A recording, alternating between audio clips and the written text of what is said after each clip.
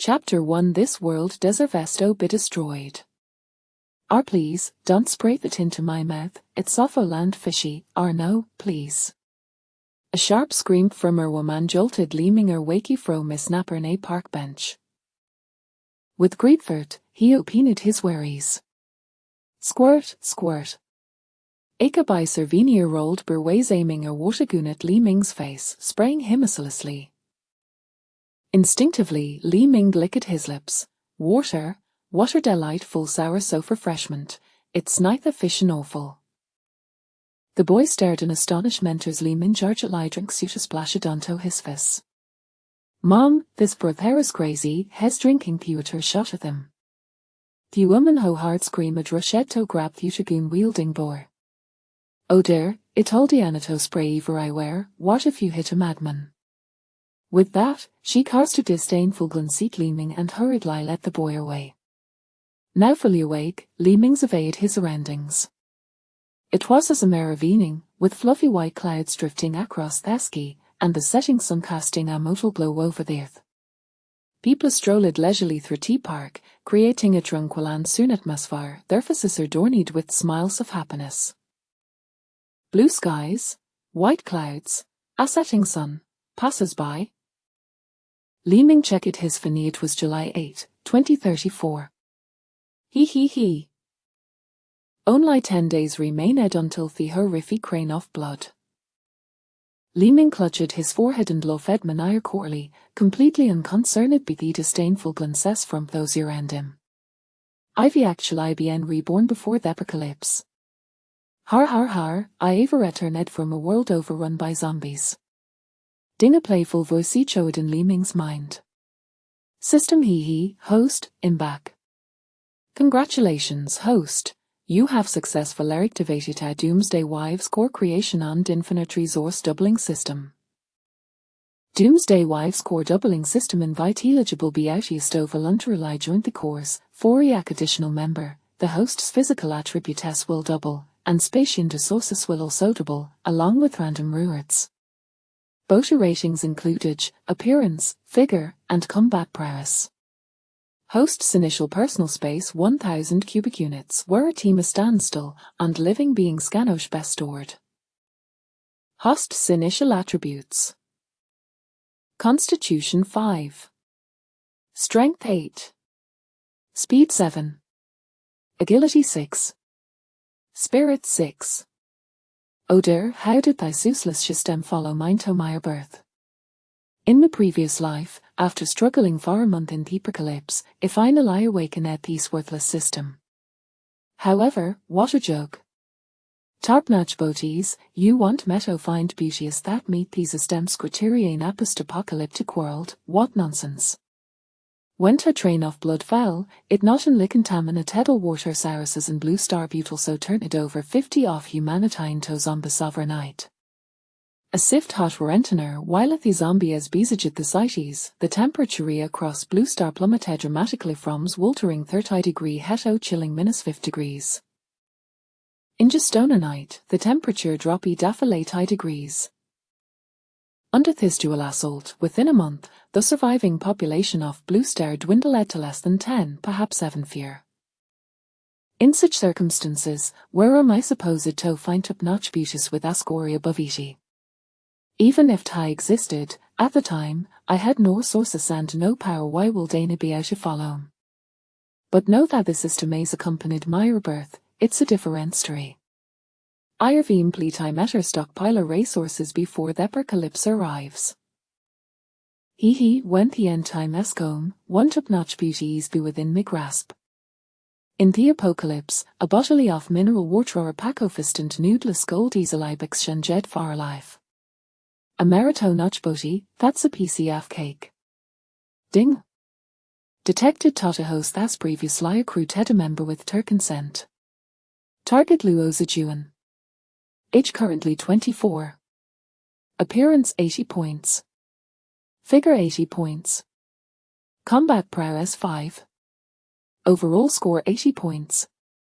According to system assessment, Bella meeting the standard, the host's physical attributes will double, as will space capacity and resources, duetoth the marginal pass, nor antemerits will be granted.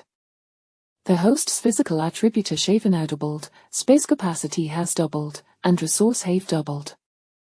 Host's personal space 2000 cubic units. Original space contains no sources, a source count is 0. Constitution 10. Strength 16. Speed 14. Agility 12. Spirit 12. Here it comes, in the previous life, again a data blink of physical attributes because at the system detected that I had on set taken in Meek's girlfriend, Luo Zijuan. After the doubling of physical attributes, Li Ming's speed and strengths are parsed to for ordinary people. That show managed to survive the zombie infested world and to vengane damada cumofum. Unfortunately, in the end, he was deceived by his ex-girlfriend, Luo Zijuan, who lured him to a place and drugged him. Ultimately, Hemish Tragus and hands off Luo Zijuan and her boyfriend, Guan Feng. Feasting in flesh and blood. Thinking of this, Li Ming clenched his jaw. That dog couple, it will make sorry they pay for this. The most crucial thing now is to quickly stockpile resources. Ding! The system? Not quite. Li Ming's phone is picturing. Shangfa Bank, dear Mr. Li Ming, your credit card ending in XXXX have been overdue for 12 months. Please repeat the principal amount of 1,000,000 yuan, along with interest of 268,747.26 yuan and delivery fee of 1,225 for 20 yuan. This is a final remainder if you continue a default. To relevant creditors will report your overdue payment information to the credit bureau and initiate legal action against you. For inquiries, please call XX. Hiss.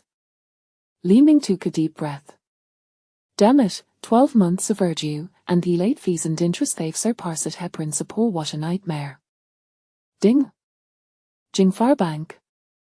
Ding. Huaqua Bank. Ding.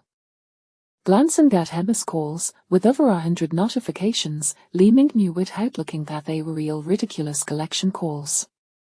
Indeed, Li Ming was merely ardiptor with the creditor court so tarnished that he would find it nearly impossible to recover in this lifetime. After being swindled out of 10,000 yuan by unscrupulous collection law firms, he still retained the ability to use his WeChat wallet. Looking at her collection messages, Li Ming go penedis WeChat balance 0.32 yuan. Hiss. Li Ming closed his and took another deep breath, tilting his sheet in resignation motored. Indeed, this will desavesto be destroyed. Chapter 2 Flight Attendant Wafei Yan. Ding ding ding. Li Ming's a thurfanarang, Tovu disrupting his work, he had intentional yesterday new number under friend's name. Hello, Ariro were Korea from the Anywhere Express Company. Amalogis fi mar levers game a thruttaline. It dorned in Li Ming that the also eld thedenter Joe for Korea for Anywhere Express. To make eats me during these trying times, he hard taken you pony of the triathlon jobs delivering packages. Yes, thisisai. How may I assist you? Ivy package company, could you bring it home? I have an urgent matter need taliafchin high city today, I will greatly appreciate it. Li Ming Gri Caldri Sivinga similar Cal in his previous life. Memories of that life began to resurface in his mind. Today, his unscrupulous manager had gained deducted his wages under various unfounded pretexts. In Avitoffridge, Li Ming had stormed out, seeking solace in this park. When he hard received a Cal in his past life, he is a quilla furious and responded to the customer with their hotel delivery to hell. Naturally, the customer had lodged a complaint with the company, leading his manager to find a Venmo justify Barasans to withhold a of Li Ming's wages. As a result of that incident, Li Ming had entered a physical altercation with his manager, Wang Dao, and lost his job as a career. But that met the apocalypse arrived, he was utterly broke, with no provisions in his rented apartment. Having endured her trials and tribulations of the times, Li Ming felt little ingenue. However, he was determined to reclaim for rice and have his share need wages. Eventhi meta fa mosquito is still me twalted gotto waste. Moreover, in peaceful times, lacking money may keys for Easter pastruggle. Li Mingra plead over the phone, please hold an ill delivered right away. He prompt lie attorney toth warehouse show anywhere express and retrieve it he package belonging to resident of Binjian no .1. What a hefty box it was, weighing a full 50 pounds. Had it been told Li Ming, he would have been utterly exhausted. But with his doubled physical attributes, Li Ming effortlessly lifted a 50-pound box with own hand. Other couriers at Anywhere Express, witnessing his remarkable strength, couldn't help but exclaim. Li Ming, have I taken something today? If you have, take each a sit on twerry yourself out before their real work begins tonight.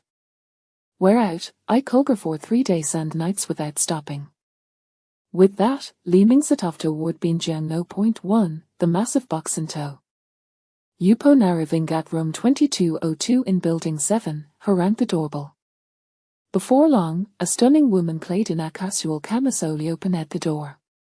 Upon seeing her, Li Ming was momentarily stunned, blood rushing to his face as she nearly lost control of his senses.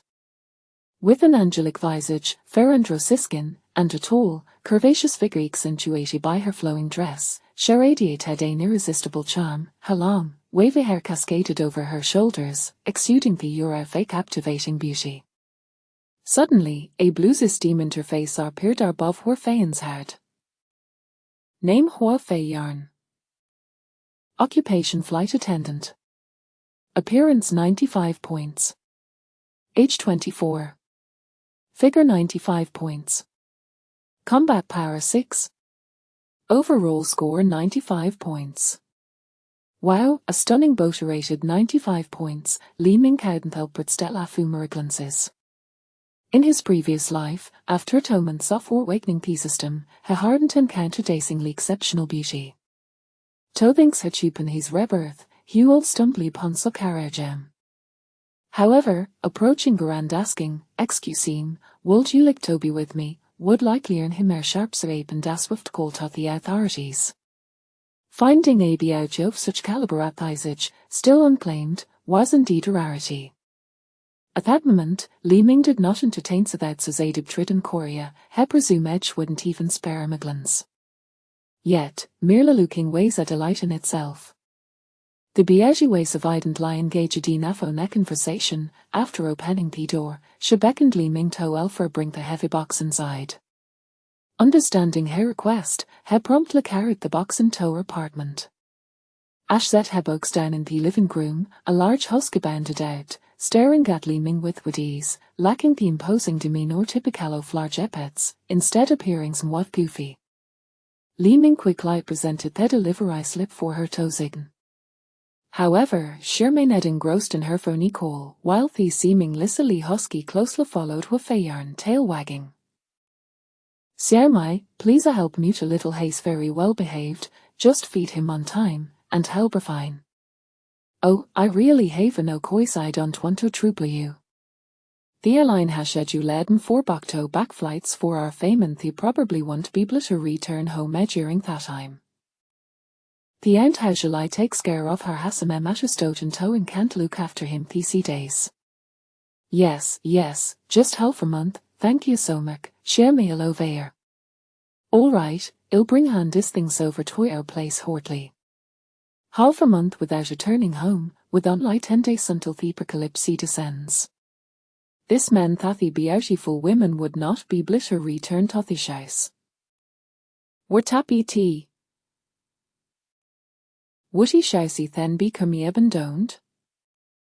With that thought, Li Ming's mind sparkled with an idea. Hegland Cedar and the apartment weighs approximately 1,500 square feet, featuring 3 bedrooms and 2 living areas. The decor was modern and stylish, and crucially, all these essential amenities were represent. Particularly the fireplace against dual, seeming like designed to combat the cold. Though he didn't quite understand why a fairy place was necessary in South China, where winter temperatures rarely dipped below -10 degrees. Perhaps it was merely for aesthetics. Binjiang no. 1 Waisiniov Fuab Scaly Properties in Jianhai City. Units ranged from 1,500 to 3,000 square feet, and Huarfeians 1,400 square foot apartment Weisel Redai Thesma Lestin the complex. Due to the large unit sizes, the population density was significantly lower than in more economical neighborhoods. Though Soho had survived the apocalypse and youth arteries with lower population densities of tenged few zombies. Moreover, a more critical reason loomed Guan Fengand Luo Zijan current lies I dead in this for I community. If he called secure a place here, it would allow him to keep a close watch on them. Themorly minj examined his apartment, themori helicted, in wardly mavling this istrala my dream home. If it's going to be empty my way, why not let it benefit me? Thickish carelessly to said on tothi pristine new height temper glass scarfy table be Huarfei yarn.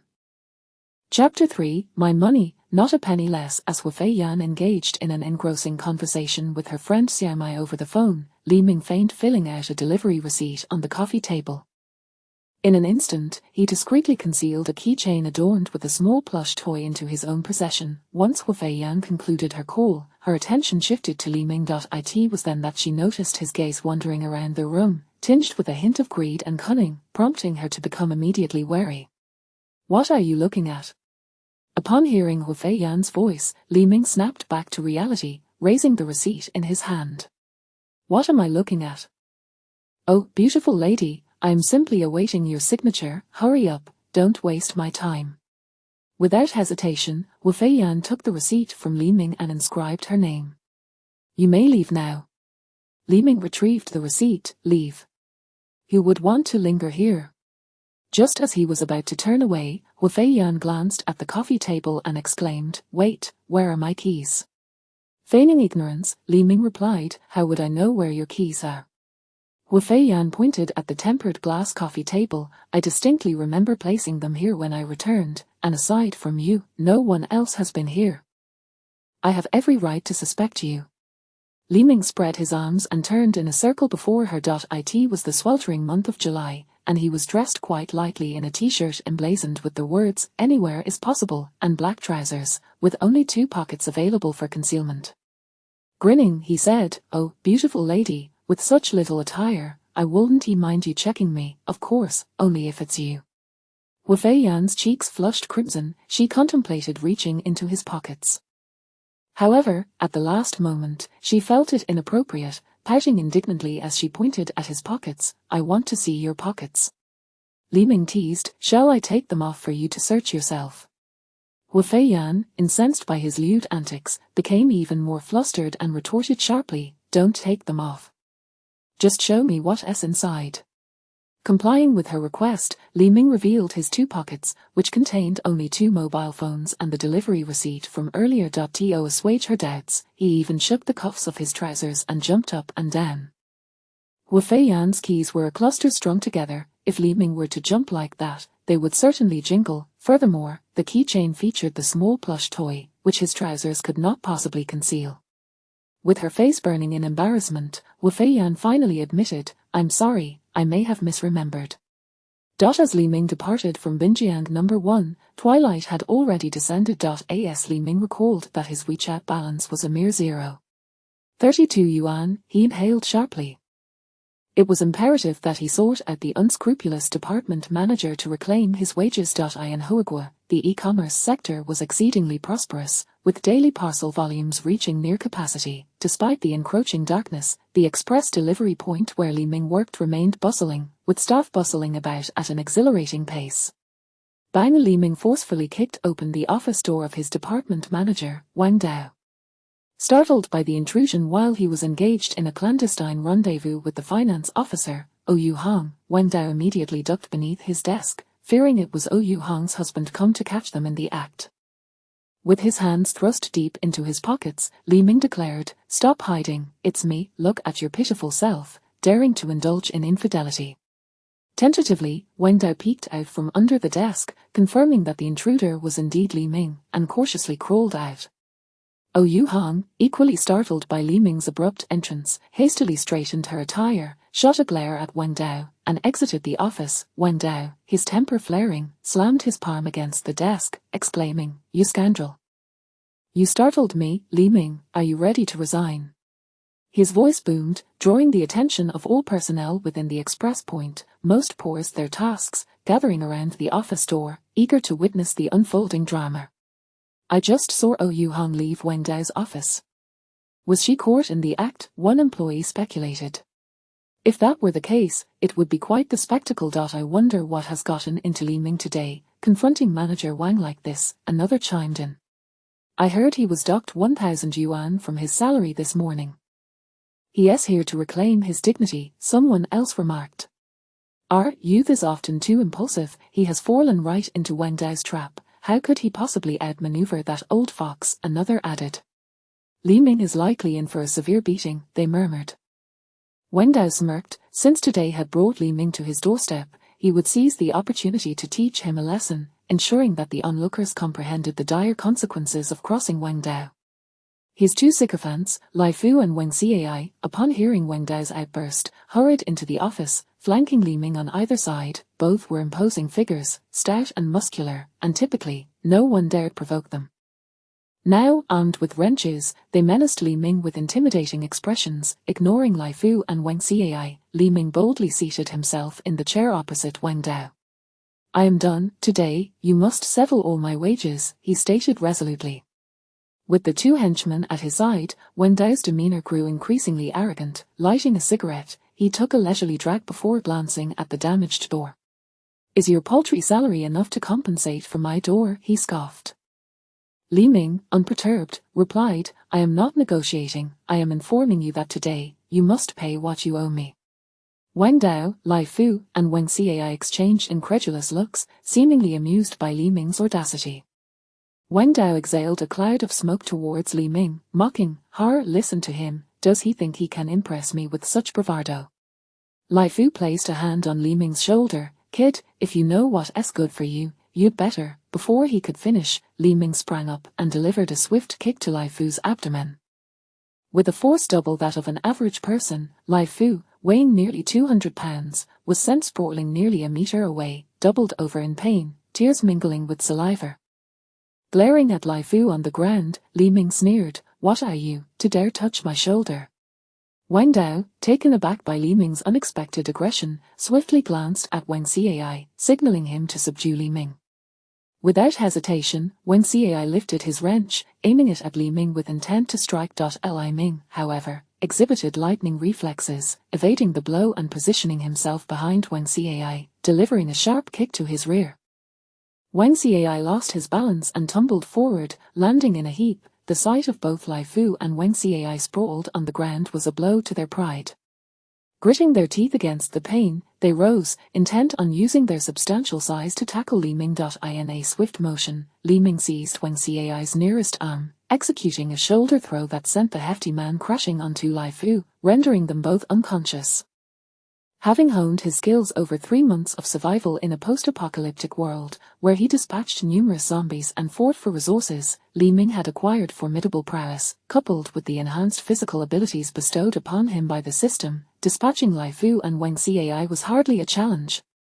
When one's strength is doubled, the outcome is not merely additive, it often exceeds expectations. The employees gathered outside, witnessing the spectacle, were left in utter shock, their hearts swelling with satisfaction. These two henchmen, who had long bullied them under Wen Dao's protection, now lay defeated before their eyes. Murmurs of disbelief circulated among the crowd. "Is this truly our acquaintance, Li Ming? Have you been secretly training in the depths of hell? How impressive! Wen Cai must weigh nearly 190 pounds, how could anyone throw him like that?" The female employees gasped, "He is simply too dashing. If only he weren't drowning in debt, I would gladly be with him, even if he were penniless." "Why not be his friend with benefits instead?" a voice chimed in, awakening the thoughts of many present. Yes, being a friend with benefits could indeed be appealing. Meanwhile, Wen Dao, feigning composure, was internally in a state of panic. "Li Ming, violence is against the law. If you have grievances, you can report me or take me to court." The delivery workers outside rolled their eyes at Wen Dao's shamelessness. His double standards were glaring. He had often instigated violence against other employees alongside Lai Fu and Wang Cai, yet now that he faced repercussions, he suddenly cared for legality. Furthermore, pursuing legal action against him would cost nothing. Winning a case would merely mean Wang Dao would pay the wages that were rightfully the employees, while losing would allow him to pocket their hard-earned money, a win-win for him. Many unsuspecting delivery workers had fallen victim to his schemes. Li Ming paid no mind to Wang Dao's protests, slowly approaching him. As Li Ming drew closer, Wang Dao's facade began to crack, but he was determined to maintain his pride in front of the onlookers. In a desperate attempt, he grabbed an ashtray from his desk and hurled it at Li Ming. However, such a clumsy attack was easily evaded. With a firm grip on Wang Dao's neck, Li Ming effortlessly lifted him off the ground. At a height of 165 centimeters, Wang Dao dangled helplessly, his feet leaving the floor. Struggling futilely, he clutched at Li Ming's hand, but against such overwhelming force, his efforts were in vain. With one hand still grasping Wang Dao's neck, Li Ming delivered a resounding slap across his face. Smack! Is this a crime? Before Wang Dao could respond, a second slap followed. Smack! Shall I take you to court? Smack! Is this against the law? Smack! Shall I report you? Chapter 4. The only way out is 0 yuan purchase. After delivering a series of 10 resounding slaps to Wang Dao, Li Ming finally ceased his assault and released him. Cough, cough, cough. Wang Dao, whose face was swollen and crimson, collapsed onto the ground, hastily clutching his throat as he coughed violently. He cast another glance at Li Ming's fierce and menacing eyes, akin to a predator fixating on its prey. A wave of terror surged within Wang Dao. The Li Ming he knew was not the type to exhibit such ferocity. Otherwise, he would never have dared to provoke him. Given Li Ming's penchant for targeting the weak, he was indeed a fitting victim for Wang Dao's bullying. With a heavy burden of responsibility and a deep-seated fear of losing his job, Wang Dao would merely vent his frustrations when faced with oppression, never daring to genuinely resist. Earlier that morning, when he threatened to dock Li Ming's wages, Li Ming had not uttered a single word in protest, yet, within mere hours, Li Ming had transformed into someone utterly unrecognizable. The murderous aura emanating from Li Ming instilled an involuntary dread in Wang Dao, causing his entire body to tremble slightly. It seemed as though Li Ming might actually take his life. Having navigated the treacherous waters of society for many years, Wang Dao was well versed in discerning such lethal intent. Li Ming, of course, remained oblivious to the ominous energy he radiated. However, he was no stranger to taking a life. In a previous existence, faced with scarcity of food and water, he resorted to extreme measures to survive the apocalypse for 3 long months. Once, he had gruesomely dismembered 2 men stronger than himself over a mere bottle of mineral water and a packet of biscuits. In the wasteland, one could hardly endure without a modicum of skill. In a low, grave tone, Li Ming stated, "Now, may I collect my wages? This includes all the amounts you have unjustly withheld from me under various pretenses. You must return it all today." At that moment, Wang Dao was gripped by sheer terror. Clutching his swollen face, he shakily rose to his feet. "Why yes, of course. I'll have Yu Hong calculate everything for you right away." Li Ming resumed his seat, crossing his legs, and lit a cigarette with Wang Dao's lighter. Huffy exhaled a cloud of smoke. "Make haste, do not miscalculate my wages. I will not accept even a single cent less, and I certainly do not want more." Wang Dao nodded repeatedly. "I assure you, I won't make any mistakes." Li Ming added, "Tell that woman not to call the police. I have nothing to lose. If I end up in jail, at least I will have meals and a roof over my head." Wang Dao instantly grasped Li Ming's implication. Indeed, a person like Li Ming, who had nothing to fear, was the most formidable of all. He hastily dialed Yu Hong's extension, quickly calculate Li Ming's wages and ensure he receives them. The female colleagues outside, engaged in clerical work, were momentarily taken aback. "Wow, when did Li Ming become so handsome? I really like him. Yes, although he is a bit poor, he exudes such authority." "Poverty is not frightening. I'm from a wealthy family. If he so desires, I could easily support him." At that moment, Li Ming's hearing was astoundingly acute. He caught every word, as if they were spoken in a whisper. Upon hearing that someone could support him, he immediately turned to the girl who had uttered those words. Ding. Target does not meet the system's minimum requirements. Other girl, standing at 150 centimeters tall, with a waist of 150 centimeters and weighing 150 kilograms, her face marred by acne scars, gazed at Li Ming with eager, infatuated eyes. Li Ming quickly turned away to avoid any exchange of glances with her. It was evident that what came unsolicited was seldom desirable. Before long, Yu Hong entered, trembling as she carried a bundle of red banknotes. With shaking hands, she handed the stack to Li Ming. Li Ming, please count it. It totals 23,500. I have included all the wages that were previously withheld by the manager, and the 1,000 yuan deducted this morning has also been compensated. Li Ming did not immediately accept the cash. Instead, he fixed a sidelong gaze upon her. Where is the payslip? Feeling the weight of his gaze, Yu Hong shivered, nervously replying, I have double-checked it 3 times. The money here will only exceed, never fall short. We wouldn't dare deceive you. Slap, slap. Li Ming swiftly delivered 2 resounding slaps across Yu Hong's face. She lost her balance and fell to the ground, her previously fair complexion swelling instantly, scattering the cash she held. Li Ming crouched before her, seizing her hair. Do you still dare to claim you're not cheating me? I could simply take the cash and walk out of here. If you report me for robbery, well, a 5-year sentence wouldn't be so bad. Yu Hong's face turned pale with fear. Having served under Wang Dao for many years, she could easily guess his current thoughts and thus decided to hand over the cash to Li Ming.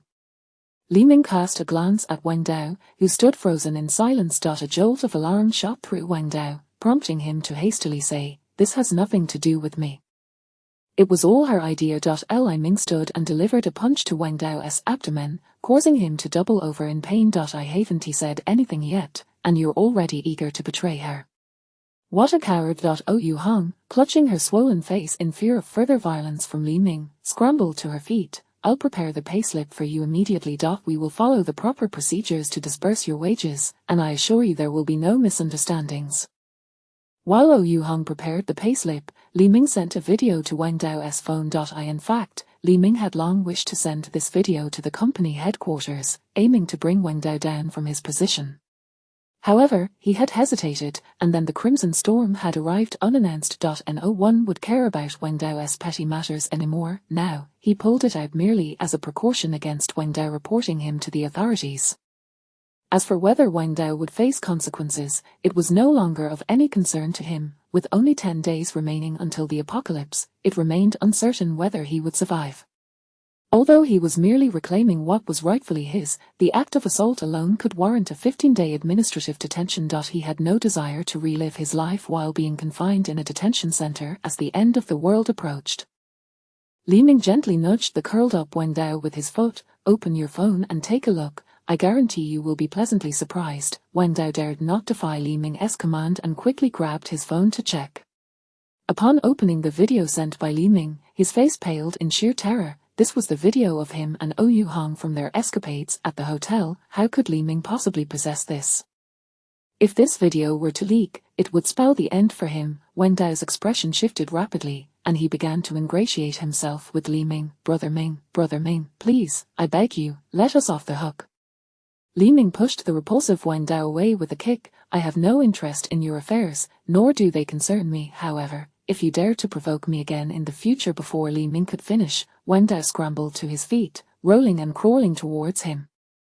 I won't dare, absolutely not, thank you, Brother Ming, for this opportunity. Ding WeChat Pay notification, 23,500 yuan received. The money had finally arrived, although it was not a substantial amount. It sufficed for his basic expenses over the next 10 days. Without it, no matter how capable one might be, one could barely make a move without funds. Yu Hong swiftly brought over the payslip, and together with Wang Dao, they signed to confirm the payment. Li Ming gazed at the payslip, finally allowing a hint of a smile to grace his lips as he remarked to Wang Dao, I never expected you to, at your age, to indulge so extravagantly. With that, Li Ming navigated through the crowd and departed from the delivery point. After Li Ming's exit, the staff at the delivery point were left speculating about what he had sent to Wang Dao's phone. Even as Li Ming moved further away, the vindictive Wang Dao remained uncharacteristically silent. He even instructed everyone not to report to the authorities. Anyone who dared to do so would be dismissed. This only heightened everyone's curiosity. Upon discovering that his physical attributes had doubled, Li Ming found that his appetite had nearly doubled as well. It took 2 servings of pig trotter's rice for him to feel even a semblance of satisfaction. Gazing at the meager sum of merely 23,532 yuan in my balance.no, he now has only 23,460. 32 yuan left. 2 servings of pig's trotter rice cost him 40 yuan. He currently possesses a substantial space of 2,000 cubic meters, and such a meager amount of money is utterly insufficient. The only viable solution is to resort to a zero-cost purchase. Chapter 5, The protagonist of the flowing water, the unyielding wall-mat. After satiating his hunger and thirst, Li Ming returned to his dimly lit and damp rental room, a mere 10 square meters situated within an urban village. He took out pen and paper, devising his forthcoming plan for acquiring goods at no cost. In this apocalyptic world, the most scarce resource was pristine water. Its scarcity surpassed even that of food. Following the cataclysm, nearly all surface water on Blue Star had been tainted by the zombie virus, rendering a bottle of purified water exorbitantly priced. Certain factions had even resorted to violent confrontations in their desperate quest for this vital resource. A single cup of clean water could compel a beautiful woman to serve one for an entire night. A mere 500 milliliters bottle of purified water could bargain for a human life. Thus, in this dire environment, water was an exceedingly precious commodity. Li Ming resolved to allocate 800 cubic meters of his 2,000 cubic meter space for the storage of water. An average household consumed approximately 20 cubic meters of water per month. The 800 cubic meters he intended to stockpile would suffice for nearly 40 years of his personal use. Should he acquire a suitable, system-compliant exquisite beauty, that amount would double, yielding 1,600 cubic meters of water. By securing another exceptional beauty, he could amass 3,200 cubic meters of water. He longed to approach the nation's leaders and proclaim that with merely 100 exquisite beauties, he could salvage the planet. The mathematical possibilities of 2 raised to the power of 100 were unfathomable, an endless calculation. With 1,000 exquisite beauties, he could potentially save the entire galaxy. Purchasing 800 cubic meters of water was evidently an impossible endeavor, as he lacked the necessary funds. He recalled the natural reservoir known as Pharma San Juan, located at the southernmost tip of Shanghai City. Pharma San Juan was renowned for its sweet water. They claimed, "We do not produce water, we are merely nature's transporters." The reservoir boasted pure mountain spring water, suitable for direct consumption, with exceptional quality. He could simply venture into the reservoir and siphon the water directly into his storage space. This reservoir, with a claimed capacity exceeding 10 billion cubic meters, would hardly notice the absence of a mere 800 cubic meters. The reservoir is renowned as a picturesque natural scenic area in the locality, with an admission fee of merely 30 per person. The matter concerning the water source has thus been resolved.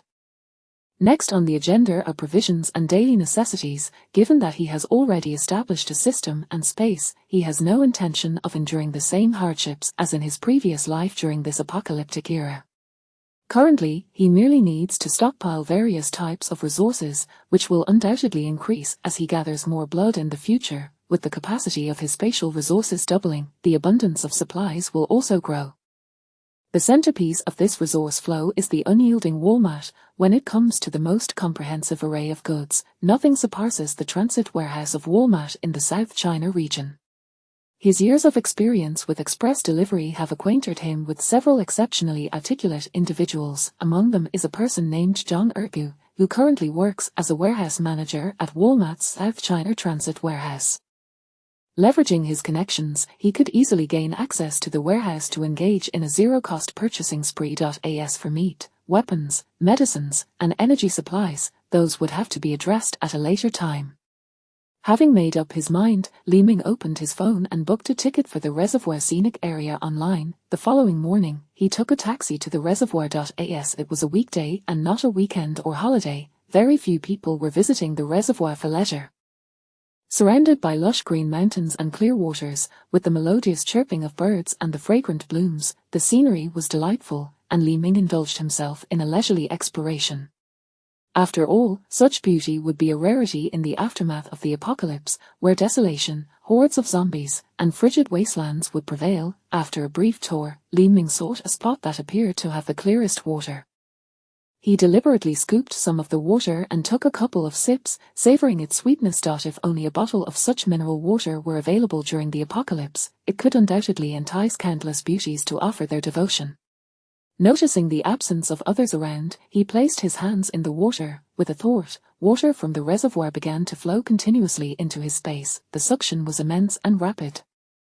Within less than a minute, 800 cubic meters of water was filled. To ensure that the water was securely stored in his space, Li Ming extended his right hand and tried several times, confirming that with just a thought, the water would surge forth from the system's space. Witnessing this outcome, Li Ming couldn't help but smile contentedly. Finally, he would no longer have to worry about water sources in the apocalypse. Next, he would need to focus on food and other essential supplies. After successfully storing the water, Li Ming took a taxi back to the city center. To gain entry into Walmart's transit warehouse, he needed to curry favor with the warehouse manager, Zhang Ergu. Zhang Ergu was known for his boastful nature, lecherous tendencies, and extreme fondness for alcohol. To persuade him to grant access to the Walmart warehouse, it would suffice to cater to his whims. Having spent several years in express delivery, Li Ming was well acquainted with the local establishments selling counterfeit cigarettes and liquor, knowing precisely their quality. He arrived at a shop called Shenfar, renowned for its high-quality counterfeit products at relatively reasonable prices. As soon as Li Ming stepped inside, he called out to a female proprietor, "Madam, how much for your Mao Tai?"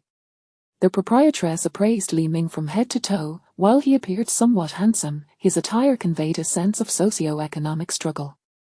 Rather than looking down on such individuals, the proprietress found them particularly appealing. Most of them were eager to maintain appearances, often squandering their winnings from card games without hesitation, with dining out being a common occurrence. Such individuals had a penchant for ostentation and were easily deceived. The proprietress had sold plenty of counterfeit goods to them before, knowing they lacked the discernment to distinguish between genuine and fake. With a cheerful demeanor, she remarked, "Have you had a lucky streak at cards, young man? Your luck seems quite impressive." Li Ming chuckled, "Let's skip the pleasantries. How much for the liquor?" The proprietress retrieved a bottle of Mao Tai from the shelf, stating, "Originally priced at 3,000, I'll sell it to you for 28.80. This is a fine spirit that has been stored for a decade." Upon inspecting the bottle, Li Ming immediately recognized it as counterfeit. In his entrepreneurial days, he had frequently purchased Mao Tai to win over clients and had encountered high-end establishments.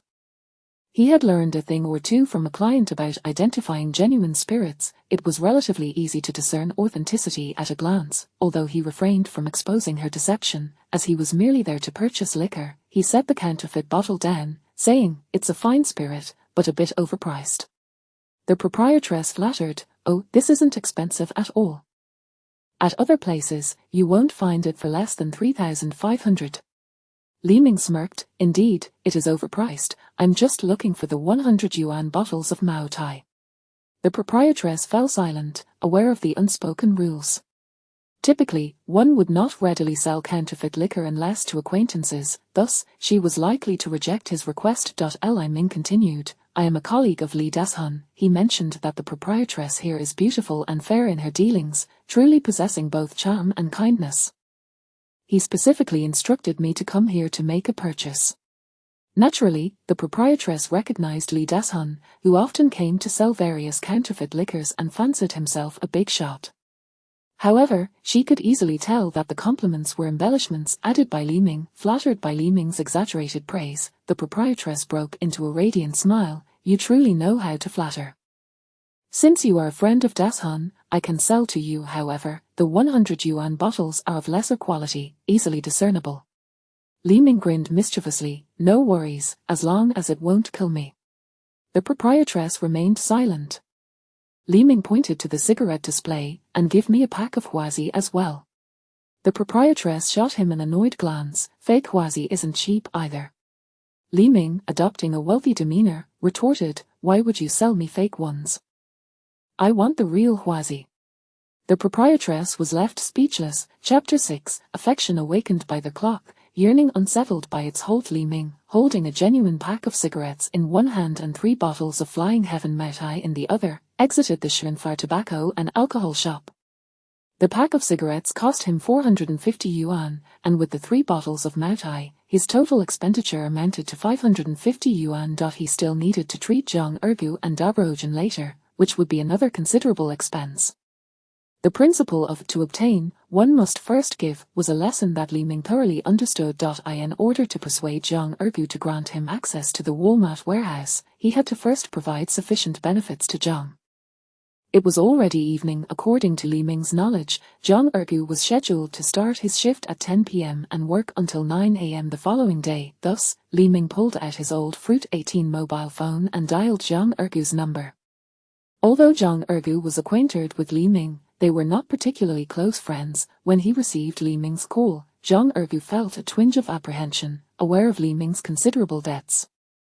He genuinely feared that Li Ming might ask to borrow money. Resolutely, he decided that if Li Ming did indeed request a loan, he would dismiss him with various excuses. Upon the call connecting, Zhang Ergu greeted, "Ming Ji, what brings you to seek me today?" Li Ming feigned, "It has just been a while since I last saw my brother, I missed you." Zhang Ergu seemed to sense Li Ming's insincerity and decided to take the initiative, not allowing Li Ming the chance to ask for money. "Brother, I've been struggling lately, losing at cards every time, barely able to afford meals. How about you treat me to dinner?" Li Ming chuckled, "Is it just a meal, brother? I'll treat you to a splendid feast today. Let us head to the Yao Kai Club, they have a buffet, and afterward, we can indulge in a Dabrojan package for 998. Are you in?" Zhang Ergu exclaimed in surprise, "The Yao Kai Club S998 package, Ming Ji, have you struck it rich?" Har, just a bit of small change, I thought of my brother, so let us enjoy ourselves tonight." After a moment's reflection, Zhang Ergu said, "All right, I'll take the night off to accompany you and have some fun." Li Ming was momentarily taken aback, cursing inwardly, "What do you mean you're taking the night off? If you're off, who will take me into the Walmart warehouse?" Li Ming said with feigned concern, "Forget about taking the night off, it's hard to find someone to cover for you at the last minute. Let us head out now, we'll wrap up before 10, we can't let this affect your work." Zhang Ergu was instantly moved and felt an overwhelming sense of shame for having misjudged Li Ming earlier. "Ming Ji, you are truly kind. I'll be there right away." "Great, I'll wait for you at the Yao Kai Club." Soon, the two met at the Yao Kai Club. After a quick wash in the club's bath area, they proceeded to the buffet section. Most upscale clubs in Chennai City offered self-service dining with a commendable variety and quality of food. Before long, both had their stomachs filled to the brim. Zhang Ergu, satisfied, asked, "Ming Ji, where did you come into money? Any connections you can share with me?" Li Ming waved his hand dismissively, "What money, it's merely reclaiming what's rightfully mine." Li Ming recounted the incident where he had beaten up Wang Dao. Zhang Ergu lamented, "Only you, Ming Ji, would be so noble, claiming only what belongs to you. If it were me, I would have demanded triple compensation from that dog of a manager." As affection stirred with the clock, the fleeting moments of joy passed swiftly. After their indulgent revelry, Li Ming and Zhang Ergu leaned on each other as they exited the Yao Kai Club. Zhang Ergu reminisced, "Ming Ji, that technician I had, number 88, was truly exceptional. You must try her next time, simply put, she was exquisite." Li Ming sighed, "Definitely next time, but our time together was too brief, it felt rather unsatisfactory." Zhang Ergu echoed his sentiment, "There's nothing to be done. At this hour, I can't take another leave. Once I get my paycheck in a few days, I'll treat you to another round." Li Ming replied, "No need to wait a few days. I just acquired 3 bottles of Moutai from elsewhere, let us finish them off today." "More Moutai?" Zhang Ergu hesitated, but Li Ming, draping an arm around Zhang Ergu's shoulders, urged, "Stop hesitating, we can drink at your workplace. You'll be bored on the night shift anyway." Seeing Zhang Ergu still wavering, Li Ming decided to escalate the persuasion. He feigned anger, "Ergu, can you not be so cowardly? Look at me, I knocked that ridiculous manager out. He didn't dare utter a word. You're merely having a drink at work, what is there to fear? If you're truly scared, I'll find someone else. That would be such a downer. Li Ming understood that Zhang Ergu was particularly prideful. With this encouragement, Zhang Ergu's voice rose. Scared? I, Zhang Ergu, have never been afraid. Fine, we'll drink to our heart's content at my workplace tonight. If worst comes to worst, I'll quit. Damn it, I've never tasted Mao Tai before. Li Ming smirked slightly. The tactic had worked, and Zhang Ergu had taken the bait. Zhang Ergu led Li Ming to the largest Walmart distribution center in South China. The warehouse stored supplies for hundreds of Walmart supermarkets across the region, encompassing a vast array of goods, from food and grains to household items, appliances, tobacco, beverages, cleaning supplies, and daily necessities. The warehouse was immense, with Li Ming standing at the entrance, unable to see the end.as. Zhang Ergu led Li Ming deeper into the warehouse. He felt a twinge of unease. However, considering that Li Ming was alone, even if he were to rummage through the warehouse, he wouldn't be able to take much. Thus, he felt somewhat reassured. In the changing room, Zhang Ergu handed Li Ming a set of work clothes. Ming Ji, put on this uniform. It won't draw too much attention. With so many people in the warehouse, no one will notice you. Li Ming donned Zhang Ergu's work uniform, transforming his appearance to resemble that of a legitimate warehouse employee. Standing at 6 feet tall, with handsome features, Li Ming looked even more like a formal staff member than Zhang Ergu. After Zhang Ergu conducted a brief inspection of the warehouse and found nothing amiss, he brought Li Ming into the office and called over 6 colleagues who were also on the night shift. Li Ming, possessing a keen sense of social etiquette, immediately distributed a pack of cigarettes to each person. Initially, Zhang Ergu's colleagues were displeased with him for bringing an outsider into the office, their expressions filled with suspicion. However, upon receiving the cigarettes, their attitudes shifted dramatically, transforming into warm hospitality towards Li Ming. Sometimes, matters among men are as simple as a pack of cigarettes. If one is insufficient, then 2 will suffice. At 45 yuan per pack, these workers could occasionally afford such a luxury. Those with a discerning eye could tell that Li Ming's offerings were genuine. With this trust established, they naturally believed that the Mao Tai Li Ming brought was also authentic. Even if they discovered it was counterfeit, they would assume it was Li Ming who had been duped by the vendor. Zhang he exclaimed, "Come, this is the Flying Heaven Mao Tai my brother Ming specifically brought for everyone. It's a bargain at 500 yuan a bottle." He promptly opened a bottle, bringing it to his nose for a whiff. So fragrant, truly the Flying Heaven Mao Tai. Just from this aroma, my mouth is watering. The counterfeit alcohol from Shunfar tobacco and alcohol was surprisingly convincing, as the scent truly resembled the real thing. Zhang Ergu's colleagues craned their necks to catch a glimpse of Zhang Ergu, seemingly eager to have a taste. Having only heard of Flying Heaven Mao Tai, they could never afford it on their salaries. Even a month's worth of earnings wouldn't suffice to buy 2 bottles. Li Ming quickly grabbed another bottle of Mao Tai and opened it without hesitation. Zhang Ergu attempted to intervene, but it was too late. "Hey, don't waste it, brother. This is Mao Tai, very expensive. If 1 bottle isn't enough, we'll open a second. We can't let any go to waste." Li Ming thought to himself, waste, not a chance. If you all don't finish these 3 bottles of counterfeit liquor, how am I supposed to carry out my plan? Ignoring Zhang Ergu, he raised the Mao Tai in hand and declared to Zhang Ergu and his colleagues, "We're all friends here, so don't be shy. If we don't finish these 3 bottles tonight, it's as if you're looking down on me, Li." The atmosphere ignited with enthusiasm as everyone eagerly extended their cups to receive the counterfeit liquor. Chapter 7, Walmart's procurement of supplies. After a few rounds of drinking, the 3 bottles of Mao Tai, each containing half a kilogram, had been entirely consumed by 7 individuals, including Li Ming. The atmosphere became increasingly spirited as they indulged in their revelry. Once the Mao Tai was finished, Zhang Ergu promptly fetched the 3 cases of beer he had secretly stashed in his office. Their work was divided into day and night shifts, alternating between the 2. The daytime shift was quite busy with the presence of superiors, compelling them to exert themselves diligently. In contrast, the night shift was relatively leisurely. Their primary responsibility was to patrol the warehouse, ensuring there were no fire hazards or unforeseen incidents. During their free time, they would linger in the office, playing games. Zhang Ergu typically kept a stock of beer in the office refrigerator, enjoying a few drinks during idle moments. After consuming 3 cases of beer, 6 employees, including Zhang Ergu, were thoroughly intoxicated and teetering on the brink of slumber. Li Ming, having only taken a few sips, bore a slight scent of alcohol, discreetly pouring the remainder into his face. Around 2 in the morning, Zhang Ergu staggered to his feet, resting a hand on Li Ming's shoulder.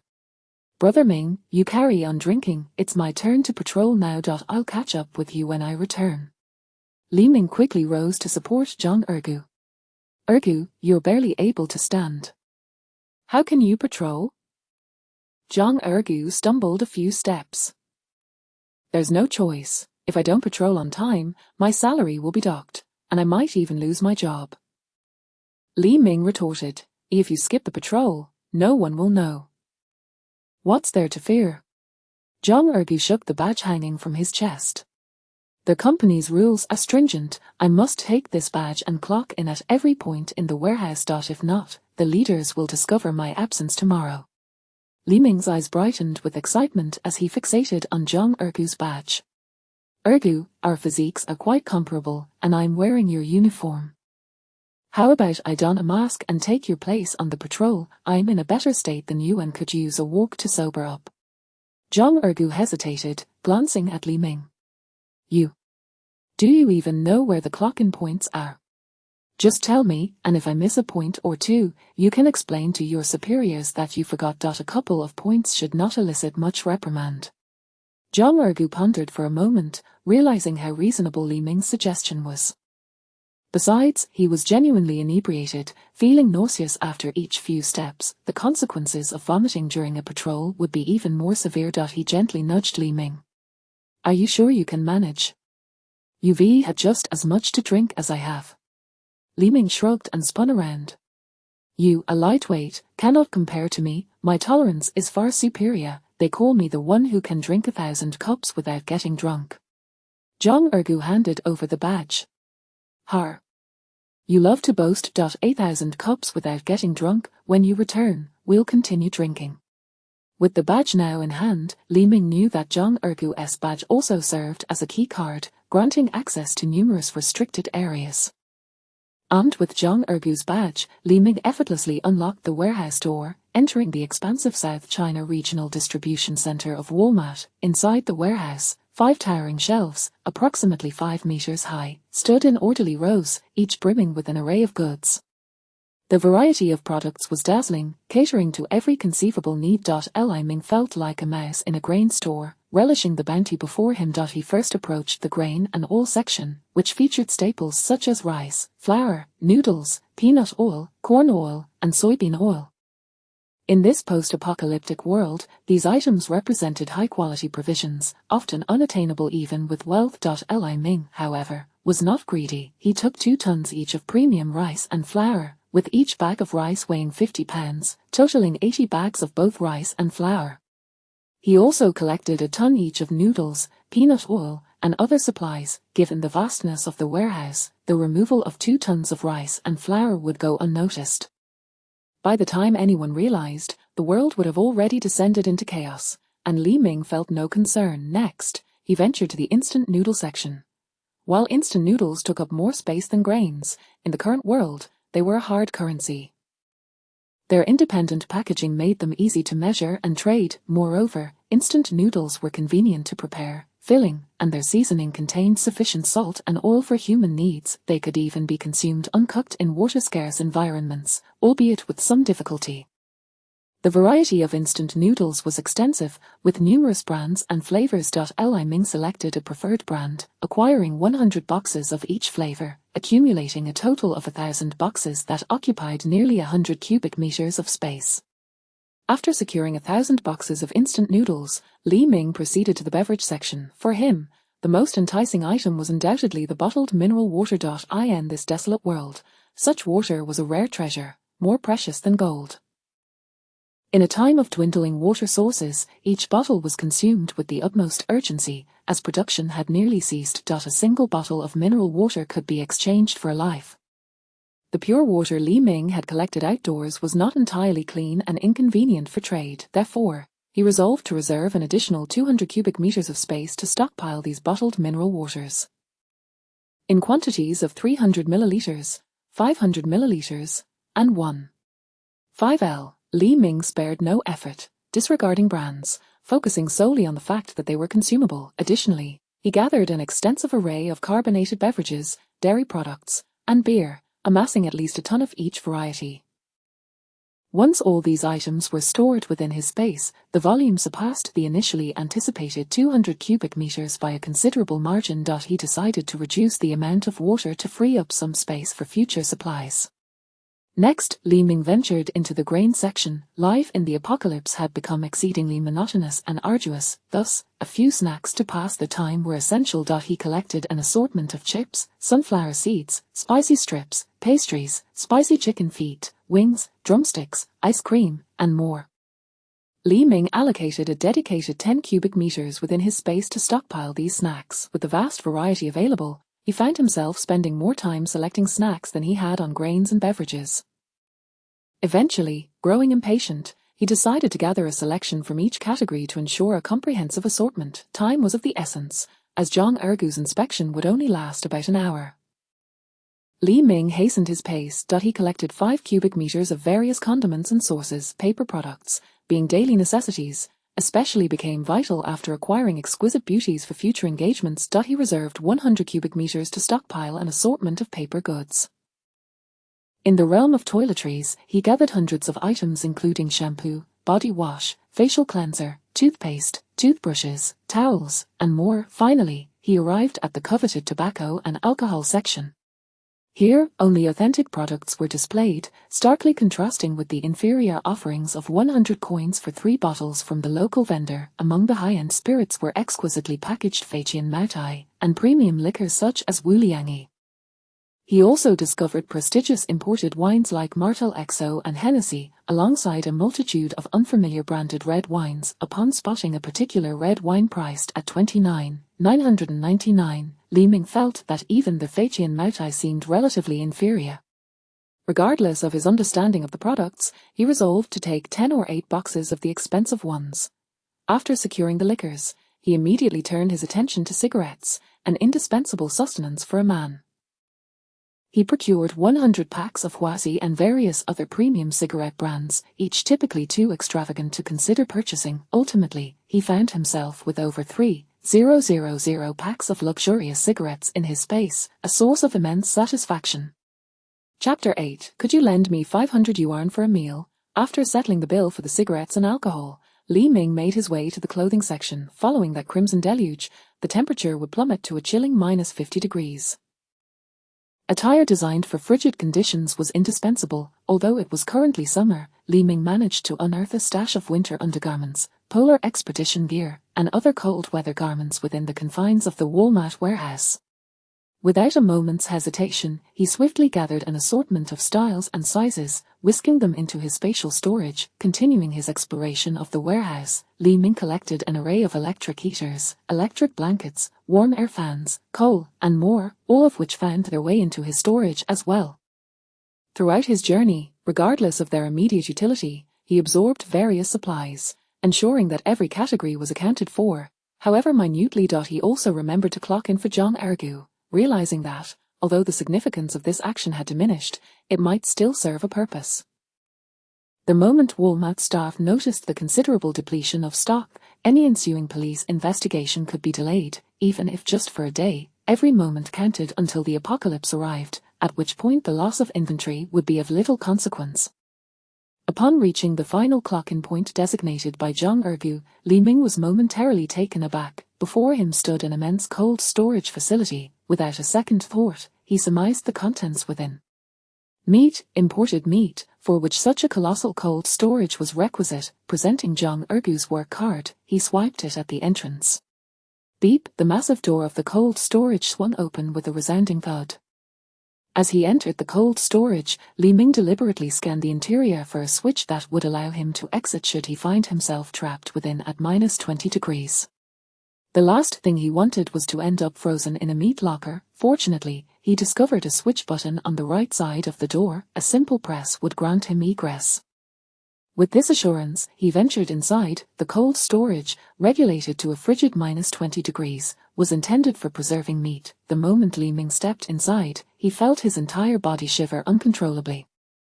Hastily, he retrieved a recently acquired Canada Goose down jacket from his storage and donned it. The biting cold of the storage enveloped him, evoking a sense of having returned to a post-apocalyptic landscape. Casting his gaze around the cold storage, Li Ming was astounded. Premium steaks, marbled beef, and a plethora of beef products lay before him. The variety of seafood was equally impressive. Australian lobsters, salmon, whole bluefin tuna, abalone, and shark fins, among others. There were also neatly butchered pork cuts, spare ribs, belly pork, and pig trotters, alongside an assortment of poultry, including chicken, duck, and goose. Walmart truly lived up to its reputation, boasting an extensive selection of meats. Although all were frozen imports, the cost was non-existent. This spared him the hassle of searching for meat elsewhere. Li Ming collected a substantial quantity of each type of meat, which occupied nearly 200 cubic. With a total capacity of 2,000 cubic meters, only 400 cubic meters remained. Next on his list were fresh fruits and vegetables, as well as gasoline, items likely unavailable in this Walmart. The frigid temperature of -20 degrees left Li Ming trembling, prompting him to exit the cold storage post-haste. Having completed his procurement mission, Li Ming returned to the office, satisfied with his haul. At that moment, John Ergu and his colleagues were fast asleep, impervious to Li Ming's attempts to rouse them. It seemed the 3 bottles of counterfeit liquor had indeed taken their toll. Initially, Li Ming had intended to advise John Ergu to take a short leave and return home, but he regarded the slumbering figure with indifference. He could not confide a word to him about the impending apocalypse. After rolling with the punches for 3 months in this new world, Li Ming had come to a profound realization: one should never presume that foolish or overly compassionate individuals could foresee disaster. Such people were disasters in and of themselves. John Ergu's future was now left to fate. Placing John Ergu's work card in his hand, Li Ming turned and headed toward the changing room. As he made his way to the changing room, he unexpectedly stumbled upon a high-powered generator in an adjacent vacant room. It was likely a precautionary measure to prevent power outages in the warehouse. Qianhai City boasted a remarkably stable power supply, having not experienced outages for several years, which explained the generator's prolonged idleness. However, once the apocalypse struck, the entire power grid of Qianhai City would collapse, leaving them in darkness. The generator was a crucial item for Li Ming to stockpile. With a swift motion, he absorbed the SUV-sized generator into his storage, his satisfaction growing. After changing into his own clothes in the changing room, Li Ming departed from the Walmart Longnan Transit warehouse. Upon returning to his rented accommodation, he felt utterly spent, having risen early. Arriving home, he had no time for a shower and collapsed onto his bed, succumbing to the allure of sleep. Yet, the day's gains were substantial. He had successfully amassed 80% of his essential supplies. Water and food were secured, daily necessities were accounted for, and meat was abundant, alongside cigarettes and alcohol. What remained to be stockpiled were fresh fruits and vegetables, gasoline for the generator, and weaponry to defend against foes and the undead. Gasoline was a conundrum. It was an absolute necessity to acquire at zero cost, as there was no way he could afford nearly 9 dragon coins per litre. Lost in his thoughts, Li Ming drifted into slumber. The following day, he awoke to find it was already past 3 in the afternoon. He cursed under his breath. The after effects of the counterfeit liquor were indeed potent. Having merely sampled a few sips, he now habitually, Li Ming reached for his phone. Ding, ding, ding, ding. A torrent of messages flooded in, the majority being urgent payment reminders from the bank. He instinctively dismissed them all and opened WeChat. Zhang Ergu, 10:32. Brother Ming, do you think last night's liquor was counterfeit? We're all suffering from terrible headaches this morning. Zhang Ergu, 11:24. Brother Ming, I mean no offense. I'm just worried you might have been taken advantage of. Zhang Ergu, 12:27. Brother Ming, I had someone check the bottles from last night, and they are indeed fakes. Where did you buy them? We should go and dismantle their shop. How dare they deceive you? Li Ming thought to himself, perhaps it's best not to reply. Better to play dead. Exiting the chat with John Ergu, he noticed a message from Luo Zijuan. Luo Zijuan, Li Ming, I heard you got into a fight with your manager and quit your job the other day. Why are you so impulsive? After all these years, you still haven't matured. What will you do now that you're unemployed? Become a beggar? If you're in any trouble, don't hesitate to reach out to me or Guanfeng. We'll help you. Li Ming snorted derisively. If it weren't for the events of his past life, he might have believed Luo Zijuan's concern was genuine, but now, he saw through her facade. Her true intent was to witness his downfall and misery, to mock him, and to extinguish his passion for life, ensuring he lived out the next 20 years in a haze of despair. They were convinced that, given Li Ming's prideful nature, he would never accept help from Luo Zijuan and Guanfeng, which was precisely why they offered their assistance in such a grandiose manner. A smirk crept across Li Ming's lips as he replied, "Indeed, I'm quite miserable. Would you be so kind as to lend me 500 yuan for a meal?"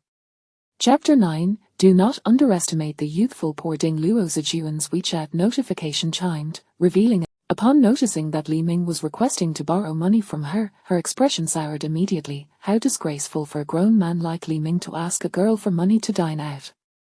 Yet, in an instant, her indignation transformed into delight. Li Ming's embarrassment was precisely what she relished. Moreover, the fact that he had the audacity to ask her for a mere 500 yuan, not 5,000 or even 50,000, but merely 500, underscored his dire circumstances and wretchedness. This thought elicited a chuckle from Luo Zijuan. Guanfeng slowly approached Luo Zijuan and enveloped her in an embrace. "Darling, what brings you such joy?" he inquired. Luo Zijuan handed her phone to Guanfeng. "Li Ming actually dared to ask me for money for a meal, and it's just a trifling 500 yuan. Guanfeng glanced at the chat history between Luo Zijuan and Li Ming, a gleeful expression spreading across his face. Coming from an affluent family with both parents holding prominent positions in the city, Guanfeng had always been the brightest star in everyone's eyes. He relished this adulation until he encountered Li Ming in college, a rival who outshone him in looks, athleticism, eloquence, and academic prowess. From that moment, Guanfeng faded into the background, feeling overshadowed in every endeavor. The school belle, Luo Zijuan, had also gravitated towards Li Ming's brilliance, leaving Guanfeng feeling. In a drunken stupor, Guanfeng vowed to reclaim Luo Zijuan from Li Ming, even if it meant settling for second best. Throughout college, he concealed his jealousy towards Li Ming, instead becoming his closest companion, lingering around him. Little did Li Ming realize, Guanfeng's intentions were to bide his time, awaiting an opportunity to ensure Li Ming would never rise again. The accolades and prestige accumulated in school paled in comparison to a singular ability that held sway in the real world: financial prowess.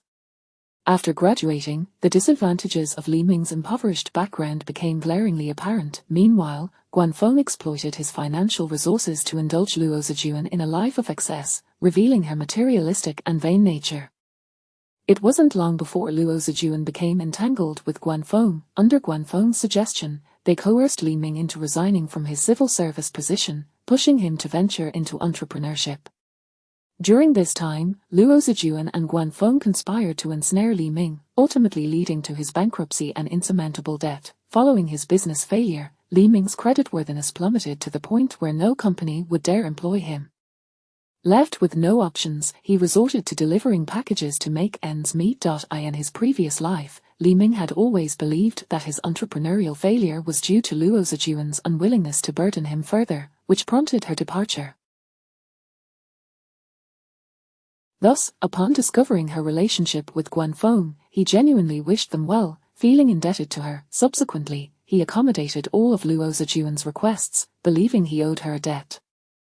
As the apocalypse loomed, Li Ming fought fiercely against zombies and rival factions, gradually amassing resources. He soon garnered a modest reputation in the area. The news of Li Ming's resurgence infuriated Guanfeng and Luo Zijuan. Even amidst the apocalypse, they could not tolerate Li Ming living better than they were, shining brighter than them. Jealousy can distort one's very essence. Once again, Luo Zijuan and Guanfeng exploited Li Ming's trust, luring him to their residence. In a moment of vulnerability, they dealt him a devastating blow. As Li Ming lay on the brink of death, they unveiled their treachery. Over the years, realizing the truth, Li Ming could only feel regret as he glared at Guanfeng and Luo Zijuan. Guanfeng harbored deep-seated jealousy and animosity towards Li Ming, deriving pleasure from his downfall. For a woman, nothing is more fearsome post-breakup than witnessing an ex thrive. Luo Zijuan needed to witness Li Ming's suffering firsthand to validate her choice to abandon him for Guanfeng. With a coy demeanor, Luo Zijuan nestled against Guanfeng, suggesting, "Darling, should we lend him the 500 yuan, we could humiliate him once more." Guanfeng's smile gradually faded. Lend not a chance, he is nothing to me. Luo Zijuan messaged Li Ming, it's not that I am unwilling to lend you the 500 yuan, it's that a grown man like you asking for such a sum is utterly shameful. She continued, you haven't progressed at all over the years. Perhaps it's time to reflect on your own shortcomings. Have you truly put in the effort at work? Seeing you like this pains me deeply. She added, I won't be lending you any money because I am frustrated with your lack of ambition.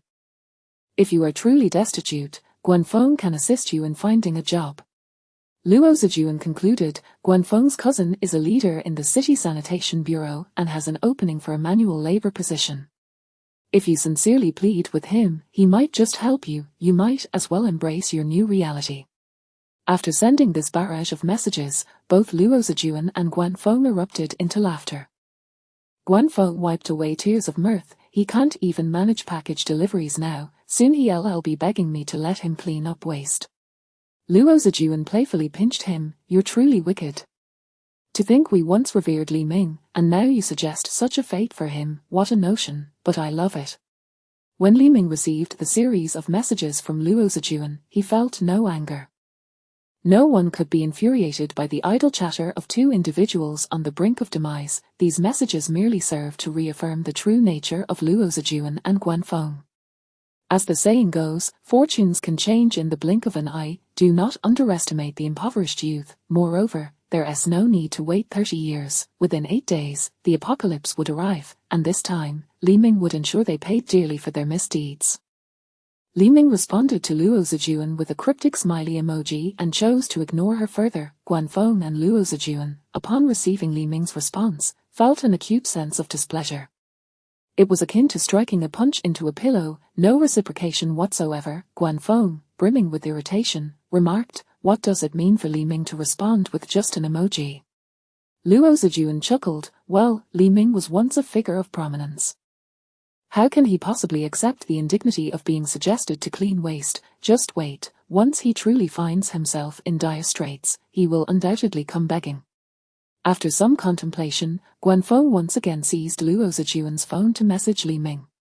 Li Ming, Guanfeng's cousin, is urgently seeking help. Guanfeng has pleaded with him for a long time, and he has graciously granted you 3 days to consider this rare opportunity. I hope you seize it and stop your downward spiral. Having risen and washed up, Li Ming realized it was already nearly 4 o'clock and too late to visit the fruit and vegetable wholesale market. Typically, these markets commence operations at 3 in the morning, closing by noon for rest. Thus, today would have to focus on securing weapons and seeking suitable opportunities for gasoline. Chapter 10.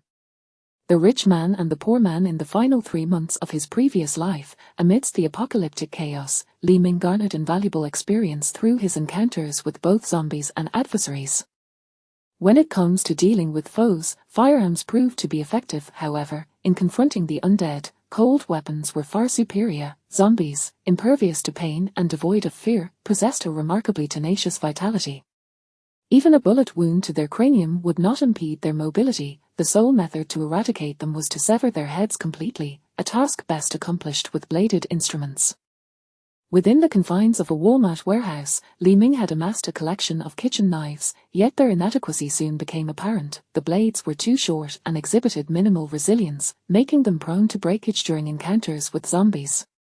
In his former life, Li Ming had once wielded a kitchen knife, striking a zombie's head. However, due to the knife's short handle, it became lodged within the creature's skull, rendering it impossible to extract. In a moment of desperation, he exerted force, resulting in the knife shattering. That encounter nearly cost him his life, instilling in him a profound reluctance to use kitchen knives against the undead thereafter.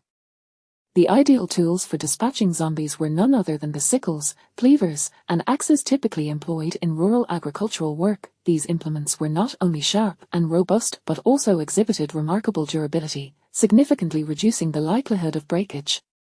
By welding long handles to them, their lethality would nearly double, transforming them into formidable weapons against the undead. Alas, such ironmongers specializing in agricultural tools were scarce in the urban expanse of Tianhai City. Li Ming perused a map in search of the nearest iron shop, discovering one nearly 20 kilometers away in the outskirts of Qianhai City. To save time, he resolved to call the shop first to ascertain if they were still in operation. If so, he would request them to prepare the necessary weapons in advance, thus avoiding the inefficiency of multiple trips. Dialing the number indicated on the map, he was greeted with, "Hello, this is Xinguang Agricultural Tools." Li Ming promptly inquired, "Good day, do you sell sickles, cleavers, and axes?"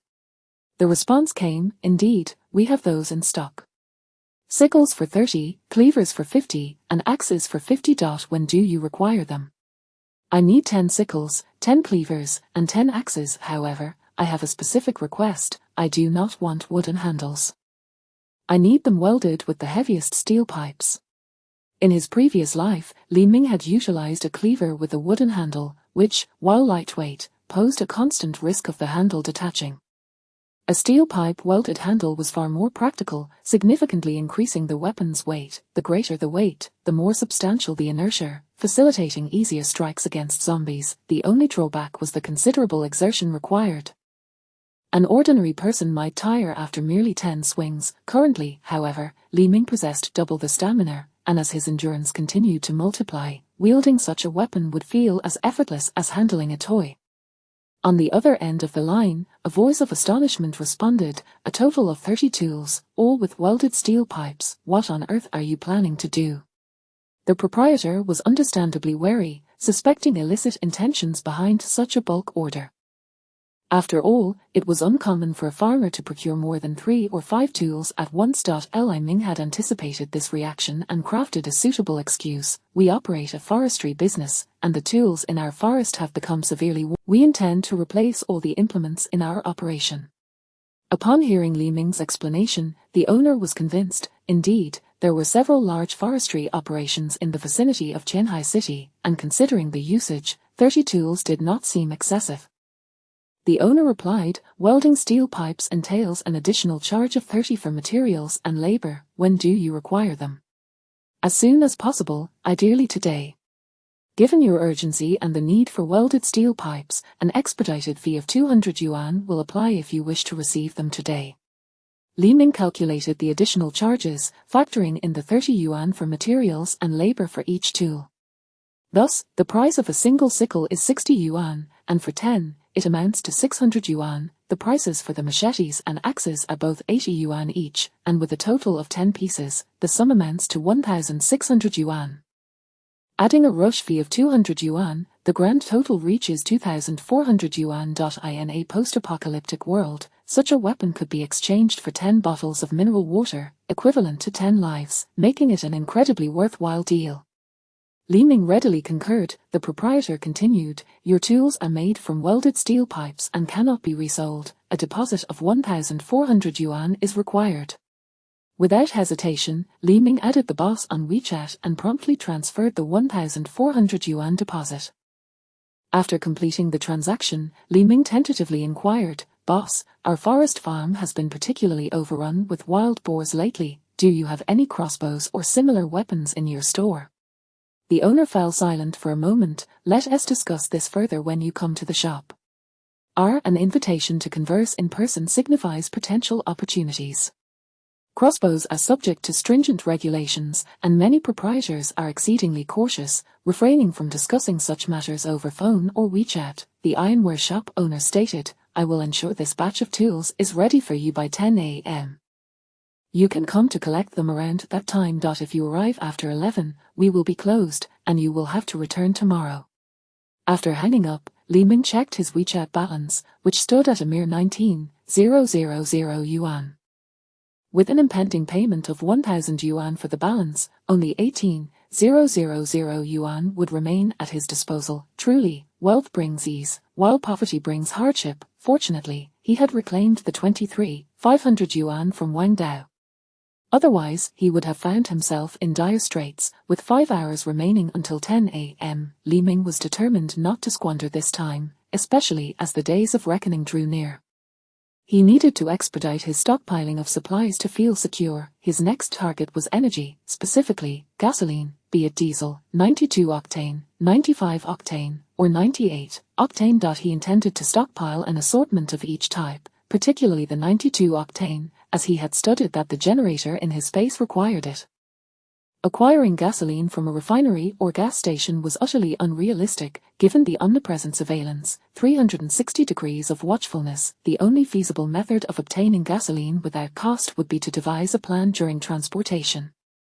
Drawing from his 2 years of experience in delivery services, Li Ming recalled a certain location where gasoline could undoubtedly be procured, albeit the quality might be inconsistent. This was a restaurant called Lianyo, situated near the South China Refinery in the outskirts of Qianhai City. It was rumored that this establishment was owned by the brother-in-law of a high-ranking official at the refinery. There existed an unwritten rule at the South China Refinery: any tanker truck delivering finished oil products was required to dine at that restaurant.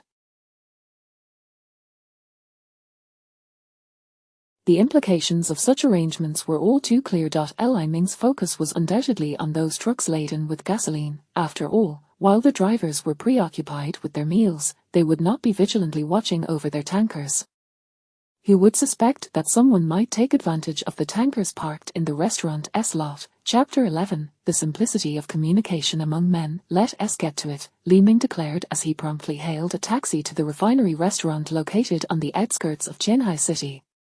The establishment, situated in the northern part of the city, was approximately 20 kilometers from Li Ming's residence in the urban village. After finishing his meal, Li Ming arrived at the restaurant at precisely 7:30 p.m., coinciding with the time when the fuel tank truck drivers, having completed loading at the refinery, came to dine. Typically, these drivers would linger in the restaurant post-meal, engaging in card games for leisure.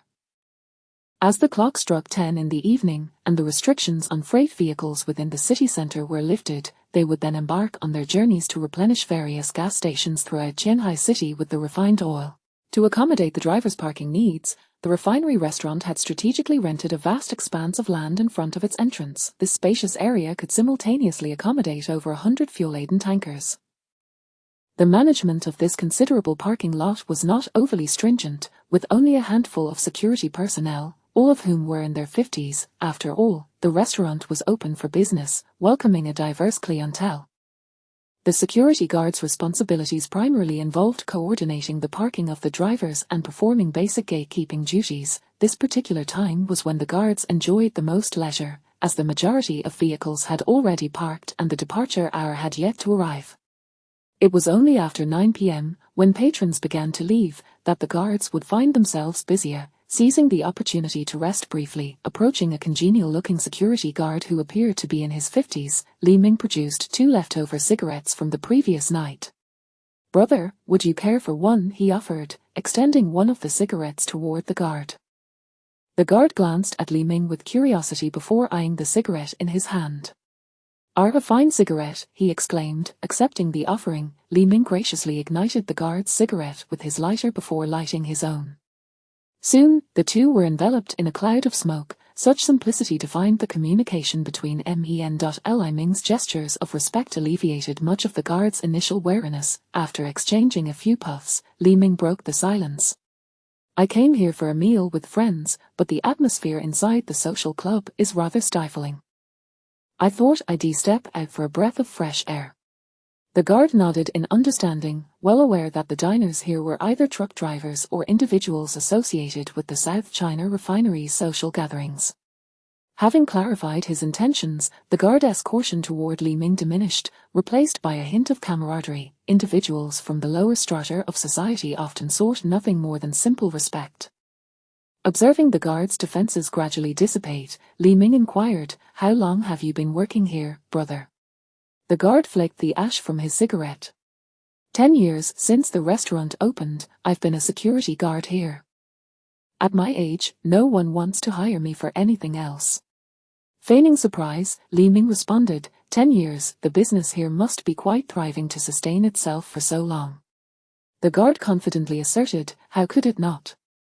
We have the South China Refinery backing us. If it were up to me, the business would undoubtedly be far better than it is now." It is often said that those with less experience tend to speak with the utmost certainty.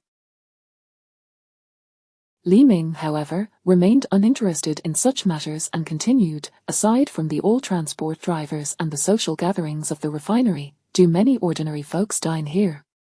The guard scoffed, only a fool would dine here. The prices are more than double that of other restaurants. As for the truck drivers, they have no choice, they must endure the high prices at this restaurant if they wish to haul goods from the refinery. The refinery's executives dine here as well, but they don't pay out of pocket, it's all covered by the refinery's budget, which runs into the millions each month. Can it be any cheaper? At this point, the guard's demeanor shifted slightly, revealing a hint of nervousness, as if he realized he had divulged too much. Noticing the subtle change in the guard's expression, Li Ming reassured him, "No need to be anxious.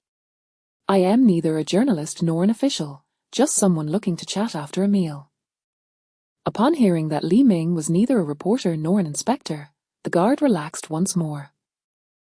Li Ming smiled and said, "That topic was a bit sensitive, let us steer clear of it.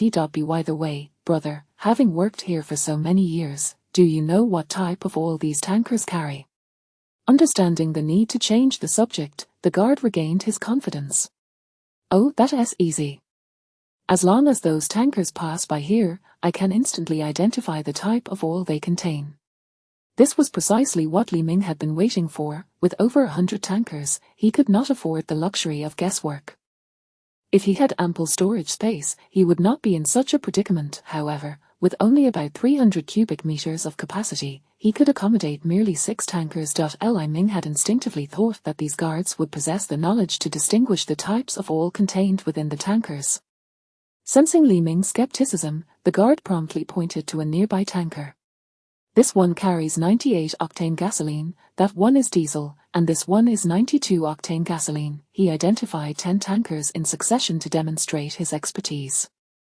Li Ming's face lit up with admiration.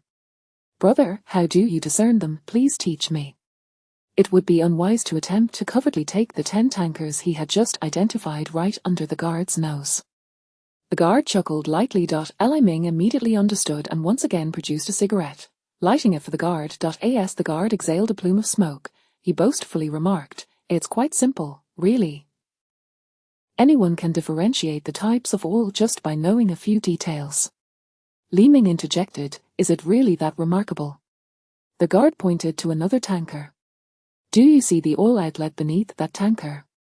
Li Ming nodded in acknowledgement. The guard continued, "That outlet is wrapped with a green tape, which signifies that this tanker carries diesel." Li Ming glanced at the outlet and indeed spotted a band of green tape. To prevent confusion among station staff, the refinery typically wraps the oil outlets with corresponding colored tape during loading.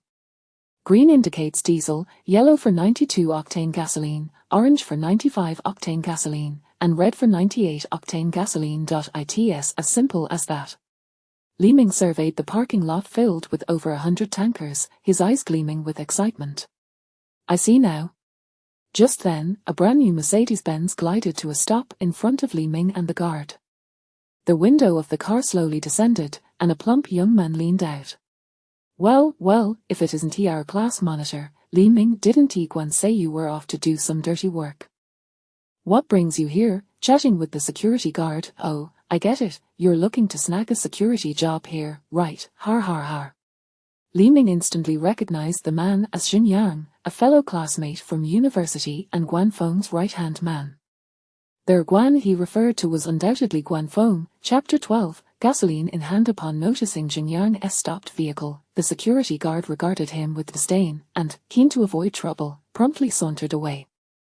Li Ming did not immediately respond to Jin Yang's words. Instead, he took a contemplative drag from his cigarette and exhaled.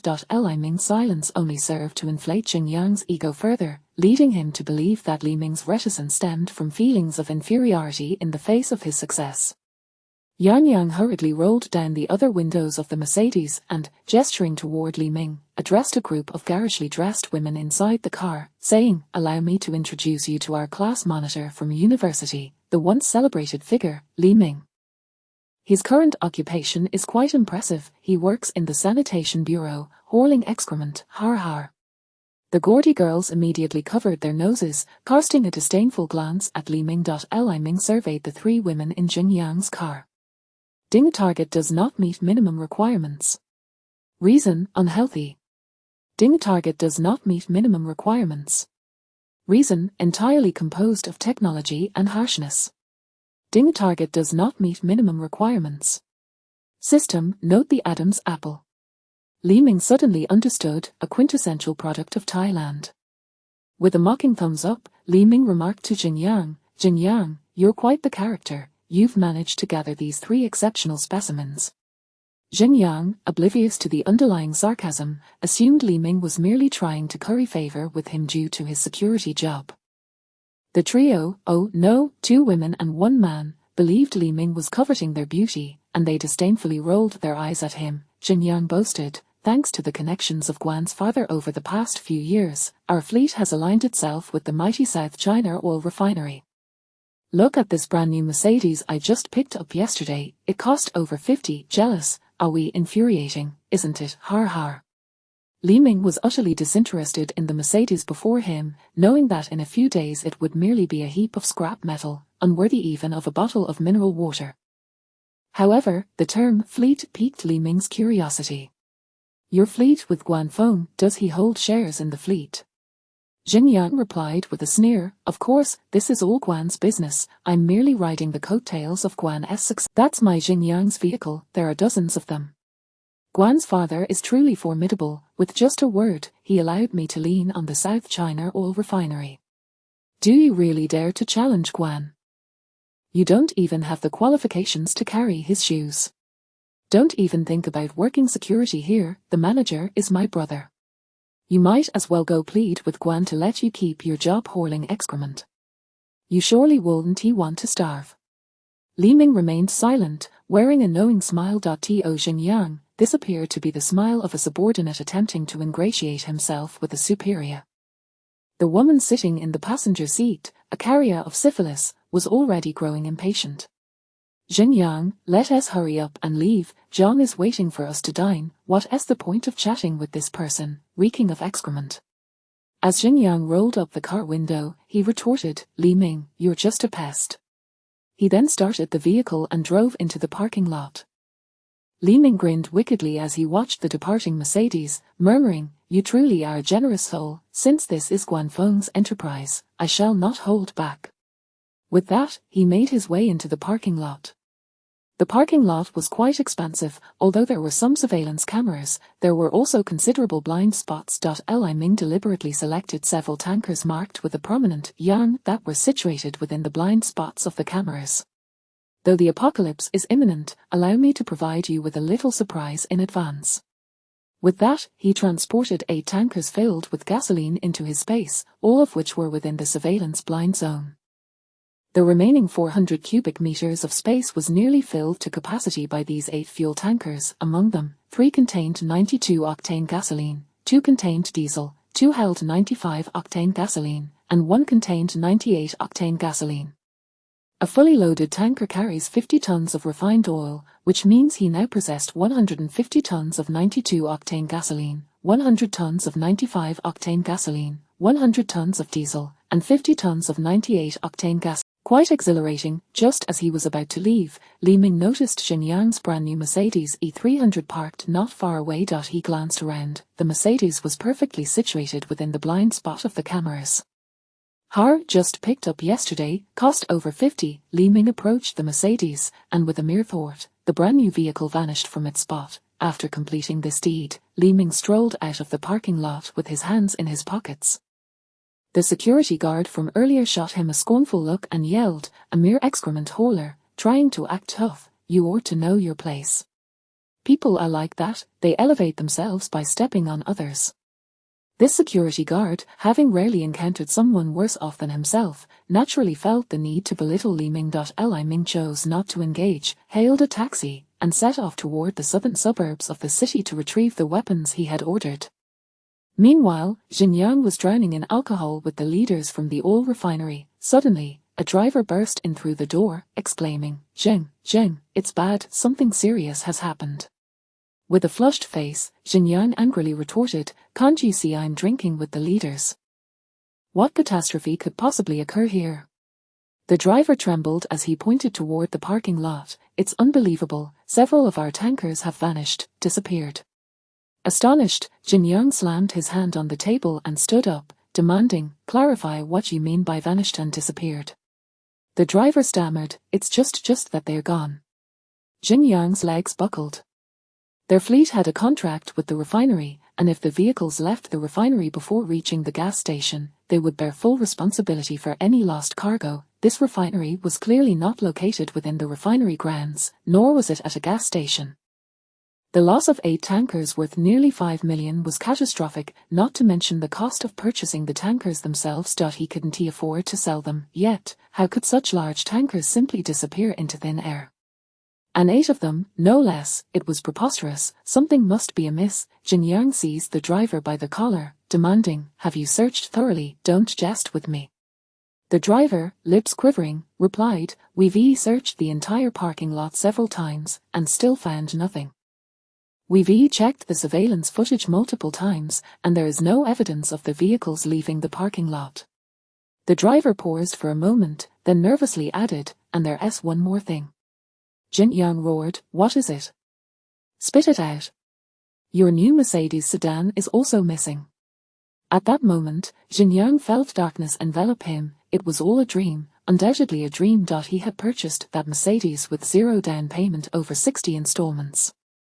The worst part was that the car, which had just arrived yesterday, still lacked active insurance.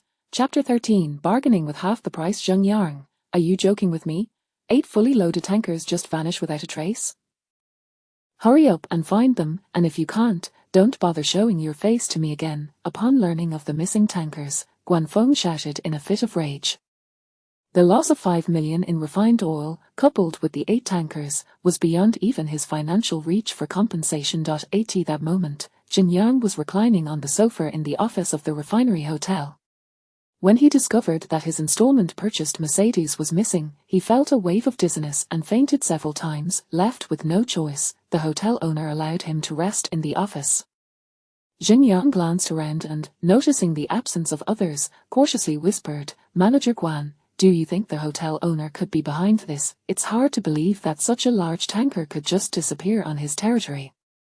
Guanfeng replied coldly, "Don't make baseless accusations without evidence. We cannot afford to offend those connections. The hotel makes millions in profit each month, so it's unlikely they would resort to such underhanded tactics."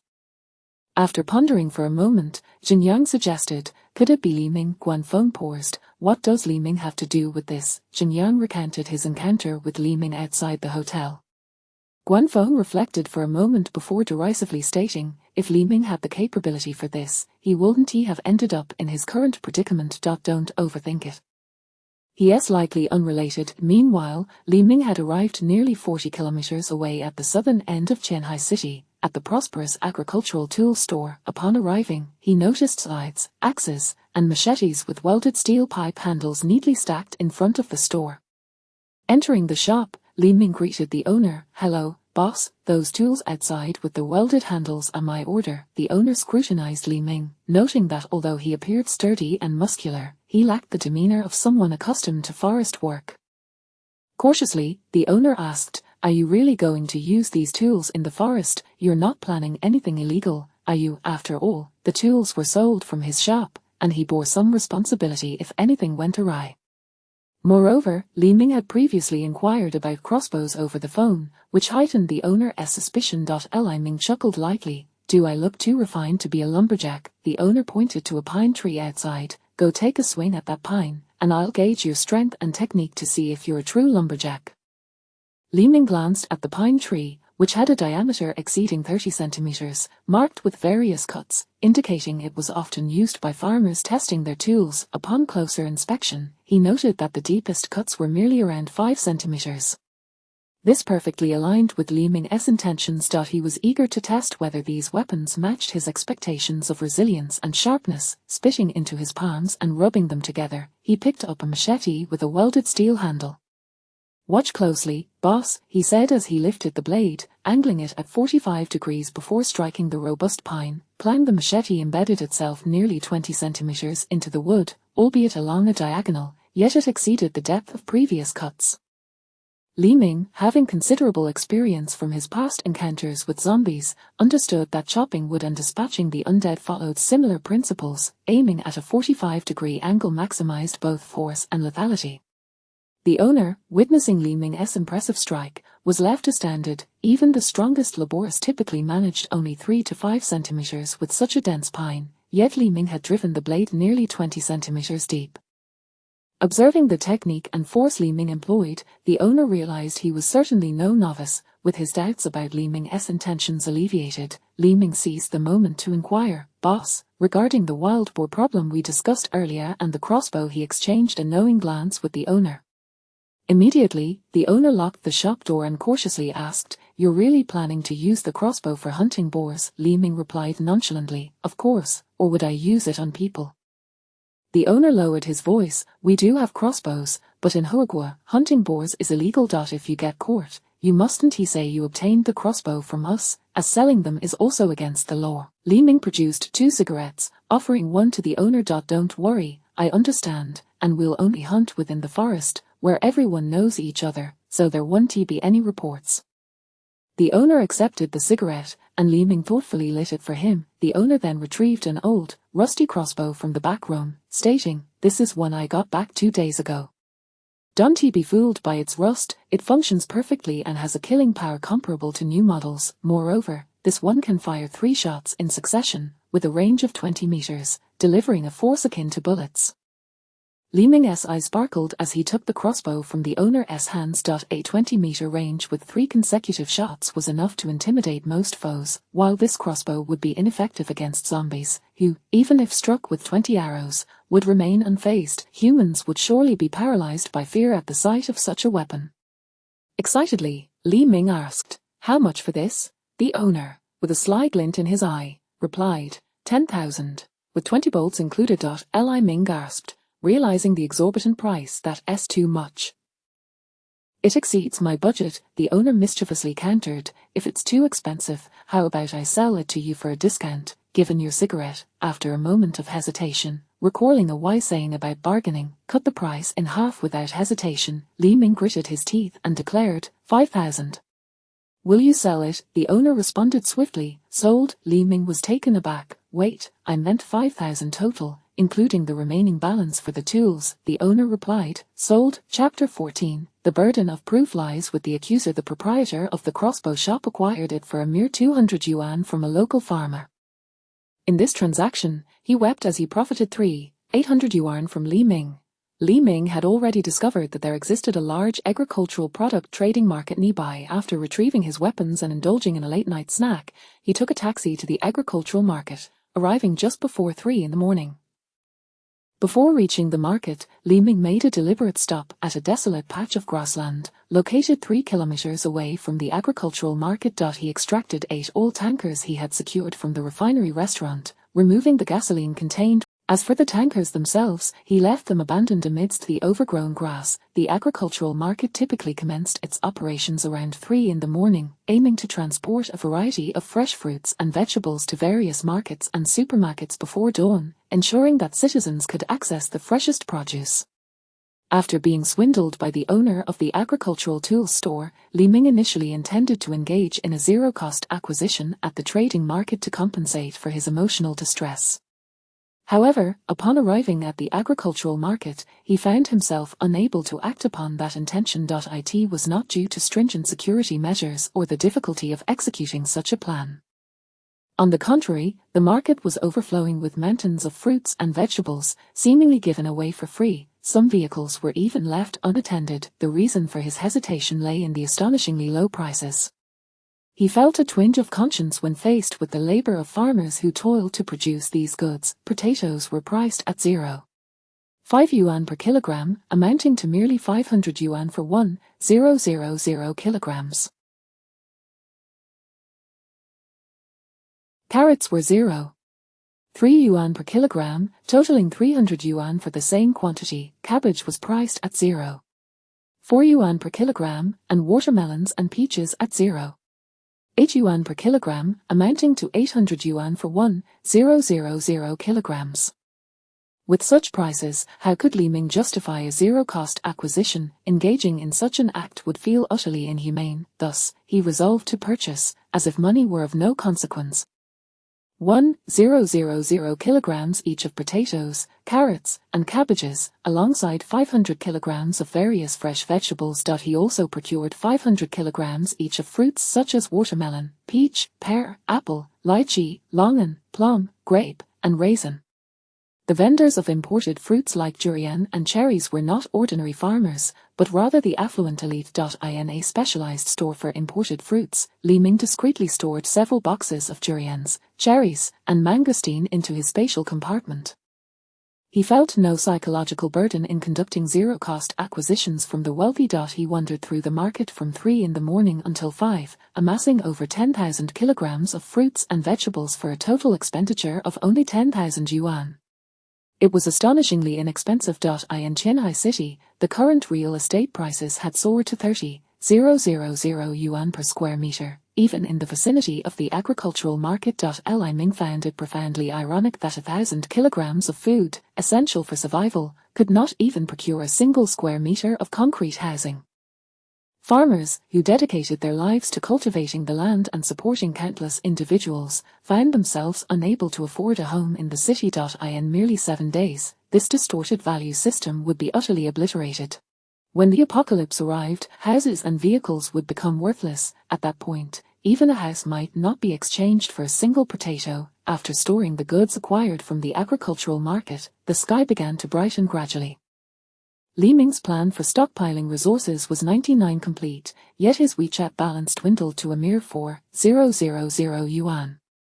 Knock, knock, knock. Li Ming, who had returned to his rented room only to succumb to sleep at dawn, was abruptly awakened by a series of urgent knocks at the door.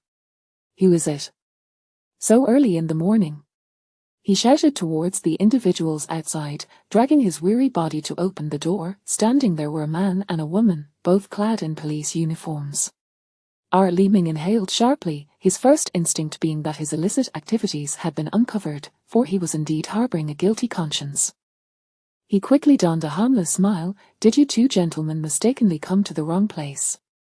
Upon observing their badges, he noted that the man was named Zhang Wader and the woman was Nan Gongling. A blue system interface appeared above Nan Gongling's head. Name: Nan Gongling. Occupation: police officer. Appearance: 90 points. Age: 22.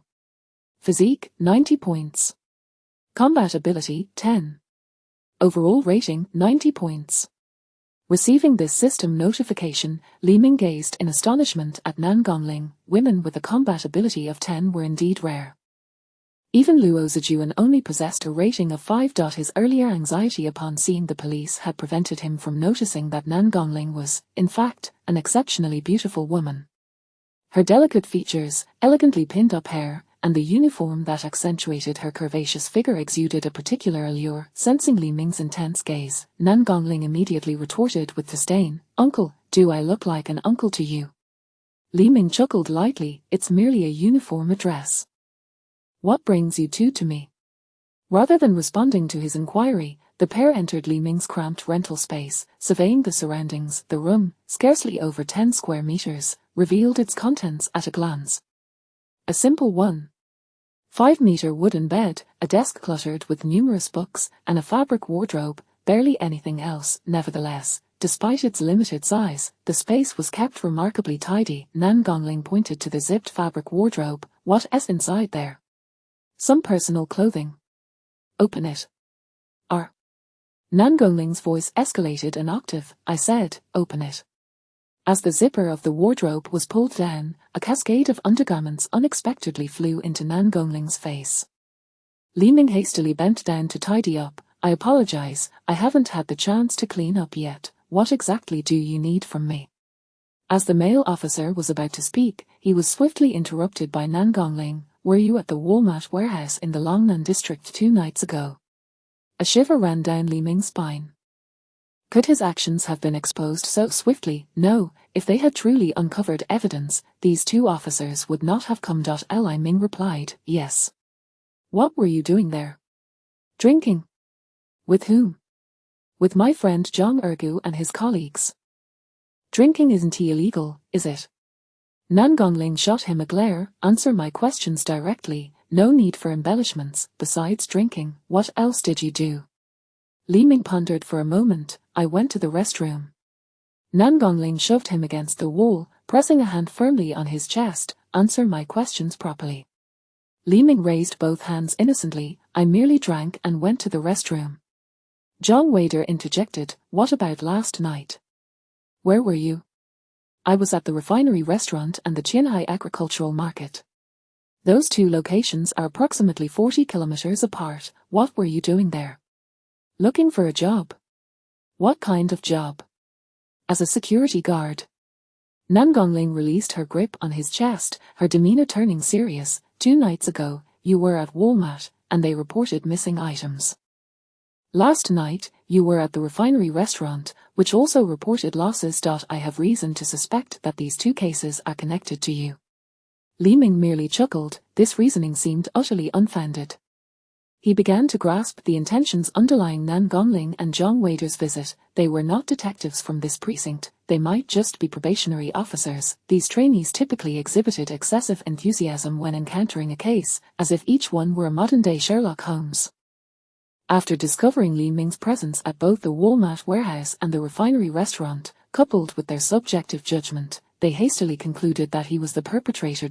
In truth, they possessed no evidence at all. If they had, it would not have been these 2 officers who showed up. Li Ming spoke calmly. What does their loss have to do with me? Nan Gongling replied, you were present at both crime scenes. How can you prove that this matter has nothing to do with you? Li Ming crossed his arms defiantly. What about the evidence? Don't you understand that the burden of proof lies with the accuser? Chapter 15. By now or never, Nan Gongling's face flushed with anger as she was confronted by Li Ming. Swiftly, she produced a silver bracelet from behind her. Evidence, you will accompany me back to assist in the investigation. It will be clear once we look into it.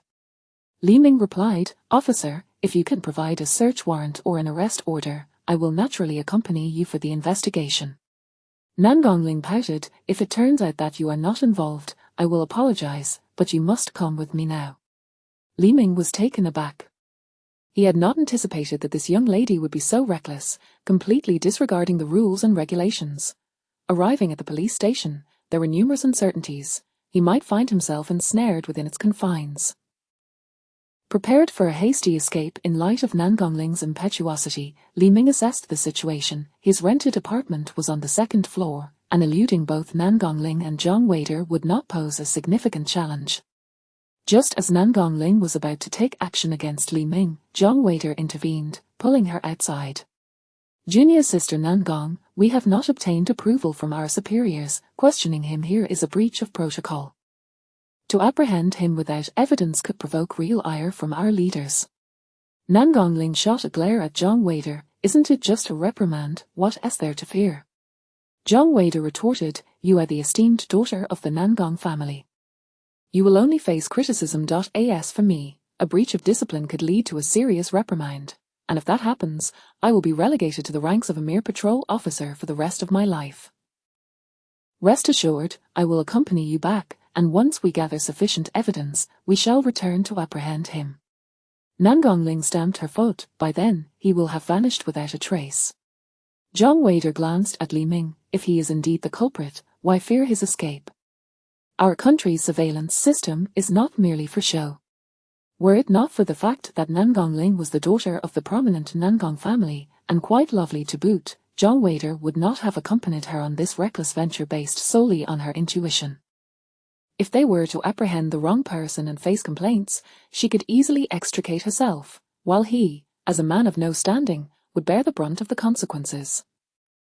Li Ming, possessing keen hearing, absorbed every word of Nan Gongling and Zhang Wader's conversation. Indeed, it was merely a case of an impulsive heiress exercising her fleeting authority, leading to a false alarm. Nan Gongling stowed away her silver bracelet and approached Li Ming once more. During this period, it would be wise for you to remain in Qianhai City. I may return to find you at any moment.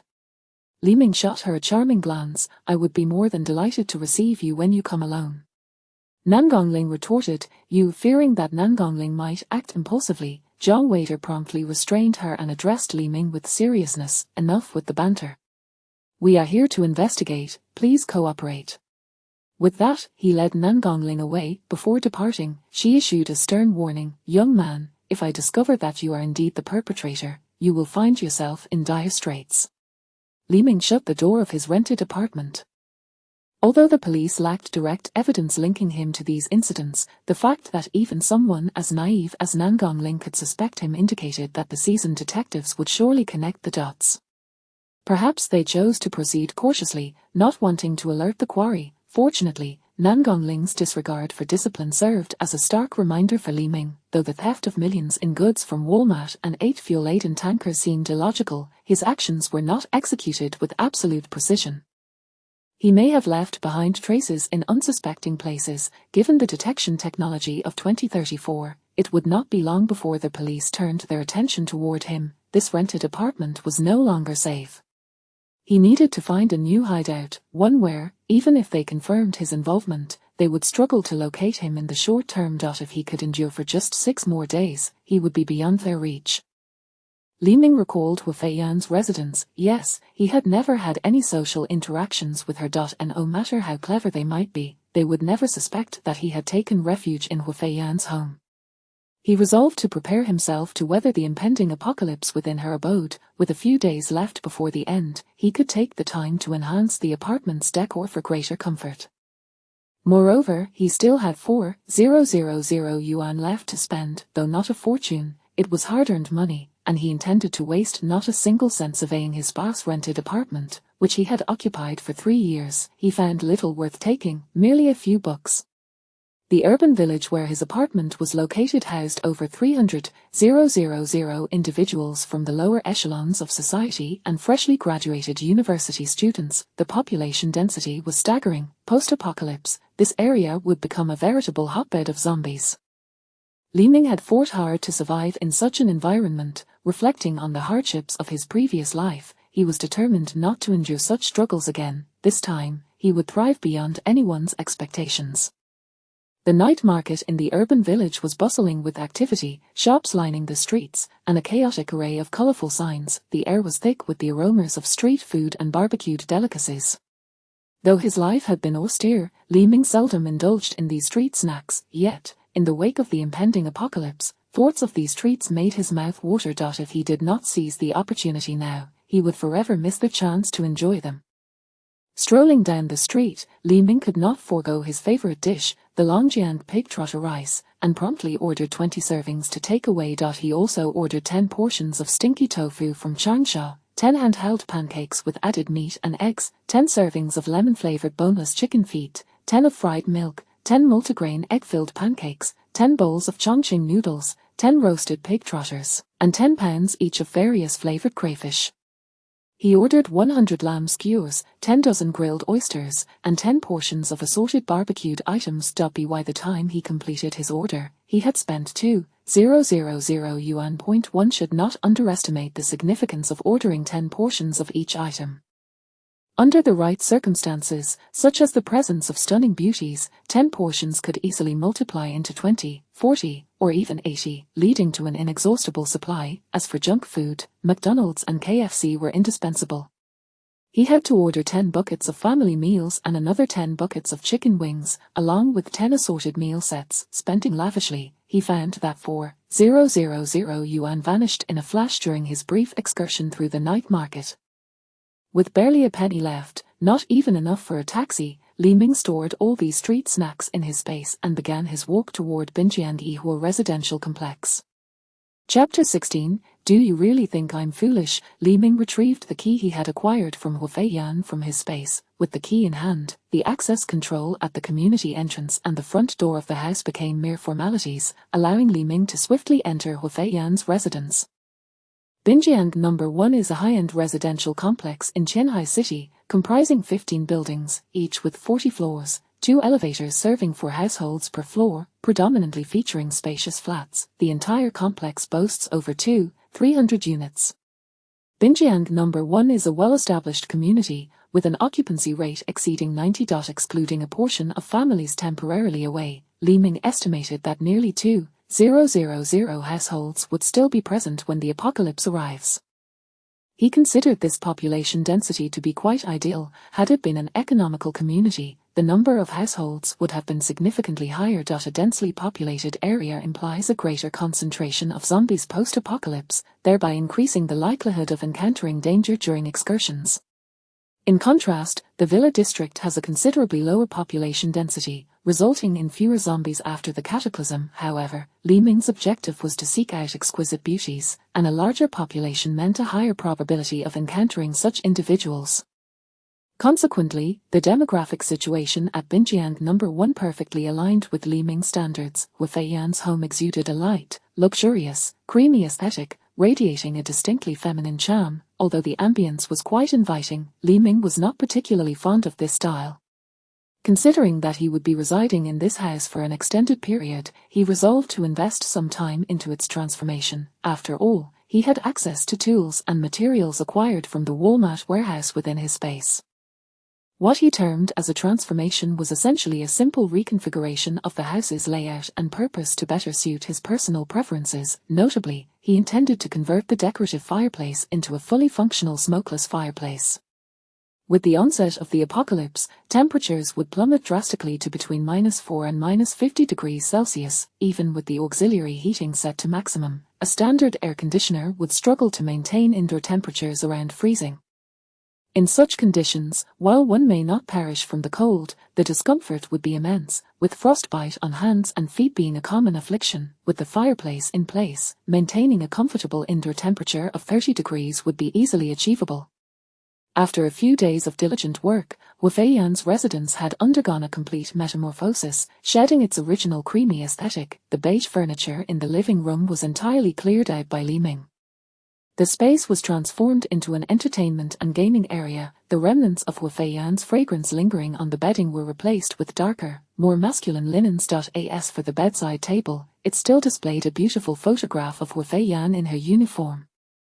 Every time Li Ming gazed at this photograph, he couldn't help but wish that the woman could return before the apocalypse struck. Upon entering Wu Feiyan's home, Li Ming promptly hacked into her Wi-Fi network.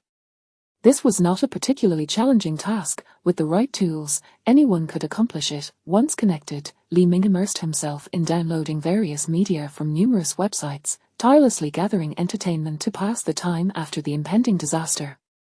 He was especially keen on acquiring adult films from Japan, realizing that if he did not download them now, he might never have the chance again. Li Ming extracted 10 3TB external hard drives from his space, dedicating them solely to store these films.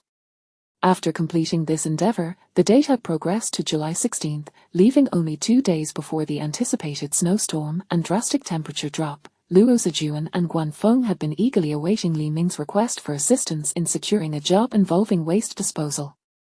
Guan Feng, in particular, was feeling quite anxious due to the substantial financial loss incurred from the disappearance of 8 fuel tankers from his oil refining restaurant, which had cost him millions. Although he had initially profited from Li Ming, he now found himself in dire straits.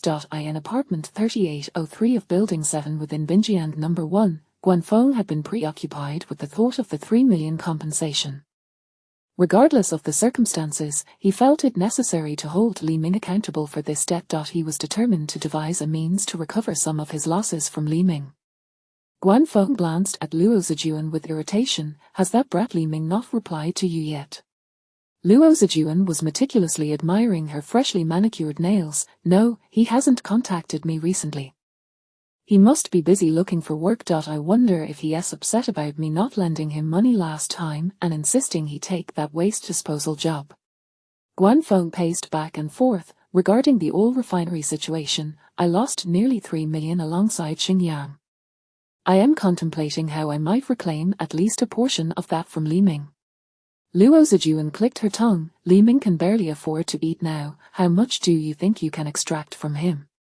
Guan Feng chuckled darkly. "I have a friend who mentioned a potential lead on a job in northern Myanmar, which offers a bounty of 1 million for referrals."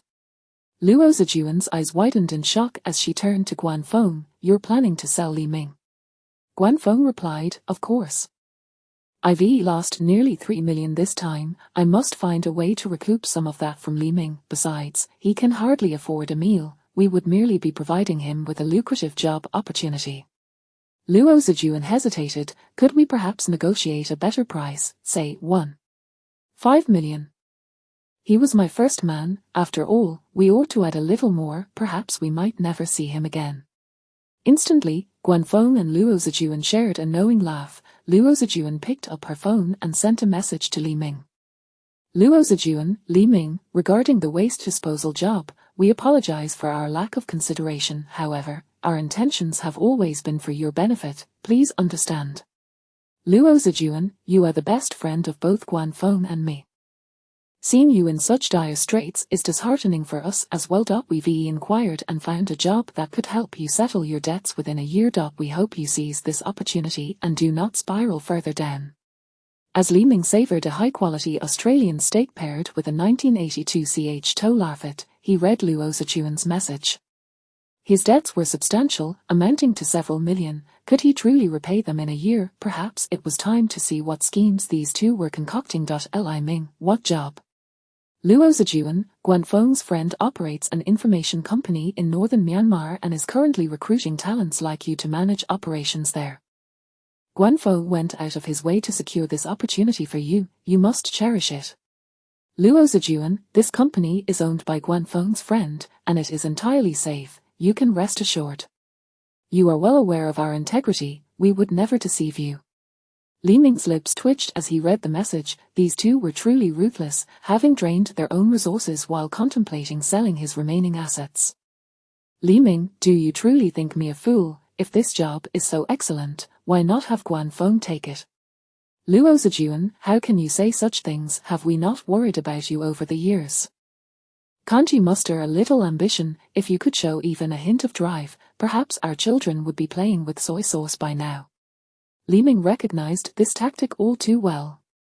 Whenever they sought to persuade him into something he was reluctant to do, they would exploit his past feelings of guilt. Now, however, he had no intention of yielding to their manipulations. Li Ming, children, are you referring to Wu Jing's child or Zhang Changfeng's? Oh, right, I almost forgot about your escapades with that fat man Jing Yang. Is that whose child you mean? Li Ming, my apologies. I seem to have overlooked that Guanfeng has always believed he was your only man before him. He likely remains oblivious to your reputation as the public transport beauty. Both Guanfeng and Luo Zijuan eagerly awaited Li Ming's response. Upon reading it, Guanfeng's expression darkened to the point of resembling a storm cloud. Luo Zijuan, Li Ming, out of compassion for your current plight, I offered my assistance, and you dare to slander me in return. Li Ming, who told you I couldn't afford a meal? Picture, steak paired with red wine. Li Ming truly wished to witness the crimson hue that would surely grace Guanfeng and Luo Zijuan's faces at this moment. Suddenly, the sound of the front door's lock being manipulated reached Li Ming's ears.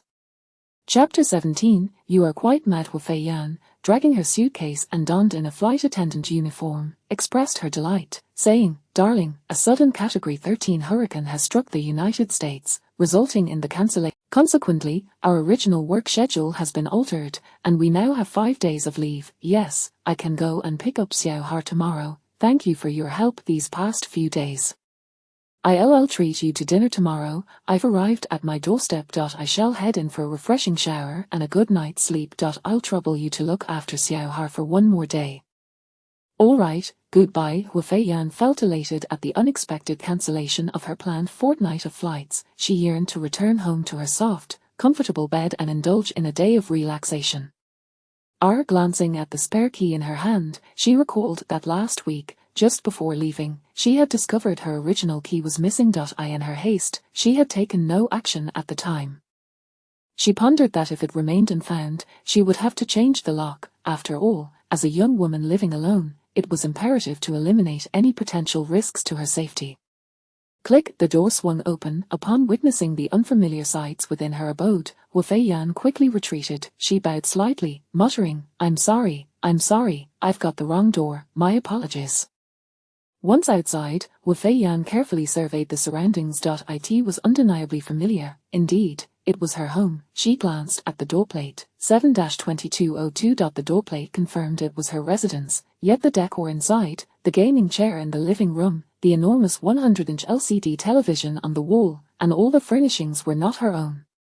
Cautiously, Hu Feiyan opened the door once more, peering inside with trepidation. Although the furniture and appliances had been replaced, the wall decor remained distinctly hers. Furthermore, the dining table was still the one she had meticulously chosen. However, atop the table lay a half-eaten steak and an opened bottle of red wine. Realizing this was indeed her residence, Wu Feiyan instinctively retrieved a golf club from the entrance. Momentarily taken aback, she recognized it was the very club she had prepared to deter any intruders. At this moment, she became increasingly convinced that this was her home. Who could have altered her residence in such a manner? A thief? Yet, would a thief leave a gaming chair worth over 100,000 yuan in her living room? And the 100-inch television, surely worth several thousand. What could it possibly mean? Suddenly, she felt a cold metallic object pressed against the bare skin of her neck. Before she could turn to see what it was, zzz, a powerful electric current surged through the metal. Wu Feiyan was engulfed in darkness, losing consciousness in an instant. Li Ming, wielding a stun baton, looked upon the incapacitated Wu Feiyan with satisfaction. She truly returned just before the apocalypse. She has no one but herself to blame. He quickly retrieved some rope and tightly bound Wu Feiyan. There was no way to seize her now. According to the system's requirements, the individual must willingly submit to meet the criteria. Once the apocalypse descended, there would be ample ways to persuade Wu Feiyan to comply. Moreover, in this new world, a beauty like Wu Feiyan would undoubtedly become prey for other men, potentially even a slave for trade. Capturing her might be the best outcome for her. Gradually regaining consciousness, Wu Feiyan attempted to rub her eyes. To her dismay, she realized she was completely bound, her mouth stuffed with fabric. The memory of being electrocuted flooded back, sending chills down her spine and filling her eyes with terror. She had been kidnapped. She was uncertain whether her captor sought ransom or something more sinister. Looking up, she noticed the 100-inch television displaying the zombie film Train to Busan. The horrifying scenes intensified her fear. On the couch sat a man, clearly her abductor. Wu Feiyan's mouth was gagged, allowing only muffled sounds to escape. Upon hearing her incoherent cries, Li Ming realized she had regained consciousness. He promptly switched off the television and approached her slowly. "Miss Wu Feiyan, you are finally awake." Seeing him advance, Wu Feiyan writhed in terror, her expression frantic. Li Ming crouched before her. "Sure, please, calm down and listen to me." Wu Feiyan gazed at Li Ming in fright, her thoughts consumed by terror, rendering her unable to She continued to make muffled sounds, tears streaming down her cheeks. Li Ming sighed and stood up. "I cannot converse with you while you are in such a state. Once you calm down, we can have a proper discussion." He returned to the couch, took a sip from a beer can, and relaxed. Woo-woo. Though her mouth was gagged, Li Ming could still discern her sobs. However, he remained unmoved. In this apocalypse, he had encountered countless women who had cried more desperately than she, and he had long since grown immune. 3 minutes later, the feeble Wu Feiyan finally calmed down, although her body continued to tremble involuntarily. Li Ming approached her again, crouching down to remove the cloth from her mouth. "Now we can converse properly, can't we?" Wu Feiyan nodded weakly. Li Ming donned an innocent smile. "Let me introduce myself. My name is Li Ming, and soon I shall become your man. I have 2 matters to discuss. First, this house now belongs to me. Second, I am your master now, and you must obey my commands unconditionally." Wu Feiyan gradually steadied herself, gazing at Li Ming with confusion, as if he were a madman. He was demanding her house. Who robs a house? Did he not understand that property must be transferred legally, that it cannot simply be taken? Furthermore, he expected her to follow his orders. This was insanity.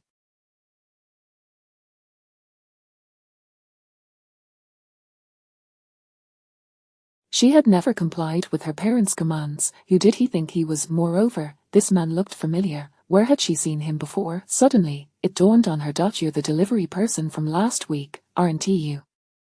I advise you to reconsider. Since I know where you work, there's no escape for you. If you release me now, I will pretend this never happened. I won't call the police or inform anyone. You're still so young, don't think about killing me. If I were to die, your crime would be severe. There's still time for you to leave." Li Ming replied calmly. "If I were afraid, I wouldn't have easily captured you. Rest assured, I will not harm you. As long as you fulfill my requirements, I may even grant you your freedom." Wu Feiyan sobbed, tears streaming down her face. "Please don't do this. I can give you money. I have over 100,000 in my account. The password is 021021. Take it if you wish. I 1T report you. My father owns a shoe factory, and I can arrange a job for you if you need one. I see you're not a bad person. Aside from wanting my body, I can offer you anything else. Li Ming's patience waned. I've made myself clear. I will release you when you come to terms with this. In a way, I am saving you, and one day, you will thank me for my actions today. With that, he forcibly stuffed the cloth back into her mouth as Hu Feiyan struggled against him. Chapter 18, The Blood Rain Falls. Reflecting upon a past life, how many women have willingly sold their bodies, or even actively used their allure to ensnare their targets, after enduring the terror and despair of the apocalypse. In the face of extreme circumstances, women often reveal a level of selfishness and ruthlessness that can surpass that of men. Having witnessed various malicious women, Li Ming has long ceased to understand the notion of cherishing beauty. As long as he can achieve his objectives, he is capable of being even more merciless. After having her mouth sealed shut by Li Ming once more, Hu Feiyan wept softly, resembling a wronged little wife. The apocalypse had not yet officially arrived, and without having experienced the depths of despair that it brings, she would not easily allow Li Ming to achieve his aims. However, Li Ming remained unhurried. Having lived through the apocalypse, he knew that few could withstand the torment of hunger and thirst. Most would capitulate after enduring starvation for just 3 to 5 days. In the early morning, Li Ming was roused from sleep by the urgent ringing of his phone. Upon opening his eyes, he saw that it was a call from Zhang Ergu. Lazily, he answered, "Ergu, why are you calling me so early?" Zhang Ergu, with a serious tone, inquired, "Li Ming, tell me, is the theft of our Walmart warehouse connected to you?" Li Ming neither confirmed nor denied, simply replying, "Guess." Zhang Ergu cursed angrily, "I guess your grandfather. You've put me in a terrible situation. The police have already come looking for me today." Li Ming expressed surprise, "You've been caught?" Zhang Ergu replied, "I received wind of it long ago and left in advance. They are still searching for me." Li Ming advised, "Listen to me, disregard everything else and rush back home before 3 p.m. today. Perhaps you can survive." Zhang Ergu retorted, "Li Ming, damn you, it must be you. I don't care anymore. I can't clear my name even if I jumped into the Yellow River. I want half of what you stole." Li Ming chuckled. No sooner had he ended the call with Zhang Ergu than Luo Zijuan's call came through. Upon answering, Luo Zijuan unleashed a torrent of abuse. "Li Ming, I have been sincere and supportive, doing everything I can to help you out of this quagmire, and yet you repay us like this. You slandered me on WeChat yesterday, and I let that slide, but now you've colluded with others to steal our fuel truck. Confess quickly, what have you done with those fuel trucks, and where has the money gone? I warn you, don't harbor any false hopes. The police are already looking for you. I advise you to turn yourself in early for a lighter sentence." Li Ming scoffed, "Oh, I am well aware of your heartfelt intentions. Not only do you wish to plunder my heart, but also my kidneys, liver, and eyes. Fuel truck, aren't you so formidable? Go find it yourself." Luo Zijuan and Guanfeng were acutely aware of Li Ming's insinuation regarding their deceitful ploy to coax him into northern Myanmar. Guanfeng, in a fit of rage, seized Luo Zijuan's phone, exclaiming, "Li Ming, whether you go to northern Myanmar is entirely up to you. We never forced you. Return my fuel truck immediately, and I may choose not to pursue this matter. Do not think of escaping. The police have already arrived at your rented accommodation, and it's only a matter of time before they find you." Li Ming replied with a smile, "While I have no idea what you're talking about, as a longtime good friend, I advise you both to stay home today and not venture out." If they remained outside when the blood rain fell at 3 p.m., becoming either zombies or food for zombies, his plan for revenge would be thwarted. Allowing them to die so easily would be far too lenient. Li Ming hung up on Luo Zijuan, only for the phone to ring again, still Luo Zijuan calling. He chose to turn off his phone, both to avoid the incessant inquiries from Guanfeng and Luo Zijuan, and to evade the police's scrutiny. Although he was currently in Hu Feiyan's residence, the authorities could still use technical means to locate his phone. To sidestep any trouble, shutting it down was the wisest course. Though the police had begun to suspect him, Li Ming felt no alarm. Suspicions alone did not equate to solid evidence. Had they possessed concrete proof, he would have already been designated a major fugitive. rather than merely being sought after. If he could just hold on until 3 p.m, when the blood rain fell, no one would care about such trifles any longer. On the afternoon of July 28, 2034, in room 7-2202 of Binjiangihao Community, Li Ming moved the tightly bound Wu Feiyan to the expansive floor-to-ceiling window, gazing outside at the unfolding scene below. Drip, drop, the crimson rain arrived as anticipated, each droplet staining the exterior of the glass. Li Ming tore away the cloth from Wu Feiyan's mouth. Weakly, she implored, "It's been almost 2 days. Could you spare me some food and water? If I starve to death, you will be a murderer." Li Ming lit a cigarette, exhaling a puff. "Look at the world outside, it is on the brink of collapse." Wu Feiyan could not comprehend Li Ming's words. To her, he was simply a lunatic, a madman. Outside the community, in the adjacent square, a large crowd gathered, captivated by a young woman dancing wildly as she recorded a video. Blood rain cascaded upon her face, and instinctively, she wiped it away, frowning. "Oh no, is it raining? Wait, why is this water red? It looks like blood." The young man filming also felt the rain on his face and agreed, wiping it away. "Indeed, it is red." He tasted the crimson rain, exclaiming, "It's a bit sweet." The young woman looked on in disdain. "Oh, why do you put everything in your mouth?" The young man laughed. "What is there to fear? Big germs eat little germs, yours smells terrible, and I'm not immune either." The young woman giggled. "How annoying." "Oh no, the red rain is intensifying, let us seek shelter in the mall." With that, she hurriedly opened an umbrella to shield herself from the blood rain. "What are you standing there for? Hurry up and gather the tools, we're going to avoid the rain." "Hey, are you listening? Why are you dazed at a time like this? Lo Xiang, are you deaf? Did you hear what I said?" Seeing the young man standing motionless, she angrily tugged at him. Suddenly, the young man turned his face, screaming. His visage was marred with visible blood vessels, his eyes had turned a ghastly white, and his teeth had transformed into sharp, predatory fangs, utterly inhuman. "Lo Xiang, what are you doing? You scared me," the young woman shrieked in terror. Before she could react, Lo Xiang, with stiff movements, lunged at her neck and sank his teeth into her flesh. "Don't. It is me." In the next instant, blood vessels erupted across her face, her skin turned pale as death, and her eyes gradually morphed into the same murky grey as Lo Xiang's. Chapter 19, The Zombie Siege, the apocalypse descends. Bang. "Hey, can you drive at all? You just stopped abruptly in the middle of the road." The man from the rear car exclaimed angrily as he stepped out and slapped the hood of the front car. "We have a pregnant woman in our vehicle. If you injure my wife or child by this reckless halt, I swear I will end you." The driver of the front car retorted, "Are you blind? Can't you see the elderly lady lying on the ground? If I hadn't," he stopped, "would you have preferred I ran her over?" The man from the rear car shot back, "Did you hit her?" The front car driver insisted, "Don't falsely accuse me. I have a dashcam, I was at least 3 meters away when she fell." The pregnant woman from the rear car emerged with an umbrella in hand. "Stop arguing, we need to check on that old lady to see if she is hurt. We must get her to the hospital immediately." The driver of the front car scoffed, "HMPH, it's not my problem. I didn't hit her, so why should I help? Besides, you rear-ended me. You owe me compensation."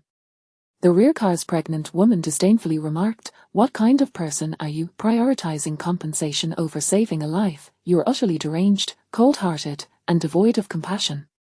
The front car driver angrily shot back, "If you want to help her, go ahead. I've made it clear, it's not my concern, that old lady is probably just a scammer."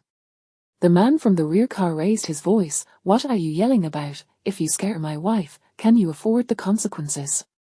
The pregnant woman tugged at her husband, "Don't waste your breath on this kind of person. I've never encountered anyone like him. If he want help, we will, you go lift that old lady up." "Fine, since we're heading to the hospital for a checkup anyway, we might as well take her along." Suddenly, the man from the rear car screamed in terror. His neck was viciously bitten by the very elderly lady he intended to assist. At that moment, the old woman opened her murky eyes, clamping down on his neck with an unyielding grip. Crimson blood gushed from the bite wound on his neck. "Our husband." The pregnant woman cried out, raising her handbag to strike the old woman's head. "What are you doing? Let go of my husband." Trying to play the saint, "Now that you've been bitten back, how does it feel?" In the next instant, the elderly woman released her grip on the neck of the rear car driver and lunged at the front car driver. Instinctively, he kicked her, bending her leg bone with a swift motion, yet, the old woman's limbs contorted in ways beyond human comprehension, and she continued to pounce toward him. The old woman successfully tackled the front car driver, sinking her teeth into his carotid artery. "Arr!" he screamed in agony. Seeing that the old lady had released her husband, the woman hurriedly rushed to support him. "Darling, are you all right? How can there be so many lunatics in this world?" After a few complaints, she turned to her husband's face, which had turned an ashen grey, devoid of any colour. His eyes were clouded, and his mouth hung open, revealing sharp, menacing teeth. He looked just like the zombies from the horror films she usually watched. Fear gripped her as she clutched her belly. "Husband, it's me, and our baby." Her husband lunged at her like a rabid dog, tearing open her abdomen and ravenously devouring the tiny life within. All of this unfolded in the eyes of Li Ming and Hu Feiyan, who stood at a distance, observing the chaos. Hu Feiyan's mouth hung agape in terror, trying to wipe her tears, but her hands and feet were still tightly bound by Li Ming. He scoffed, "Kindness, benevolence, such notions belong to paradise. I regret to inform you, this place is about to become hell." The streets were drenched in crimson rain, with an ever-growing number of the uninfected could only flee in desperation, their screams and cries for help echoing through the air. The crowd on the streets had descended into utter chaos. The vivid red on the ground blurred the line between rain and the blood gushing from the bitten victims.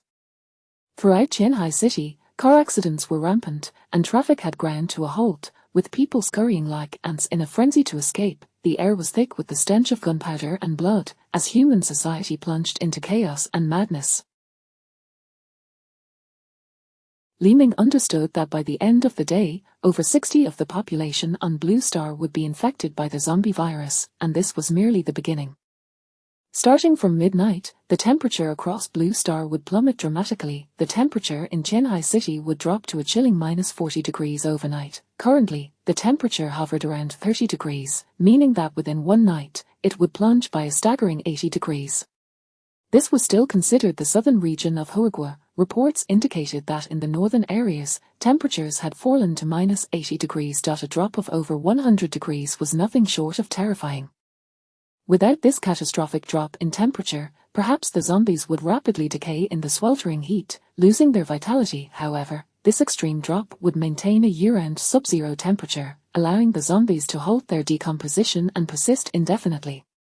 This was akin to the frozen zombie meat one might purchase in peaceful times. Perhaps the zombie meat you bought had been stored in a freezer for over a decade. When it graced your dining table, you would still find it tender, juicy, and delectable.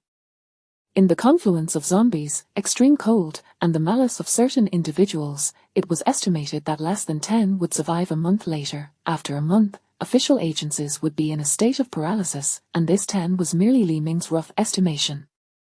Wu Feiyan looked in disbelief at the chaotic, bloody, and violent world outside, fearfully exclaiming, "What on earth has happened to this world?"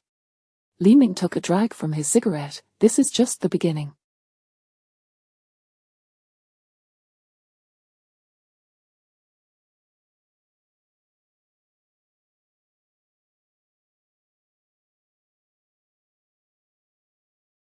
There will be more surprises to come. Wu Feiyan gazed at Li Ming, puzzled, sensing that he seemed to have foreseen this calamity. Before leaving the glass window, Li Ming had witnessed enough of the zombie world in his lifetime. Nothing that transpired would pique his curiosity. He had far more pressing matters to attend to. He reopened his phone and entered the group chat for the Binjiang #1 community. During Wu Feiyan's unconsciousness, Li Ming had the group was filled with lamentations, over 500 unread messages. Building 5, love you Cloud sad smiley my god, are those monsters outside zombies, I saw them bite and kill many people. Building 8, Wu Jing. My dad has turned into a zombie, what should I do? Is there anyone who can save him? He is in the underground garage below our building.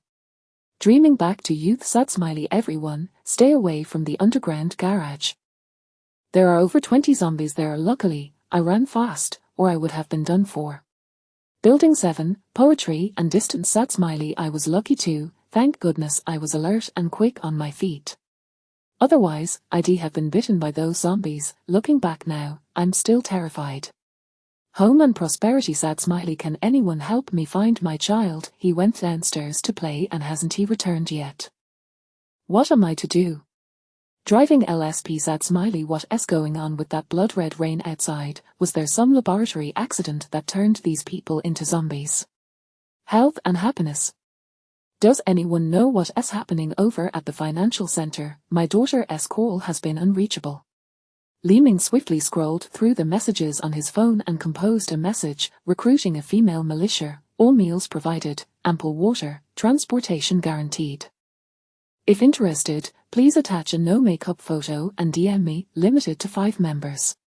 Chapter 20, Sufficient food, abundant water, inclusive transport and meals. Sad smiley. Recruiting a team of women, ample food, plentiful water, inclusive transport. If interested, please attach a photo without makeup. Private message, limited to 5 individuals. Why only 5? When Li Ming considered recruiting beautiful women, his first thought was of hunger marketing. If he were to announce limitless recruitment, they would lack urgency, for he would always need them regardless of the time. By restricting the quota to 5, anxiety would grip their hearts, fearing that if they did not seize the opportunity, it would slip away. Li Ming inundated various owner groups with 10 consecutive messages, causing an uproar within the chat. In Building 12, Mr. Wang, a fitness enthusiast, exclaimed, "Kid, are you out of your mind? Can't you see everyone is worried about the situation outside, and you're preoccupied with this nonsense?" Cloudy Breeze interjected, "How can there be such a pervert? Such a pervert deserves to be physically castrated." Good neighbor of Huaguo remarked, "No, my friend, if you wish to attract beauties, you must invest some effort. Your offer of free meals and drinks is hardly enticing. A poor loser like you shouldn't be embarrassing yourself here." Poison Dragon Diamond chimed in, "Bro, can this really be done? I'm willing to pay double, and I can offer a lot of money, as long as she is beautiful.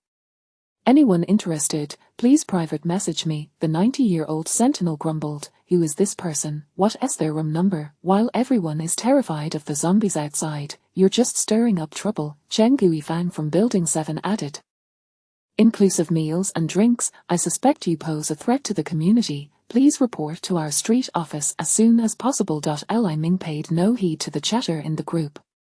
They had yet to realize that the world had changed irreversibly, and the peaceful era was a thing of the past. The golden opportunity to recruit beautiful women would last only a month. As time progressed, the number of exquisite beauties that met the system's criteria would dwindle, potentially approaching 0. By the time everyone acknowledged that this catastrophe was not temporary, the pillars of law, morality, and order would collapse. At that point, most women would become playthings for the marauders, particularly stunning beauties like Hu Feiyan, who would have no means of escaping the clutches of the brutal. During this month, many exceptional women might resort to selling their bodies in exchange for food and shelter due to shortages. Even those unwilling to barter their bodies might be coerced into submission. Ultimately, the number of those who could withstand such trials would be minuscule. Therefore, Li Ming had to act swiftly, disseminating advertisements immediately to make a profound impact. When exquisite beauties were truly desperate enough to barter their bodies for survival provisions, Li Ming would be the first name that came to their minds. After sending messages in each group, he opened a short video app. Indeed, the platform was inundated with clips of zombies attacking. Shocking, over half of the citizens in Modu have inexplicably turned into zombies. The entire city is utterly overrun. Hurry to escape. Deep City is under siege by a massive horde of zombies. Residents are urged to seek refuge in enclosed areas promptly. Terrifying zombie outbreaks reported across various districts in the capital. Chaos reigns with corpses strewn everywhere. Citizens are advised to find safe havens quickly. Texas, USA. Tokyo, Japan. Capital of Italy. Li Ming, observing the news of zombie sieges across the blue planet, took a sip of his precious Mao Tai to steady his nerves. Shortly after, the app displayed an urgent official notification. Urgent notice, according to research by relevant authorities, the red rain that has fallen across the blue planet today contains a significant amount of zombie virus. The surface waters of rivers and lakes have been contaminated and can no longer be used as drinking sources. All cities nationwide will immediately halt water supply until officials find a definitive solution to eradicate the zombie virus.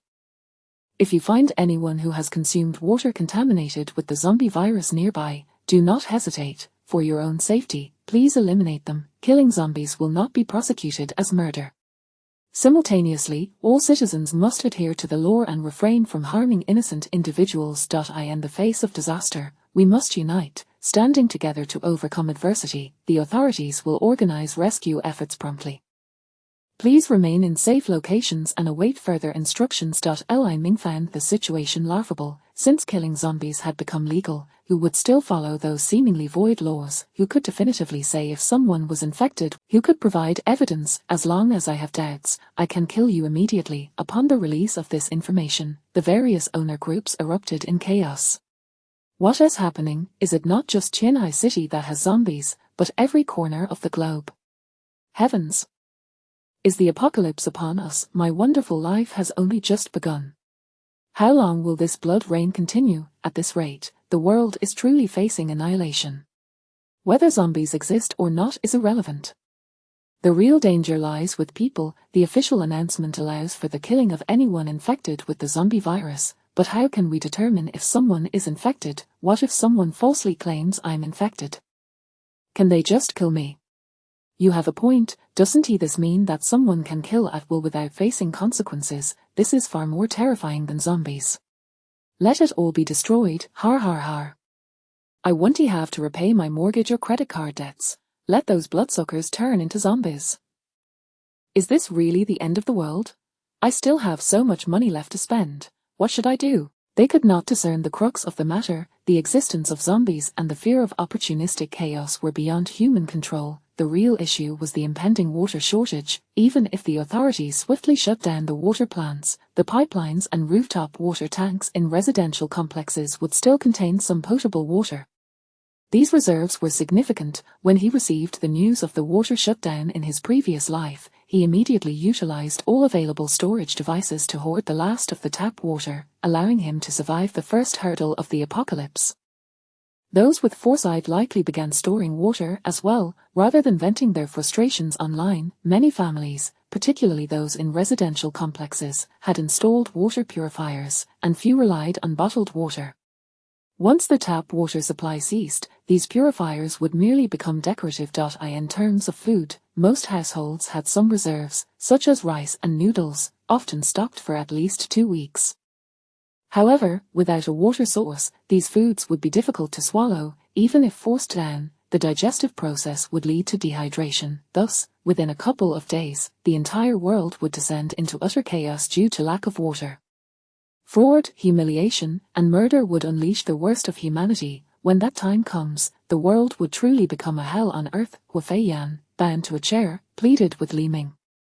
Woo-woo, please, can I make a call to my parents? I'm really worried about them. Please, I want to call the police. Li Ming retrieved a fruit knife and walked slowly towards Hu Feiyan.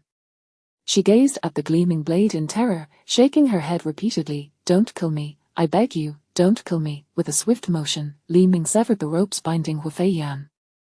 You are free now. Feel free to make calls, report to the police, seek help, or even escape. Do as you wish. Chapter 21, The Virtuous Hu Feiyan. You are free now. Feel free to make a call, alert the authorities, seek assistance, or even escape. Do as you wish. Hu Feiyan gazed incredulously at Li Ming's face, fearing he might retract his words at any moment. Li Ming sheathed the fruit knife he had been holding and settled back onto the sofa. I said you are free, are you not leaving?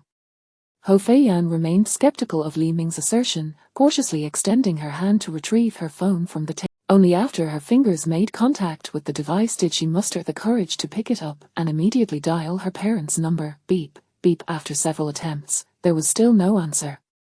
Despair welled up in Hu Feiyan, and she cried out, Dad, please, pick up.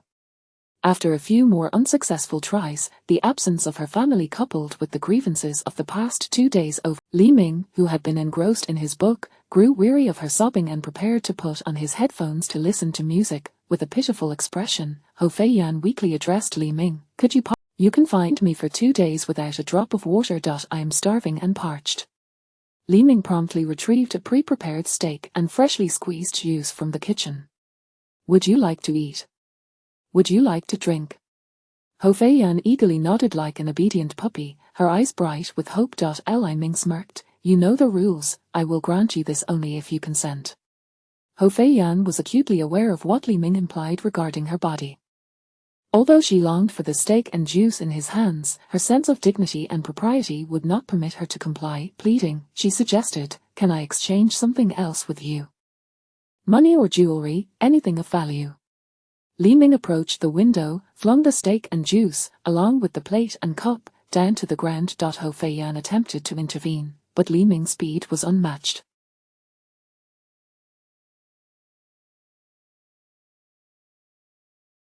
She could only press her forehead against the glass, watching helplessly as the steak fell, crushed. The sound of the shattered plate immediately attracted the attention of 3 zombies, who quickly surrounded the area.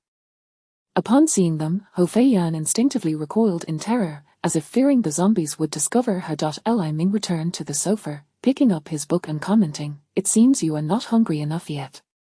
We shall continue this conversation tomorrow. Ho Fei Yan felt an inexplicable anger toward Li Ming's actions and summoned her courage to say, this house is mine, you are taking refuge here, shouldn't you at least pay me rent or provide me with some food? Li Ming chuckled, I seized this house through my own prowess. Why should I owe you rent? Ho Fei Yan contemplated his reasoning and found it somewhat valid, so she shifted her approach, if you continue this way, I will have no choice but to call the police. Li Ming replied, as I mentioned earlier, you are free to do so. I will not impede your actions. Ho Fei Yan raised her phone, testing Li Ming's reaction while somewhat threateningly asserting, I really will report this. Noticing that Li Ming showed no intention of stopping her, she dialed the police. However, after more than 10 attempts, there was still no response. Blushing with frustration, Ho Fei Yan remarked, you must be quite confident that the police are too preoccupied to respond, which is why you act so brazenly. Li Ming looked at her with interest, you are rather astute. Ho Fei Yan stood up in anger, declaring, you said I could move freely. I have hands and feet, and I am sure I can find something to eat. Although most of the furniture in the living room had been replaced by Li Ming, the kitchen remained as Ho Fei Yan had arranged it. She knew exactly where the food was hidden. With renewed confidence, she scoured the kitchen. Oh, my chips and instant noodles were clearly hidden here, along with my chocolates, they are all gone. Upon opening the refrigerator, she found it utterly bare. Enduring the pangs of hunger, she searched the house several times, finding not a single grain of rice. Despicable, you even hid the pack of biscuits I concealed among my old clothes. I assure you, I will not let you succeed. Li Ming's indulgence only made Ho Fei Yan more defiant in his presence, yet, she still could not find a single morsel or drop of water. After her fruitless search, tears welled in her eyes as she weakly beseeched Li Ming, please, I implore you, give me some food, I am truly at my limit. If you are indeed that desperate, I have a friend who is particularly fond of handsome men, especially someone like you. She simply cannot resist, how about I introduce you to her? Li Ming closed his book, can she compare to you? Ho Fei Yan absent-mindedly shook her head, it seems she lost that charm when she turned 18. Li Ming scoffed, phut, not interested. Suddenly recalling her friend, Ho Fei Yan realized that her best friend lived in Building 3 of the same complex, and she could certainly seek refuge with her. It appeared that prolonged hunger truly impaired her intellect. With her stomach growling, Ho Fei Yan sprang up from her seat as if invigorated. If I cannot find anything at home, I refuse to believe that no one in the entire complex would be willing to spare me a bite. Li Ming, engrossed in his phone, did not even glance up at her. Go ahead. Ho Fei Yan noted that Li Ming showed no inclination to deter her departure. Thus, she swiftly approached and opened the front door. If she could reach Building 3, all her problems would be resolved. However, the moment she opened the door, regret washed over her. The once mundane corridor now appeared ominously dark, as if lurking dangers awaited in the unseen shadows. Roar, roar, the hallway reverberated with the howls of zombies. Terrified, Ho Fei Yan slammed the door shut.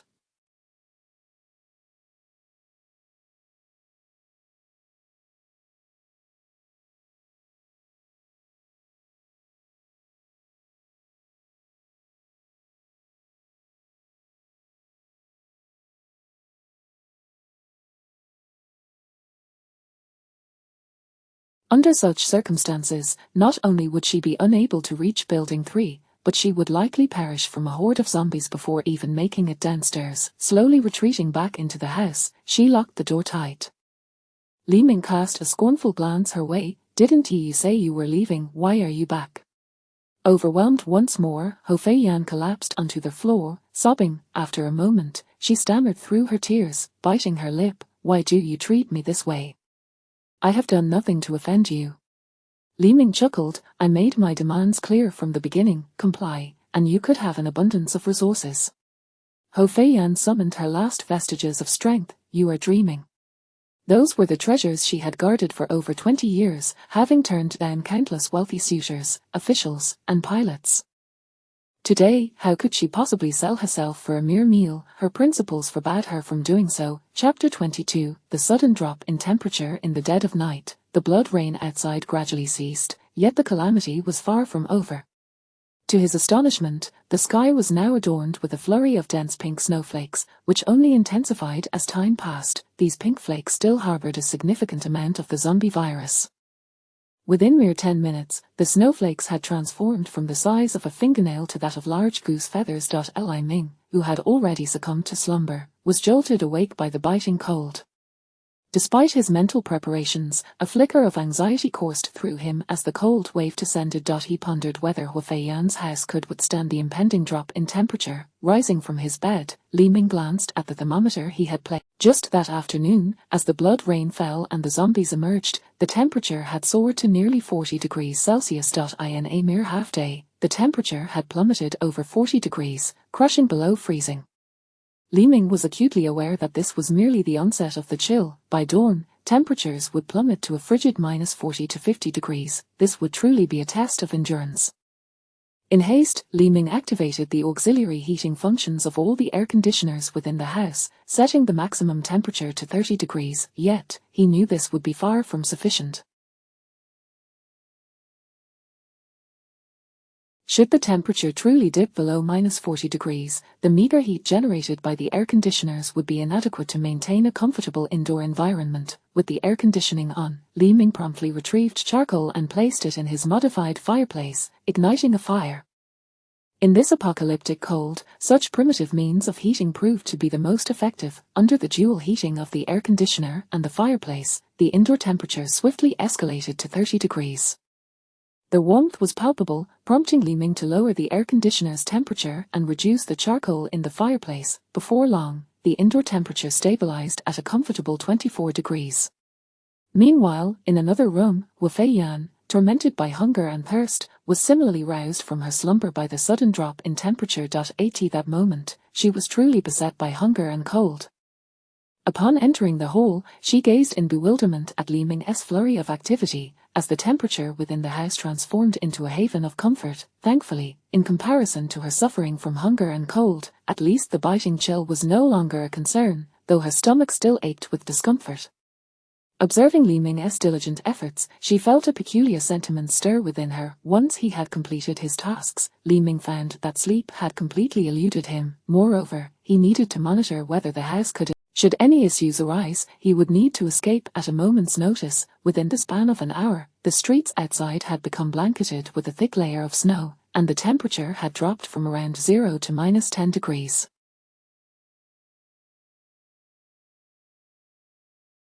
Li Ming added another log to the fireplace, causing the indoor temperature to rise once more. As the hours dragged on, Li Ming decided to check the news on his phone, which was still rife with reports about the zombies and the drastic drop in temperature. What is happening? Why has it suddenly turned so cold? The zombies were terrifying enough as it was, and now this frigid weather is unbearable. Why is the temperature continuing to drop? Just a moment ago, the air conditioner was blowing out warm air, and now it's only cold. Does anyone have extra blankets? We just moved into this neighborhood and haven't brought any winter bedding. I am willing to pay a premium. Upon careful observation, these snowflakes are pink. Could they, like the red rain, contain the zombie? Does anyone have any to spare? I'll pay generously, 200 for a bottle of mineral water. With such low temperatures, could all those zombies outside freeze to death? That would be a relief. At least we wouldn't have to worry about being bitten. Only Li Ming understood that these zombies were remarkably resilient to the cold and could not be frozen to death by low temperatures. When they failed to detect prey, they would lie in ambush, motionless in every nook and cranny. Once a target was spotted, they would contort their grotesque bodies and pounce towards it with wild abandon. Their heavy snowfall significantly increased the peril of venturing outdoors, as the snow would conceal the zombies lurking beneath its surface. When one traversed the snowy terrain, they might survey their surroundings with caution, yet remain oblivious to the sudden emergence of a horde of zombies from beneath the snow, ready to track them down and feast upon them. Li Ming's greatest concern was whether the enormous floor-to-ceiling windows in the living room could withstand the frigid temperature of -40 degrees. 3 hours later, the outdoor temperature had indeed dropped to -40 degrees, yet the massive glass remained intact, allowing Li Ming to finally breathe a sigh of relief. The indoor temperature remained comfortably controlled at 24 degrees. Gradually, drowsiness began to envelop him. Stretching and yawning, he resolved to retreat to his room for a much-needed rest. Upon awakening the next day, it was already midday.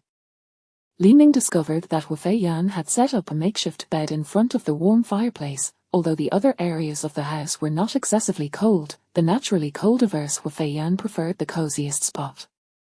Casting a glance at the outdoor thermometer, he noted that the temperature had plunged to -50 degrees. Through the expansive glass, he observed that the streets were now covered in a thick layer of snow, with the storefronts blanketed to 2/3 of their height. If it weren't for the extreme cold and the lurking zombies, the scene outside would have been a picturesque winter wonderland. After a quick wash, Li Ming commenced his day's task, posting a call for beautiful women. All meals and drinks provided. Seeking lovely ladies, full meals guaranteed, ample water supply, transportation included. If interested, please send a full-body photo without makeup in private message, limited to 5 individuals. Li Ming proceeded to inundate various groups with 10 consecutive posts.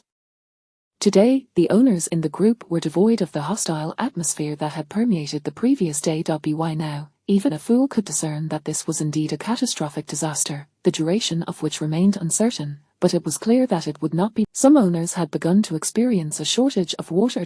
As Li Ming broadcasted his advertisement, he was promptly tagged by others. "Bro, have you stored a lot of water? Can you sell some to me? I can pay a high price." "Hey, I'm the manager of the Mard Group, can you sell me some water? How about $500 for a 550 milliliters bottle of mineral water?" So what if you're the manager of the Mard Group? In this apocalypse, who cares about titles? I'll take a bottle of mineral water for $1,000, I want as much as you have. I'll pay $2,000 for a bottle. I want as many as you can spare. Hey, don't inflate the prices, this is just the beginning, we have a long way to go. I've got money.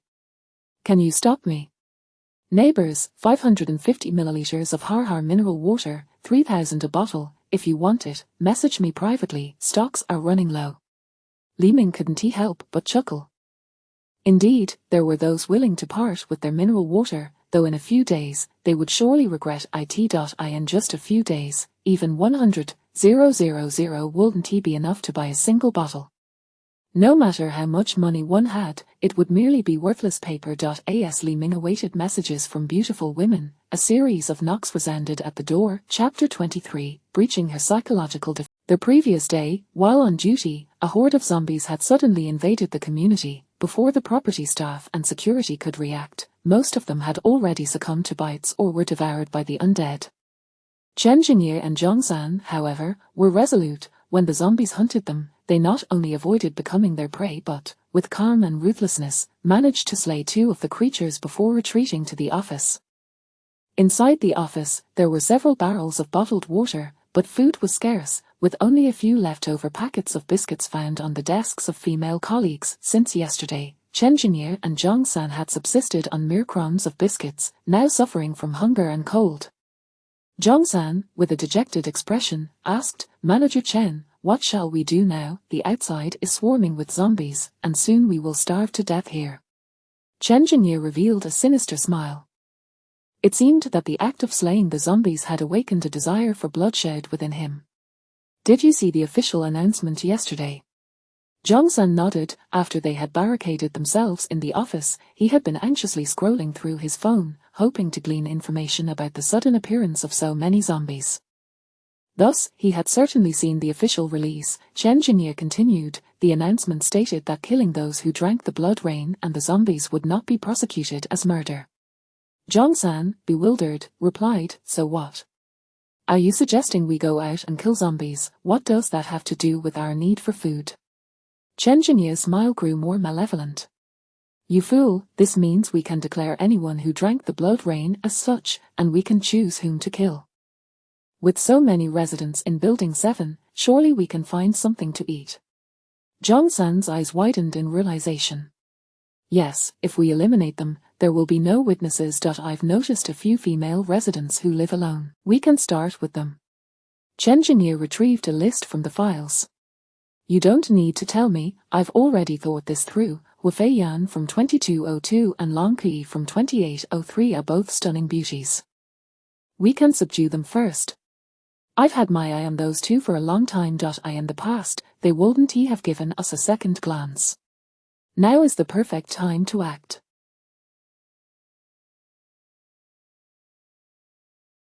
If they resist, we can simply kill them and claim they drank the blood rain.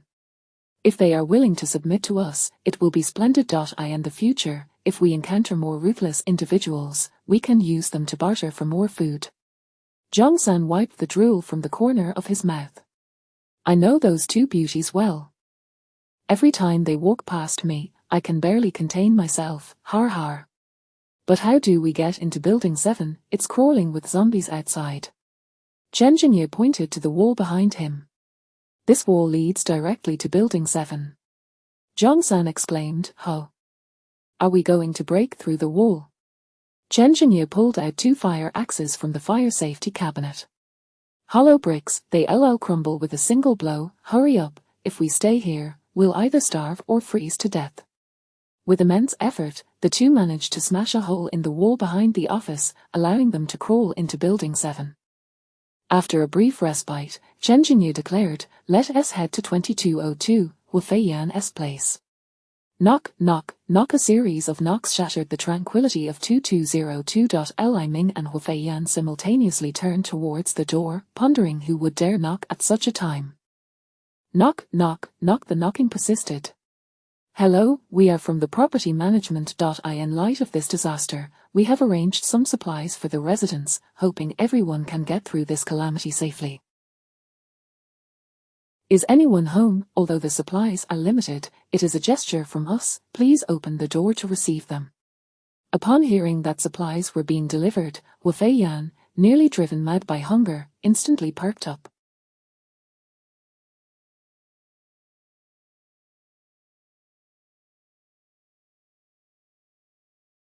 She wanted to respond to the people outside immediately but feared Li Ming's reaction. Wu Feiyan quietly pleaded, it's the property management bringing me supplies. Can I open the door? These supplies are meant for me. I won't betray you. Li Ming, indifferent, replied, if you think they can be trusted, you may open the door. I won't stop you. He had little faith that anyone would be foolish enough to voluntarily deliver supplies at such a time. Even bottled water in the group had skyrocketed to 3,000 per bottle. He would sooner believe himself to be Jesus than accept that anyone outside would willingly provide aid. Yet, in Li Ming's view, the arrival of these two individuals was fortuitous. It was time for Wu Feiyan to witness the treachery of human nature and completely shatter her psychological defenses. Seeing that Li Ming did not oppose her, Wu Feiyan quickly made her way to the door. Although she was ravenous, it did not mean she had lost her ability to think. She dared not fully trust the unexpected delivery of supplies. With caution, she peered through the peephole to assess the situation outside. Chen Jingye sensed someone observing them and stepped back slightly, allowing Wu Feiyan to see his face clearly. You see, I am Chen Jingye, the property manager of Building 7, and this is security guard Zhang San. You've lived here long enough to recognize us. Upon glancing through the peephole, Wu Feiyan confirmed that it was indeed the familiar face of Chen Jingye. Zhang San had helped her carry items upstairs on several occasions, leaving a strong impression on her. In her mind, these two were the epitome of helpful, good people. With her guard lowered upon seeing these familiar faces, she unlocked the door, creaked, the door swung open, and Chen Jingye and Zhang San revealed their sinister smiles, exchanging a knowing glance. She fell for it. Thank you for the supplies, you are truly kind, and it's reassuring to know our property management is looking out for us. The hefty fees we pay are not in vain, Wu Feiyan exclaimed with excitement. However, in the next moment, her heart plummeted into an abyss as a cold fire axe pressed against her neck. Well, my beautiful lady, as long as you comply with us, we have no intention of harming you. Wu Feiyan gazed into Chen Jingye's greedy, lustful eyes, her body trembling involuntarily.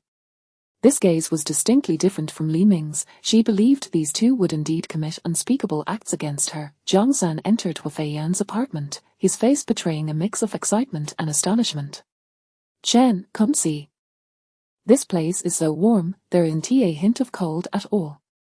Chen Jingye, still wielding the fire axe against Wu Feiyan, stepped into her home, or the warmth enveloped him. It felt delightful. Chen Jingye leered at Wu Feiyan. Indeed, Wu, you know how to indulge yourself, you've even installed a fireplace at home. It's perfect, we can conduct our business here without feeling cold. Wu Feiyan, terrified, stammered, business. What business do you intend to conduct? Chen Jingyu tightened his grip on her neck. What do you think? Wu Feiyan let out a scream, pushing away Chen Jingyu's hand that was clamped down on her throat. Slap! Chen Jingyu struck her, sending her crashing to the ground, his voice cold and threatening. I advise you to be sensible, otherwise, you will be labeled as someone who drank the blood rain, and if we kill you, it will not be a violation of the law. Chapter 24. Letting go, embracing freedom the moment she was struck to the ground by Chen Jingye, Wu Feiyan immediately cast her gaze towards Li Ming. Where is Li Ming? She wondered. He had been sitting here reading just moments ago. It was no wonder he had chosen to hide upon seeing the two of them wielding fire axes, fear overtaking him. Wu Feiyan found herself laughing at her own absurdity. Even now, she was foolishly hoping that Li Ming would intervene and save her from Chen Jingye's clutches. Chen Jingye, filled with excitement, seized Wu Feiyan by the hair and dragged her across the room to the couch like a lifeless dog. Zhang San, quickly close the door and see if there's anything to eat in her kitchen, he commanded. It's so warm and comfortable here. We might as well take care of her right here. How delightful. Zhang San replied with slight dissatisfaction. Chen, you go first this time. Next, it's my turn with Long Kui from 2803. I refuse to always settle for your leftovers. Chen Jingyu retorted angrily. Can you not aspire for more? We'll share in this together. There's plenty to go around. Just listen to me and find some food and water, quickly. With that, he pinned Wu Feiyan beneath him and tore open her outer garment. Wu Feiyan, tears streaming down her face, clutched desperately at her clothes, pleading, Chen, please, don't do this. I beg you to spare me. Slap, slap, slap. Chen Jingyu struck Wu Feiyan 3 times across the face, his expression twisted with rage as he growled, if you dare to resist again, I'll throw you out to the zombies. The once gentle and courteous steward had transformed into a terrifying demon, more fearsome than any zombie. Overcome by hunger and desperation, Wu Feiyan had long since lost the will to fight back, despair washing over her in tears. Har har, I never thought I would see the day when I could possess you, Chen Jingyu sneered, his words trailing off. Suddenly, someone from behind yanked his hair, lifting his head from Wu Feiyan's chest. Instinctively, Chen Jingyu turned to see who it was. And the next moment, a cold dagger pressed against his throat, slicing through like a knife through butter. With a spray of blood, it splattered across Wu Feiyan, staining her face with Chen Jingyu's lifeblood. He collapsed to the ground, clutching his neck in a panic. Terror etched across his face as he gazed at Li Ming, the one wielding the dagger, struggling in despair. Just moments ago, he had appeared as the hunter before Wu Feiyan, but within 2 minutes, he had become the prey, slaughtered like livestock. Li Ming settled beside Wu Feiyan, his voice calm as he stated, do you know that when a person's carotid artery is severed, they do not immediately lose consciousness or die? At that moment, they are paradoxically the most lucid, feeling as if time stretches infinitely. They watch helplessly as their blood flows away, feeling their bodies grow colder from the loss.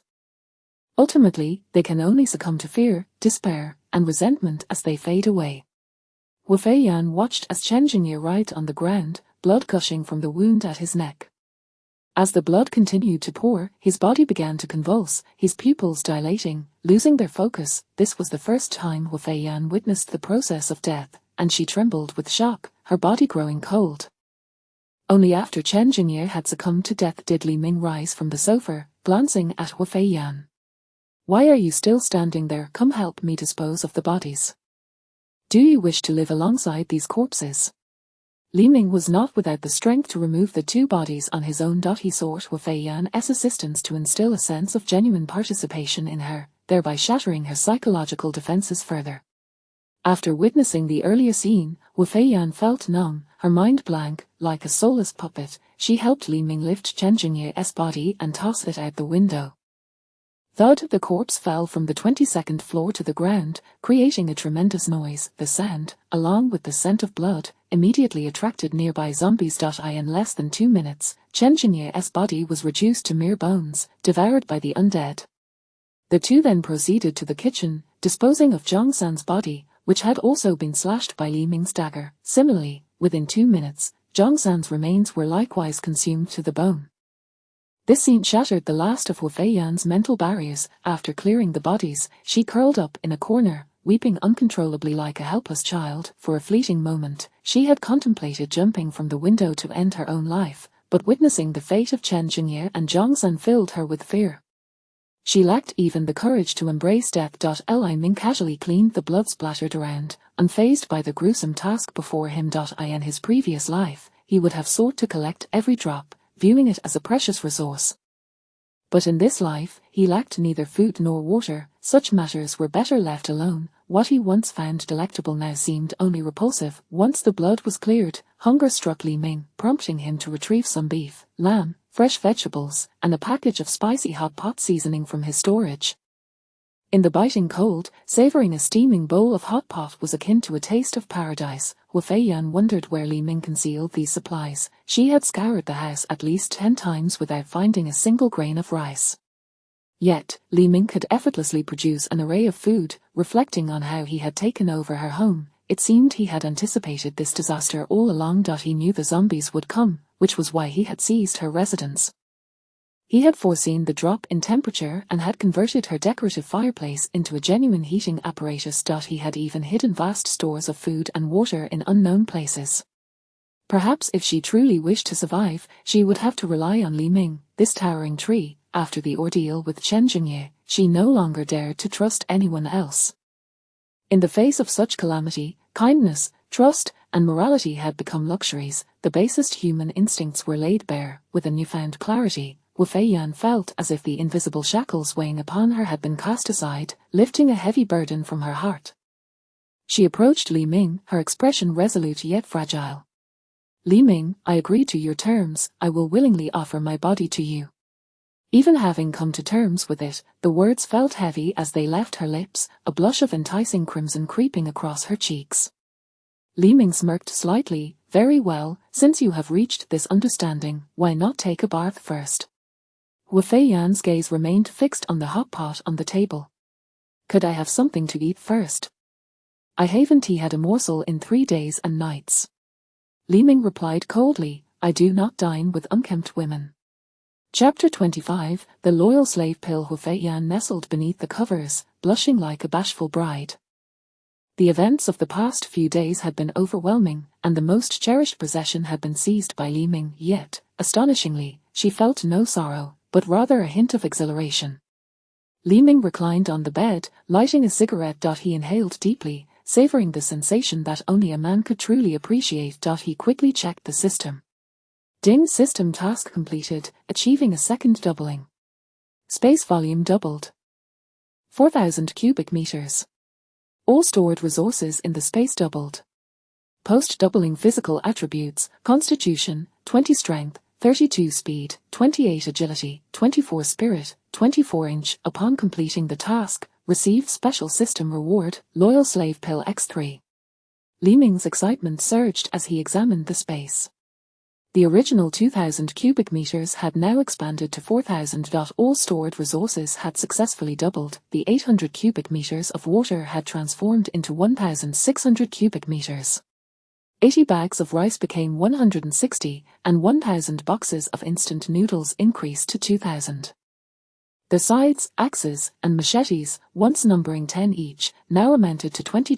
Even the half-eaten watermelon he had left over had miraculously turned into a whole one. Li Ming verified that indeed, all resources had doubled. What intrigued him most was the special reward, the loyal slave pill. He inquired of the system, "What is this loyal slave pill?" The system replied, "As the name implies, anyone who consumes the loyal slave pill will become your slave, bound to 100 loyalty to you for life, devoid of any deceit, concealment, or betrayal. Those who consume the pill will experience a tenfold enhancement of their physical attributes." Li Ming gasped. A tenfold enhancement of physical attributes was nothing short of miraculous. His eyes sparkled with anticipation. This was indeed a remarkable item. In a world ravaged by apocalypse, loyalty and trust had become worthless. One could easily buy a person's servitude with a mere packet of instant noodles or biscuits. Likewise, those close to him might betray him due to temptation, threats to their families, or a myriad of other reasons. Such occurrences were nearly impossible to eradicate entirely, like Hu Feiyan, who might appear to comply with him for the sake of survival, yet could very well betray him when faced with greater temptation. Now, with the loyal slave pill in his possession, this dilemma could be definitively resolved. At the very least, those frequently by his side, especially someone like Hu Feiyan, must be 100 loyal and obedient to him. With a thought, a chocolate-shaped pill appeared in his hand, which he offered to Hu Feiyan. "Take this." Hu Feiyan, her cheeks flushed, shyly asked, "What is this?" Li Ming smiled, "A nourishing elixir, beneficial for you." Assuming it was a gesture of his affection, Hu Feiyan sweetly replied, "I'm still young and don't need such a tonic. You, however, have worked so hard, you should keep it for yourself." Realizing she had misunderstood, Li Ming, unwilling to explain further, commanded, "Just take it without any more nonsense." Pouting, Hu Feiyan accepted the loyal slave pill and swallowed it in one gulp. Li Ming eagerly asked, "How do you feel?" "The taste is quite pleasant." "Who asked you about the taste? I meant, how does your body feel after consuming it?" Confused, Hu Feiyan glanced at her body, and suddenly, she felt invigorated. No longer aching, she felt as if she could conquer fierce beasts. "I feel energized and particularly spirited. I want to." She shyly glanced at Li Ming, her eyes burning with intensity. "Li Ming, do you feel anything else?" Hu Feiyan gazed at Li Ming's face, her complexion deepening in hue. "I think you've become especially handsome, perfectly aligned with my aesthetic. I've never seen a man so striking. Moreover, the aura you exude utterly captivates me. Every command you give seems perfectly reasonable. I simply cannot resist. Your every action enchants me, and I feel I could die for you at any moment." Li Ming attempted to push Hu Feiyan, who was nestled against him, away, but found that no matter how hard he tried, she remained steadfast. He grimaced. Had she truly not noticed her own strength had surged tenfold, his own attributes had merely quadrupled, yet Hu Feiyan, with her tenfold enhancement, could easily overpower him. Fortunately, she was now his utterly loyal slave. Otherwise, he might have faced dire consequences today. Having also doubled his physical attributes, Li Ming felt an overwhelming need for release. Hu Feiyan gazed at him, still somewhat unsatisfied. Li Ming, as dawn broke, neither had managed to sleep. Hu Feiyan remained vibrant and spirited. Li Ming lit another cigarette to sharpen his focus and checked his phone for messages. It was now the third day since the apocalypse had fallen. Normally, by this point, 70% of the population would be experiencing water shortages. Thus, he believed that some desperate beauties would be reaching out to him for assistance. To his surprise, over 10 people had requested to add him as a friend. Li Ming's spirits lifted. If he could secure another exquisite beauty, he would possess 8,000 cubic meters of space, with resources doubling, all brimming with provisions. "Bro, which building and room number are you in? You must have stockpiled plenty of food and water. I am willing to pay for it, just name your price." A man added him on WeChat, offering to pay how NAVE. Why would anyone inquire about his room number if they were genuinely interested in purchasing? Their intentions were glaringly transparent. Moreover, what use was money in this scenario? Mere numbers, utterly useless. Hello, in these apocalyptic times, we should support one another as neighbors. Many elderly and children in our community are struggling to find food. I hope you can be less selfish, embody the spirit of mutual assistance, and share some of your stockpiled food with us. We would be grateful. Li Ming couldn't he help but curse, damn it, even in the apocalypse, they still attempt moral coercion, have they lost their minds? Once again, he thought, as long as I act without morality, no one can impose their moral standards on me. It's not my responsibility to care for their elderly or children. Chapter 26, The Influencer Longkey. Young man, I am Cheng Suying, the director of the neighborhood committee. I am here to officially requisition the supplies in your possession.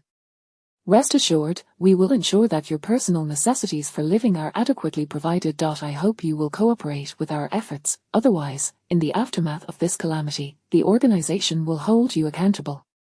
This neighborhood committee director, known affectionately as Aunt Cheng, left a lasting impression on Li Ming. He was taken aback to discover that she resided in the same vicinity.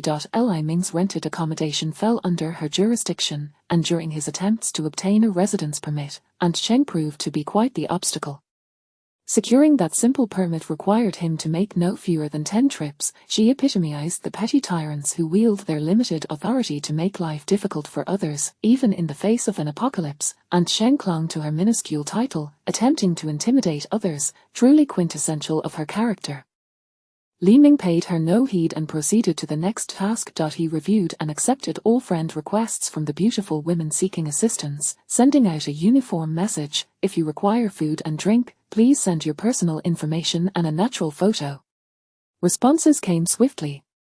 Chen Xiamen, do you truly have sufficient supplies? Do you possess French alpine spring water? I find other brands of mineral water unpalatable, they make me feel nauseous. If you have this brand, I might consider being amicable with you. Even in the apocalypse, such a rare gem existed. He replied bluntly, farewell, no hard feelings.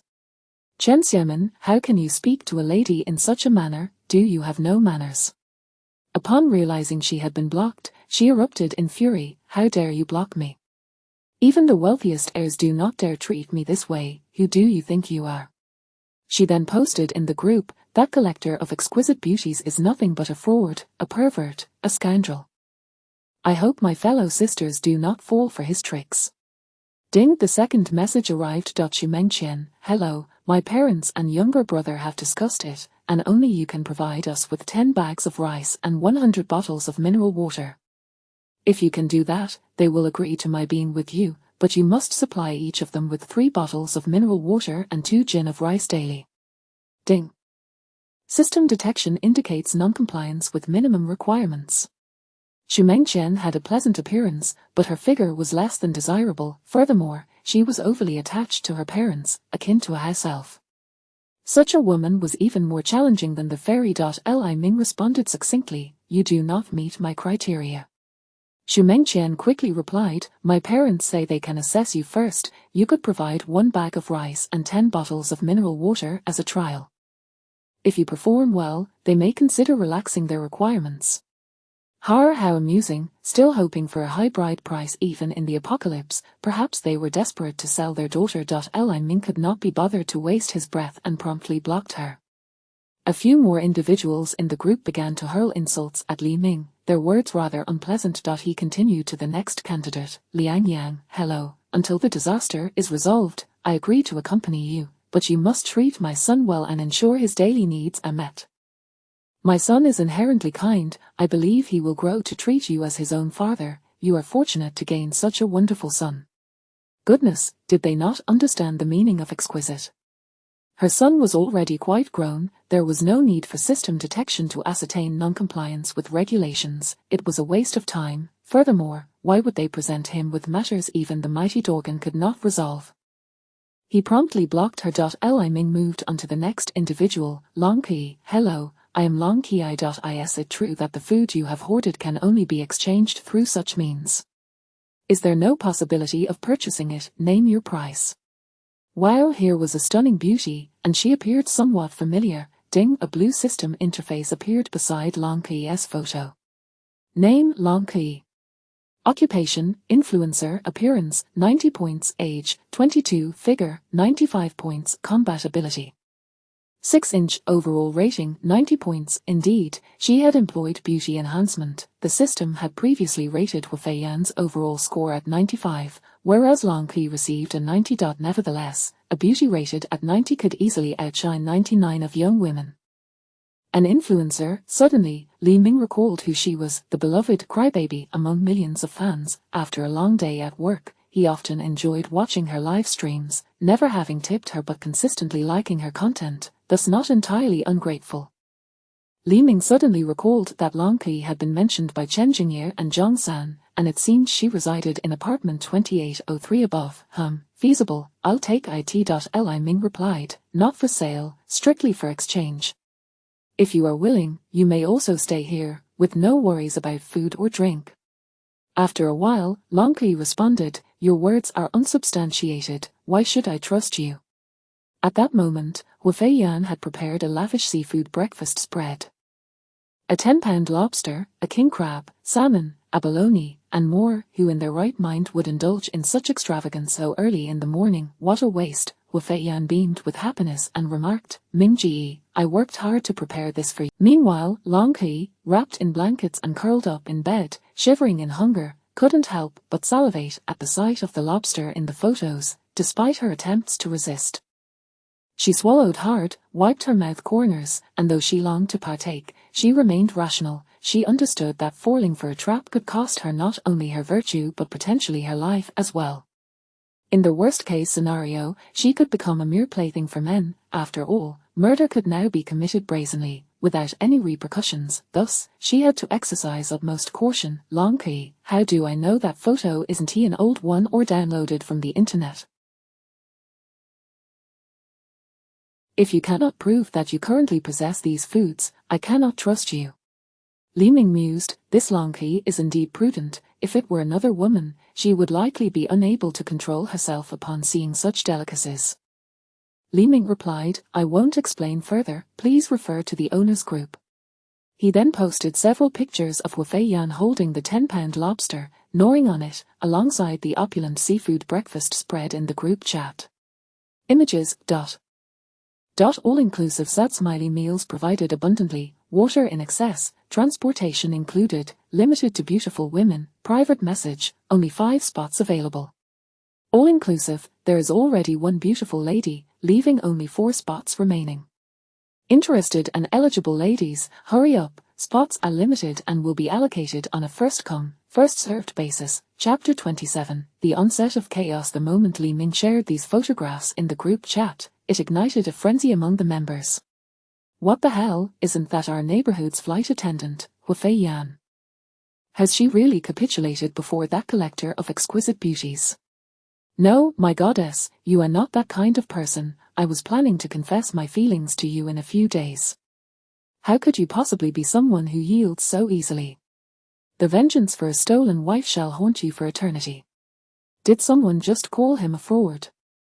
Step forward and prove it. What are his qualifications? We can barely afford a meal, and they are having a seafood feast for breakfast. How extravagant. I implore you, take me in. I am willing to serve you like a loyal steed if you could just provide me with shrimp shells. Aunt Sheng from the neighborhood committee chimed in, how can you lack a sense of community?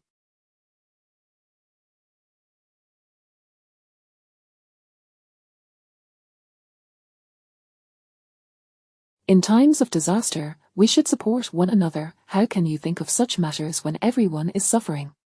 She continued, in my capacity as the community director, I command you to hand over your stockpiled food to me for safekeeping. We will distribute it according to everyone's needs so that we may all weather this calamity together. Li Ming chuckled to himself, thinking, I do not provoke you, yet you dare to provoke me. He then sent a message in the group chat, you are absolutely right.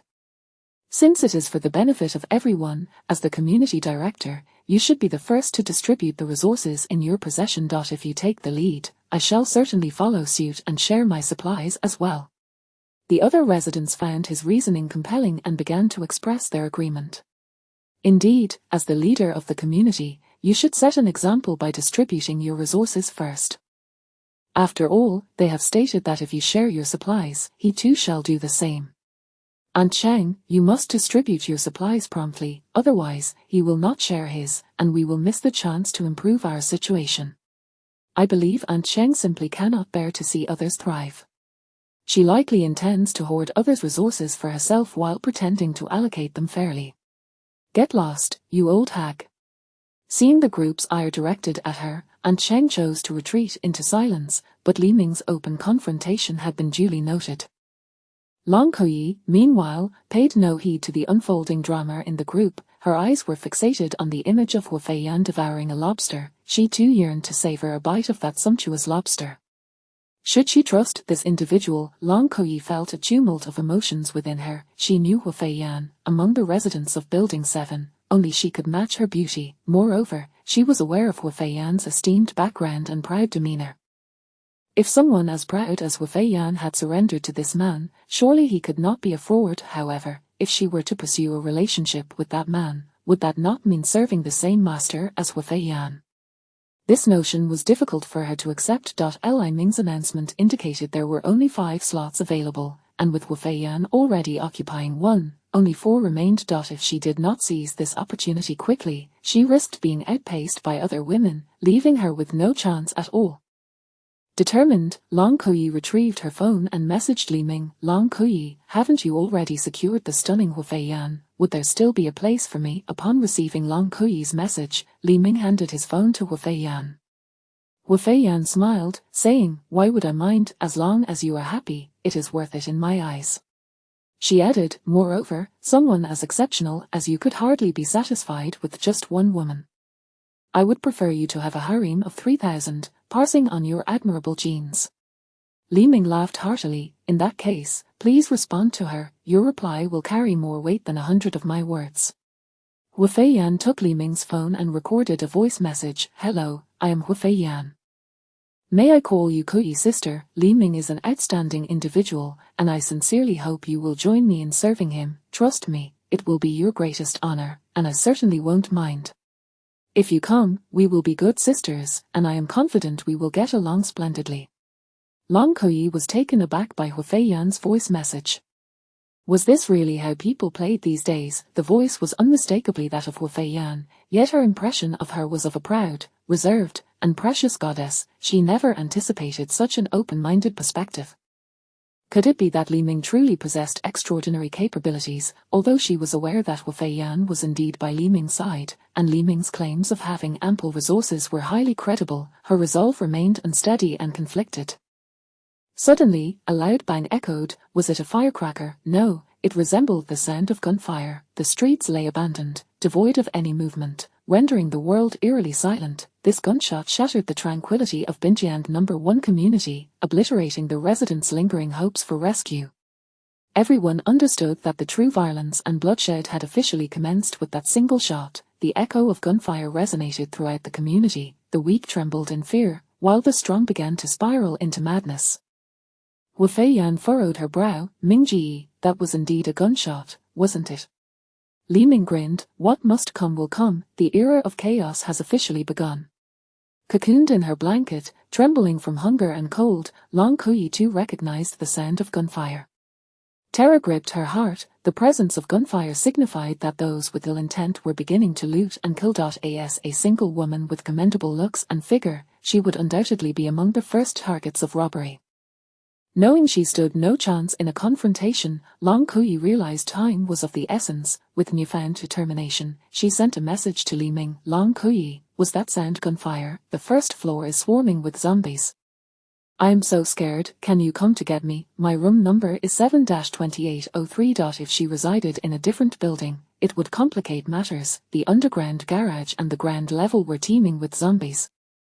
Reaching another building would mean a bloody battle with the undead. While Li Ming had the experience and confidence to manage it, he was not one to court danger unnecessarily. Fortunately, the second exquisite beauty to seek his protection also resided in Building 7, just like him.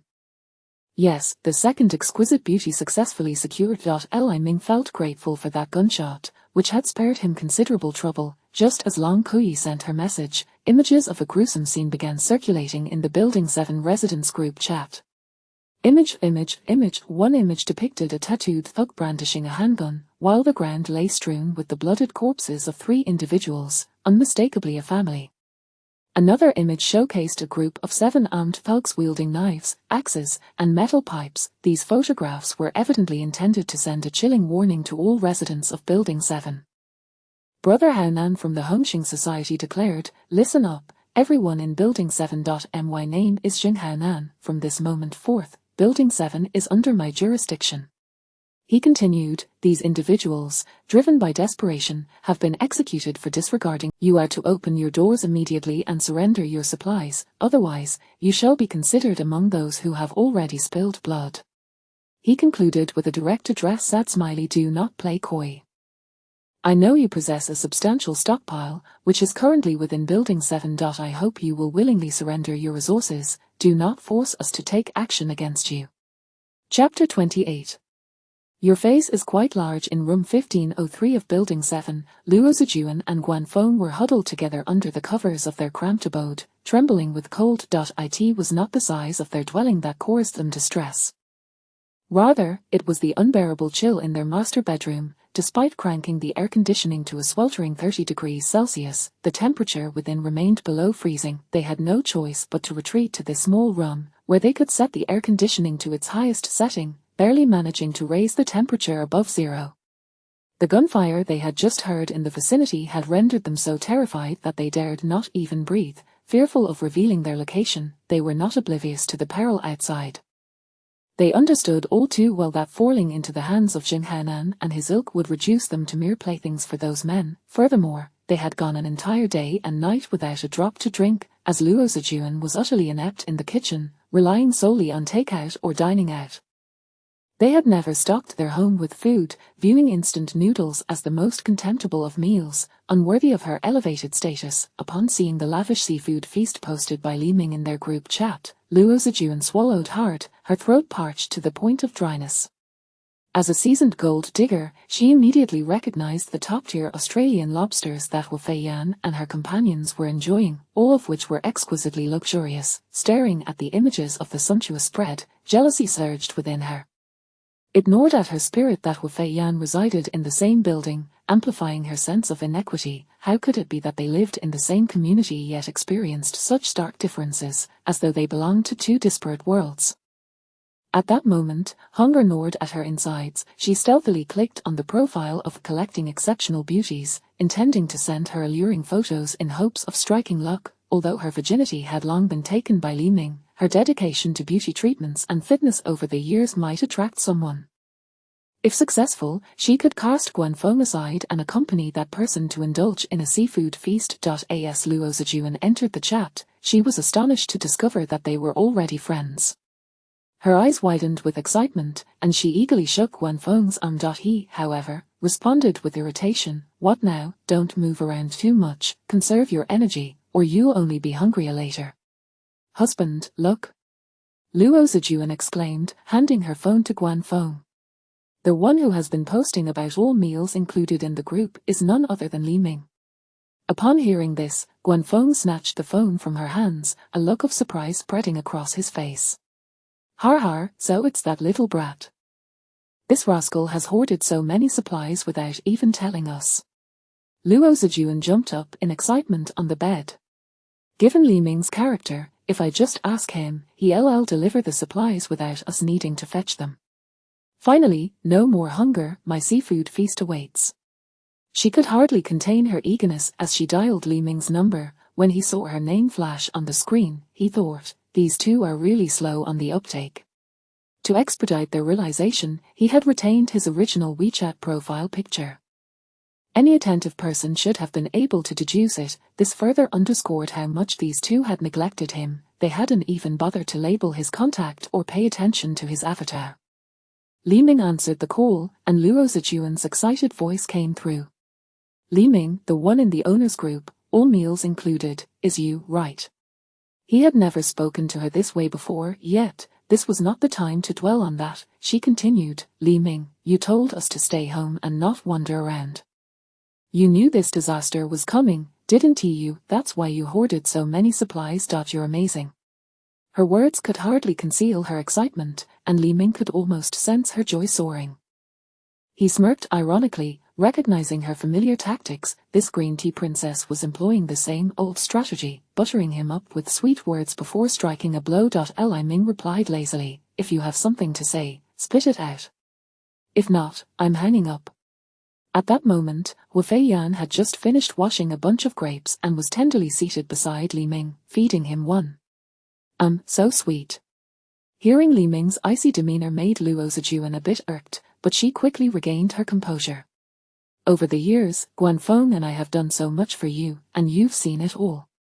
Just a few days ago, you colluded with others to steal Guanfeng's fuel truck, but we won to hold it against you. After all, you are the most important person in my life. Now that disaster has struck, we three can share the supplies you have. What do you think? You alone can keep a third, that's already quite generous. If you agree, please send the supplies over. I never had the chance to tell you before, but our room number is 7 to 1503, right below Hu Feiyan's apartment."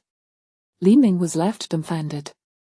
How could she be so audacious, demanding 2/3 at first mention, and to think she expected him to deliver it personally? Had he misheard? Still, he decided to give her a glimmer of hope. Li Ming responded, "But now there are two of us." In a tone of disappointment, Luo Zijuan replied, "Li Ming, you're still immature. The Hu Feiyan is clearly not a good person. If it weren't for the disaster, she wouldn't even glance in your direction. Her interest in you is solely because of the supplies you possess. Can't you see that? With a despicable green tea princess like her, you should kick her out of your home." "What a disgrace." Li Ming scoffed, "So you insist on taking 2/3? Of course, it would be best if you entrusted your share to us, lest one day some woman charms you, and you fall for it." Li Ming realized he had underestimated Luo Zijuan's shamelessness. She was even unwilling to relinquish the final third. Her reasons were as audacious as ever. Amused by her greed, he retorted, "All right, just you wait." With that, he hung up the phone. While he knew Luo Zijuan lived in Building 7, he was unaware of their specific room number. Now he had uncovered their hiding place. Meanwhile, Hu Feiyan nestled against Li Ming's chest, feeding him another grape. "Who was that?" he asked, wrapping an arm around her. "Just two lunatics." Luo Zijuan set down her phone, leaping to her feet in excitement. "Wonderful. It worked." Li Ming agreed to personally deliver the supplies. "I told you, once I speak up, he can't refuse." Guanfeng embraced Luo Zijuan, beaming with pride. "Wife, you truly are the best." Luo Zijuan scoffed, "That splattering fool, Li Ming, knew the disaster was coming yet failed to warn us. With our capabilities, we could have hoarded even more supplies." Guanfeng said, "Exactly, after the zombie outbreak, he didn't come looking for us right away, instead using our supplies to chase after some exceptional beauties." Guanfeng's fury was palpable. If those supplies had reached him sooner, Wu Feiyan would be lying in his embrace. The moment he laid eyes on her at Binjiangyi Hua community, he was captivated by her beauty. He had persistently tried to strike up a conversation with her, only to be met with her haughty demeanor, which left him no opportunity. He had thought her to be aloof, only to discover that a single meal had been enough for Li Ming to win her over.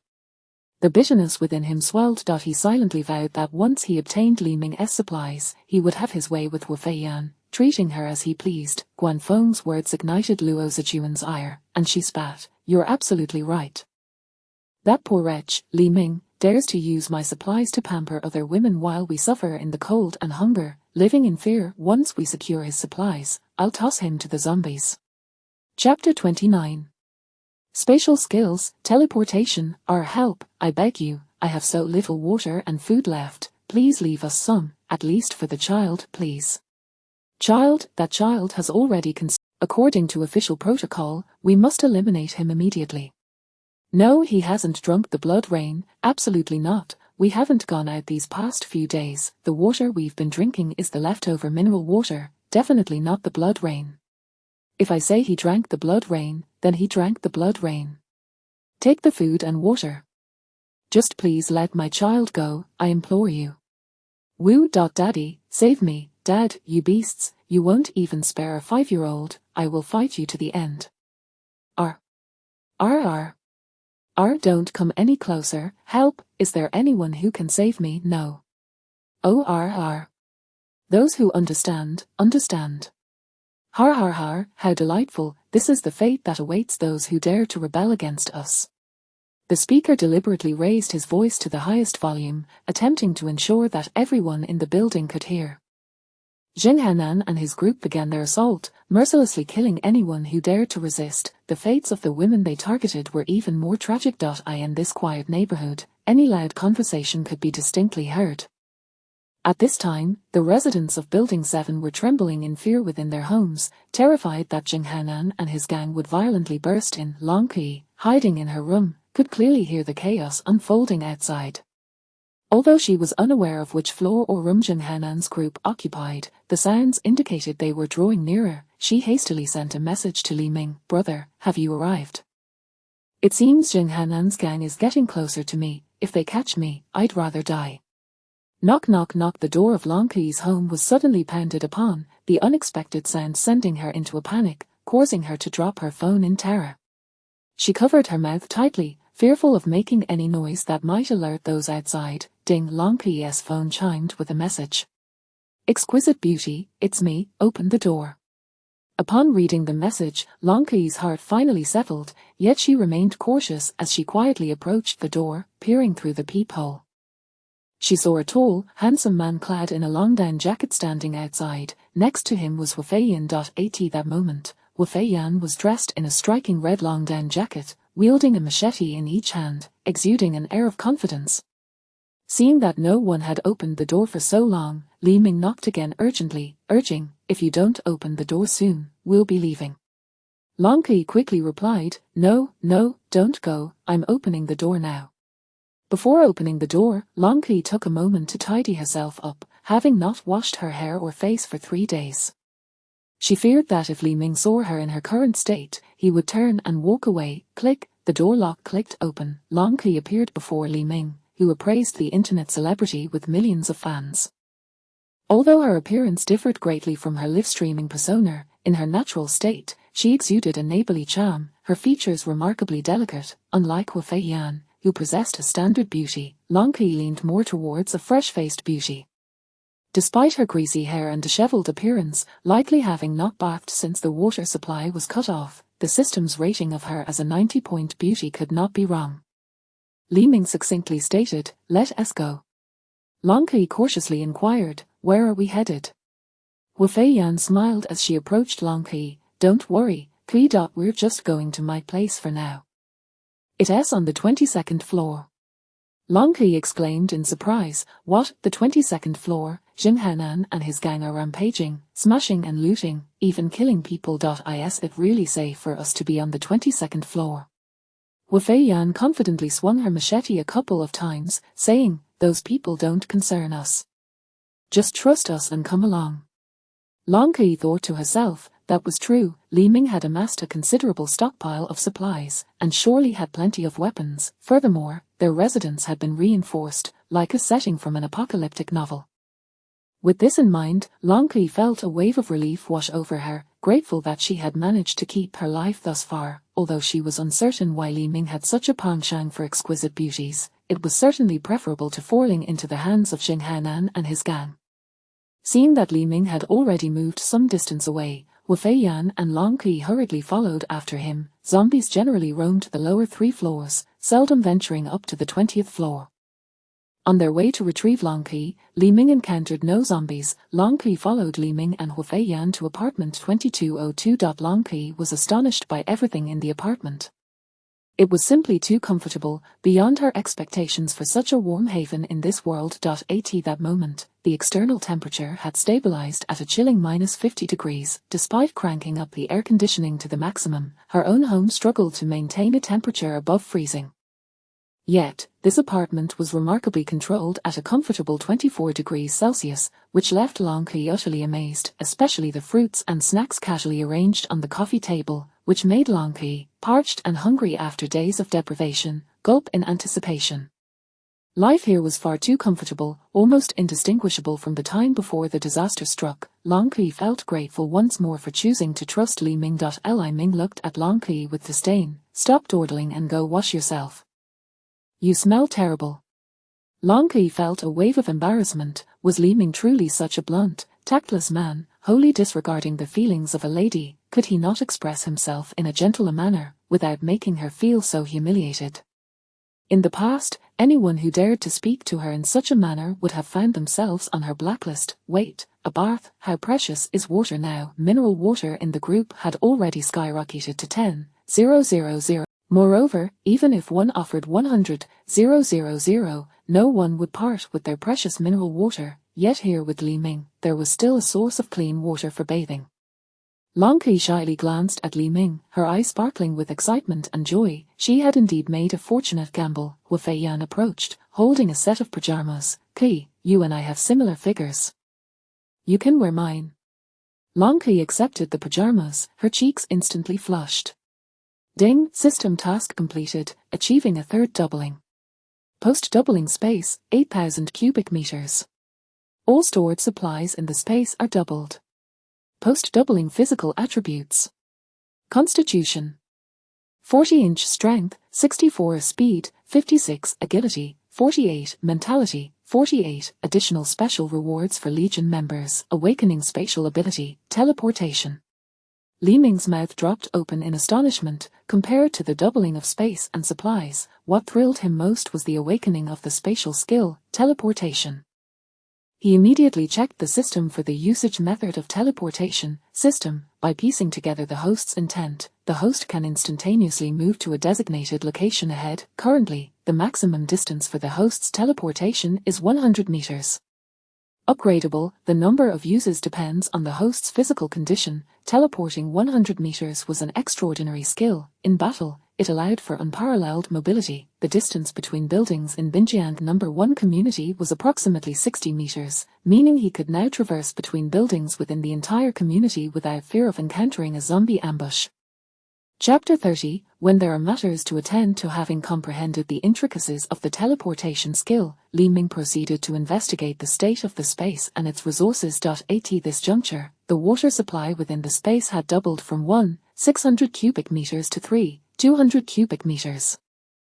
The 160 bags of rice had also increased to 320 bags. The 2,000 boxes of instant noodles had surged to 4,000 boxes. Li Ming did not examine the other supplies in detail, for it was a foregone conclusion that they too had doubled. What filled Li Ming with unrestrained joy was the fact that the special reward from the system, the loyalty pill, had also multiplied. Previously, he had administered one to Wu Feiyan, leaving 2 remaining in the space, which had now transformed into 4. Li Ming had not anticipated that even the system's special rewards could experience such a doubling effect. This implied that as he welcomed more exquisite beauties into his fold, the number of loyalty pills at his disposal would also increase. He could effortlessly forge an army that would be utterly devoted to him. Moreover, those who consumed the loyalty pill would witness an immediate tenfold enhancement in their physical attributes, rendering such an army nearly invincible. Without hesitation, Li Ming retrieved one of the loyalty pills from the space and handed it to the exhausted Long Ki. Consume this, he instructed. At that moment, Long Ki felt utterly drained. Exhausted, in pain, she began to understand Wu Feiyan's fervent desire for her to join them. It was all a trap, a deep pit. Long Ki weakly accepted the chocolate-like substance from Li Ming's hand. She dared not defy his command. Even if it were poison, she could only swallow it. After consuming the loyalty pill, Long Ki suddenly found herself captivated by Li Ming's every expression and smile.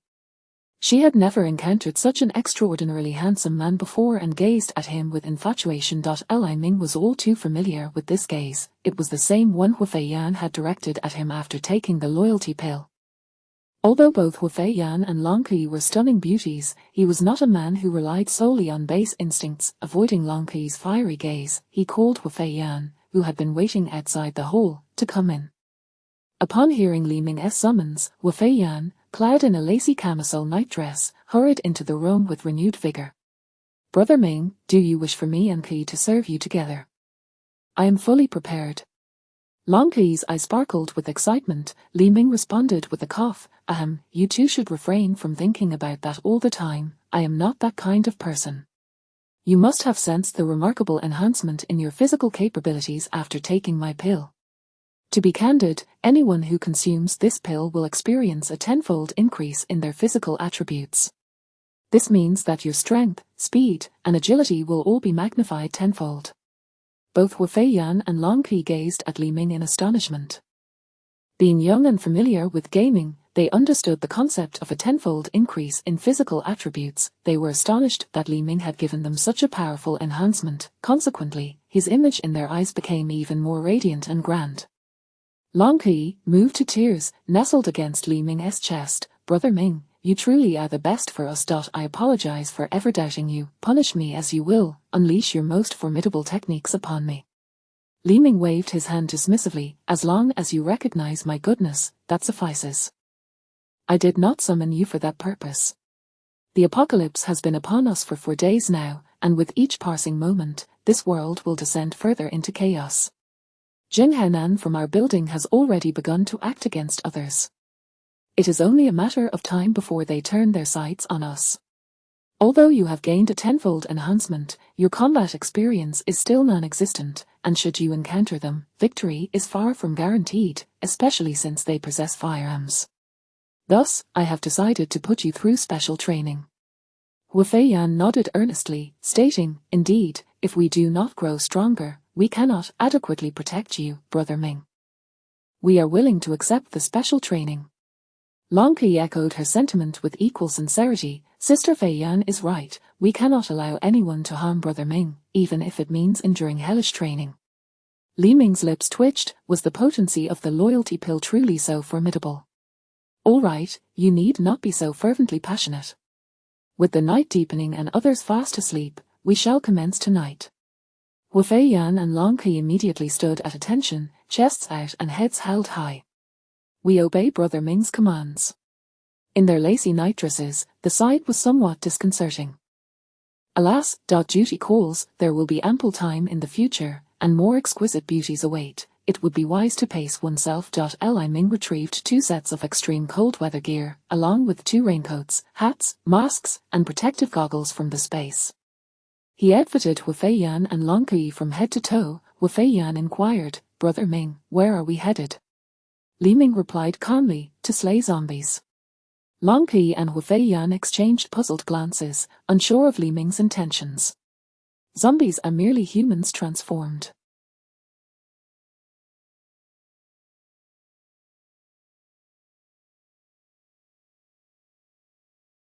They possess a physique similar to ordinary people, yet they move sluggishly and lack strength, making them an ideal choice for you to practice combat and enhance your fighting experience.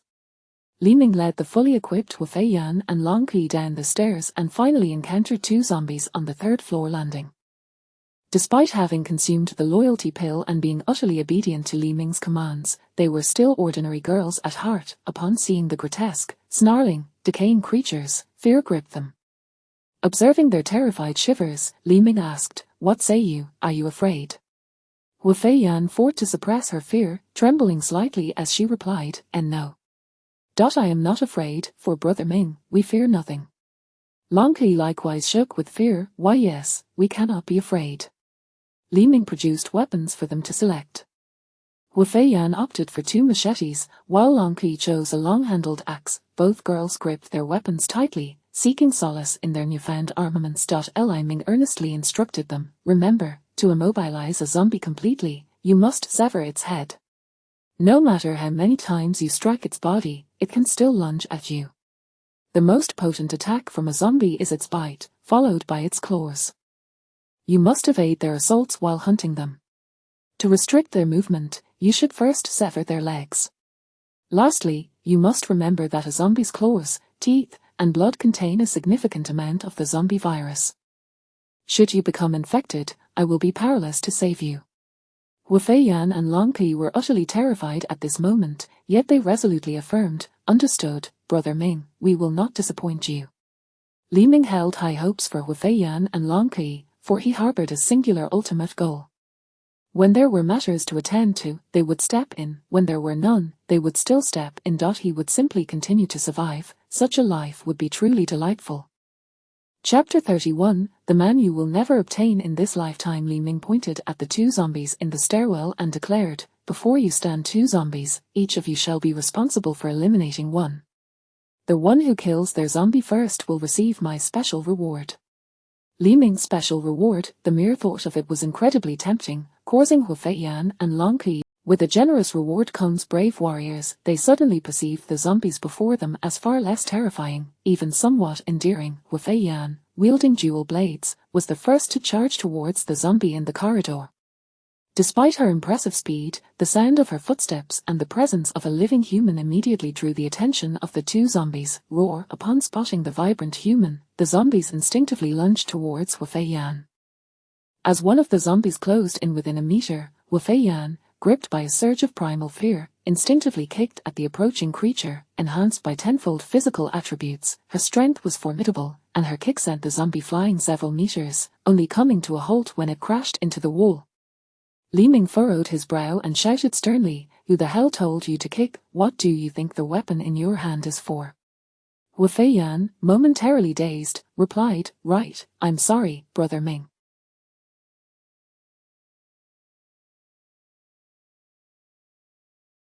It lunged at me, and in my panic, I couldn't help but kick. "Next time, I'll definitely chop it down."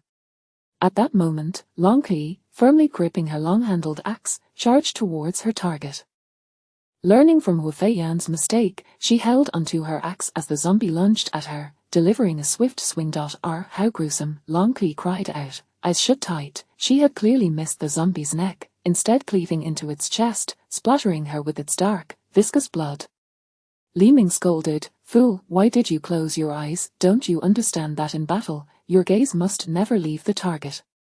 Fortunately, Li Ming's timely admonition brought Long Qi back to her senses, and when she opened her eyes again, the zombie was already bearing its gaping maw at her. In a panic, Long Qi kicked the zombie away. Li Ming couldn't help but shake his head, covering his forehead in exasperation. If it weren't for the tenfold enhancement of their physical attributes, far surpassing the zombies, they would have long since become the creature's next meal. Turning back to Hu Feiyan's situation, one could hardly bear to look. The scene had devolved into something akin to a catfight. Not far away, Hu Feiyan had discarded her machete and was now tugging at the zombie's hair. Indeed, she was literally yanking its hair. With her immense strength, she swung the zombie around violently. The sight was gruesome and savage. For a fleeting moment, Li Ming felt a pang of sympathy for the zombie. If it had the capacity for thought, it would surely be cursing, "What have I done to deserve this?" Strangely, Li Ming felt as though the zombie was indeed experiencing a flicker of rage. Looking back at Long Qi, one could only sigh. If the adversary weren't a zombie, she might have been tempted to bite it herself. It was hard to tell who the real monster was.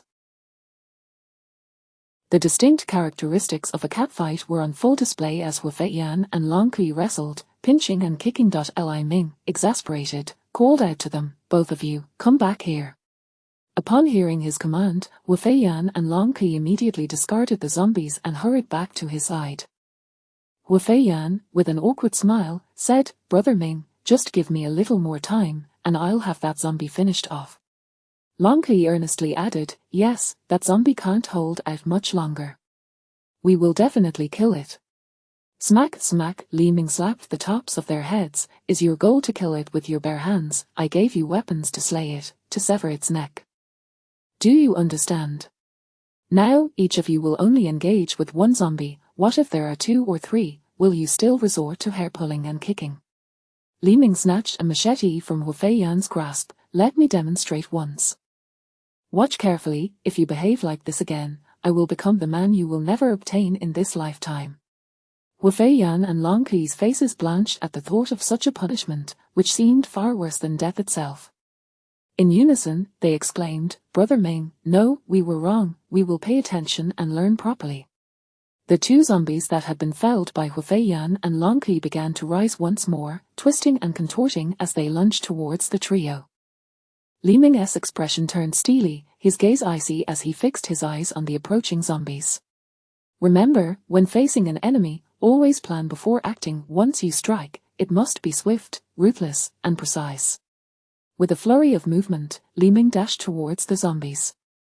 Just as he neared them, he executed a swift roll, positioning himself behind one of the creatures. With his machete poised at the zombie's neck, he delivered a swift, decisive slice.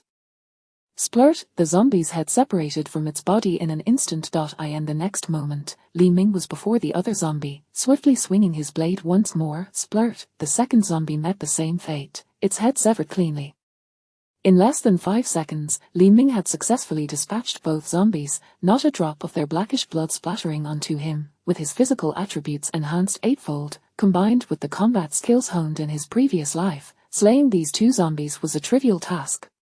Hua Feiyarn and Long Keri, watching in awe, gaped at Li Ming, their eyes sparkling with admiration, akin to fervent fans of a celebrity from the pre-apocalyptic world. Hua Feiyarn exclaimed, "Ar! Brother Ming, you're so handsome, Muir, kisses." Long Keri added, "Our brother Ming, you will always be my god, forever and always." Li Ming returned the machete to Hua Feiyarn. "All right, enough with the exaggeration. It's your turn now. Tonight, each of you must hunt down 5 zombies." Hua Feiyarn and Long Keri nodded eagerly. With Li Ming's personal demonstration and the threat of his wrath looming, their subsequent actions became notably more proactive. Although their movements were not yet as fluid as Li Ming's, they were capable of easily hunting zombies. Meanwhile, in a room on the 7th floor, a woman lay on the bed, her eyes vacant and devoid of hope, her body covered in wounds. Jing Hanan stepped out of the room, satisfaction evident in his demeanor. "Life is even more enjoyable than before the apocalypse, har har. Since earlier, it seems the zombies in the underground garage have gone berserk. Those screams are quite unsettling. Do you know what is happening?" A bald man approached Jing Hanan, obsequiously. "It's likely that someone is risking being bitten by zombies to scavenge for supplies in the garage," he speculated. After all, before the apocalypse, many people would keep a case of water in their car trunks. The amount of supplies is considerable, but the number of zombies in the garage is also high, and few dare to venture there. Jing Hanan grinned maliciously. "Do you know who those people are? Once they bring back the supplies from the garage, we'll simply snatch them from their hands. It'll be much easier." The bald man immediately flattered, "Brother Hanan, what a brilliant strategy. Your mind is simply ingenious. The supplies they risked their lives for will ultimately serve as your bounty." Chapter 32, the model Chen Shanshan. In the frigid confines of their meager shelter, Luo Zijuan and Guanfeng nibbled on a solitary biscuit, washing it down with a sip of water. Their provisions had dwindled to a pitiful state, allowing them but a single biscuit per meal and barely half a bottle of water each day, just enough to sustain their existence. Guanfeng, with a weary voice, spat out in anger, "That wretched Li Ming, why hasn't he sent us supplies yet? Does he not value his own life?" At the mention of Li Ming, Luo Zijuan's listless gaze ignited with fervor. Since the previous night, she had inundated him with over 100 messages and more than 100 calls, all of which he had callously ignored. Such insolence was utterly intolerable to her. In her mind, Li Ming was akin to a pet dog. Whenever she called, he was obliged to appear promptly, tail wagging. Just yesterday, when she demanded 2/3 of the supplies, he had dared not protest and had even vowed to deliver them personally. Yet, they had endured a long, cold night without even a glimpse of him, let alone the promised provisions. Luo Zijuan dialed Li Ming's number once more, but once again, there was no answer. Frustrated, she hurled her phone against the wall. "It must be that vile Hua Feiyarn, inciting Li Ming to withhold our supplies. Does she not realize that these provisions rightfully belong to us? If I catch that wretched woman, I shall tear her apart for consuming so much of our food. Guanfeng, that spineless fool, is merely swayed by her whispers. He is no man." Guanfeng's expression darkened ominously. "Li Ming, if you show no mercy, do not expect any from us."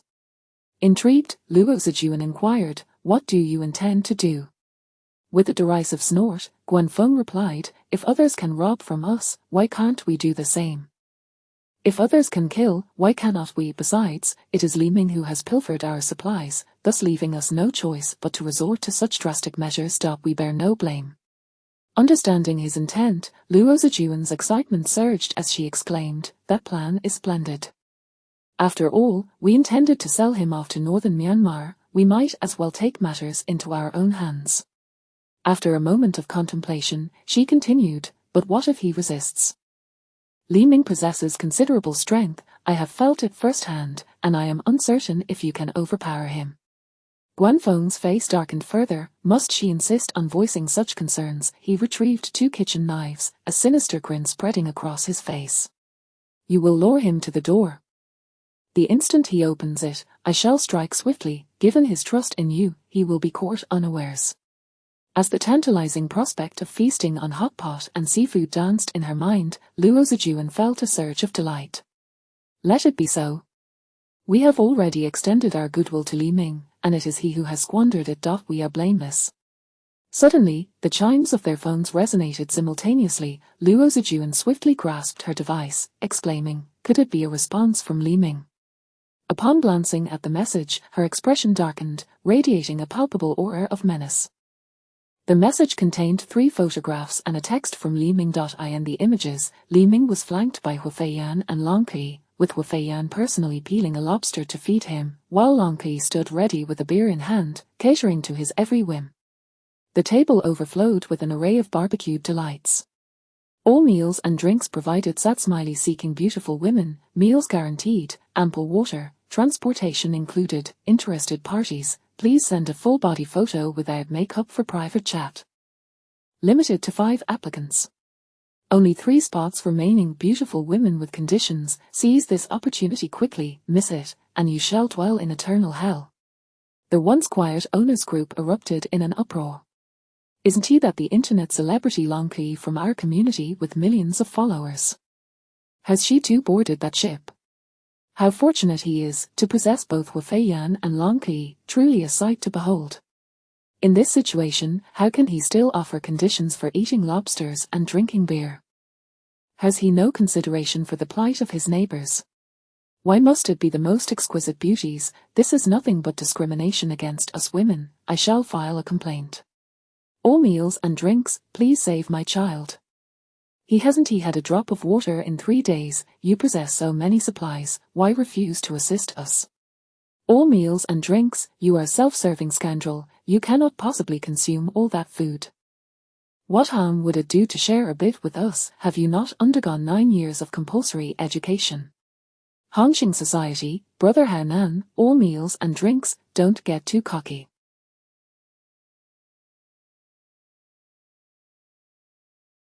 I know you reside in Building 7. If you surrender your supplies to me, perhaps I might consider making you my subordinate.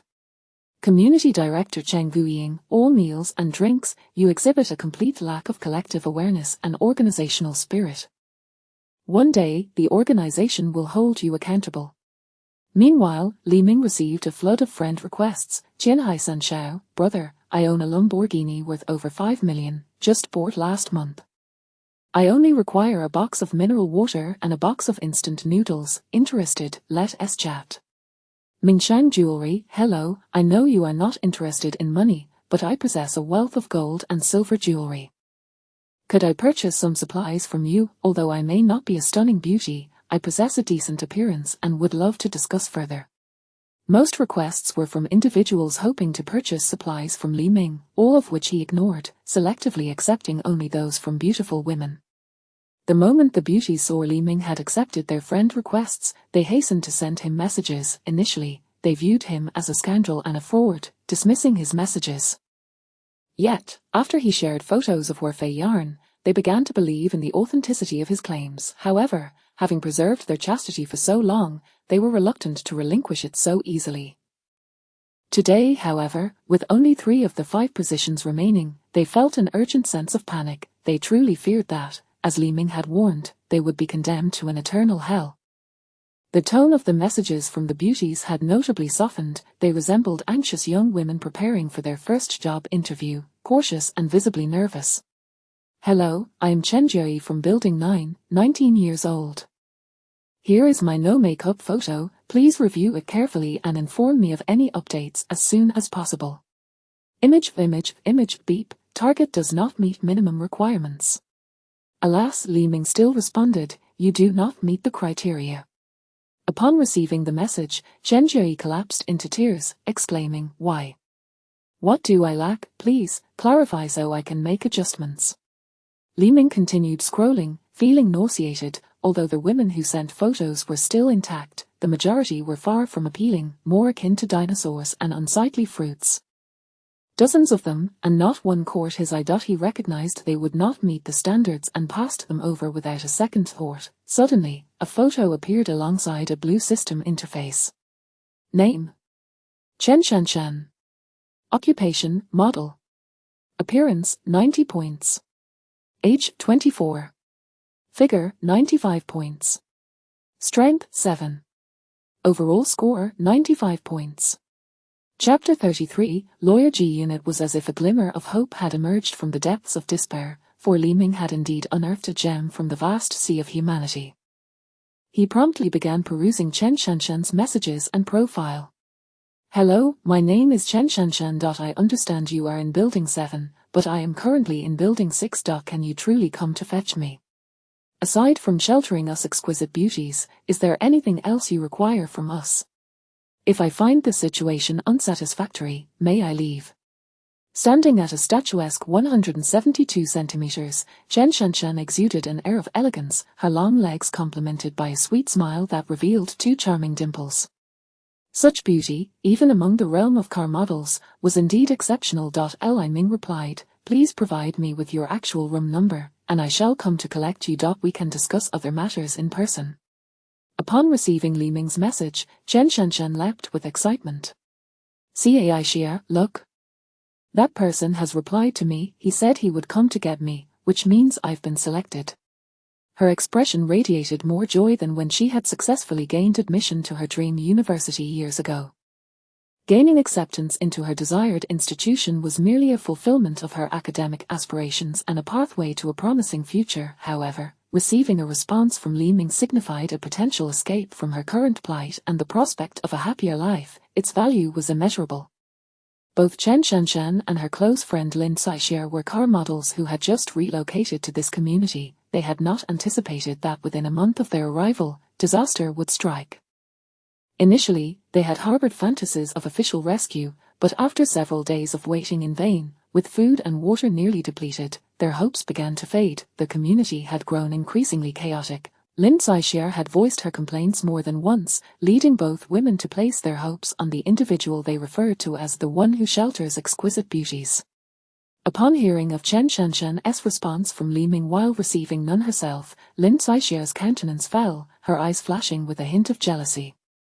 Yet, in her state of exhilaration, Chen Shanshan remained blissfully unaware of the envy simmering within her friend. Chen Shanshan messaged Li Ming, I am in room 6-1303. May I bring my friend along?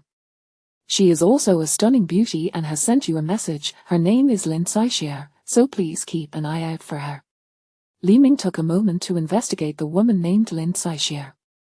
At first glance, she was indeed a striking beauty, yet with systematic scrutiny, it was evident she could not deceive him. Ding, the target does not meet system requirements, reason, all technology and no substance. Li Ming replied, she does not meet my criteria. This is not a refugee shelter, I only take in those who fulfill my requirements. Upon reading Li Ming's message, Lin Saixia's heart sank. Chen Shanshan quickly reassured her, Cai Xia, I will not abandon you. If that person does not find you suitable, I will find a way to obtain supplies for you. In that moment, Lin Saixia's jealousy intensified. Why should Chen Shanshan, whom she considered inferior in both figure and looks, be favored while she was not? Lin Saixia felt a deep-seated resentment and said to Chen Shanshan, Shanshan, I advise you not to trust this person. I have always felt he harbors ulterior motives, just think about it. Could he truly possess such vast reserves of supplies? If he indeed has so much stored away, where is it all now? Surely he would require a significant number of people to guard it. With that many individuals safeguarding his resources, he would command considerable influence in the community. Yet, thus far, we have not received any news from others. I suspect it is a trap. Both Wu Feiyan and Long Ke are likely in cahoots with him to deceive us. His aim is to lure us into submission, to become his slaves. With so many of them, could you endure it, even if it were just once a day? Therefore, I advise you not to go. Chen Shanshan friend, but you didn't he say that before? it was you who encouraged me to send him a message, Lin Saixia retorted. It is my fault for not considering it thoroughly before. Now the more I think about it, the more it feels wrong. Feeling intimidated by Lin Saixia's words, Chen Shanshan hesitated. I have already given him my room number. What shall we do if he comes? Lin Saixia asserted, we will absolutely not go with him. Can he truly force you? After convincing Chen Shanshan, Lin Saixia eagerly sent over more than 10 cherished photos from her phone to Li Ming.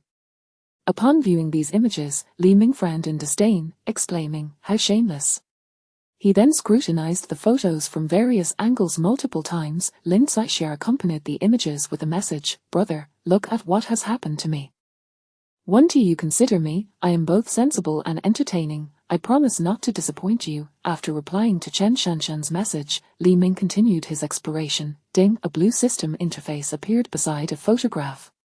Name, Ji Yun. Occupation, lawyer. Appearance, 90 points. Age, 30. Figure, 90 points. Combat power, 6. Comprehensive score, 85 points. Well, a woman in her 30s who still maintained such remarkable physique and beauty was indeed a rarity. Li Ming hastily reviewed Ji Yun's profile. Hello, my name is Ji Yun. If you can fulfill one of my requests, I will agree to be with you. Li Ming examined her image. Unlike Hu Feiyan and Long Qi, Ji Yun's shoulder-length hair lent her an air of professionalism, radiating the allure of a mature woman. She exuded a strong, confident vibe. Li Ming mused. What a character, a lawyer who comes right out with demands. Very well, let us inquire about her conditions. Li Ming replied, please state your requirements. Ji Yun responded, I currently live with my family, which includes my parents and a younger brother. I hope that once we are together, you will regularly provide sufficient supplies for them to ensure their survival in this apocalyptic world. After reading Ji Yun's message, Li Ming reflected. Everyone has family members they cannot forsake, so he could understand her sentiment. However, the definition of sufficient supplies was quite subjective. Li Ming replied, how do you define sufficient supplies? A pack of instant noodles and a bottle of water could sustain them, while 3 seafood banquets a day with unlimited drinks would surely be too much. Ji Yun's younger brother, Ji Xiaoqiang, snatched the phone from her hands, cursing, of course, we want 3 seafood meals a day. Who the hell would settle for instant noodles? He thinks he can marry my sister with just a few packs of noodles and some water. Ji Yun's mother, Chen Xiao, interjected with a grin, Xiaoqiang is right. If you go, you will undoubtedly live in luxury. Do you want your brother to eat instant noodles every day? I won't agree to that. Ji Yun crossed her arms, her tone frosty. Even if he is willing to provide, he must have the means to do so. Do you not realize the current situation? Having instant noodles is already quite fortunate. I have already messaged him as per your instructions, and he has replied, whatever conditions he proposes, you can decide. I am indifferent. I suggest you ask for a substantial amount of supplies at once. If I discover that he is merely a perverted con artist, I might just end it all myself. Over the years, she had endured endless exploitation from her family. Despite her excellence, she found herself shackled by a mother and brother who drained her resources. Each of her previous boyfriends had ultimately left her due to the burden of her parasitic family, leaving her at 30 without a partner. Little did she expect that her body could still serve a purpose today. Chapter 34, Who is this beggar? Thank you, my esteemed number 1 brother, for the splendid airplane gift. The tearful dragon baby here has prepared a special song just for you, hoping that you will thrive and prosper in the days to come. Long Qi had specially arranged a one-on-one live streaming service for Li Ming at her home. Despite having undergone an entire night of zombie hunting training, both women were still brimming with vitality, showing no signs of fatigue whatsoever. Hu Feiyan, dressed in a flight attendant's uniform, approached Li Ming with a tray of water, her sweet smile illuminating the room. Dear customer, technician number 88 is at your service. Please remember to give me a 5-star review. With that, she knelt before Li Ming, gently placing his feet into the warm water. What a delightful sensation, it truly felt invigorating. Alas, there were only Long Qi and Hu Feiyan present. How wonderful it would be if 2 more girls could join in and massage him from either side. Such a blissful indulgence. While other residents struggled even to eat or drink, he was living in such luxury. One couldn't help but wonder if they felt a twinge of envy. No, he must host a live stream before the power goes out, not for any other reason, but to inquire if they find him annoying, if he irritates them, or if he deserves a beating. Chen Shanshan and Ji-Yun must be brought over swiftly. Once he obtains them, his physical attributes would be augmented to 32 times their original strength. With such power, he would be able to stride confidently through the community. Knock, knock, knock. The door was rapped upon. Wu Feiyan and Long Qi immediately ceased their activities, directing their gazes toward Li Ming. Who could it be? Could it be Jing Haonan and the others? Li Ming popped a grape into his mouth. Would Jing Haonan and his crew knock so gently? Long Qi shook her head. Certainly not. So who could it be? Who could it be? Li Ming had already guessed with 90% certainty. Feiyan, go take a look, but be cautious of ambushes. Wu Feiyan promptly stood up, nodded, and fastened 2 machetes to her waist. She had become increasingly adept at wielding these blades. Approaching the door, Wu Feiyan peered cautiously through the peephole. Ming Ji, there's only one woman out there, looking rather disheveled. One woman. Indeed, it was Luo Zijuan. Given her presence, Guanfeng must be lurking nearby, ready to ambush. Knowing the nature of this pair, they likely intended to eliminate him and seize all his supplies. Li Ming grinned mischievously at Wu Feiyan and Long Qi. After you dispatched so many zombies last night, how about practicing your skills on some people today?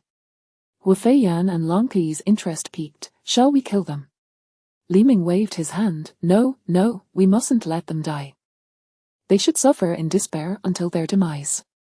This time, if you can learn to control your strength, I know you both possess great power, but often it's not sheer strength that resolves matters. Go on, but remember, do not kill them. Wu Feiyan and Long Qi exchanged glances, their curiosity piqued as to what sort of person could incite such hatred in their Ming Ji. With cheerful smiles, they assured him, rest assured, Ming Ji, we will not let them die. Bang, bang, bang, the gentle knock had escalated into a forceful battering, the impatience of the person outside palpable. Luo Zijuan's voice rang out, Li Ming, I know you're inside, don't think you can hide like a coward, open the door immediately. Upon hearing the woman insult Li Ming, Wu Feiyan and Long Qi's anger ignited. Such provocation was undoubtedly more offensive than desecrating their ancestors' graves. Wu Feiyan swiftly flung the door open. Slap, slap. 2 resounding slaps landed on Luo Zijuan's face. You filthy harlot, how dare you insult our Ming Ji? Try saying that again, and I shall tear your mouth apart. Wu Feiyan had evidently miscalculated her strength, knocking out 2 of Luo Zijuan's dentures in the process. Dazed and blooded from the unexpected assault, Luo Zijuan stared and with a mouth full of blood, she pointed accusingly at Wu Feiyan. You vixen. Slap, another blow struck Luo Zijuan's face. Wu Feiyan fixed her with a cold gaze. Keep your mouth clean. Everything unfolded too rapidly. Guanfeng, who had been lying in wait, was caught completely off guard as Luo Zijuan was struck thrice by the stunning Wu Feiyan. He had not anticipated Wu Feiyan's fierce temperament to be so aggressive, acting without hesitation. Luo Zijuan, teary-eyed, glared venomously at Wu Feiyan. Guanfeng, what are you waiting for? Quickly, take that vixen down. Guanfeng was momentarily stunned. In his mind, the person opening the door would be Li Ming. Once Li Ming was eliminated, Wu Feiyan would naturally submit to him. With both Wu Feiyan and Long Qi at his disposal, he could easily discard the tiresome Luo Zijuan. However, he hadn't expected Wu Feiyan to be the one at the door. Without further thought, he prioritized the supplies, rushing to subdue Wu Feiyan before moving to kill Li Ming. He raised the kitchen knife and charged at Wu Feiyan. In that instant, Long Qi suddenly sprang forth from behind the door, seizing Guanfeng's wrist. What do you intend to do with that knife? Long Qi's voice was icy, her grip so strong that Guanfeng's wrist cracked under her hold. The excruciating pain forced Guanfeng to loosen his grip, causing the knife to clatter to the floor. He attempted to break free from Long Qi's grasp, but it felt as though his wrist was ensnared by iron. With a swift turn, Long Qi maneuvered behind Guanfeng, wrenching his wrist. Bang, a shoulder throw executed. Guanfeng's scream was haunting, unsure if his ribs had been broken. Seeing the big man subdued so easily by Long Qi, Luo Zijuan's expression shifted to one of sheer horror, her body trembling slightly. We came to find Li Ming. We are his friends. Smack! Hu Feiyan delivered yet another slap to Luo Zijuan's face. Although she had prepared herself mentally this time, Hu Feiyan's speed was simply too swift. She had no time to react before the slap landed. Hu Feiyan snorted disdainfully. Friends, do you all enjoy brandishing kitchen knives when visiting friends? Luo Zijuan covered her swollen cheeks, weeping. You are going too far. At that moment, Li Ming emerged slowly from the room. Upon seeing the disheveled, battered Luo Zijuan, tears streamed down her face uncontrollably. Although Li Ming was aware of Luo Zijuan's capacity for theatrics, this time her tears were genuine. How could a woman, so obsessed with her beauty, not feel wronged when her face was battered into a state resembling that of a pig's head? Through her sobs, Luo Zijuan whined, Li Ming, you've finally come out. Why aren't you managing these two harlots? They just attacked me. Unable to contain his laughter at the sight of Luo Zijuan, filthy and disheveled, beaten into a pulp by Hu Feiyan, Li Ming chuckled, who is this beggar? Do I know her? Chapter 35, The Golden Footbath. Only after regaining her composure did Luo Zijuan notice the attire of Li Ming, Hu Feiyan, and Long Qi, how exceedingly scanty it was. Li Ming was clad merely in a massage outfit procured from the Yao Kai Club, along with a pair of slippers. Hu Feiyan similarly donned nothing but her flight attendant uniform. As for Long Qi, her attire left little to the imagination, revealing her thighs. The clothing of these three was far too revealing, especially in the midst of an exterior chill that plummeted to -50 degrees. Even indoors, with the air conditioning running, the temperature lingered around zero. Luo Zijuan's gaze drifted past Li Ming and Hu Feiyan, surveying the interior of the house. At that moment, she understood why the ambience within Li Ming's home felt so remarkably comfortable.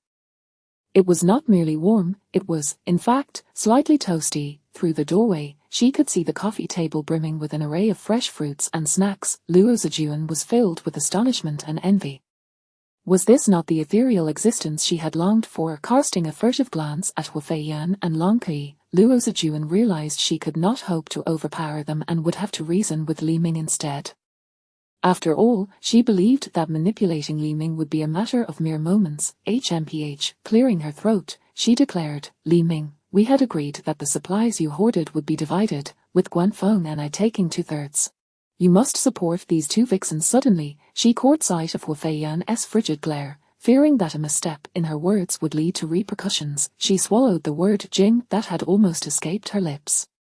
Your desire to support women is your affair. Guanfeng and I only seek to reclaim what rightfully belongs to us. With a sense of triumph, Luo Zijuan lifted her chin before Hu Feiyan, confident that Li Ming would acquiesce to her demands.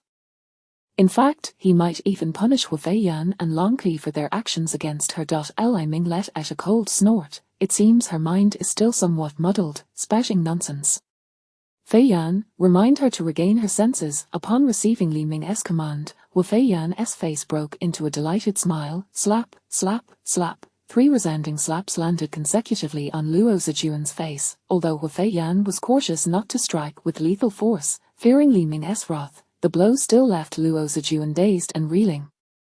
Witnessing Luo Zijuan's plight, Guanfeng struggled to rise from the floor. It had become evident to him that the highest power here resided with Hu Feiyan and Long Qi. If he could win them over, dealing with Li Ming would be a trivial matter. Clutching his chest, he addressed Hu Feiyan and Long Qi. Ladies, do not be deceived by this pauper Li Ming.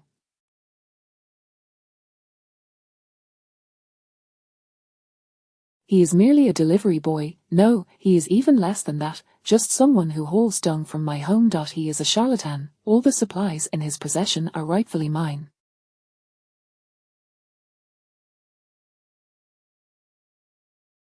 Do not fall for his tricks. I swear, if you help me reclaim my supplies from him, I will ensure you are well compensated. If you wish, you may stay by my side.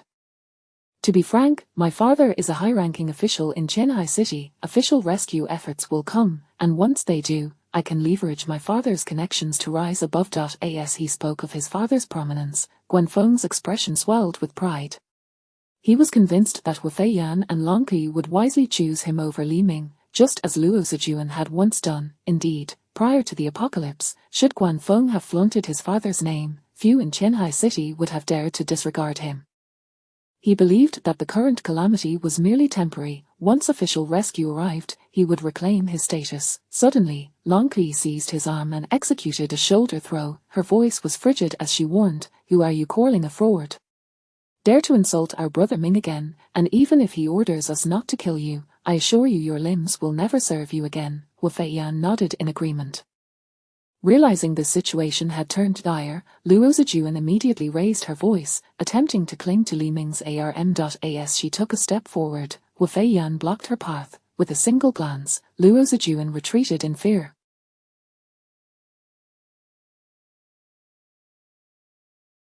She found herself unable to approach Li Ming, and, with no other option, resorted to a distant performance. She covered her mouth and began to sob, resembling a forsaken bride, tears cascading down her cheeks.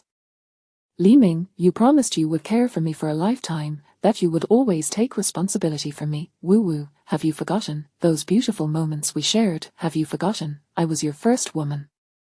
I know you harbor resentment for my association with Guanfeng, but setting aside the facts, have you not made mistakes as well? If not for your incompetence and weakness, we would not have arrived at this juncture. I am merely here to reclaim what is mine. Is that truly a fault? I implore you, I do not require all your supplies, just half, truly just half. Moreover, you are aware of my aversion to the cold. Could you perhaps ask them to relinquish this house to me? You could have them move into my residence. I would not mind. Li Ming, taken aback, realized he had been foolishly compliant with such an... Truly, those embroiled in their circumstances are often blinded to the truth. He snapped back to reality, only to find Wu Feiyan and Long Kui's eyes ablaze with fury. Had Luo Zijuan inadvertently struck a nerve? Wu Feiyan glared at Luo Zijuan, teeth clenched. Your first woman, is it you, this shameless wretch, who stole our brother Ming's virtue? Long Kui fixed Luo Zijuan with an equally fierce gaze. You despicable creature, utterly unforgivable. Luo Zijuan, trembling in terror at the wrath of Wu Feiyan and Long Kui, was utterly bewildered. What had she done to provoke these two vengeful spirits? The sounds of a brutal beating echoed through the room. Wu Feiyan and Long Kui unleashed a flurry of punches and kicks upon Luo Zijuan. Guanfeng, lying nearby, dared not move, feigning death, terrified that Wu Feiyan and Long Kui might remember him and bestow upon him a similar fate. It was not until Luo Zijuan lay on the ground, barely conscious, that Wu Feiyan seized her by the hair. You should be grateful for brother Ming's mercy, otherwise, I would have long since cast you out to feed the zombies. Bruised and battered, Luo Zijuan lay feebly on the ground. Li Ming, you cannot treat me this way. I am so thirsty and hungry. Please, grant me some food and water, I beg you. Li Ming smirked. Look at you, if only you had approached me with such humility from the start, I would have been more than willing to oblige. He gestured toward the basin of water Wu Feiyan had used to wash his feet. That is my golden foot bath. Consider yourselves fortunate to have it today. Wash water. Luo Zijuan gazed in horror at the basin in Wu Feiyan's hands. With a splash, Wu Feiyan drenched them thoroughly, leaving them feeling utterly chilled.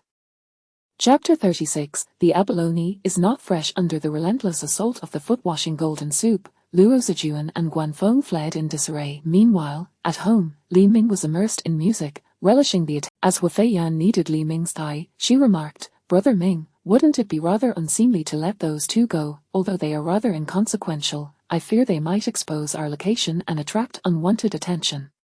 Long Kui, who was massaging Li Ming's head, echoed the sentiment. We should have dealt with them back then. Li Ming, with his eyes closed in a state of relaxation, retorted, What, are you afraid? Wu Feiyan and Long Kui replied in unison, Not afraid.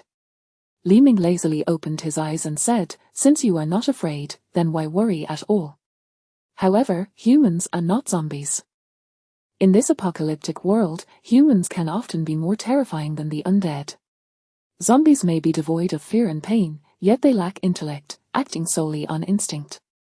The malice of humanity knows no bounds. Cunning, ferocity, brutality, and cruelty are all too common. Some individuals are particularly adept at manipulation, leaving you defenseless. Thus, when confronting adversaries, you must exercise greater caution than when dealing with zombies. Wu Feiyan and Long Kui stood at attention, responding earnestly, Brother Ming, understood.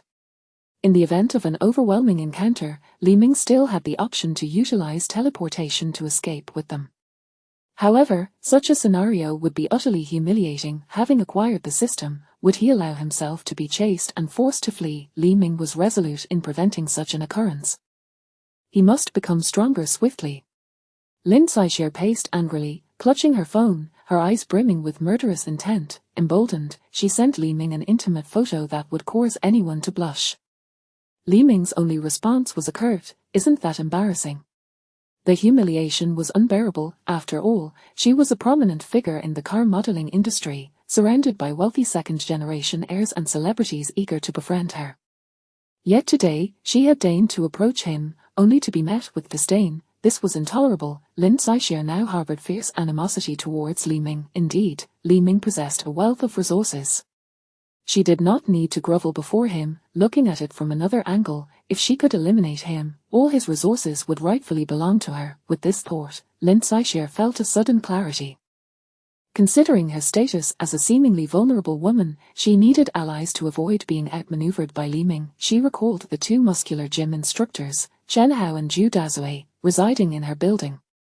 Whenever they spotted her and Chen Shanshan, their eyes would gleam with desire, and they had often flaunted their impressive physiques in front of them. They seemed capable, and having such individuals by her side would significantly bolster her sense of security in this case. Without hesitation, Lin Saixue donned a heavy down jacket and made her way to the muscular men's residence. At that moment, Chen Hao and Zhu Dazui were at home, gnawing on protein powder to stave off hunger. Chen Hao took a few bites but found the powder too dry to swallow, exclaiming, "Zhu, I can't take this anymore, I'm starving, but this is making me even thirstier. If we keep this up, we'll either starve to death or die of dehydration," Zhu Dazui lamented, clutching a tub of protein powder. "We need to find water, and we must do so quickly." Chen Hao set down the protein and attempted to extract a drop from an empty water bottle, only to crush it in frustration and toss it aside. "There's nothing. Zhu, while we still have strength, let's raid another place for water, otherwise, we won't survive much longer." Zhu Dazui concurred, "I share your sentiment. If we don't act, others will seize all the resources." Chen Hao, brimming with excitement, declared, "Since others are already looting, let us take the opportunity to deal with those two sisters upstairs. After all, who cares about killing in these times? What's raiding them compared to that?" Zhu Dazui hesitated for a moment, his expression hardening. "Let us do it, we'll head to their place first. They might still have some water." Having made their decision, the two donned their heavy jackets and gathered some makeshift tools for breaking in. As they stepped outside, they unexpected. In that instant, all three stood frozen in confusion. Lin Saixue noticed the tools in Chen Hao and Zhu Dazui's hands and cautiously inquired, "Where are you two going, brothers?" Exchanging glances, Chen Hao thought, an unexpected opportunity. He quickly approached Lin Saixue, brandishing a knife against her throat and swallowing hard. "We're not going anywhere, we just want to borrow some supplies from you and your sister, perhaps play a few hands of poker." Lin Saixue remained composed, having anticipated this encounter and prepared accordingly. She flashed a charming smile and, with a playful tone, said, "Brothers, let us discuss matters. I never said no. There's no need for threats." With that, she gently nudged the knife away from her neck. Her reaction exceeded Chen Hao and Zhu Dazui's expectations. Previously, she had always maintained a haughty demeanor, but now she seemed to be flirting with them. It appeared that the sisters' supplies had run low, prompting them to seek assistance. Despite Lin Saixue's unwashed appearance and slightly sallow complexion from days of instant noodles, her tall figure and striking features still held a potent allure for Chen Hao and Zhu Dazui. They quickly seized Lin Saixue, dragging her into their home. "Hey, why are you in such a hurry? I can't possibly escape." Lin Saixue surveyed her surroundings, noting the numerous protein. "At this rate, we'll all starve. I have a brilliant idea to acquire a wealth of resources, but I'll need your help." Hearing the prospect of substantial supplies, Chen Hao and Zhu Dazui paused their actions. Zhu Dazui asked, "Substantial resources, what do we need to do?"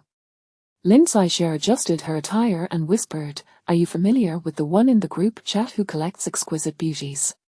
Chen Hao's face contorted with anger. "I know that scoundrel all too well. I tagged him in the group for supplies, but he completely ignored me. If I find out where he is, I'll take care of him myself."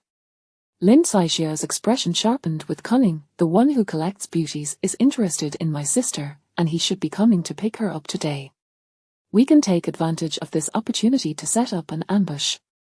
As soon as he enters my home, you must subdue him immediately. Once we apply some pressure, he will have no choice but to surrender his resources, won't he? Chapter 37. Now you can no longer practice Muay Thai. Following an intense game of Do Di Zhu, Lin Saixia escorted Chen Hao and Zhu Dazui to her residence. Chen Shanshan, upon seeing Lin Saixia's disheveled hair, exclaimed in horror, "Saixia, have they bullied you?" She swiftly pulled Lin Saixia behind her, murmuring, "Fear not, Saixia, for I am here. Get out of my house immediately, or I shall not be so courteous." Chen Hao leered wickedly. "Not courteous? Then shout louder. The more you shout, the more thrilled I become." In the next instant, Lin Saixia unexpectedly restrained Chen Shanshan from behind with both hands. "What are you all standing around for? Come here and tie her up." Upon hearing Lin Saixia's command, Zhu Dazui and Chen Hao promptly rushed forward. It was only then that Chen Shanshan realized Lin Saixia was in cahoots with them, her face filled with terror. "Saixia, what are you doing? Let me go." As she shouted, she writhed and kicked desperately in an attempt to break free from Lin Saixia's grasp. Chen Shanshan's strength was no less than Lin Saixia's, and a few times she almost managed to escape.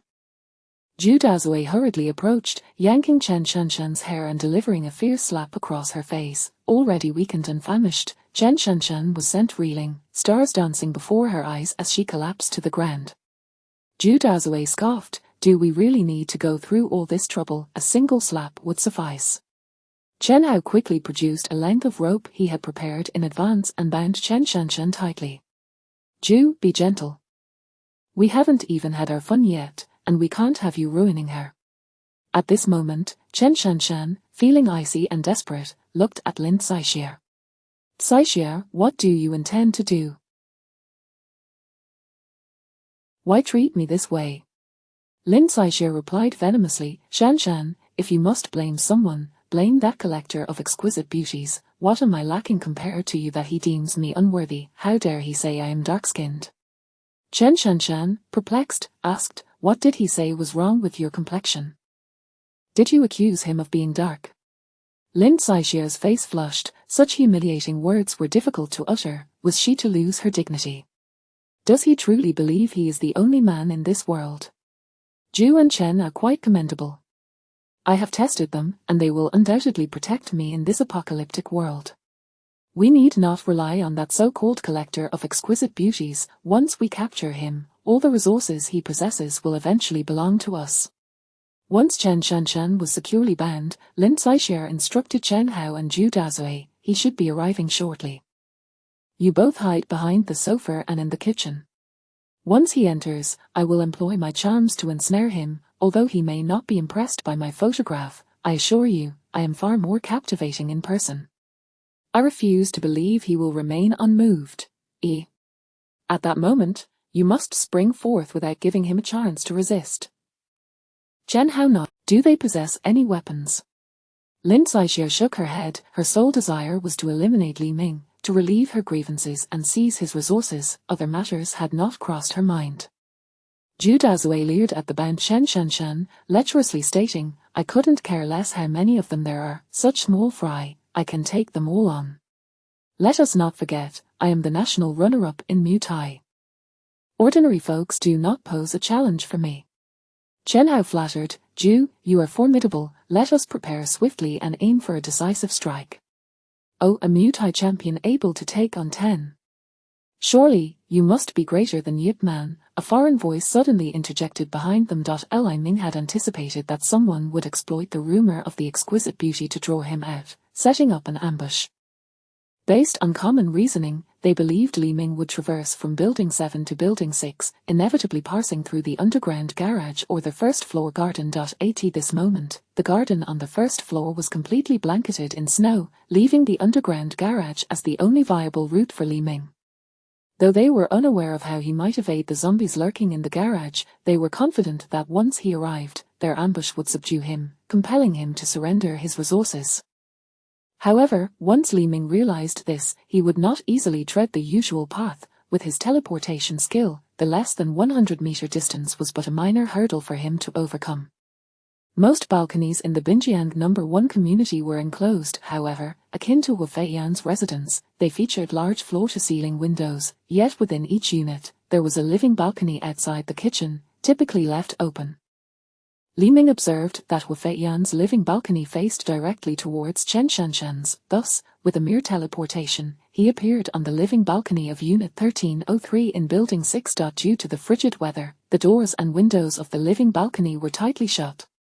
Fortunately, they had merely been closed and not locked, yet even if they had been locked, it posed little issue, merely a matter of a few strikes. Li Ming effortlessly entered Chen Shanshan's kitchen and subsequently made his way into the living room.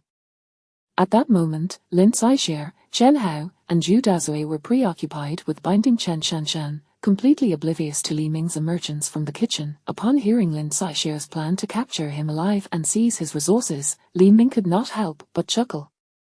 Did they truly believe that this unscrupulous schemer and two feeble accomplices could subdue him? Hearing this, Li Ming could not resist calling out to them. "Oh, a Muay Thai champion able to take on 10. Surely, you must be greater than Yip Man." The unexpected voice caused their hearts to tremble as they turned in fear to face Li Ming. Lin Caixia, stunned, exclaimed, "Who are you? How did you appear in my home? Har har, weren't you all just discussing how to deal with me?" Li Ming scoffed. Zhu Dazui and Chen Hao's expressions darkened. They had just been strategizing on how to confront him. Little did they know he had been waiting right there all along. Chen Hao brandished the iron rod in his hand, pointing it at Li Ming. "So, you are the collector of exquisite beauties. Do I not resemble one?" Li Ming replied, spreading his hands. Zhu Dazui and Chen Hao scrutinized him, their relief palpable. Although Li Ming was of decent height and reasonably handsome, his seemingly frail, scholar-like physique did not appear to pose a threat to them. They speculated that perhaps Chen Shanshan had let him in earlier. Zhu Dazui contemptuously pointed at Li Ming, saying, "Kid, are you so infatuated with beautiful women that you've lost your mind, daring to come here alone?" "I came, indeed." "So what do you intend to do? Capture me as per your plan?" Li Ming chuckled. "Since you heard our conversation, if you are wise, submit peacefully, otherwise," before Zhu Dazui could finish his sentence, a swift motion saw Li Ming sever his arm at the elbow. Blood gushed forth. Before Zhu Dazui could even cry out in pain, his other arm followed suit. The two severed arms fell simultaneously to the ground. The excruciating agony compelled Zhu Dazui to howl like a slaughtered pig. Li Ming remarked, "Now you can no longer practice Muay Thai, can you?" Chapter 38, Don't Stain My Clothes. What transpired between Chen Hao and Lin Caixia was utterly bewildering. Just a moment ago, Zhu Dazui was boasting arrogantly, pointing at Li Ming and rambling on. In the blink of an eye, however, Zhu Dazui's arms had miraculously detached from his body, blood gushing forth and splattering across their faces, yet, in their eyes, Li Ming remained perfectly still. Was this something a mere mortal could accomplish? Was it sorcery? Perhaps, could there be any enchantments at play here? Lin Caixia and Chen Hao gazed at Li Ming in terror, as if confronted by the spectre of death, rendered speechless by their fright. Li Ming turned to Chen Hao, inquiring, "He knows Muay Thai, what about you? What is your most formidable technique?" Trembling, Chen Hao stammered, I practice Taekwondo, black belt, 10th Dan." With a swift motion, Chen Hao's legs were severed. The room instantly filled with the ghastly wails of Zhu Dazui and Chen Hao. Li Ming coldly remarked, "Why do you forsake the profound martial arts of our homeland, opting instead to learn them?" Just a minute prior, she had believed victory was assured, envisioning a bright future filled with resources, yet in less than 60 seconds, her supposed powerful allies, Zhu Dazui and Chen Hao, were rendered helpless. She hastily knelt before Li Ming, her artificially crafted face, which had cost her a fortune, pressed against his thigh as she pleaded, "They forced me into this. You know I have always wanted to be on your side. You must have seen the photos I sent." Li Ming kicked her aside, retorting, "Do not stain my clothes, you are not only repulsive but also vile." He then wielded his machete, slicing through the ropes binding Chen Shanshan. "You are Chen Shanshan, correct? Are you all right?" Chen Shanshan stared at Li Ming, her eyes brimming with profound admiration. This gaze was all too familiar to Li Ming, though he had yet to administer the loyalty pill to her. Indeed, she had already succumbed to the allure of his charisma. After a moment of shock, Chen Shanshan regained her composure. I am fine. That is good to hear. Li Ming handed the machete to Chen Shanshan, gesturing towards the now armless Zhu Diezui. The person on the ground is too noisy. Put an end to him. Trembling, Chen Shanshan grasped the machete. Recalling the humiliation she had just endured, she yearned to dash forward and deliver the fatal blow to Zhu Diezui. However, with the weapon firmly in her grip, she found herself unable to take a single step. They were all children of a peaceful era, having received 9 years of compulsory education. Witnessing injury, death, and bloody scenes would instill fear within them. The thought of taking a life was unfathomable, even with Zhu Diezui and Chen Hao boasting of their prowess. When faced with the reality of murder, they might falter. At that moment, Zhu Diezui and Chen Hao were engulfed by the terror of death, forcing themselves to endure the pain without uttering a sound. Chen Hao, trembling, knelt, pleading, "Brother, we were wrong."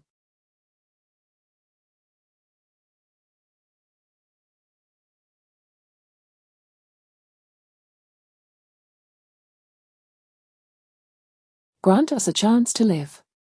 It's all that wretched woman's fault. She seduced us into this, he lamented. Li Ming paid no heed to their pleas, addressing Chen Shanshan earnestly. These are the ones who betrayed you, sold you out, even sought to defile you. You must deal with them. From this day forth, you shall be mine. If you cannot bring yourself to do this, then you may as well perish. I have no need for someone who cannot even strike down those who betray and sell out their own. Unsteadily, Chen Shanshan rose to her feet. She had witnessed Li Ming's strength and believed that only he could ensure her survival in this apocalyptic world. Tired of the relentless struggle for survival, she resolved to leave this place with him. Gritting her teeth, she raised the machete, and with a decisive motion, she struck down Zhu Diezui, whose feeble attempts to struggle ceased entirely. Lin Saixia and Chen Hao were taken aback, trembling in fear as they realized that Chen Shanshan had indeed acted. Desperate, Chen Hao crawled toward the door, hoping to escape this house and seek help outside. After dispatching Zhu Diezui, Chen Shanshan felt a weight lift from her shoulders, the tension and guilt dissipating as she swiftly pursued the crawling Chen Hao, delivering a fatal blow to his neck. Lin Saixia, paralyzed with fear, retreated, urine streaming down her legs. Hadn't they been short on water? How could there be so much urine, soaking her entire pants? Wailing, she pleaded with Chen Shanshan, "Shanshan, please, don't. Remember, we were the best of friends." Chen Shanshan replied coldly, "Best friends, is this how a best friend treats me? You were the one who urged me to contact Li Ming, you were the one who envied my recognition by him. Do not think for a moment that I am unaware. I thought that was merely your unfulfilled desire. I even fantasized about one day obtaining resources, determined to ensure they reached you, considering you an important person. Forgive me this once, and I promise I will never appear before you again." Chen Shanshan hesitated, lowering the knife slightly. Faced with her longtime friend, she wavered, unable to strike. Seizing the opportunity, Lin Saixia sprang to her feet, brandishing a fruit knife at Chen Shanshan's throat. Chen Shanshan was momentarily stunned, her eyes filled with disappointment. This friend had become a stranger to her. She barely recognized the Lin Saixia she once knew. Lin Saixia frantically shouted to Li Ming, "Li Ming, hand over the resources, or I will kill her." Li Ming burst into laughter. "Har! You wish to kill her? Why should I fear? I am not beholden to her." Lin Saixia retorted with a sneer, "Do you truly believe I am foolish? You scour the world for exquisite beauties. If these women were not of use to you, would you go to such lengths to find them? Though I do not know your intentions with them, they are undoubtedly significant to you." Li Ming sighed, "Alas, it is regrettable that a clever mind like yours has been clouded by jealousy." In the next moment, Li Ming vanished from Lin Saixia's sight. When she regained her senses, a gaping wound had appeared on her neck, blood gushing forth. Lin Saixia collapsed in a pool of blood, her eyes filled with resentment and malice as she glared at Chen Shanshan and Li Ming. Chapter 39, The Supernatural Fruit. Li Ming cradled Chen Shanshan in his arms and, with a mere thought, instantly transported himself back to Wu Feiyan's residence. Chen Shanshan was utterly astonished by Li Ming's mode of movement. Although she had witnessed his formidable prowess, she understood that nothing that transpired around this man was truly surprising. Upon seeing Li Ming return with Chen Shanshan in his embrace, Wu Feiyan and Long Qi immediately exclaimed, "Brother Ming, you're back. You've worked hard. Brother Ming, the technician number 88 is ready and can be arranged at any moment." Li Ming gently set Chen Shanshan down and addressed Wu Feiyan, saying, "No need for number 88 today. Please take her to wash up first." Wu Feiyan, feeling a twinge of disappointment, pouted and turned to Chen Shanshan, enthusiastically stating, "Sister Shanshan, let me take you for a bath. Brother Ming prefers not to be around untidy individuals." Chen Shanshan was taken aback by the warm reception from Wu Feiyan and Long Qi. She had anticipated that her arrival would incite jealousy and hostility, yet their eagerness was completely unexpected. What astonished her even further was the availability of water for bathing. In her home with Lin Saixia, not only was bathing a luxury, but even the daily allowance of drinking water was limited to a mere 500 milliliters. At times, in an effort to conserve moisture, she refrained from even urinating, fearing waste. Was it truly as Li Ming had described, unlimited food and water? Seeing the astonishment on Chen Shanshan's face, Long Qi reminisced about her own initial arrival in this place, which had also been marked by a look of wide-eyed bewilderment. Under Wu Feiyan's guidance, Chen Shanshan luxuriated in a warm bath, feeling as though she had returned to a time before the apocalypse. After enduring the trials of recent days, she had come to appreciate the value of such comforts.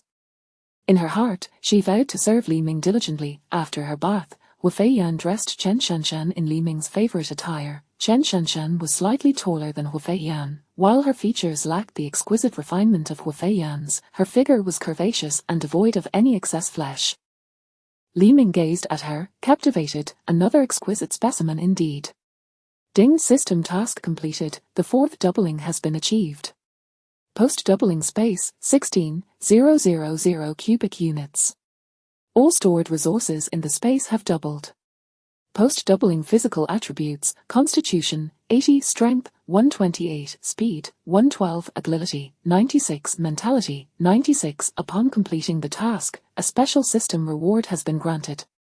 Awakening of A-class supernatural ability, Thunderclap. Upgradable, congratulations, host, for triggering a random reward task, you have obtained supernatural fruit, mythical beast type. This unexpected random reward was splendid. Li Ming immediately extended his right hand, concentrating his thoughts. Soon, delicate strands of lightning manifested in his palm. Remarkable, previously, his spatial and teleportation. This thunderclap ability perfectly compensated for his current shortcomings in output power. When combined with teleportation, it could undoubtedly annihilate the majority of foes and zombies. Currently, the ability's supernatural level was A-class, and the system hinted at the possibility of upgrades, suggesting that there were levels beyond A-class. System, supernatural ability levels are categorized as D, C, B, A, S, and SS. Li Ming was thoroughly pleased. According to this classification, the Thunderclap ability was already of above average caliber. Furthermore, it could be upgraded to S-class or even SS class. However, how does one achieve these upgrades? System, the host's skill level will rise in tandem with the host's supernatural ability level. The current supernatural ability level is a -class. So, it's merely A-class now. It seemed imperative to swiftly seek out more exceptional beauties to elevate his supernatural ability to S-class, ensuring his own safety. Having experienced his previous life, Li Ming understood that a scant few individuals infected with the zombie virus would not succumb to zombification. Instead, they would conquer the virus and awaken as formidable supernatural beings. Among these powerful individuals were certainly A-class and even S-class supernatural beings. Though aware that infection with the zombie virus could potentially lead to the awakening of supernatural abilities, the odds were exceedingly slim. Who would willingly take such a risk? With the system's reward of the supernatural fruit, Li Ming could enable those around him to gain powers without any risk. Regrettably, the system indicated that the supernatural doubling was singular in nature. Otherwise, if stored in the space, it wouldn't be long before he could assemble a legion of phoenixes. Nevertheless, it mattered not. As long as he continued to seek out more exceptional beauties, the creation of a supernatural army would eventually come to fruition. Moreover, these supernatural beings would be 100 loyal to him. Li Ming examined the subsequent reward, supernatural fruit, mythical beast type, phoenix form. Since it was termed a fruit, it could be consumed by anyone. What about himself? Could he absorb this phoenix form as well? System, of course. All rewards triggered by the system are available for the host's use. Oh, joy! This meant that not only had he acquired the thunderclap ability, but he had also gained the phoenix form, rendering him virtually invincible. Yet, upon further contemplation, he realized that the phoenix form might not suit him well. Although he longed for the power of the phoenix, it seemed somewhat effeminate and incompatible with his masculine image. As a dashing man, transforming into a phoenix would be quite unbecoming. No, this ability must not be utilized by himself. The phoenix form, with its power of flight, sparked an idea. This ability would be particularly fitting for Hu Feiyan. After all, she was an air hostess. Surely she wouldn't fear heights while flying. Li Ming casually scanned the other resources, all of which had doubled, revealing nothing of particular interest.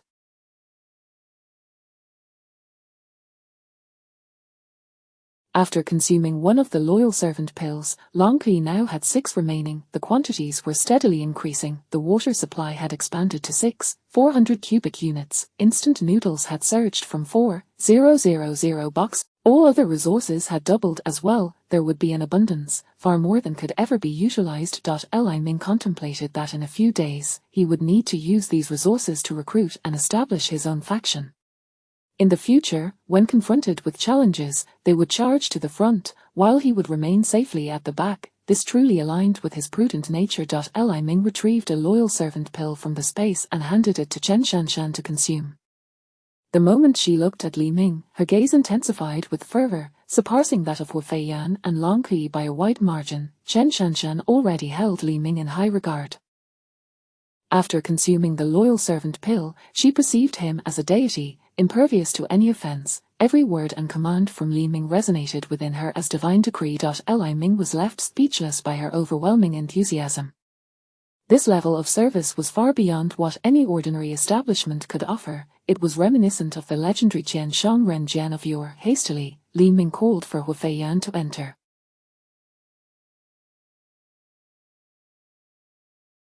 She appeared in her air hostess uniform, and upon entering, executed a gesture unique to her profession. Good day, sir. May I inquire if you require the services of technician number 88?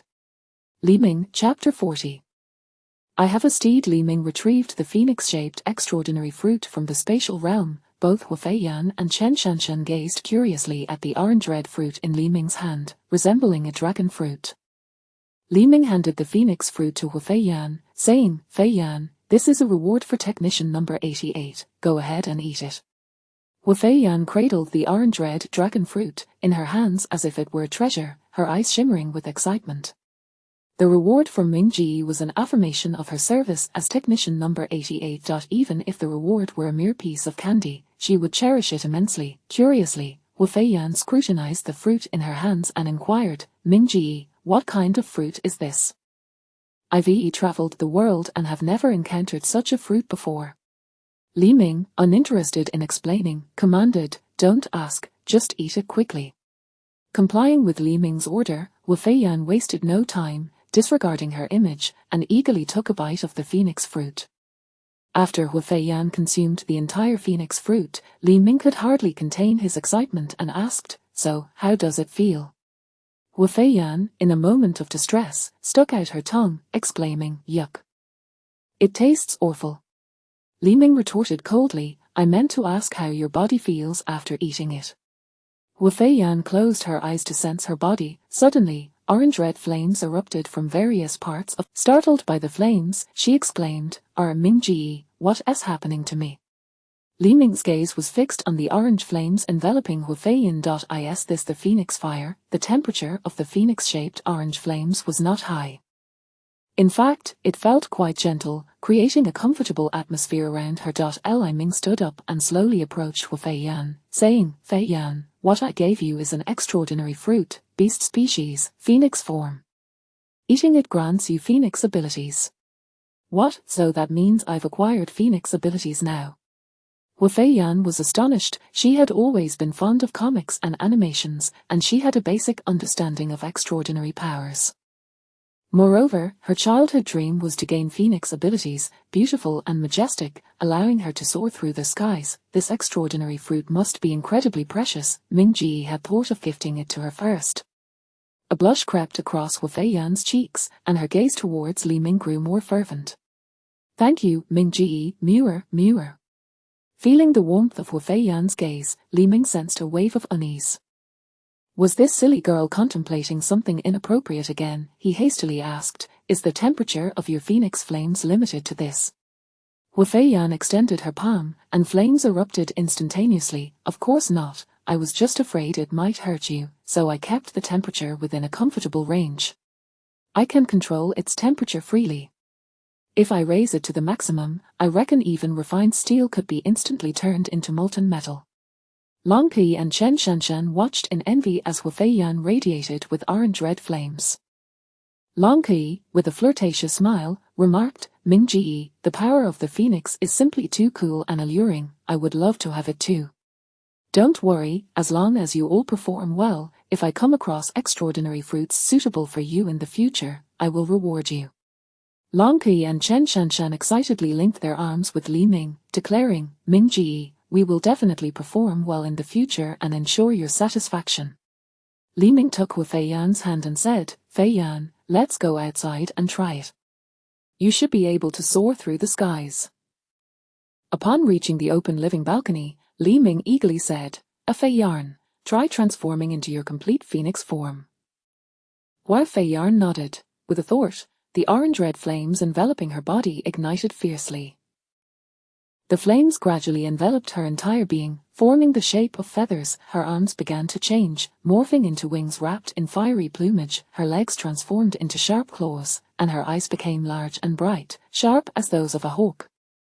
Her entire form grew larger, and the small living balcony was nearly unable to accommodate her phoenix body. Hu Feiyan exuded immense confidence, as if she were born with the innate ability to. In her phoenix form, Hu Feiyan soared through the heavens, the space around her appearing to tear open with a brilliant light, dazzling to behold. Within the radiance, a kaleidoscope of colors intertwined, reminiscent of a rainbow. Each flap of her wings scattered countless luminous particles, leaving a long, splendid trail in her flight. With a resounding call, Hu Feiyan emitted two melodious phoenix cries, clear and resonant. In the night sky, the flying phoenix was exceptionally radiant, even rousing the entire community, with residents flocking to their balconies to gaze up at their miracle. The community's residents began, What is that flying outside? It's so beautiful. It's a phoenix, a real phoenix, come see the sky outside. The phoenix heralds auspiciousness, peace, and tranquility. Is it here to save us? It's a celestial being descending to rescue us. Oh, Divine One, save us. At that moment, the vast majority of the surviving residents knelt on their balconies, praying to the soaring phoenix. Having circled the sky several times, Hu Feiyan felt an overwhelming sense of joy. Ming-Ji, thank you. This is truly exhilarating. Suddenly, an idea struck Li Ming, and he shouted, Feiyan, come closer to me. Responding to Li Ming's command, Hu Feiyan spiraled in the air, gradually approaching Building 7 of the community. When she was less than 100 meters away from him, Li Ming teleported to her location. In an instant, Li Ming stood on Hu Feiyan's back, enveloped by the blazing orange flames.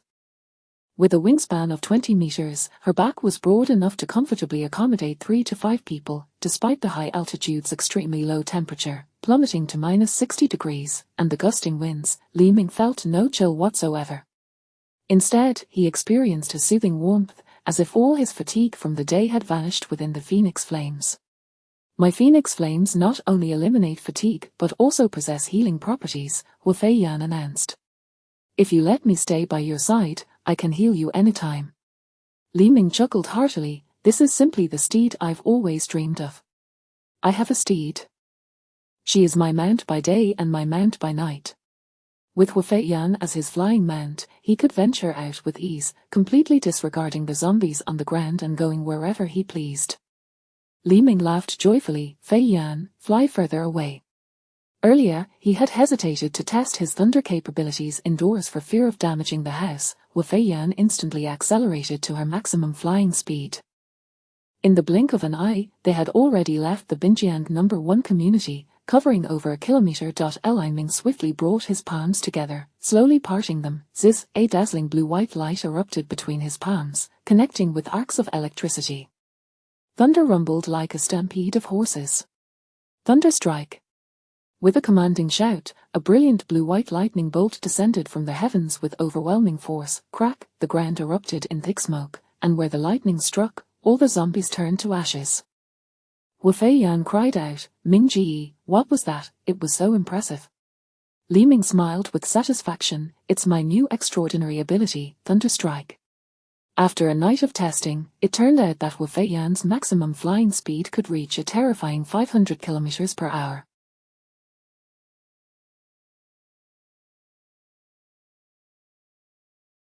However, maintaining such speed for extended periods would quickly deplete her stamina, significantly reducing her range. Therefore, Wu Feiyan typically flew at around 300 kilometers per hour, comparable to the speed of a high-speed train. Chapter 41, My Indifference Towards Wretched Lands. Upon returning home, Luo Zijuan trembled as she cocooned herself in the blankets. Despite wrapping herself in 3 layers of quilts, she still felt uncomfortably cold.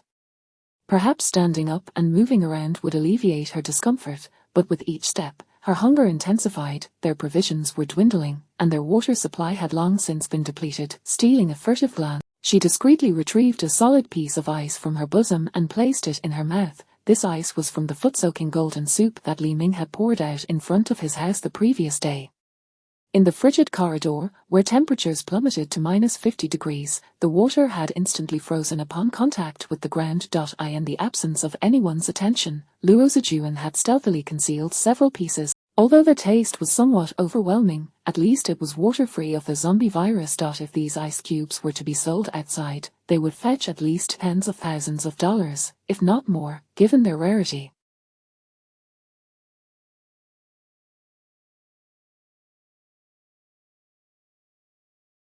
Moreover, the salty flavor would help replenish the salt her body had lost, rendering them highly nutritious. With the golden soup ice cube nestled in her mouth, Luo Zijuan clutched her phone, fervently praying for Li Ming to respond to her messages.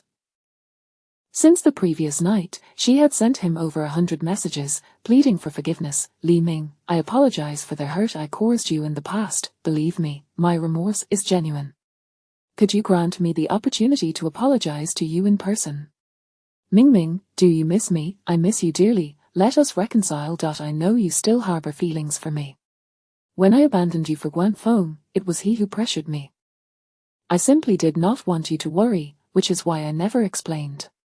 You know Guanfeng's parents are prominent city officials. If I refused to be with him, he would resort to harming my family, including my younger brother who is still in school. When you faced failure in your venture, I did not wish to burden you with my presence, so I chose to leave. I hope you can understand my anguish. Only through suffering have I realized that the person who treats me best is you, the one I love most is you. You have changed, you were not like this before.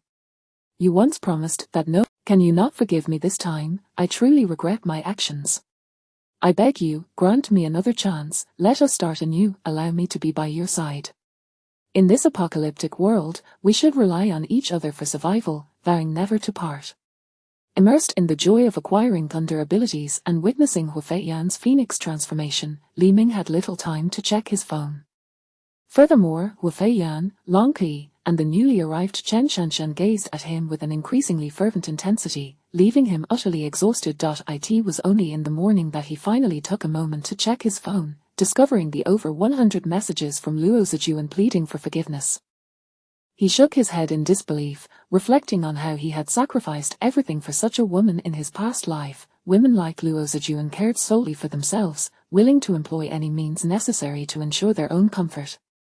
After allying with Guanfeng, she had shamelessly flaunted their relationship on social media, indirectly mocking his failures. Now, barely a week into the apocalypse, she was eager to abandon Guanfeng and return to his embrace.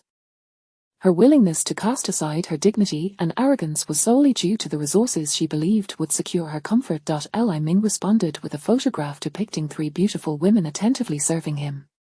"Do I need? You are clearly quite base, yet you feign nobility. I am aware of your entanglements with Guanfeng. Stunned, Luo Zijuan questioned how it had come to this. 3 women, had the standards risen overnight? After just one evening, another beauty had appeared, and judging by Chen Shanshan's looks and figure, she surpassed Luo Zijuan considerably. Without hesitation, Luo Zijuan sent a voice message demanding, "Forget Wufei Yan and Long Pi.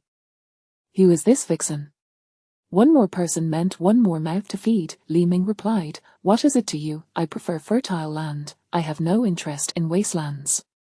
Fuming, Luo Zijuan hurled her phone across the room upon reading. Wasn't he the one who had been the most eager to cultivate the land? It is often said that men are heartless creatures, quick to abandon their commitments. Guan Feng, who lay injured from Long Qi's throes, observed Luo Zijuan's fury and remarked discontentedly, "Why are you acting so erratically? Wouldn't it be wiser to conserve your energy?" In a fit of rage, Luo Zijuan grabbed a pillow and began to pummel Guan Feng.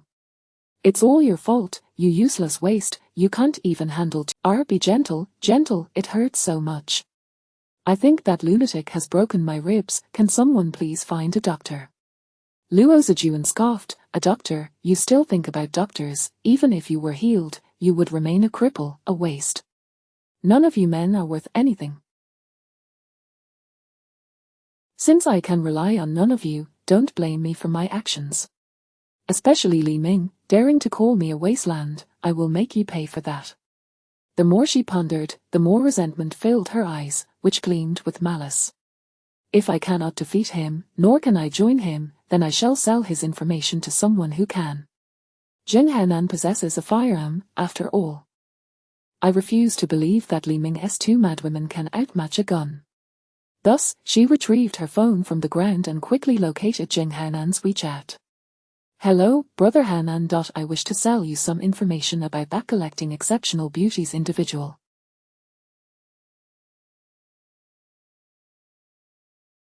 Are you interested?" Luo Zijuan swiftly received a response from Jing Hanan. "Tell me more, how do you wish to sell it?" Luo Zijuan replied, "I will provide you with all the information I have. Once you acquire his supplies, we can split them. I want 50%. Jing Hanan responded, "You are quite bold, demanding 50%, can you even secure that?" Luo Zijuan read the message and pondered calmly.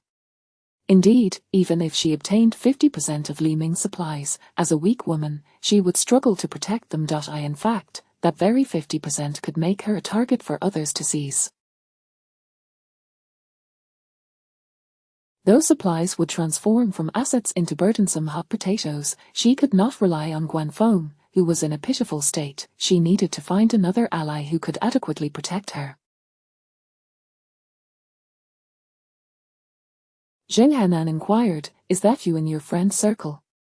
Her friend's circle, had Jing Hanan seen her photos there? Indeed, Jing Hanan was a robust ally. He not only commanded numerous subordinates but also wielded a gun. If she could win him over, then not just 50% of the supplies, but all of them would belong to her. Manipulating men was her forte. Luo Zijuan felt confident that Jing Hanan would soon fall under her spell. "Of course, those photos showcase my natural beauty. Am I attractive? I greatly admire capable men like you. Could we meet to discuss this further?"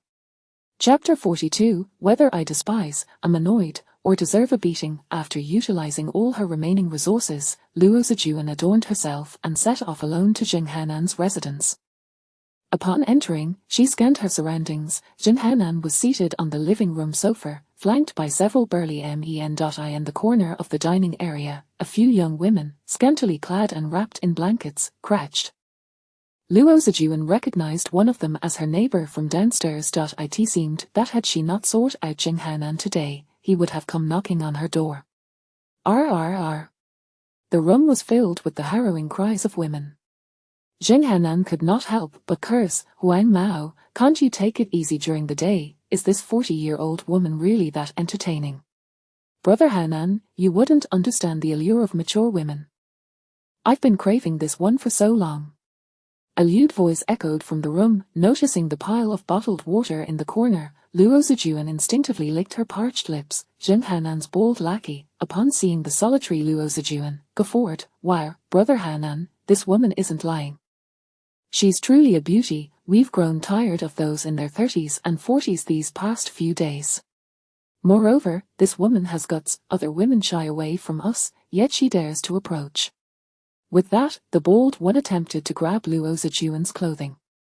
Slap! Luo Zijuan delivered a sharp blow to the bold man's face, haughtily declaring, "Am I someone you can lay a hand on?" She understood the preferences of different men, for a man like Xing Hanan, relying solely on coquettishness might only pique his fleeting interest. To truly captivate such a man, one must be even more ruthless, more audacious. This is why the underworld bosses fear the elder sisters. Since she had decided to play the part, she would embody that elder sister, rather than be a mere plaything to be discarded. Infuriated by the slap, the bold man seized Luo Zijuan's hair, raising his hand threateningly. "You filthy bitch, dare to touch me." "Baldy, stop."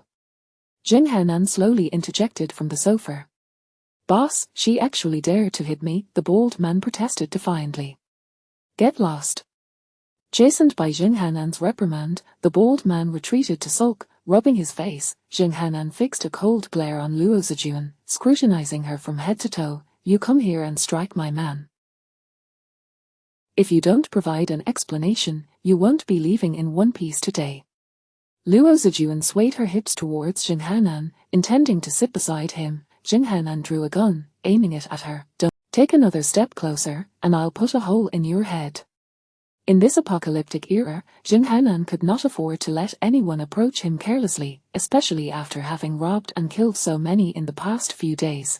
Beneath them, she was completely bare. Although the system rated her at 80 points, she had dedicated the past few years to beauty and fitness. Her figure and appearance were exceptionally well maintained. Even Xing Hanan was momentarily taken aback by her fiery physique. Noticing the shift in Xing Hanan's gaze, Luo Zijuan realized she had him ensnared. Bearing the near-zero temperature indoors and the stares of the bold lackey and others, she gradually sat beside Xing Hanan, wrapped her arms around his neck. "I like that." He lifted the bare Luo Zijuan and strode into the room under the watchful eyes of the others. The bold man, filled with envy, remarked, "Brother Hanan is truly fortunate. In this building 7, aside from Huifeiyan and Long Qi, she must be the next in line." The lackey beside him, Huang Mao, swallowed hard and said, "Do you think the boss will let us have a taste after he's done?" The bold man rubbed his stinging face and shook his head. "Don't even think about it. This woman is not simple." 5 minutes later, Xing Hanan lit a post-coital cigarette. "Is your intel accurate? Are there really only 4 of them? Could there be more weapons?" Xing Hanan was genuinely interested in Li Ming's supplies.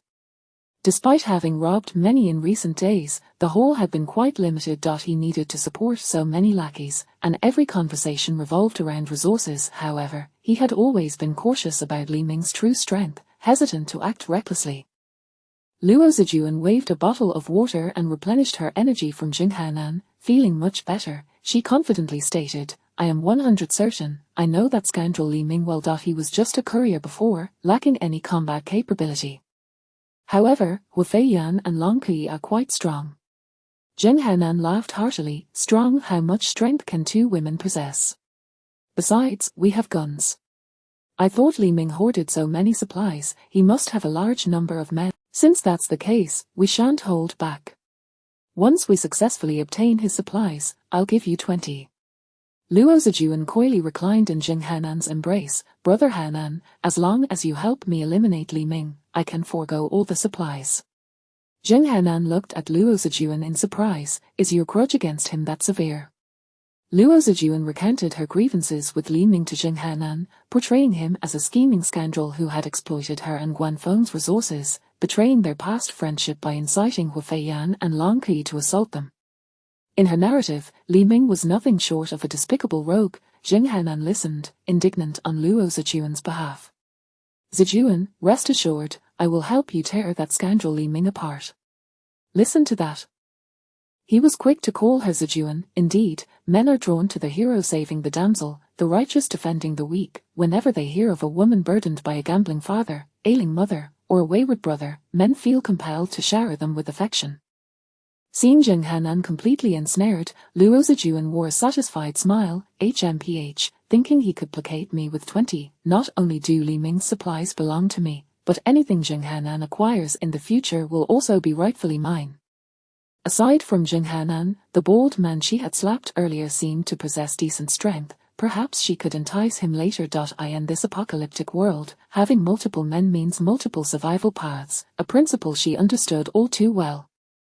At this moment, the entire neighborhood, along with several surrounding districts, was engulfed in fervor. Their all-you-can-eat and drink live broadcast from Binjiang 1 was underway. The stream featured a lavish feast, complete with suckling pig and a bottle of 1982 Lafite.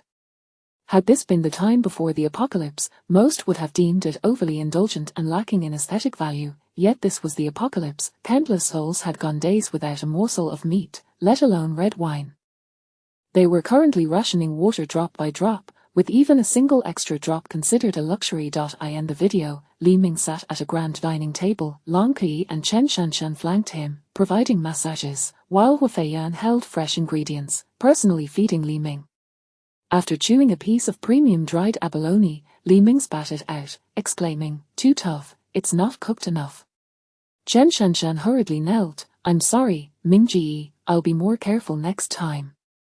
Tasting high-grade Japanese wagyu, he chewed a few bites before spitting it out. "You dare serve me food from a radiation-contaminated country?" Chen Shanshan again apologized, "Ming Ji, I was wrong. I deserve it. I swear, no more food from that country will come before you."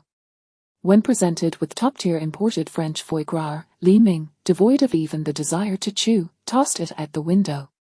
What good could come from a country that can't even host the Olympic opening ceremony? Are they here to make a joke? With every morsel he discarded, the comments in the live stream erupted. "Wow, ruthless, I thought it was only Hu Feiyan and Long Qi. Wasting food like this will surely bring divine retribution, unless you let me have a bite.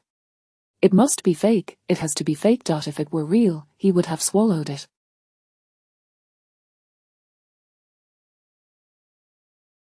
"It's definitely wax food. Stop spitting it out. If you won't eat it, let me have it, please. Even if it's what you spat out, I wouldn't mind. Dad, you are my real dad. I'm your long-lost son, please come claim me back. Brother, do you need a pet? A 30-year-old dog seeks a home, I'll eat whatever you spit out." Hu Feiyan and Long Qi, let go of the boy in your grasp. Let me take over. Chapter 43, The Experience Package of Walking. Arjun has fallen in love with Artyom. On a starry night, Li Ming shamelessly belted out in the live broadcast. The moment his melodious voice filled the air, Hu Feiyan and her companions erupted into frenzied squeals akin to brainless fans. "Ming Ji, your singing is simply divine, my ears feel enchanted. Ming Ji, we shall be together forever, yyds, Muir, Muir. Who else? Is there anyone in this world who can compare to our Ming Ji? Oh. Jing Hanan glared at the shameless spectacle of Li Ming in the broadcast room, his anger igniting. Damn it, this Li Ming is truly a scoundrel, a worthless wretch. He felt a surge of righteous indignation, determined to mete out justice for Luo Zijuan. Having played the role of the villain for decades, it was his first time feeling as though he were seizing someone for the sake of justice. "Brothers, grab your weapons, let us go and chop this beast to pieces." After 2 days of looting and pillaging, Jin Hanan's team had swelled to a formidable 12 members, each one brawny, fierce, and ruthless. Jin Hanan's criteria for selecting members were exceedingly stringent. It was not enough to merely wish to join. Those who contributed nothing to the team were utterly unwelcome. After all, in this apocalyptic world, resources were scarce. Every additional person meant another mouth to feed, another expense to bear. Upon hearing the plan to eliminate Li Ming, excitement surged through the ranks. Each member knew that the food Li Ming hoarded could very well surpass the combined stock of the entire community. Furthermore, he was surrounded by 3 stunning beauties. Just the thought sent shivers of delight down their spines. The bald man leered, "Boss, after we take care of this guy, can we share one of those 3 beauties among us? Otherwise, the enthusiasm might dwindle." Jin Hanan waved his hand grandly, declaring, "I already have your sister-in-law. Those 3 women belong to all the brothers." Without benefits, who would follow him, Jin Hanan understood better than anyone that mere promises would not motivate these men. They needed to see tangible rewards. A few women were inconsequential. If necessary, even Luo Zijuan could be offered up for their enjoyment. Upon hearing that the three women were for all the brothers, Zheng Hanan's subordinates' desires reached a fever pitch. These women, whom they could only gaze at longingly in the past, were now within reach. They could hardly contain their excitement. Li Ming was passionately singing away when suddenly, his phone rang, an unexpected call from Guanfeng. It was a rare occurrence indeed for Guanfeng to call him. Li Ming stepped away from the live stream to answer. Speak quickly. At that moment, Guanfeng, disregarding his pride, spoke in a lowly voice. Li Ming, I have crucial intelligence to sell to you. Are you interested? Not interested. Li Ming hung up. The phone rang again. It was Guanfeng once more. What could he possibly offer that warranted such haggling? Li Ming decided to hear him out. He picked up the phone again, irritation evident in his tone. I'll give you one more chance. Get to the point. Guanfeng, fearing another hang-up would seal his fate, whimpered, that wretched Luo Zijuan has sided with Zheng Hanan. She even abandoned me. Li Ming scoffed. Is that all? Isn't this woman's behavior par for the course? Guanfeng couldn't help but cry. She left without a second thought, but when I asked her for a pack of noodles or a bottle of water, she refused. Do you know how much effort and money I spent to take her from you? Now, she won't even part with a bottle of water. Li Ming had no desire to listen to his sob story. It was self-inflicted and had nothing to do with him. If you keep lamenting, I'm hanging up. They will raid your home today, stealing your supplies and women.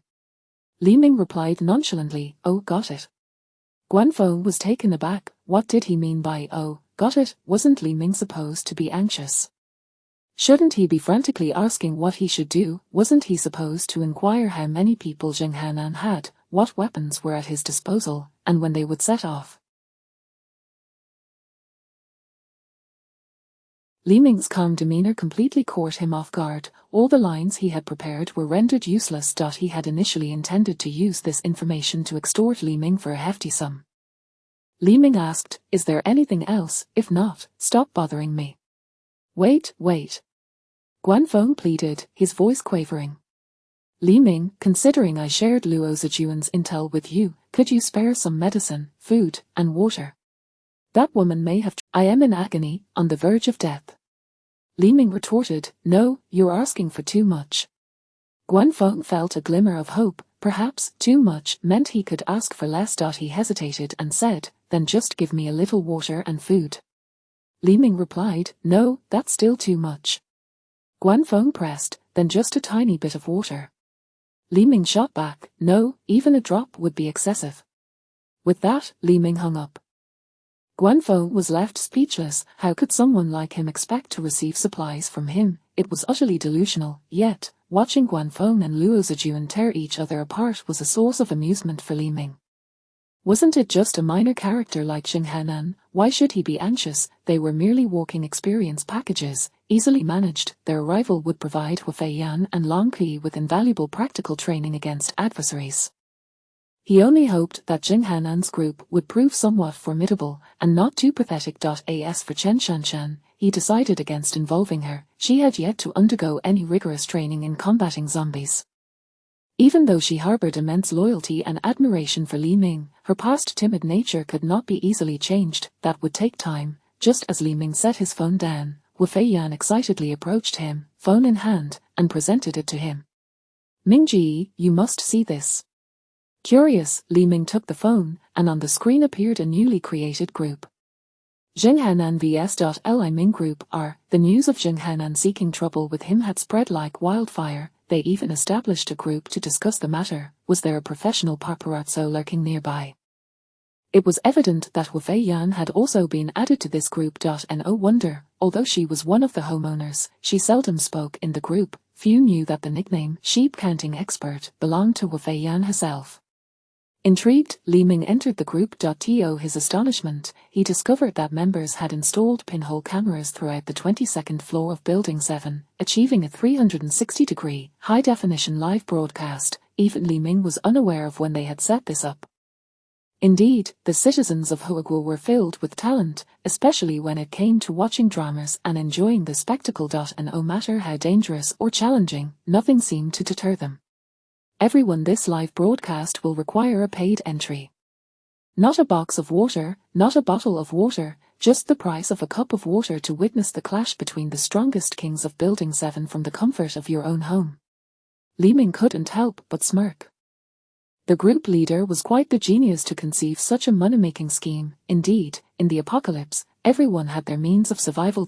Li Ming was very curious about how he planned to charge each person a cup of water. The homeowners within the group began to comment. I wonder who will emerge victorious. Personally, I favor Jing Hanan. After all, he has a strong army and firearms at his disposal. I also believe Jing Hanan has the upper hand. That Li Ming, despite starting with so many resources, shows no ambition, only lusting after women, and must have the finest. He deserves to fail. Doesn't he realize that in the apocalypse, only those with weapons can thrive? What a fool. Li Ming silently took note of these skeptics.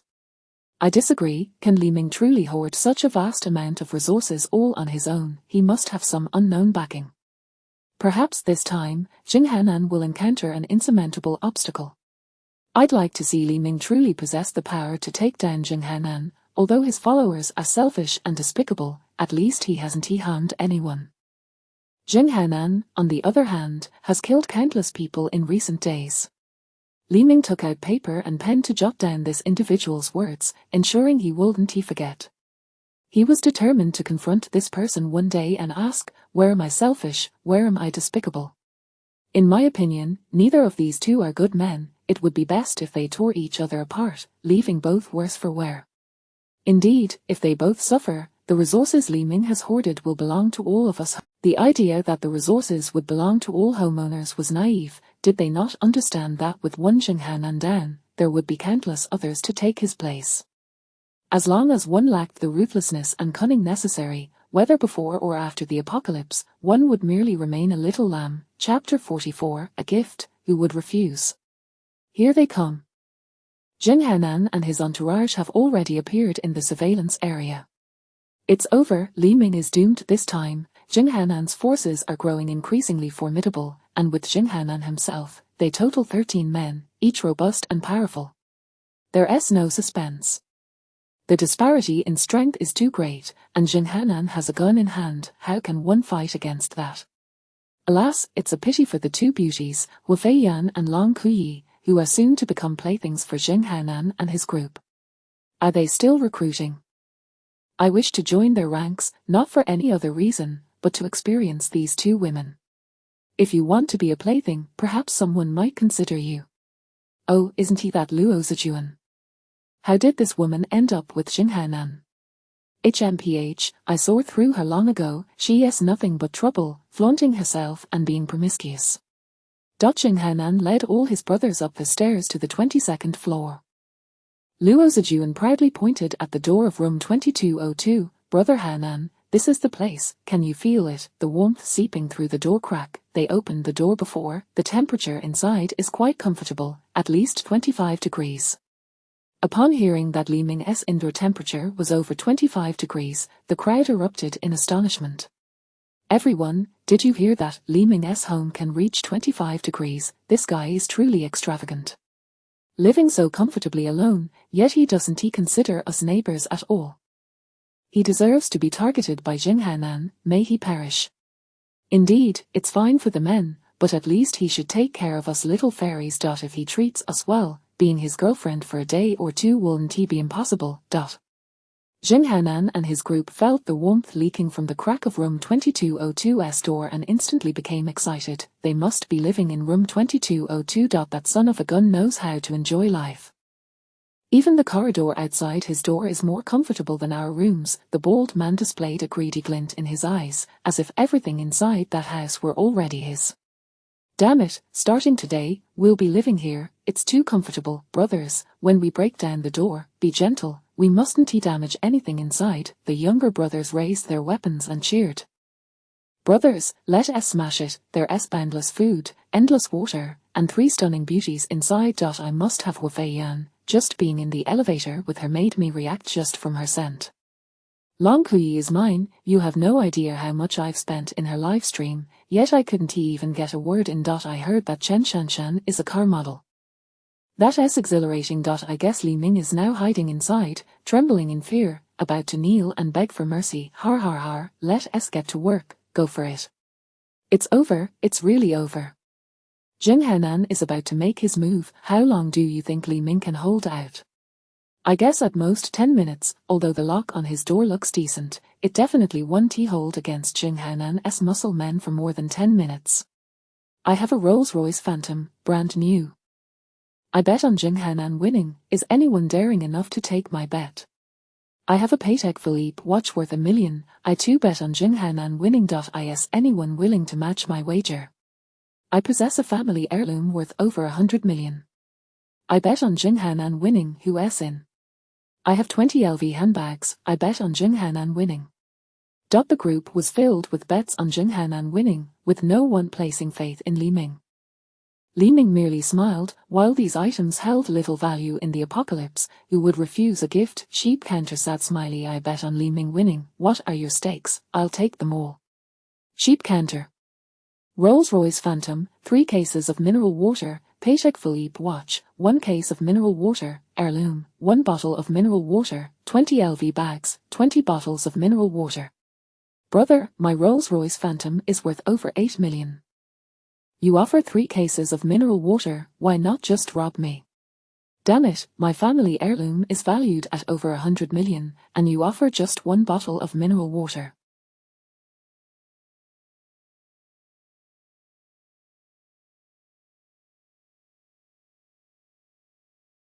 This is outrageous.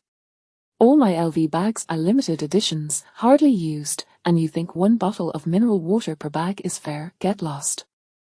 Sheep counter. Your items are worth this much. If you don't want to bet, then leave. Of course, I'll bet. Who wouldn't he? I don't believe Li Ming can defeat Jing Hanan's crew. Exactly, you're bound to lose. I am just worried that if you lose, we won't have enough water. If you lose, the entire group will need at least 20 cases of mineral water. Do you have that? Sheep counter sad smiley. Photos, cases of mineral water stacked together, estimated to be at least 50. So it's you, big brother, my apologies. Damn, another wealthy fool. Amidst the cheers of Jing Hanan's subordinates, 2 henchmen wielding heavy hammers raised their weapons, ready to smash the door lock. Crack, the lock opened. The scene fell into silence instantly. What is happening?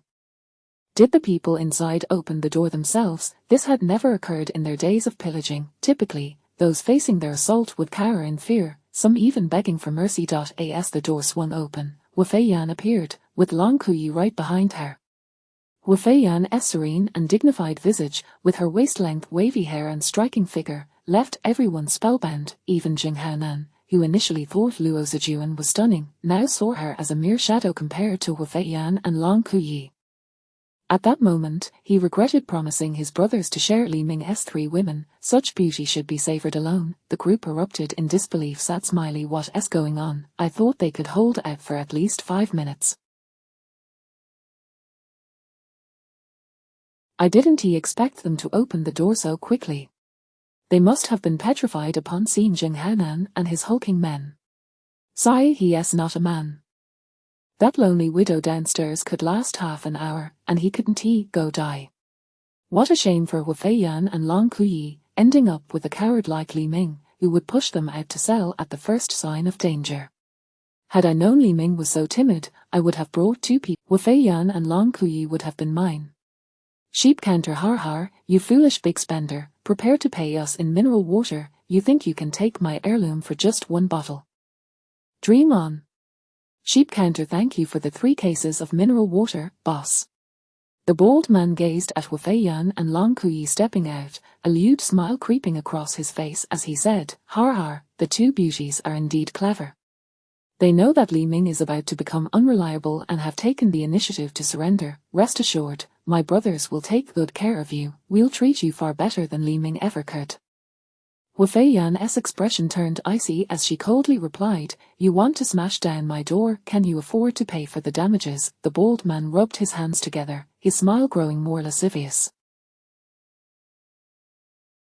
Pay soon, you'll be ours. How about I compensate you with my body? Har har har, Wu Feiyan smirked, are you sure you want to offer your body as compensation? The bald man lewdly wiggled his corpulent body, bringing his greasy round face closer to Wu Fei Yan. Absolutely, as long as you desire, my body is at your disposal. Long Kuyi, with an innocent smile, turned to the crowd outside and asked, and what about you? Would you be willing to offer your bodies to me? The crowd erupted in raucous laughter. I would, just say the word, and my body is yours. Wow, I'd willingly die for you, with so many of us. Can you handle it? Har har har. Wu Fei Yan and Long Kuyi's gazes suddenly turned cold. Then we won't hold back. Swish, Wu Fei Yan swiftly drew a machete from her waist, and in a blink, the bald man's head was severed from his body. His eyes still seemed to possess awareness. Oh, why isn't he my body under my control? Thud, the bald man's head rolled to the ground, his eyes blinking in disbelief. The scene fell into an eerie silence once more. Everyone stared in horror at the decapitated corpse, unable to comprehend the scene before them. While some stubborn individuals had resisted in their recent plundering, their means mostly involved intimidation. Even with a kitchen knife, they wouldn't dare to truly harm someone. Let alone someone like Wu Fei Yan, who struck directly at the vital points, leaving no room for chance. Seeing the bald man's head fly off, everyone took a step back, intimidated by Wu Fei Yan's ferocity. Even these thugs felt fear when confronted by someone more ruthless than themselves. Such is human nature. Snapping out of his shock, Jin Hanan immediately raised his pistol, aiming it at Wu Fei Yan. You vile woman, how dare you attack my brother? Lower that knife immediately, or I'll blow your head off with one shot. Wu Fei Yan flicked the blood from her knife. What's the matter?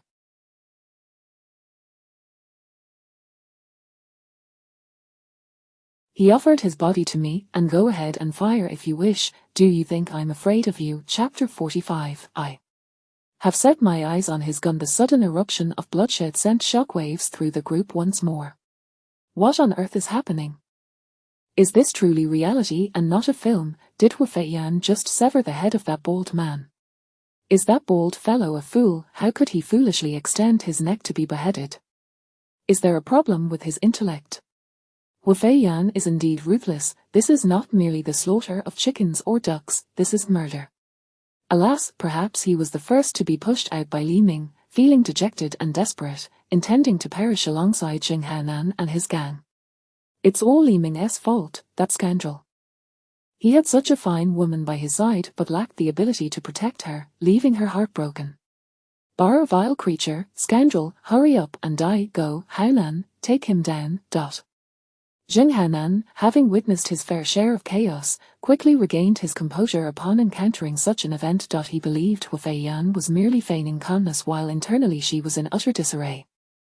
In this world, he had yet to encounter anyone unafraid of guns. The bald man's demise was entirely due to his own carelessness. Falling victim to her ambush, Jing Hanan's finger grazed the trigger of his handgun. If you dare to move again, I will immediately blow your head off. Do you believe that? Why are you so verbose? She has already stated that if you wish to shoot, go ahead, Li Ming said nonchalantly as he slowly emerged from the house. Following closely behind him was Chen Shanshan, carrying a massive executive chair. Upon reaching the corridor, Chen Shanshan hurriedly placed the chair on the ground and gently dusted it off. Mingji, please take a seat. Li Ming, akin to a monarch, settled into the executive chair, crossing his legs. Chen Shanshan, producing a fruit platter from who knows where, knelt beside him and offered a fresh lychee. Mingji, please enjoy. Wu Fei Yan and Long Qi stood before Li Ming like vigilant guardians, preventing any potential ambush. Li Ming's entrance incited a wave of fury among the group, their anger reaching a fever pitch. Sad smiley, who does Li Ming think he is, forcing Chen Shanshan to kneel and feed him fruits? Bar, a worthless man, a phoenix man. I have never seen someone so pretentious. Even when death is imminent, he dares to act so smug. Does he think posing will spare him? How can such a shameless individual exist in this world, hiding behind 3 women, cowardly? You truly bring shame to men. Is soft living truly so delectable, particularly sweet? Hey, thankfully I am wise enough to recognize that scoundrels seeking women in such groups are certainly unworthy. I will not fall for his tricks. For heaven's sake, someone tear that arrogant face off. I cannot bear it. How can someone so deserving of a beating exist in this world? Go, Jing Hanan, the entire community stands with you. It seemed these individuals had forgotten the misdeeds Jing Hanan had committed over. Jing Hanan's group stood dumbstruck, astonished by the royal treatment Li Ming was receiving. Even before the apocalypse, they had never enjoyed such service. Despite sharing the same apocalyptic reality, living in the same neighborhood and building, how could the disparity be so vast? Li Ming appeared to be living more lavishly than before the world fell apart, inciting intense envy and resentment. Li Ming discarded a lychee pit, and Chen Shanshan quickly reached out to catch it. The audience has gathered. You may commence your performance, Li Ming remarked expectantly. Jing Hanan glared at Li Ming with malice. Li Ming, is this not a bit too arrogant? Do you consider us mere monkeys for your amusement? Li Ming responded with a calm smile. Har. How could trash like you be compared to monkeys? Monkeys are far more endearing. How dare you call me trash? Jing Hanan retorted angrily. Li Ming teased. No, don't misunderstand. I am not saying you are trash. I am saying all of you are trash. Help, someone drag this pretentious dog out and slaughter him. My heavens, I cannot endure this. Do not let me see that face again, lest I lose control and slap him senseless. How can such a person still be alive today? This cannot be right. Insulted by Li Ming, Jing Hanan's face flushed with rage, his hands trembling uncontrollably. Brothers, take him down. I want him to regret ever coming into this world. The four burly men at the front immediately raised their axes and cleavers, lunging toward Hu Feiyan and Long Qi.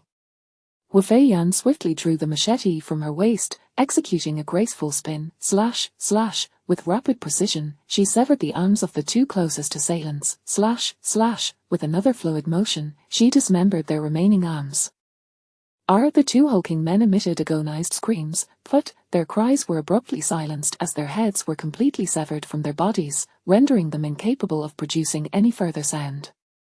Hu Feiyan's movements were seamless, flowing like a dance. Li Ming recognized that she had applied the techniques he had taught her for dispatching zombies against human foes. It is crucial to note that the psychological pressure of killing zombies differs vastly from that of killing humans.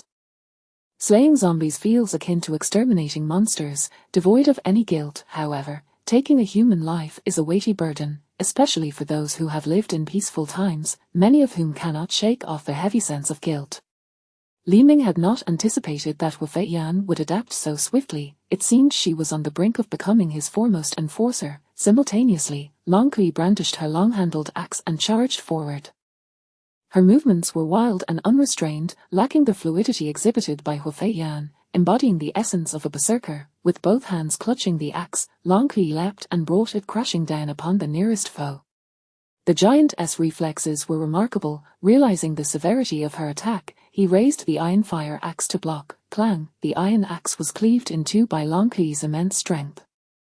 While the fire axe absorbed much of the force, the axe still descended mercilessly upon the giant's head. But the hulking man was cleaved in two from head to toe, his innards spilling forth in a horrific display. Another giant, witnessing this carnage, stood agape, terror-stricken as he gazed upon Long Qi. Despite her seemingly pure and beautiful visage, in that moment, she resembled a terrifying demon. Monster, monster, monster. Mommy, I want to go home, I don't want to play anymore. Before he could finish, Long Qi executed a horizontal slash with her axe, but the man was bisected at the waist, a true testament to his demise. The severed giant did not immediately lose consciousness. Instead, he howled in agony. Help, brother, come save me, I do not wish to die, I want to go home. Bang! The giant's head was obliterated by a single blow. Blood and flesh splattered against the wall. This was due to Long Qi employing the blunt side of the axe rather than its sharp edge. In less than 10 seconds, Jing Hanan's four underlings had been brutally dispatched by Hu Feiyan and Long Qi. The scene was savage, bloody, and horrific. Everything transpired too swiftly for anyone to react. The atmosphere fell into a profound silence. Li Ming calmly consumed a grape fed to him by Chen Shanshan and remarked, Feiyan, Qi, you took a full 10 seconds to deal with those four little pawns. There is still room for improvement. Hu Feiyan and Long Qi did not divert their gaze from Jing Hanan's group, responding to Li Ming. Mingji, we apologize, we will practice more diligently so as not to disappoint you again. Upon hearing their exchange, the group finally snapped back to reality amidst their shock. Leader, are you certain this isn't a pre-recorded sci-fi film? OMG, are Wu Fei Yan and Long Qi even human? The men they slaughtered could each take on 5 men without issue. This cannot be real, absolutely not. How could those burly men be slain by Wu Fei Yan as if they were mere chicks? This Phoenix man, Li Ming, despite Wu Fei Yan and Long Qi's tremendous efforts, still finds fault with their speed. If he is so formidable, why doesn't he take action himself, instead of hiding behind women and blabbering? I detest such men. Wu Fei Yan and Long Qi are simply magnificent, they are the Valkyries of my dreams. What a pity, they are following such a coward like Li Ming for mere supplies. Zheng Hanan and the remaining 7 underlings stared at the disarray of limbs and organs strewn across the ground, their stomachs churning violently. Observing from a screen was a far cry from experiencing the reality on site, even though Zheng Hanan and his gang had witnessed the horrors of zombies and had grown accustomed to killing over the past few days. The gruesome and blood-soaked scene before them elicited involuntary nausea. The blond man had already begun to retch uncontrollably, trembling in fear. They are demons, they are monsters, quick, run away. Bang! Zheng Hanan struck the blond man down with a punch, cursing, useless. Aren't you also boastful usually, and now you're terrified of this wench? The blond man cradled his swollen face. Hanan-ji, but they are truly terrifying. Zheng Hanan feigned composure, coward. That was merely because those men underestimated them. No matter how fast they are, can they match the speed of my gun? No matter how powerful they are, can they withstand a bullet? Li Ming's voice rang out once more, calm and steady. Fei Yan. I have set my eyes on his gun. Chapter 46, Valkyrie. Alas, it appears that Li Ming has set his sights on the gun in Zheng Hanan's possession. Why do I find myself feeling a twinge of sympathy for Zheng Hanan? To be targeted by someone as insipid as Li Ming is truly pitiable. Does he not realize his own limitations? Without Wu Fei Yan and Long Qi, Zheng Hanan would have reduced him to mere pulp by now. Yet, he shamelessly covets the gun of another. Does he think that Wu Fei Yan and her companions achieved victory by merely eliminating a few foes? Zheng Hanan still has 9 individuals at his disposal. Although, that wretched Luo Zijuan is of little use. Someone, please send this Li Ming off to fetch his lunchbox. I can no longer tolerate his insufferable demeanor. Mingji, rest assured, I shall personally deliver the gun from his hands to you, Wu Fei Yan declared earnestly. Her eyes were as sharp as a hawk fixated on its prey, unwaveringly focused on Zheng Hanan's figure. A twitch involuntarily crossed Zheng Hanan's lips. What is the meaning of this? He had arrived with his own entourage to seize their supplies. How had it come to pass that he now felt like the hunted? Zheng Hanan recalled the intelligence Luo Zijuan had provided him, which indicated that these 2 women possessed extraordinary strength.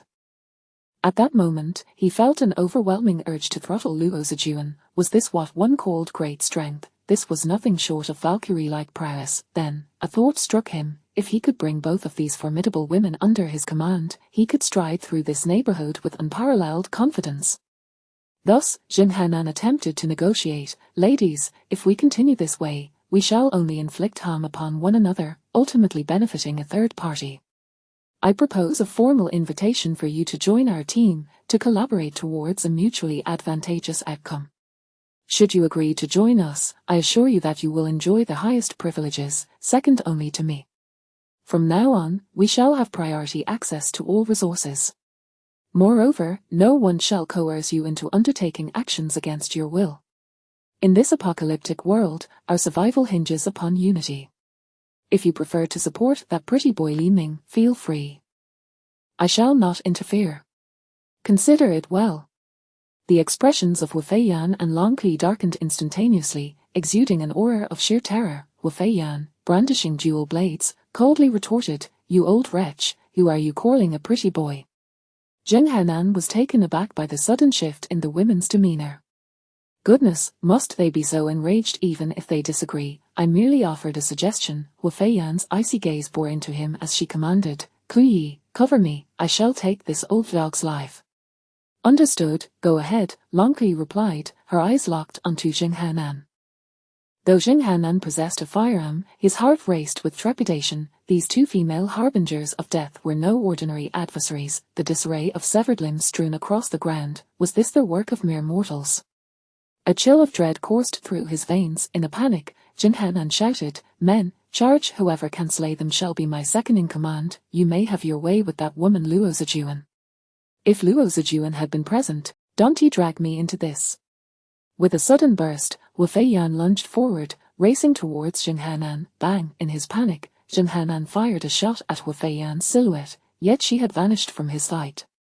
As he glanced upward, he was astonished to find Wu Feiyan hanging upside down from the 3-meter-high ceiling like a bat. Li Ming stood up, exhilarated. "Nice, what a feint!" Wu Feiyan's combat experience was truly becoming formidable. Li Ming thought to himself that his days of leisure were not far off. Suspended from the ceiling, Wu Feiyan propelled herself off with force, darting towards Jing Hanan with the agility of a swift swallow. With a swift arc of her dual blades, she struck at Jing Hanan's vital points. Thud! Jing Hanan's right hand, which held the gun, was severed. An stranger to the blade, Jing Hanan instinctively maneuvered his body to evade a fatal blow, disregarding the excruciating pain from his severed hand as he thrust a concealed dagger towards Wu Feiyan's abdomen. Wu Feiyan reacted with remarkable speed, deftly sidestepping Jing Hanan's attack and delivering a kick to his chest. Jing Hanan was sent sprawling several meters away, rolling down the stairs. Witnessing Jing Hanan's severed hand, Luo Zijuan was engulfed by terror. Yet, she steeled herself, seizing the moment while Wu Feiyan and Long Kui were preoccupied with the other minions, and stealthily made her escape down the staircase. This scene did not escape Li Ming's notice, but it was not yet time to eliminate her. He allowed her to flee. Just as Wu Feiyan was about to charge down the staircase in pursuit, Li Ming's voice rang out behind her, "Feiyan, do not pursue, he will not survive." Wu Feiyan turned back to see that Jing Hanan's subordinates had been largely annihilated by Long Kui, leaving only that yellow-haired wretch. Is it possible that just two women, Wu Feiyan and Long Kui, have truly driven Jing Hanan away? Brothers, did you see that? War Fei Yarn seemed to leap to the ceiling. Indeed, I witnessed it too. Is this something humans can accomplish? And that leap from the ceiling to Jing Hanan's side, was it not at least 5 meters? Such leaping ability is beyond even Olympic champions. And Long Kui, did she not cleave through the remaining 7 men effortlessly? Are they even human? Truly, Wu Feiyan and Long Kui are the Valkyries of my dreams. It is a pity that fate has rendered them blind to follow someone as despicable as Li Ming. Yet, their defeat of Jing Hanan has inadvertently done us a favor. At least for now, we need not fear his intrusion to seize our resources. It infuriates me that Li Ming, that scoundrel, has reaped all the benefits.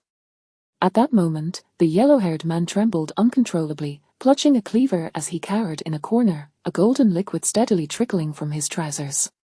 Please spare me. Don't you come any closer, I beg you, I am terrified. We have many women, yes, many beautiful women in our community.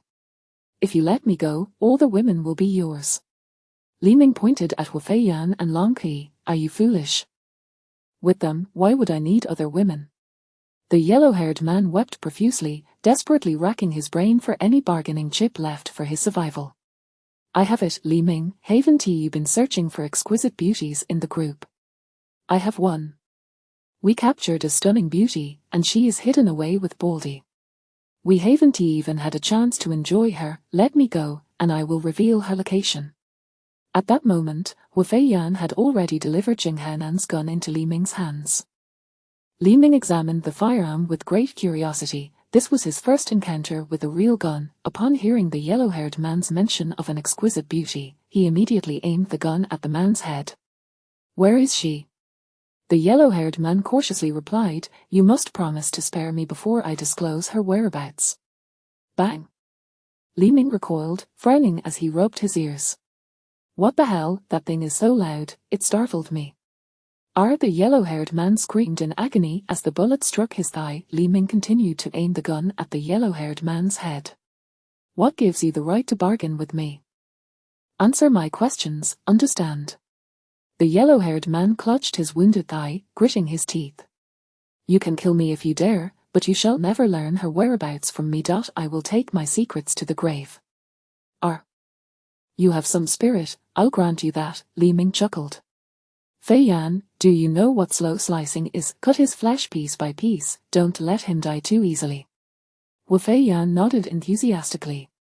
Li Ming could not fathom why she was so delighted. Was she inherently bloodthirsty? Long Kui promptly retrieved rope to bind the yellow-haired man, preventing him from taking his own life. She stuffed a rag into his mouth to thwart any attempt at self-destruction.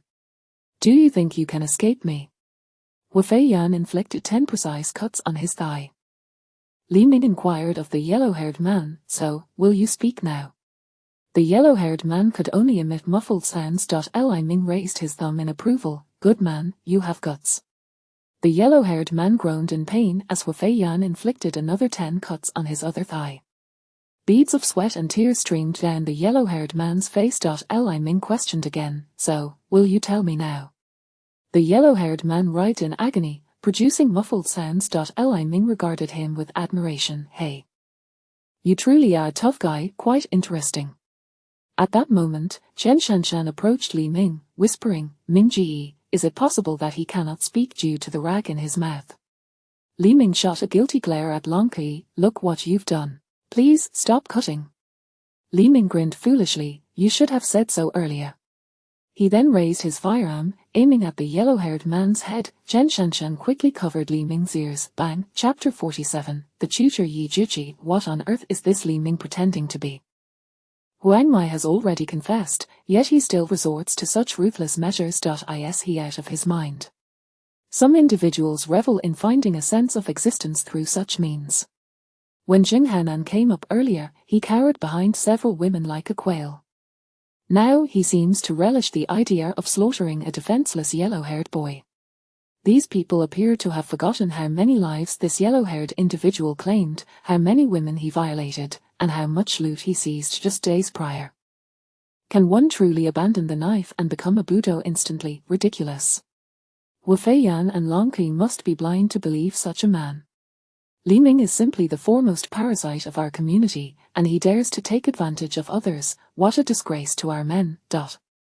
Li Ming utilized Wu Fei Yan's account to post a video in the group. In the video, he wore a mischievous grin, saying, Thank you to all the esteemed benefactors for your generous contributions. Please have the items you lost ready for my collection at your convenience.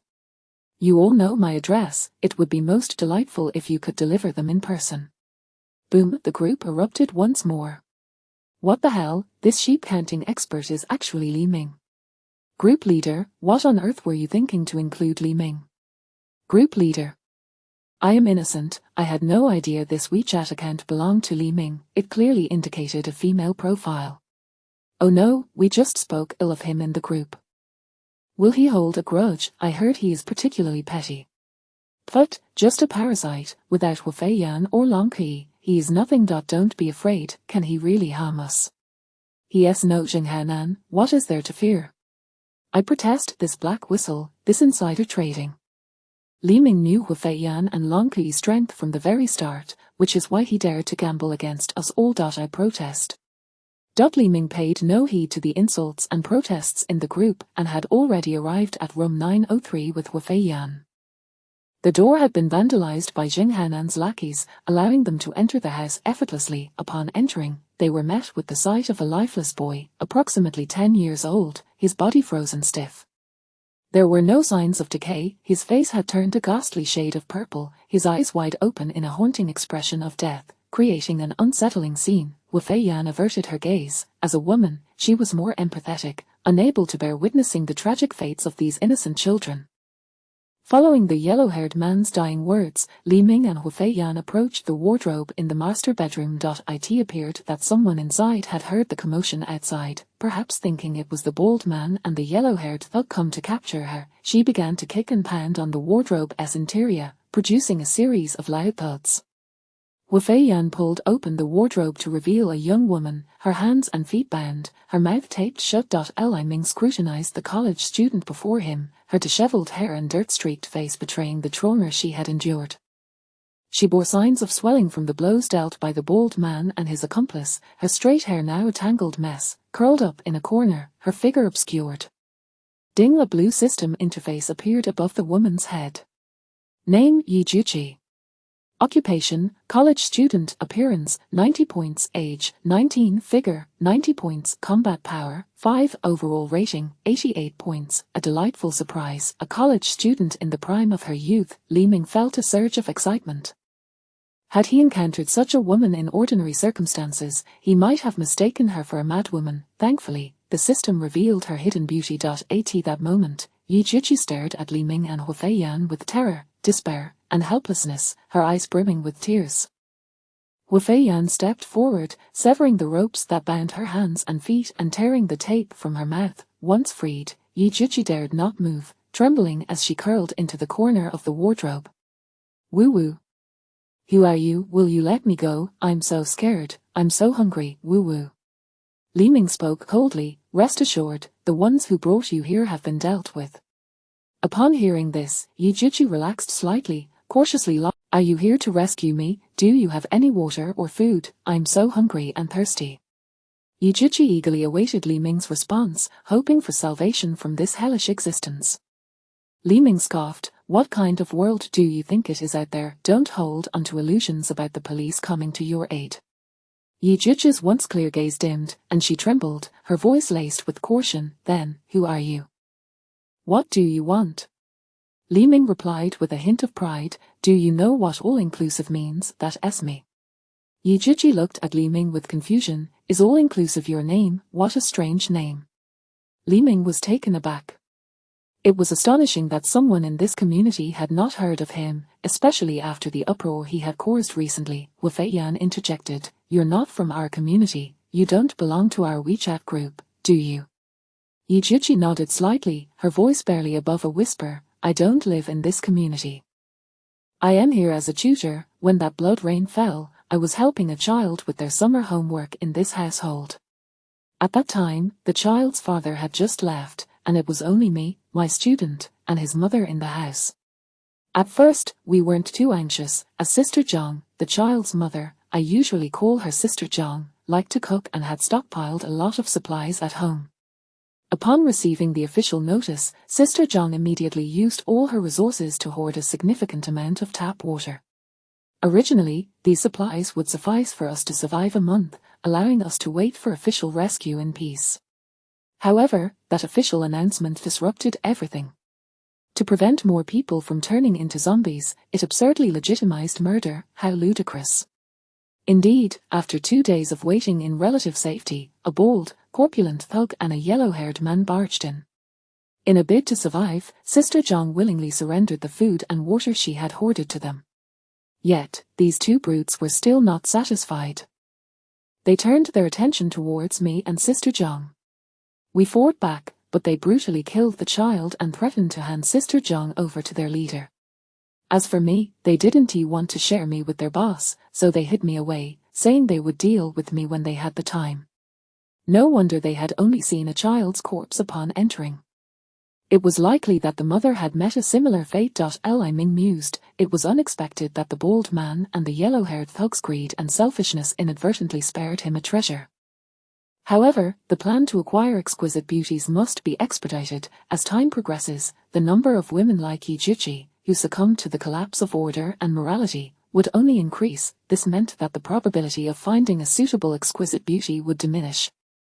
Li Ming gazed out at the pink snow that had engulfed the second story of the buildings. The once beautiful world had become riddled with wounds, overrun by zombies. He stated calmly, "We are not the good guys. If you wish for us to rescue you from here, you must accept our terms." Chapter 48, Composed and Unruffled. Ding. System task completed, achieving the 5th doubling. Space after doubling, 32,000 cubic units. All stored materials have doubled. Attributes after doubling, Constitution. 160-inch strength, 256 speed, 224 agility, 192 mentality, 192. Upon completing the task, a special system reward is granted, Awakening of A-class ability, Composed and Unruffled. Upgradable. How can one survive in this apocalyptic world? As a college student, she possesses some common sense. If Li Ming and the others leave, individuals like the bald man and the yellow-haired one will undoubtedly cast covetous eyes upon her. Rather than allowing those types to take advantage of her, it would be wiser to agree to Li Ming now.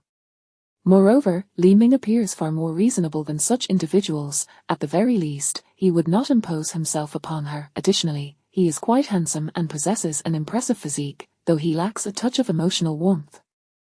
It has been merely a week since the apocalypse began, and the willingness of girls to offer themselves has surged significantly. She recalls the considerable effort expended to dismantle Hu Feiyan's psychological defenses. Ultimately, what is the significance of clinging to something that will inevitably be lost? If such sacrifices can procure water and food, the majority would undoubtedly be amenable. After enjoying a cigarette, Li Ming examined this round's system rewards.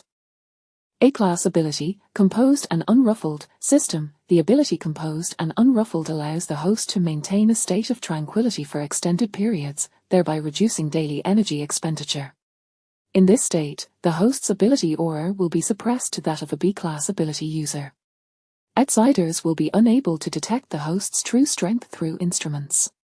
The host can voluntarily dispel the state of composed and unruffled.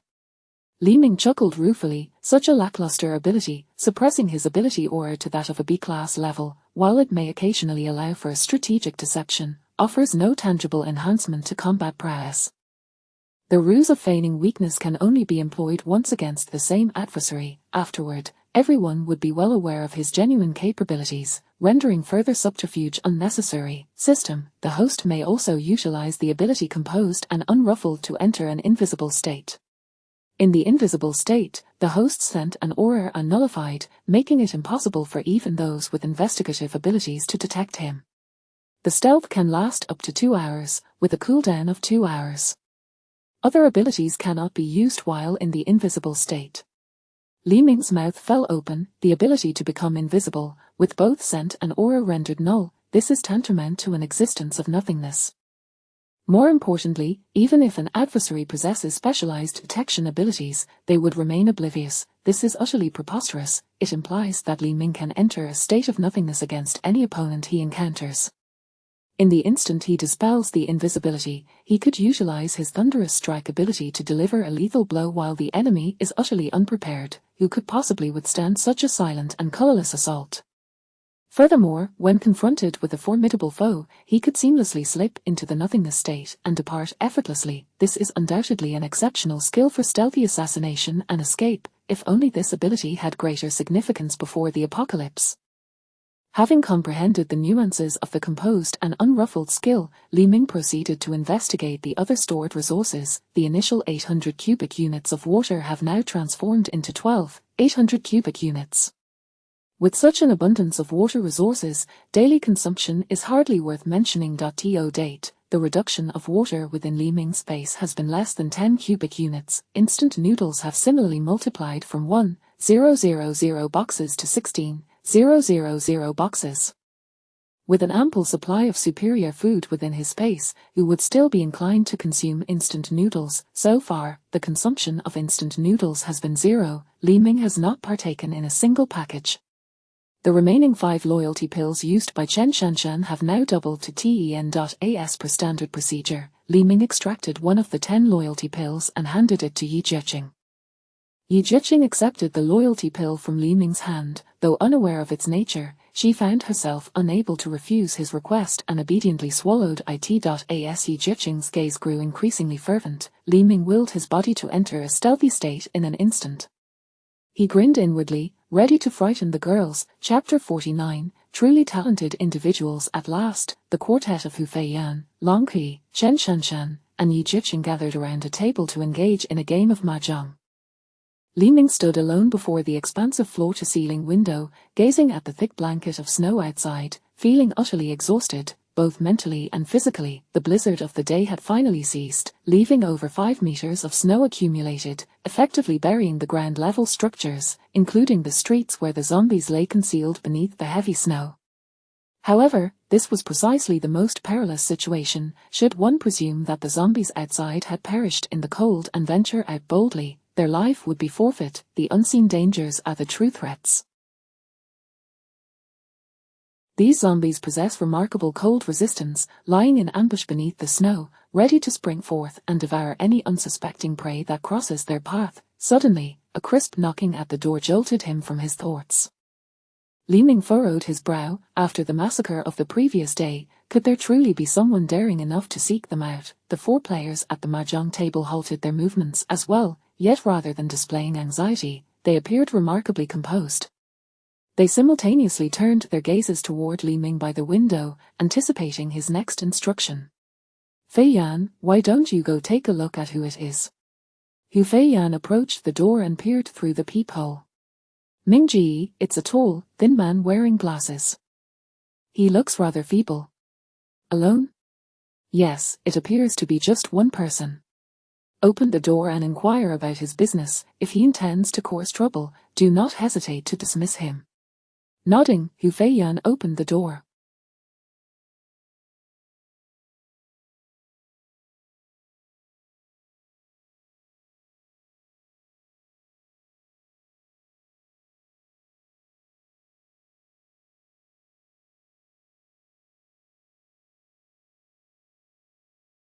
The man outside had a gaunt face, his black-rimmed glasses perched atop his nose, exuding an air of scholarly refinement. Even swathed in a thick down jacket, his lanky and frail build was evident, giving off the impression of having weak limbs.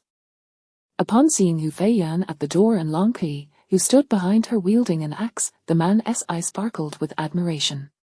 Valiant Valkyrie Hu Fei Yan, Berserker Long Qi, it is such a pleasure to meet you. My name is Xiao Yu. Hu Fei Yan scrutinized the disheveled, emaciated man with a hint of skepticism. What is this about Valkyries and Berserkers? What do you want from us? Xiao Yu chuckled awkwardly. That's just what I've dubbed you. Your performance in yesterday's battle was awe-inspiring, akin to characters stepping right out of an anime. Long Qi, growing impatient, interjected loudly, get to the point. Startled by Long Qi's outburst, Xiao Yu became visibly anxious, stammering, I wish to collaborate with you. Could I speak with Mr. Ming? Li Ming emerged from the room, his tone icy. What qualifications do you possess that would warrant a partnership with us? Upon seeing Li Ming, Xiao Yu felt an inexplicable surge of fear and stumbled back a few steps, nearly losing his balance. Well, it's not exactly a collaboration. Rather, I can provide you with the intelligence and services you require, and in return, you would only need to supply me with a small amount of basic necessities. Xiao Yu hastily added, I'm quite frail and don't require much. A pack of instant noodles and a bottle of mineral water each day would suffice to sustain me. Mineral water and instant noodles, Li Ming mused, considering that the supplies in his space remained unopened. Pray tell, what skills do you possess that would justify our daily provision of a pack of instant noodles and a bottle of mineral water? Xiao Yu, nervous and awkward, replied, Hey, I'm the one who created the group for yesterday's live stream, and I also installed the surveillance. Li Ming appraised the frail man before him, a sinister smile creeping across his face. So it is you. I never imagined you would dare to approach us. When did you install the surveillance outside our door? As Li Ming's chilling grin deepened, Xiao Yu's anxiety escalated, his voice trembling.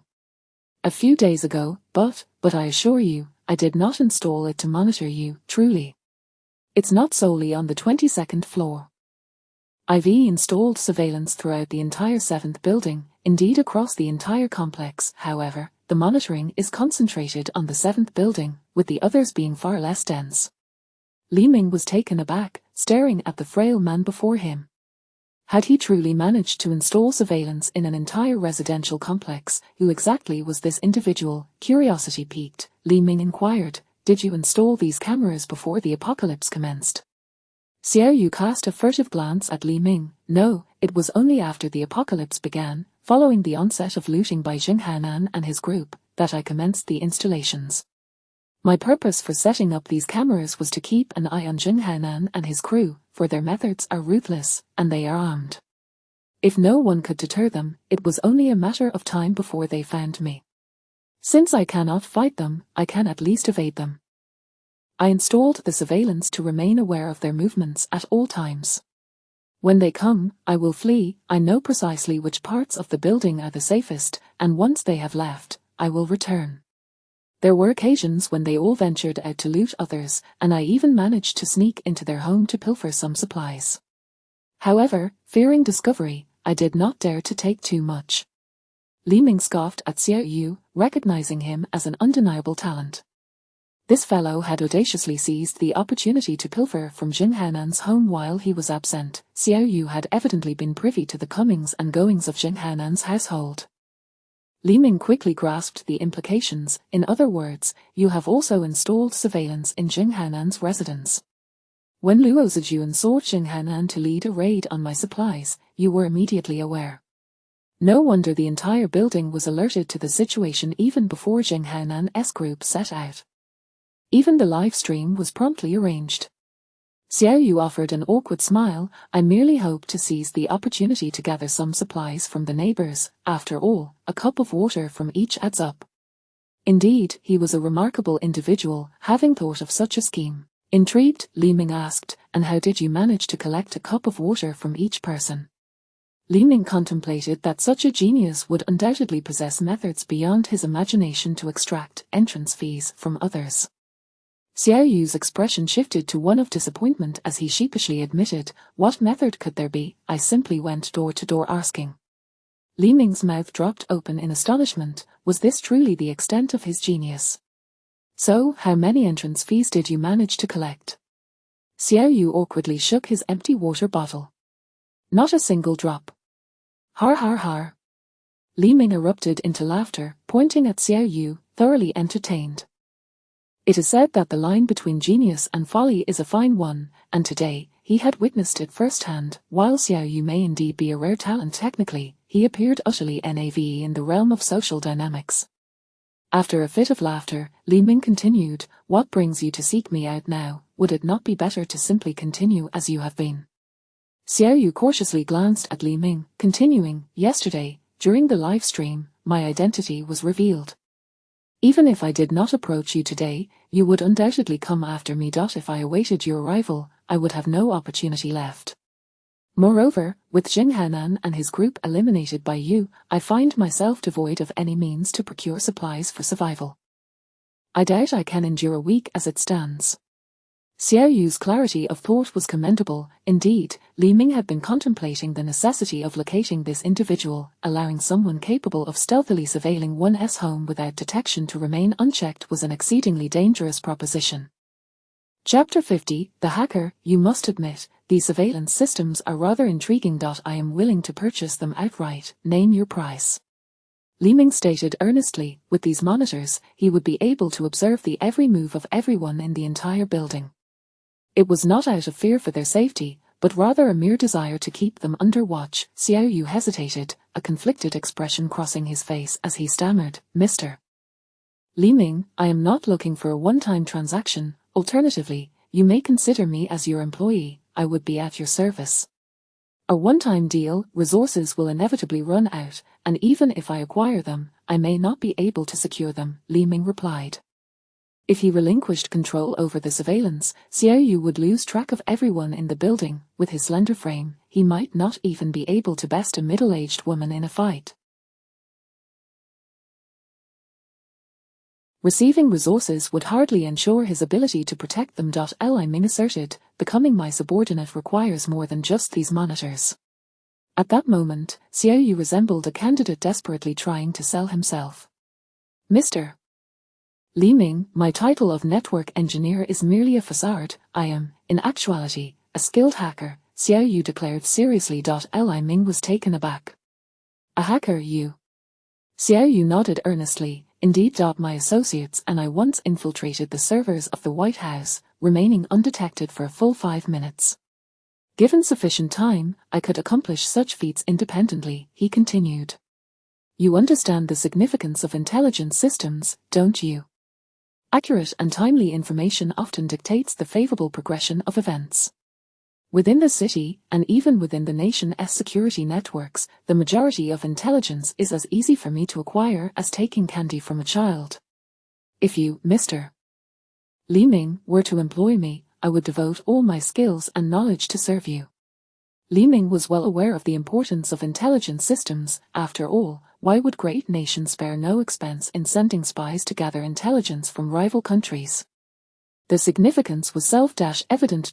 Li Ming scrutinized the frail, disheveled figure before him with renewed astonishment. Incredible, he had actually breached the servers of the White House. That was undoubtedly the mark of a master hacker. If Xiao Yu's claims were true, Li Ming had indeed stumbled upon a treasure. Noticing Li Ming's silence, Xiao Yu assumed he remained skeptical of his abilities. Without hesitation, he retrieved a laptop from his backpack and sat down on the floor to demonstrate. His fingers danced across the keyboard, with streams of green code flashing rapidly on the screen. Li Ming and Hu Feiyan observed in silence, seemingly impressed by Xiao Yu's prowess. Moments later, Xiao Yu stood up and turned the laptop's screen towards Li Ming. Li Ming, behold, this is the management system for the community, containing all the residents' information, who lives in. It allows for the retrieval of detailed information on any individual within the city. Xiao Yu opened a page.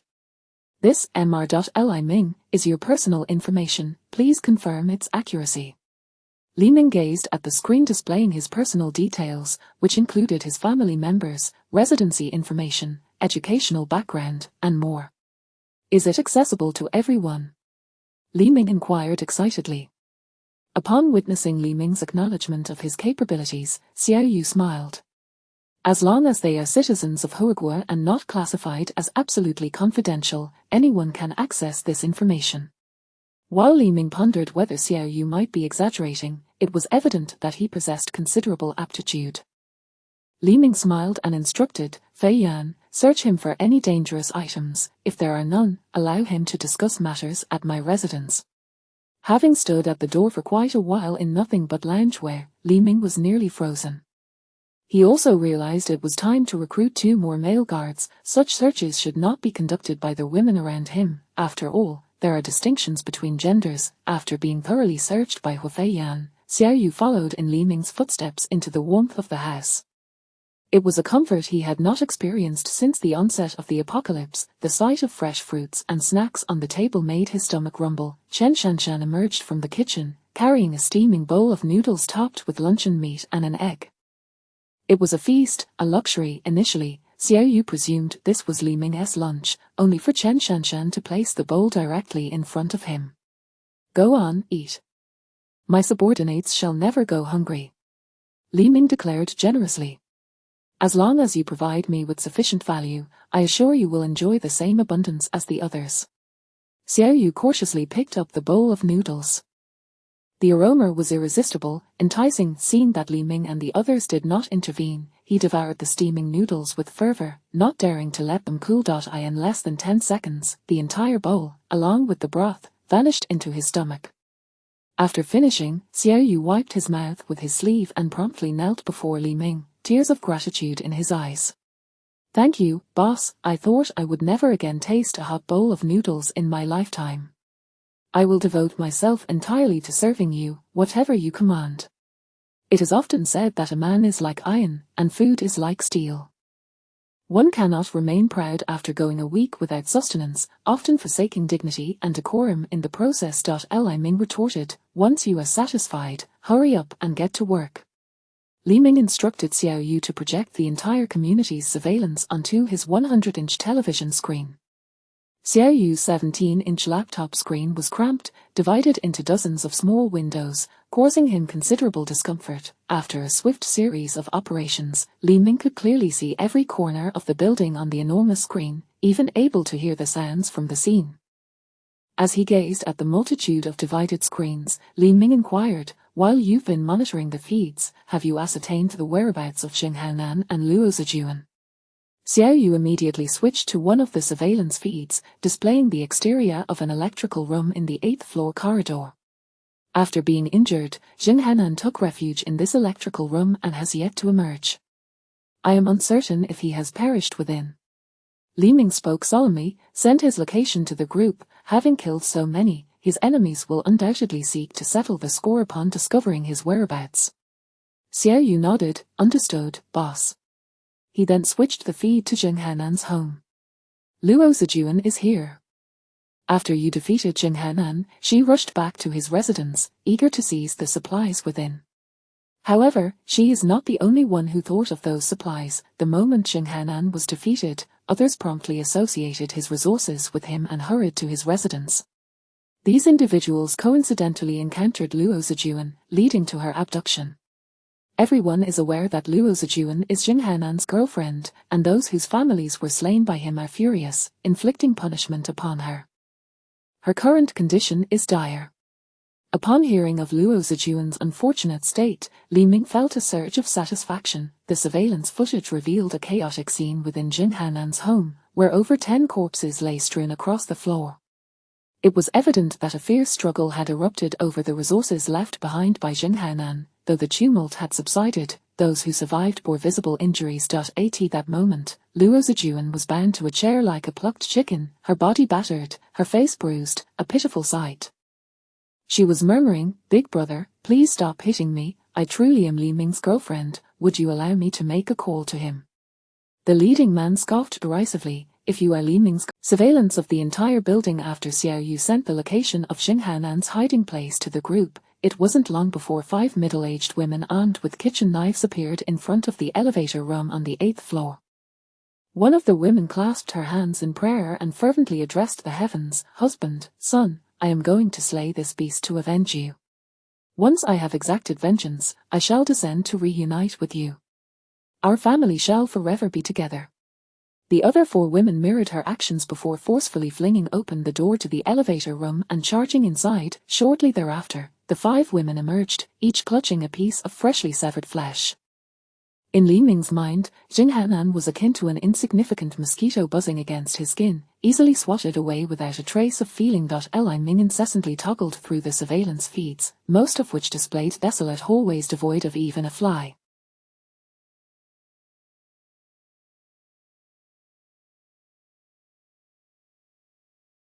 In the biting cold, with scarce water and food, who would venture outside to expend their energy? It was only when the feed switched to the underground garage on the 1st floor that Li Ming discovered a group of over 10 individuals engaged in combat with zombies.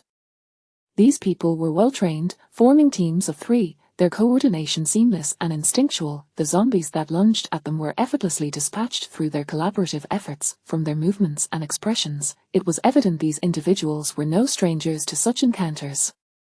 One middle-aged man clad in a military green overcoat executed his strikes with remarkable speed, ferocity, precision, and fluidity. This prompted Li Ming to reminisce about his past life, where he too had fought for survival against the undead. Curiously, he inquired of Xiao Yu, "Who is this man? His bravery is remarkable." Xiao Yu quickly glanced at the data on his computer. His name is Zhang Kai, a veteran and former security captain at Huateng Security Company prior to the apocalypse. He currently resides in Building 11, which is presently the most orderly building in the entire complex. The day after the official announcement, Zhang Kai took decisive measures to eradicate the criminal elements in Building 11. Since then, he has become the leader of Building 11, which under his management has remained organized and free from riots. To procure supplies, he organizes the able-bodied men of Building 11 to search the underground garage daily. Li Ming suddenly understood why all the car trunks near Building 11 had been pried open.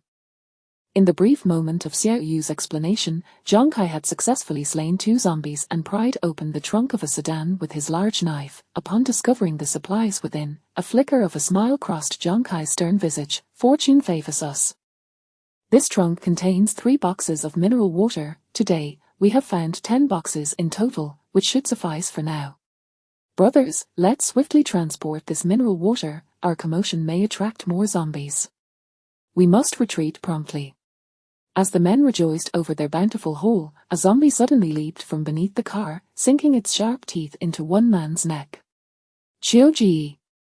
The group exclaimed in shock, seizing their weapons to rain blows upon the zombie's head. It was only when the creature's skull was pulverized that it relinquished its grip on the unfortunate man. After dispatching the zombie, everyone rushed to examine Qiuji's injuries. "Everyone, disperse! Have you forgotten our discipline?"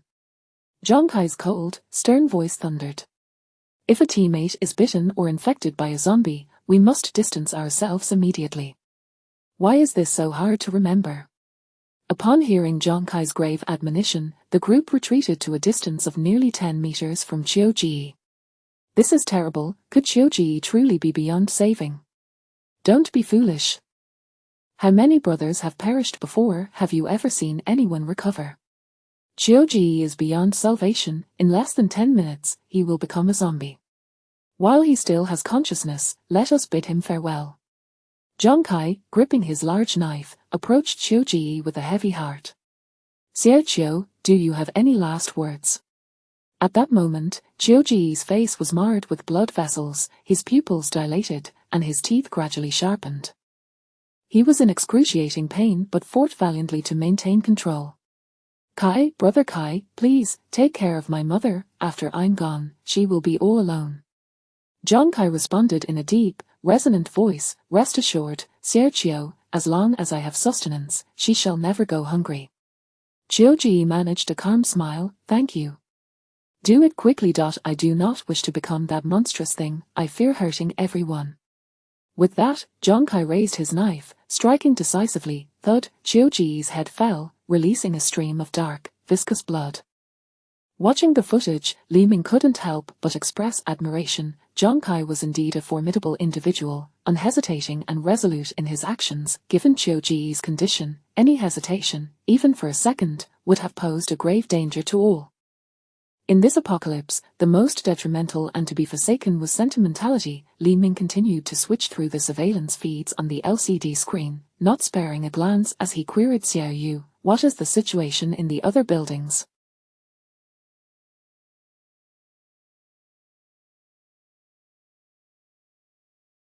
What do you know? Xiao Yu focused intently on the data he had recently compiled. Aside from Building 11, all other buildings in the complex are embroiled in chaos and disorder. Currently, only Buildings 1, 3, and 9 have formidable factions similar to Jing Haonan's. Of course, these groups are negligible when compared to the Valkyrie Huifeiyan and the Berserker Long Kui. However, the conditions in buildings without such strong factions are far more dire. These buildings are often plagued by multiple weak factions, each competing against one another. In their desperate bid to monopolize all resources within the building, these small factions seize every opportunity to rob vulnerable residents. Moreover, violent clashes frequently erupt among these factions, resulting in heavy casualties. Li Ming was indifferent to the fate of these people. After all, they posed no threat to his safety. As for Building 3, he recalled that the system had detected the presence of Ji Yun, who currently resided there. Since he had replied to her message, he had not heard from her again. Had she fallen victim to the bullies of Building 3? At present, his space boasted 32,000 cubic units of supplies. This meant Ji Yun's one blood was worth 32,000 cubic units of resources, not to mention the rewards from the system. Such prospects were undeniably enticing to Li Ming. Should the ruffians of Building 3 dare to lay hands on Ji Yun, he would not hesitate to cleanse the entire building of their presence. Li Ming switched the surveillance feed to the floor where Ji Yun resided in Building 3. The image shifted to the exterior of the corridor on the 28th floor. He observed several individuals sneaking into Ji Yun's home, causing his brow to furrow in concern. Who were these people? Li Ming inquired of Xiao Yu in a low voice. Is there any way to ascertain what is happening inside the house? Certainly. Xiao Yu replied without hesitation, give me 2 minutes. No sooner had he spoken than Xiao Yu began furiously typing on his keyboard. Li Ming was uncertain how Xiao Yu intended to discern the interior situation without surveillance, but seeing his confident demeanor, he refrained from questioning further. Gradually, the massive LCD screen began to display a series of indistinct images accompanied by muffled sounds.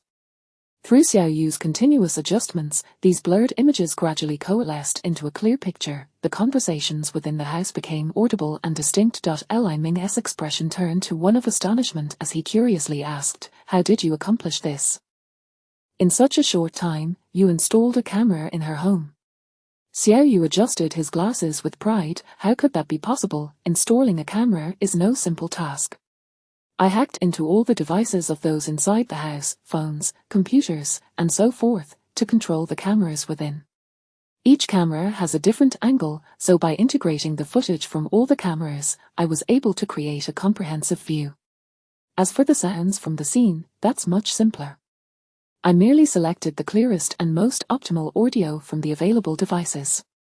Chapter 52, All conspiracies are paper tigers. Through meticulous arrangements made by Xiao Yu, Li Ming was able to clearly observe the panoramic view of Ji Yun's home via surveillance, even catching snippets of conversations within.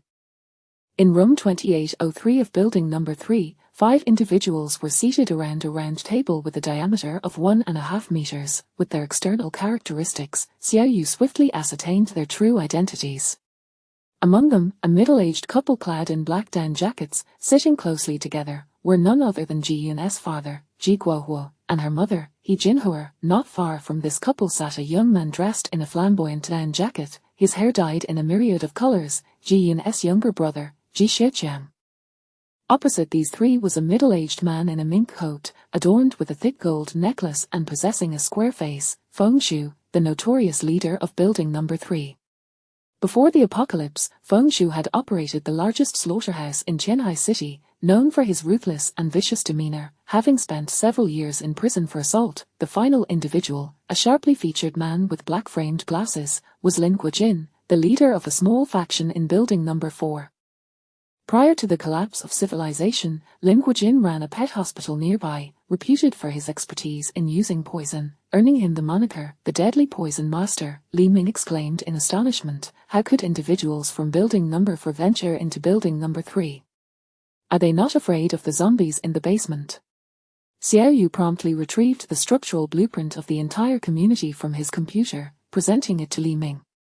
The geographical positioning of buildings number 3 and number 4 is rather unique. The 2 doors to the basement are in close proximity. As long as one runs swiftly enough, it is entirely feasible to evade the basement zombies while moving between the 2 buildings. Previously, when Li Ming delivered parcels in Binjiang number 1 community, he had never ventured into the underground garage and was completely unfamiliar with its layout. In the surveillance footage, He Jin was sharp, and acerbic visage displayed excitement as she greedily inquired, Boss Feng, Boss Lin, I do not mean to doubt your abilities, but are you truly confident in capturing Li Ming alive? You must have watched yesterday's live broadcast. Those 2 women by his side are anything but ordinary, they dispatched so many without batting an eye. Moreover, Jin Haonan's handgun has also fallen into Li Ming's possession. Li Ming, who was intently observing the surveillance, felt a twitch in his eye. Initially, he merely wished to uncover the clandestine dealings of these individuals, but he was now entangled in a plot against himself. How amusing. The women behind him exuded a chilling aura upon hearing the conversation from the monitor. Hu Feiyan coldly remarked, Ming Ji, these individuals dare to attempt to capture you alive, should I eliminate them all right now? Li Ming maintained an air of calmness, as if this situation bore no. There is no need for such agitation, eradicating them is merely a matter of moments. Rather than an immediate extermination, Li Ming was more intrigued by the methods they would employ to ensnare him. In the surveillance footage, Feng Shu snorted disdainfully and then drew 2 handguns from his waist, scoffing, what SA handgun, who doesn't he have one? Upon seeing the firearms in Feng Shu's hands, the expressions of everyone present turned to shock, even revealing traces of fear. However, that shock quickly morphed into excitement and joy.at the very least. In the endeavor to capture Li Ming, Feng Shu could be considered a reliable ally. The greater the strength of an ally, the higher the probability of success for the operation. Ji Xiaoqiang, eager to ingratiate himself, approached Feng Shu with a grin, saying, Brother Feng, you truly are the most formidable person in our building number 3. Once you make your move, capturing Li Ming will be a piece of cake. Only a man like you, Brother Feng, deserves to be my brother-in-law. Rest assured, once we procure Li Ming's resources, I will surely persuade my sister to be with you. Feng Shu, satisfied, patted Ji Xiaoqiang's shoulder lightly, then added, the prowess of Hu Feiyan and Long Kui should not be underestimated. Zheng Haonan met his demise precisely because he did not grasp the strength of these 2 women. Yet, it is fortuitous. Zheng Haonan sacrificed his life, allowing us to comprehend the capabilities of these 2. Once we successfully subdue them, that soft-hearted Li Ming behind them will pose no threat. Ji Xiaoqiang scoffed, his face a mask of disdain. What if they are formidable? They are merely 2 women, don't you brothers have over 50 men? 50 men against 2, what is there to fear? Furthermore, Brother Feng has a gun in hand. In my view, once those 2 women witness the might of the 2 bosses, they will surely abandon that weakling Li Ming, weeping as they flock to your side. Laughter erupted around the table. Lin Guojin rose slowly and remarked, I wonder what Li Ming has done to them, for they seem particularly loyal to him, obedient to his every command. Thus, we must proceed with caution, lest we meet the same fate as Zheng Haonan. Feng Shu carefully cleaned his handgun, cautioning, therefore, we shall seize this opportunity when Li Ming comes to greet Ji Yun, laying ambushes and traps in advance to ensure absolute success. I have this. Lin Guojin produced a small vial from his pocket and handed it to He Jinhua. This vial contains a potent sedative.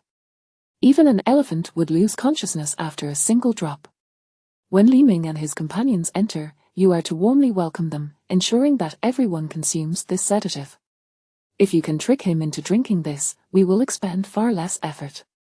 He Jinhua accepted the vial and inquired, what if they refuse to drink? Lin Guojin smiled cunningly, if they do not drink, we shall unleash the prearranged mist. Though the effect of this mist is not as potent as direct consumption, inhaling even a small amount will render them weak and powerless. Wu Feiyan and Long Kui will also be completely stripped of their capacity to resist. Ji Xiaoqiang's eyes gleamed with excitement. Brother Lin, you mean Wu Feiyan and Long Kui will lose their ability to resist yet retain consciousness, correct? Lin Guojin nodded slightly. Ji Xiaoqiang immediately erupted in exhilaration. Har, that sounds delightful, with no power to resist yet still aware, we can do as we please. Ji Guohua instantly grasped his son's intention, his expression transforming into one of elation. Son, they are precisely 2 in number. We can perfectly execute a tag team, har har. He Jinhua's face darkened, and she yanked Ji Guohua's ear. Tag team, do you think I am dead, or have you been secretly wishing? Let go of me, it hurts. Ji Guohua screamed in terror. Enough, you family members, be quiet, let us conclude our serious discussion first. Feng Shu barked at them impatiently before continuing, to ensure absolute certainty, we will also set up various traps within your home. Once they enter, guide them to take a seat in the trap-laden areas. Meanwhile, all 50 of our brothers will be concealed around the house. At a single command, we shall surge forth together. 2 fists cannot contend with 4 hands. No matter how skilled Wu Feiyan and Long Kui may be, I refuse to believe they can fell all 50 of us. We have established 4 lines of defense. I am confident that Li Ming and his companions will find it impossible to escape this time. Joyful laughter resonated once more around the round table. In room 2202 of building number 7, after Feng Shu laid bare their plan to capture Li Ming, Long Kui remarked, sedatives, mist, traps, ambushes, these ruffians are truly going to great lengths to ensnare our Ming Ji. Wu Feiyan, Long Kui, the moment Li Ming issued the order, they would dash into Ji Yun's home and eradicate these conspirators. Only the newly joined Yi Zhiqi wore a worried expression, although she had grown significantly stronger after consuming the black pill that resembled chocolate, and had even experienced a qualitative leap in speed and reflexes. Her lack of combat experience left her ignorant of Li Ming's true power. Yi Zhiqi anxiously stated, Ming Ji, these individuals are beasts, and they are numerous and well prepared, perhaps we should avoid provoking them. Li Ming calmly stroked Yi Zhiqi's head, in the face of absolute strength, all conspiracies and schemes are mere paper tigers. Chapter 53. Everything is under control in room 2803 of building number 3. Feng Shu and Lin Guojin had just departed from Ji Yun's residence when she emerged from the room, her expression icily composed. What you are doing is merely courting disaster. Do you not realize this? She admonished. If Li Ming can keep formidable individuals like Wu Feiyan and Long Kui firmly in check, do you truly believe he is an easy adversary? The true extent of his power may well surpass that of Wu Feiyan. Ji Xiaoqiang wore a look of disdain, unable to tolerate Ji Yun's lofty demeanor, as if she regarded him as a simpleton. Is it only you, the esteemed lawyer Ji, who possesses intellect in this world? I assure you, our victory is certain. As he spoke, Ji Xiaoqiang approached the spot where Feng Shu had been seated, carelessly grabbing the half-full bottle of mineral water he had left behind and pouring it into his mouth, indifferent to After all, he was confident that drinking it would not turn him into a zombie. This mineral water had been brought by Fengshu. The Ji family's water supply had long been controlled by He Jinhua, with strict rationing in place. Do you think my parents and I did not consider what you just said? We have analyzed this situation long ago. I have inquired about Li Ming. He never kills without provocation, unless threatened, as Jin Hanan was. Moreover, even if he were to triumph and eliminate Fengshu and Lin Guojin, he would surely not dare to lay a hand on me. Why, you ask? Because I am your dear little brother. As long as you maintain a good relationship with him, I shall be his brother in lore. Do you believe he would dare to retaliate if I were to slap him? However, I do not believe Li Ming possesses. If he did, would he not be rampaging throughout the entire community? At that time, what woman would he not have at his beck and call? Similarly, if Fengshu were to prevail, as long as you are on his side, I would still be his brother-in-law. In this world, who would allow their brother-in-law to starve, let alone treat me as a mere dog to be slaughtered? Once I have Fengshu as my brother-in-law, would I not stride through building number 3 and the entire community with impunity? Just thinking about those poor women waiting for my rescue makes my heart race. He Jinhua gazed at Ji Xiaoqiang with a kind smile, her eyes filled with affection and pride. Our darling is indeed clever. What is Li Ming, what is Fengshu? They are but pawns in our darling's game. Regardless of who ultimately prevails, as long as your sister is married off, we shall be the mother-in-law and the brother-in-law. Such indulgence can deplete one's vitality. Ji Yun shook her head helplessly, scoffing. I had thought your surefire method was truly brilliant, yet in the end, it merely amounts to selling me off to those men. Her mother and brother had always drained her of her resources even before the apocalypse.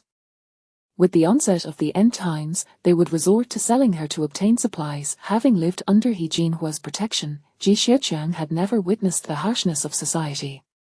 Those malevolent individuals were indifferent to such matters. In the face of absolute power and profit, even one's own parents could be slaughtered. What of the brother-in-law or mother-in-law on the streets? He Jinhua's gaze turned cold as she looked at Ji Yun, the warmth in her eyes replaced by malice. How can you speak of your brother like that? His actions are for your own good.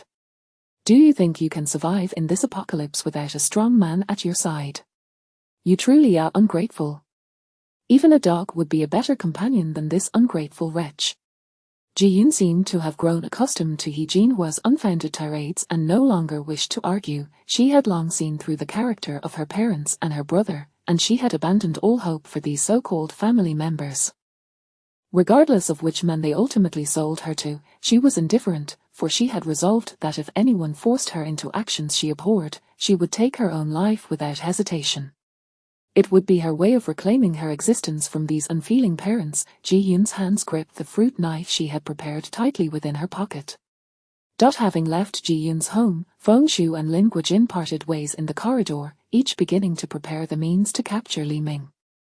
As Lin Guojin departed, Fengshu's subordinate, Sun Ju, approached him and spoke in a low voice. Boss, do you really intend to split the resources with those two families? I fear the brothers will not accept it.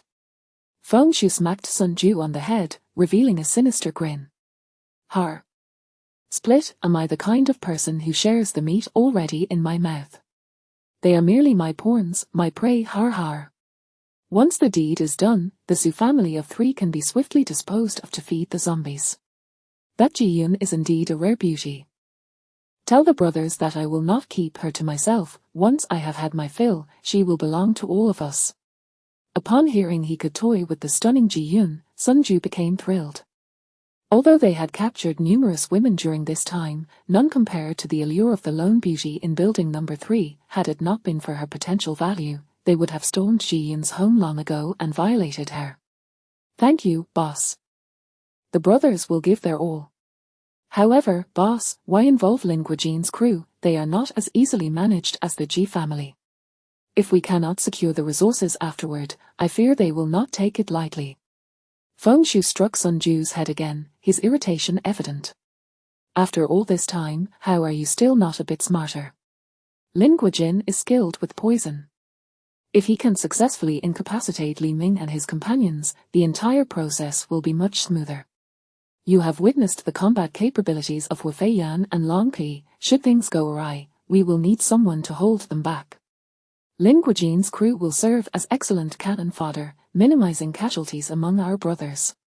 Once the plan succeeds, do they dare to negotiate with us? I could easily wipe them out.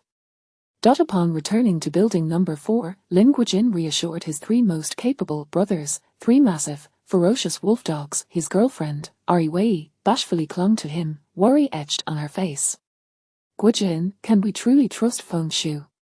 He does not seem like a good person. Lin Guojin tossed a nearly lifeless man into a dog cage, watching as the 3 wolves savagely tore into him until he breathed his last. In this apocalypse, no one is more reliable than these 3 brothers of mine, including you. Ari Wei playfully punched Lin Guojin's chest. If Feng Shu is untrustworthy, why do you still collaborate with him? They are no saints. Lin Guojin's eyes gleamed with malice. The man I just tossed into the cage was a complete villain, yet here he is, serving as dog food. Do you think I am unaware of Feng Shu's intentions? He merely seeks to use us as cannon fodder. Even if we secure the resources, they still would not give us a single grain of rice or a drop of water. While he views me as prey, I see him as no different. As long as I seize this opportunity to bring him down, along with Li Ming's resources, I shall become the ultimate power in buildings number 3 and 4, perhaps even the strongest ruler in the entire community. The immense risks often herald great rewards, and he could hardly contain his eagerness to claim everything Feng Shu had. As he observed the 3 wolf dogs voraciously consuming the man's organs, Lin Guojin's grin grew ever more sinister. Chapter 54, Subduing Xiao Yu, with his exceptional technical prowess, had successfully breached their mobile devices early on, enabling Li Ming to gain an unerring understanding of their every word and action. Li Ming was hardly surprised by the thoughts and actions of these individuals. In a post-apocalyptic world, such schemes, mutual exploitation, and betrayal were commonplace. The relationship between hunter and prey often existed concurrently. Those with capabilities were all eager to leverage such means to acquire more resources for survival. However, they had simply chosen the wrong target this time. Li Ming paid no heed to the machinations of Feng Shu, Lin Guojin, and their accomplices. He regarded it merely as a spectacle. It was not only that their every move was under Li Ming's scrutiny, even if they ambushed him unawares, it would scarcely ruffle his composure. In the face of absolute power, all conspiracies were rendered futile and devoid of significance. Li Ming cast a sidelong glance at Xiao Yu, who stood beside him, disheveled yet seemingly harmless. Compared to the inconsequential Feng Shu and Lin Guojin, this individual, who had once infiltrated the servers of the White House, drew Li Ming's greater attention. Although the veracity of Xiao Yu's claims was uncertain, his ability to infiltrate all devices within the community in such a brief period lent considerable credence to his words. Even though the security level of Feng Shu and others' mobile devices paled in comparison to that of the White House, it nonetheless indicated that Xiao Yu possessed the capacity to monitor everyone in the vicinity, including himself. Li Ming had no desire to live under constant surveillance. Xiao Yu sensed the profound gaze of Li Ming upon him, sending an involuntary chill through his body. His greatest fear prior to arriving was that Li Ming might suspect him of having previously utilized this technology to monitor him. Although he had never actually surveilled Li Ming, he found himself unable to prove his innocence at that moment. With a mixture of reverence and trepidation, Xiao Yu spoke. "Boss, you must believe me. I have never monitored your phone or any of the devices around you, never in the past, and I assure you, I will not in the future." Li Ming dismissed Xiao Yu's words, not believing a single one. This meticulous individual had surveilled Xinghanan and the entire community. Was it conceivable that he would overlook Li Ming? Yet, this was not Li Ming's concern at present. He was solely interested in whether Xiao Yu could be of use to him. A faint smile curled at the corners of Li Ming's mouth, revealing an enigmatic expression. "Do you prefer men or women?" What? Xiao Yu's eyes widened, nearly dropping his jaw in shock. What an absurd question. Of course, he preferred women. His hidden trove of videos on his computer could attest to that. Moreover, his right hand, a companion for over 2 decades, would corroborate. However, under Li Ming's frivolous gaze, he instinctively took a step back, adjusting his clothing. Boss, I only sell my skills, I would never sell my virtue." Who cares about your virtue? I simply asked whether you prefer men or women. Li Ming retorted impatiently. I of course prefer women, so I would never sell my virtue. Xiao Yu stammered, unable to meet Li Ming's eyes. Li Ming covered his face with his hand and shook his head. It seemed Xiao Yu had misunderstood something. Since he preferred women, that should pose no issue. He then retrieved a loyalty pill from his face. This was the first time he would use a loyalty pill on a man, and he was unsure how it would affect him. Hopefully, he would not gaze at him with the same fervor as the women like Hu Feiyan did. Beautiful women were one thing, but if a man were to fixate on him with such intensity, he would prefer to eliminate Xiao Yu. Li Ming tossed the loyalty pill to Xiao Yu. You have two options. Either consume this pill and become my subordinate, or die. Xiao Yu caught the pill, resembling a chocolate treat, uncertain if it were poison. He waged an intense internal struggle between eating it or not, when a sweet voice from behind him interrupted. Rest assured, this is a potent supplement. Only those recognized by our Mingji are worthy of consuming it. If Mingji intended to kill you, it would be but a mere gesture, requiring no such elaborate means. Xiao Yu sighed. Indeed, if Li Ming wished to eliminate him, he would have no need for such underhanded tactics. With the capabilities of Hu Feiyan and Long Qi, a mere cut to his neck would spell his demise. Though uncertain of the effects of the pill, Li Ming had stated that consuming it would make him his subordinate. He had ventured here to demonstrate his abilities for this very purpose. Even though he could monitor the dynamics of the community, with his frail physique, he could not contend with even a moderately fierce woman. Attempting to procure resources alone was an insurmountable challenge. Moreover, the resources within the community were finite and would eventually deplete. Only by closely aligning himself with a stronger ally could he hope for survival. Li Ming's team appeared to be an excellent choice. Resolving himself, Xiao Yu no longer hesitated and swallowed the loyalty pill. In the next moment, his eyes widened as he felt a surge of power coursing through him, a sensation he had never experienced before. At that moment, he felt he could rival both tigers and lions. The feeling was utterly sublime. Simultaneously, Li Ming's image in his mind transformed into something exalted, grand, and radiant, emanating an authority that brooked no infringement. Deeply awed by Li Ming's resplendent image and magnificent aura, Xiao Yu knelt before him in humble submission.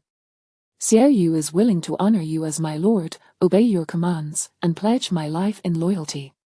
Li Ming sighed in relief. It seemed that the reaction of a man consuming the loyalty pill was indeed distinct from that of a woman. Had it been akin to Hu Feiyan and the others, Li Ming would have shown no mercy in eliminating him. Having consumed the loyalty pill, Xiao Yu could no longer utter a single lie in Li Ming's presence. Li Ming inquired in a grave tone, "Is it true that you hacked into the servers of the White House?" Xiao Yu dared not lift his gaze, responding cautiously, "To answer my master, it is absolutely true. My skills rank among the top 3 on the world's premier hacker websites." Li Ming's face broke into a satisfied smile. He had not anticipated that such a formidable talent was hidden within this community. This was indeed a treasure trove. If someone sought to confront him in the future, acquiring intelligence would be considerably easier. However, he had not expected that a technical genius like Xiao Yu would also fall victim to the grueling 996 work culture in China. Li Ming continued to question Xiao Yu, "Have you truly never tampered with our devices?" Xiao Yu trembled slightly, transitioning from kneeling on one knee to prostrating on both. "Master, I deserve to die 1,000 deaths. I deceived you from the onset of the apocalypse. I have had your every action under my surveillance. I even recorded videos of you and the sisters' activities and saved them on my computer, intending to enjoy them slowly in the future." Wu Feiyan, Long Qi, Chen Shanshan, and Yi Zhiqi were suddenly struck with expressions of utter disbelief. The room erupted in cries akin to a cacophony of howling dogs. Xiao Yu's physical attributes had been amplified tenfold by the loyalty pill, rendering any concerns about him being harmed utterly unfounded. Chapter 55. Aunt Cheng's idea. Xiao Yu, who had been mercilessly beaten for nearly 10 minutes, now knelt before the dining table, his face bruised and battered, with both hands. Li Ming sat leisurely at the table surrounded by 4 beautiful women, effortlessly enjoying a hot pot of beef. Long Qi deliberately took a steaming slice of fatty beef, dipped it in her meticulously prepared sesame sauce, and with a playful flick, popped it into her mouth. the sauce trickling down the corner of her lips. Xiao Yu, unable to contain his salivation, swallowed hard. It had been nearly 10 days since he had tasted meat, and he had almost forgotten the flavor of beef. He was utterly famished. The bowl of egg noodles that Chen Shanshan had prepared earlier had barely touched his palate before he had gulped it down in one go. Long Kui flashed a teasing smile. Do you want to eat? Xiao Yu nodded fervently, akin to a chick pecking at grain. Dream on. You dare to record my video, let us see if I don't starve you. Long Kui raised her hand, feigning a gesture to strike him. Xiao Yu cast a pitiful glance at Li Ming. Master, I assure you, I have submitted all those videos to you. I would never dare to withhold anything. His eyes lingered on the ingredients in the pot, and he couldn't help but lick his lips. Master, may I have just a sip of the broth, just one sip?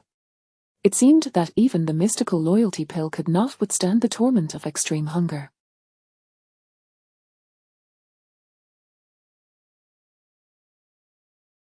Ultimately, Xiao Yu could no longer endure the pangs of starvation and pleaded for food.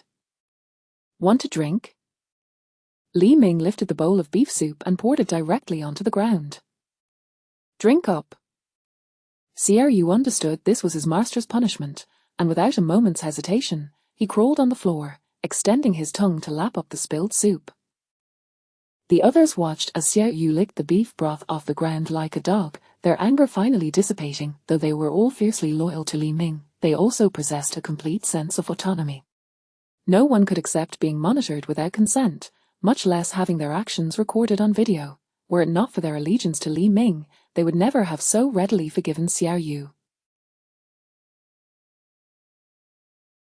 After the meal, Li Ming entrusted Xiao Yu with the responsibility of overseeing the surveillance of the entire community, for he was indeed a technical genius in this regard. Xiao Yu was required to report the movements of all residents in the vicinity to him once a day.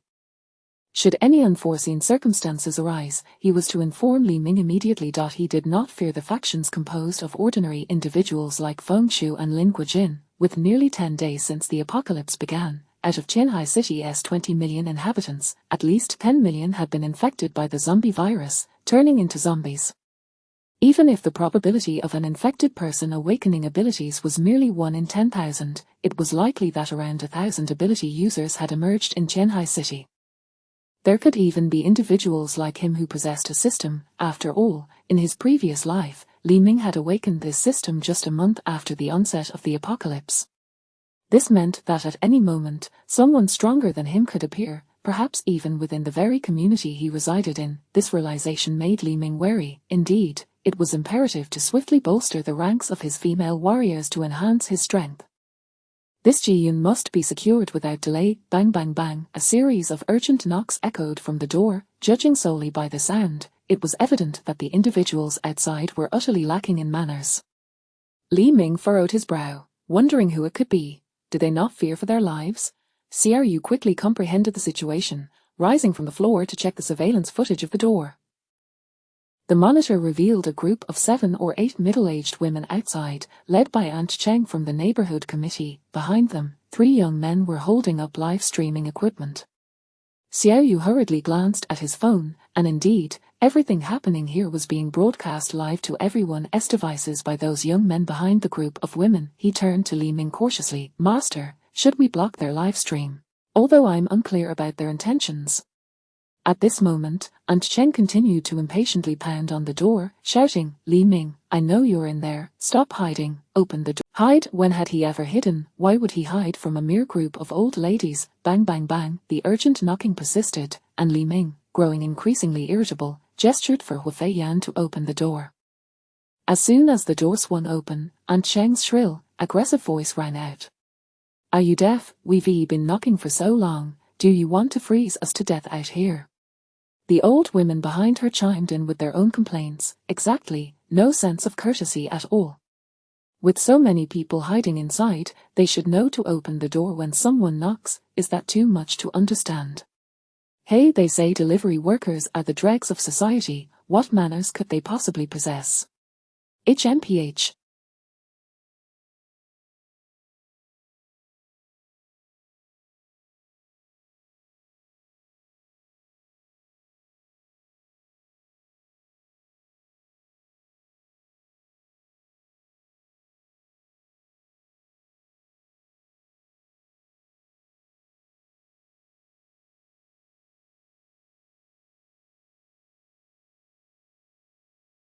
Just a delivery worker, hoarding some supplies before the disaster, and now acting all high and mighty, who in this community isn't a millionaire business owner.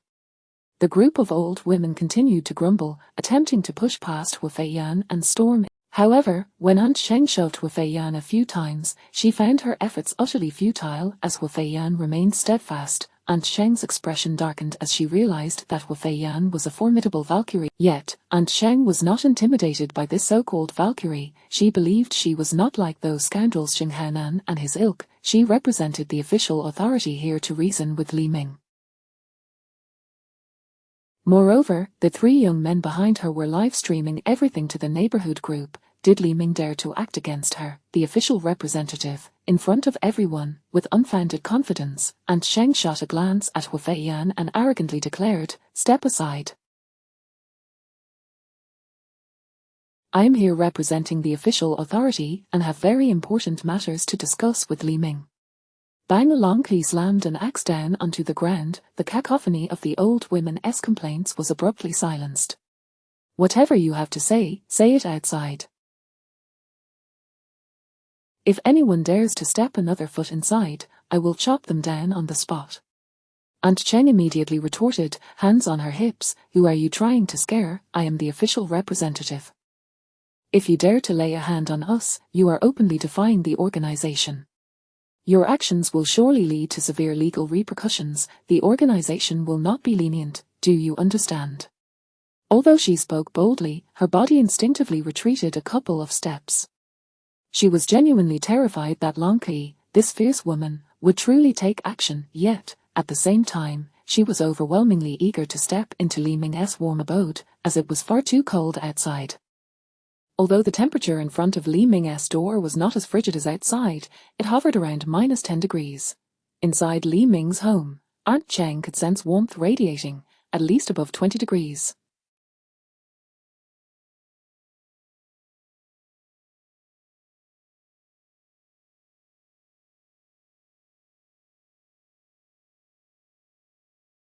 Additionally, the enticing aroma of beef hot pot wafted from within. Upon catching a whiff of this delicious scent, the other old women could not help but swallow hard.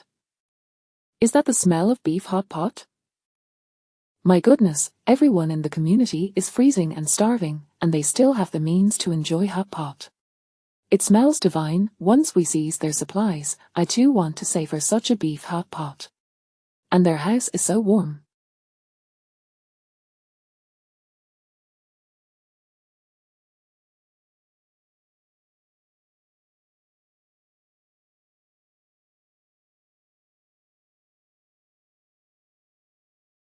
They wearing short-sleeved loungewear indoors. These people are utterly selfish, indulging in their own comfort while completely disregarding the plight of their neighbors. As the neighbors in the live stream heard the old women's grievances, they too began to voice their criticisms. "How can this person be so selfish? He hoarded so much supplies, what is wrong with sharing even a little with us? Exactly, we're not asking for it for free, we'd gladly pay 100 times the price. He's just a delivery worker. He probably won't earn that much in a lifetime. He doesn't appreciate the opportunity at all. They've already established he's a delivery worker. How could he possibly have such vision? Does he think this disaster will last forever?" Chapter 56. Is there a misunderstanding about me? Long Kui could no longer endure the vile countenance of the group of elderly women. Her impatience surged as she exclaimed, "What on earth do you want? If there's nothing urgent, then be off. Do not make a ruckus at someone else's doorstep." Witnessing Long Kui's blatant disrespect, the elderly women were instantly incensed, pointing fingers at her as they berated, "Hey! How dare you, young lady, speak to your elders in such a manner? Do you not understand the essence of decorum? As the saying goes, one who stays close to vermilion gets stained red, while one who lingers with ink turns black. It appears that women near delivery personnel lack refinement. Indeed, you are merely a wretched creature who barters her body for sustenance. How dare you address us in such a manner?"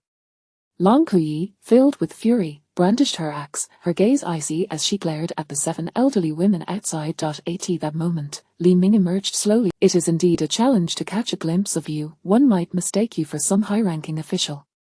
What a bold move! She immediately addressed Li Ming as Little Li, a term typically reserved for venerable elders or superiors addressing their subordinates.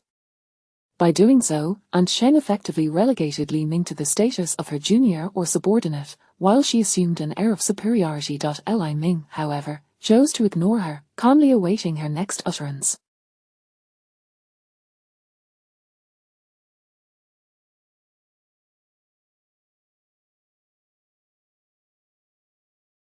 Seeing that Li Ming offered no rebuttal, Aunt Sheng, with a smug expression, continued, "The catastrophe has persisted for nearly 10 days. In response to the spirit of mutual aid and solidarity, the community has resolved to establish a disaster relief committee, with myself as the chairperson. My current position represents the official stance, embodying the organization's authority. Should you refuse to comply, you shall find yourself at odds with the organization, and you are surely aware of the consequences. I hereby formally notify you that you are required to surrender all your accumulated supplies, which will be distributed uniformly by our committee. Of course, you will receive double the allocation compared to others each day. Should you cooperate, I shall personally write to the organization post-disaster to ensure you receive the accolades you deserve. Furthermore, we shall requisition your residence. Many elderly residents in the community cannot withstand this bitter cold, and your home must be vacated for their comfort. You are all young and capable of withstanding the chill. We will arrange for alternative accommodations of a comparatively better standard for you. Little Li, this is a rare opportunity for you to serve the organization. You must seize this chance." With a face full of pride, Aunt Cheng concluded, offering Li Ming a condescending reminder, speaking as if she were a high-ranking official addressing mere commoners. Internally, Aunt Sheng was elated. Soon, she would reside in a cozy house, humming to herself while enjoying hot pot. A delightful thought indeed. The concept of a disaster relief committee was a spur-of-the-moment idea she concocted. With nearly 10 days having passed since the disaster struck, and no word from the authorities, she had to devise a means of self-preservation. Upon learning of Li Ming's true identity as a delivery personnel, she believed that, leveraging her pre-apocalyptic status, after all, who among the common folk would not bow down before someone with a semblance of authority? Before the apocalypse, she had merely been the neighborhood committee director, yet that had been sufficient to instill fear in these individuals. This Aunt Cheng is utterly outrageous, demanding all. If I were Li Ming, I would never comply. Will Aunt Cheng truly distribute Li Ming's supplies among us after acquiring them? But, you actually believe this old hypocrite? I guarantee that if she obtains Li Ming's supplies, half will end up in her own pocket. How ridiculous! She claims to be the chair of a disaster management committee, a title she has self-bestowed. I have never encountered someone so shamelessly self-promoting. Li Ming chuckled coldly, and what if I refuse to comply? An elderly woman, resembling a fiery matriarch, interjected angrily, "You dare defy? What do you, a mere delivery worker, think you are? Do you believe I won't file a complaint against you?"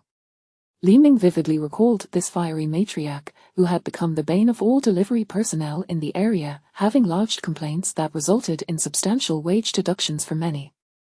He had delivered to her a few times, each occasion resulting in a refund claim citing damage to the parcels. Consequently, he had lost several months' worth of wages. Li Ming smirked, "I haven't even delivered to you. What grounds do you have to lodge a complaint against me?" The fiery matriarch, fuming with indignation, pointed at Li Ming and shouted, "I don't care, I will complain about you regardless. Complain all you wish. It matters not to me." Li Ming replied, unfazed and composed. Seeing Li Ming remain unperturbed by the fiery matriarch's tirade only fueled Aunt Sheng's smugness. Before arriving, she had genuinely feared that Li Ming would react as he had with Jinghao Nan's group, dispatching them without a second thought.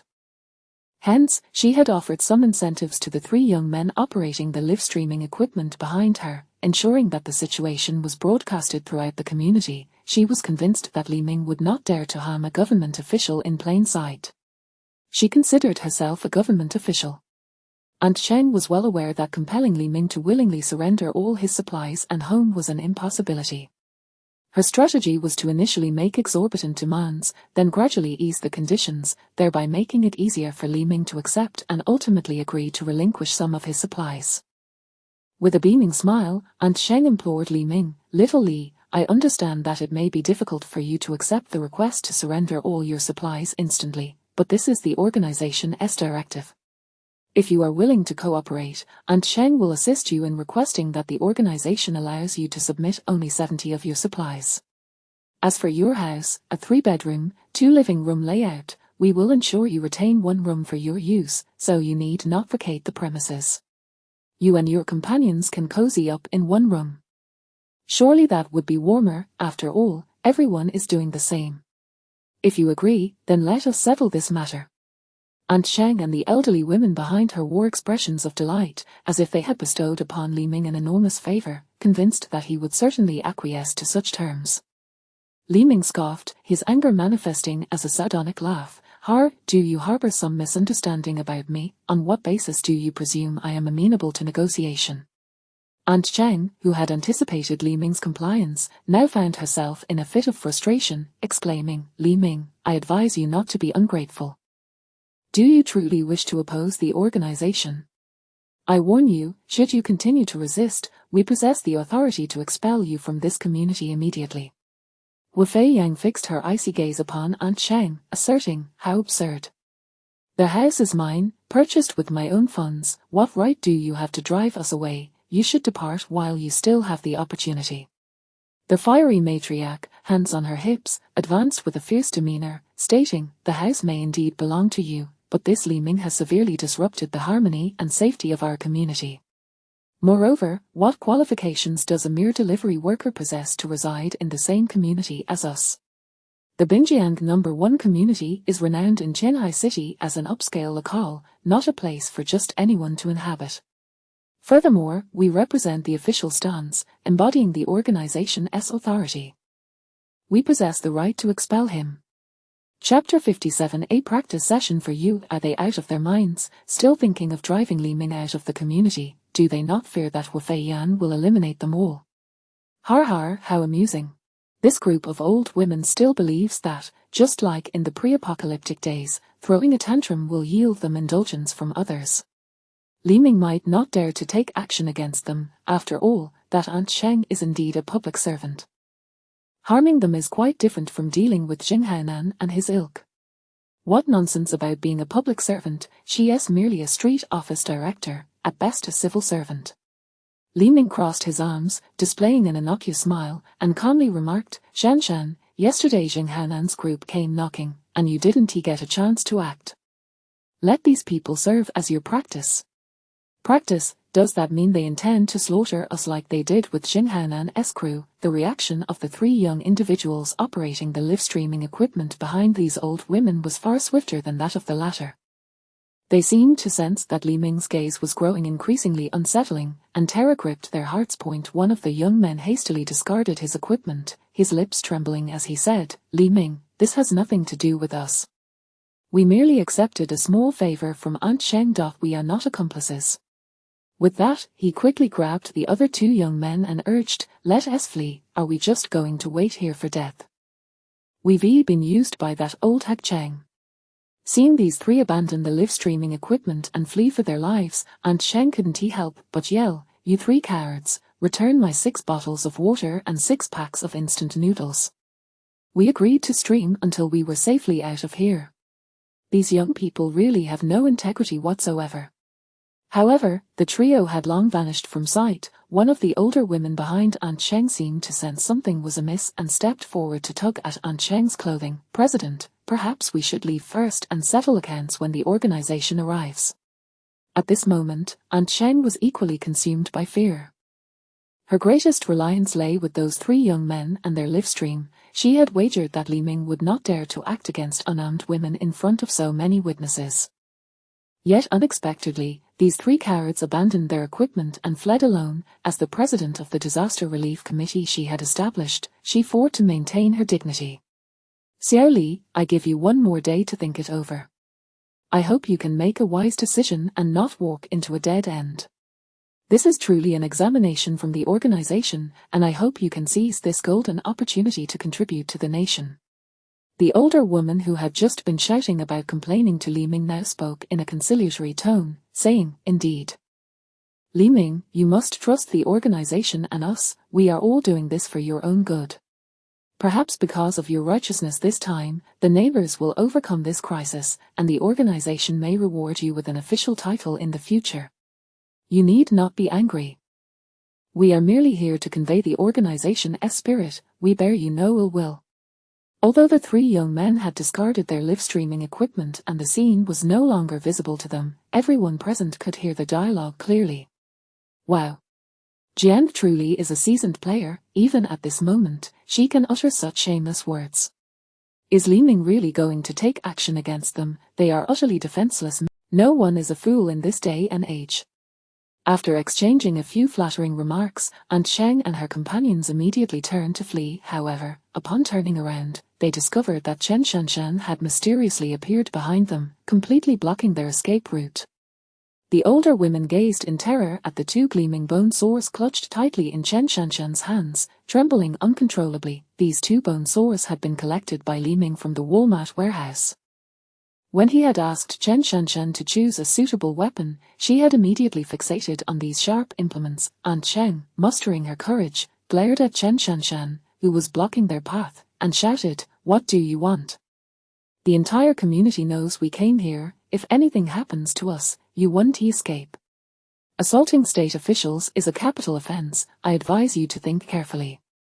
Grandma Lahore adjusted her ample bosom, stomping forward with her hefty frame of over 150 pounds. What kind of little wretch thinks she can intimidate anyone with two knives? I've seen far greater spectacles. Half of the bathhouses in Haisha City are run by me, and I have connections in both the underworld and the legitimate world. If you had spoken to me like this before, you'd be, in an instant. Chen Shanshan, with an impassive expression, swung one of the bone swords gently across Grandma Lahore's neck. Blood erupted from the wound like a fountain. The cut was shallow, not immediately fatal, yet it severed an artery, rendering Grandma Lahore incapacitated as she collapsed to the ground, clutching her neck desperately. Aunt Cheng and the remaining older women were struck with horror at the sight of Grandma Lahore crumpling to the floor, panic consuming them. In that moment, they seemed to lose their ability to speak, their eyes wide in disbelief as they stared at the fallen figure, unable to utter a single sound. Grandma Lahore's blood flowed toward the abandoned camera, and all those watching the live stream could witness the gruesome sight through the lens. Did Li Ming truly take action? The opponent was merely an unarmed. How could he be so ruthless? He is nothing short of a demon. His slaughter of defenseless individuals is no different from Jing Haonan's gang. We must preserve evidence and ensure this demon pays for his actions. That is not the same.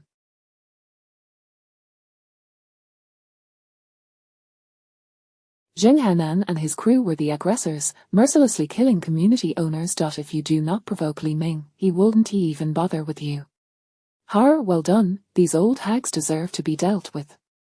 Under the guise of the community, who doesn't he know they only wish to embezzle Li Ming's resources? To even covet his property, how shameless can they be? They deserve this. The older women behind Aunt Cheng, regaining their senses amidst their terror, were now filled with profound regret for following Aunt Cheng's instigation to confront Li Ming. Aunt Cheng had repeatedly assured them that Li Ming would not dare act against them, which emboldened them to come along. Otherwise, even with 10 times their courage, they wouldn't have dared. The group of older women immediately fell to their knees before Chen Shanshan, trembling as they pleaded, "Young lady, we beseech you to spare us. It was all Aunt Cheng's idea. We were deceived into following her here." Yes, we didn't receive any official notification about forming a disaster management committee. It was entirely Aunt Cheng's scheme, aimed at tricking everyone into surrendering their supplies. She said that as long as we operated under the official banner, Li Ming wouldn't dare resist, as everyone holds the organization in fear. Getting Li Ming to surrender his supplies was merely the first step. Once he complied, the other owners would follow suit.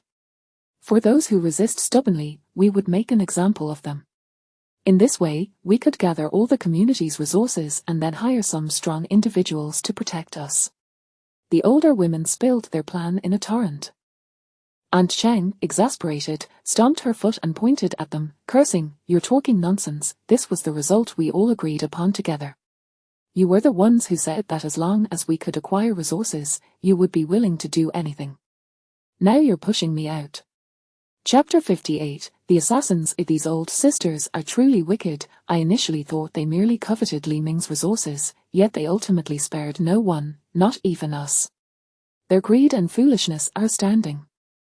They sought out Li Ming first, the one with the most supplies. Had they instead deceived the timid homeowners in the community group, they might have procured a modicum of resources. Such malicious and vile individuals deserve to be punished by even more nefarious beings. I can only hope they amend their ways in the future. In this lifetime, they have no chance, perhaps in the next.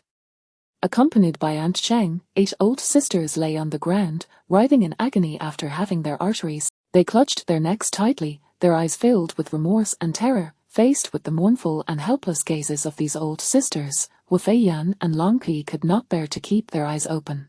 In stark contrast, the executioner Chen Shanshan appeared remarkably calm and composed. Gripping her bone sore tightly, she awaited the inevitable demise of these individuals with the detachment of an emotionless automaton.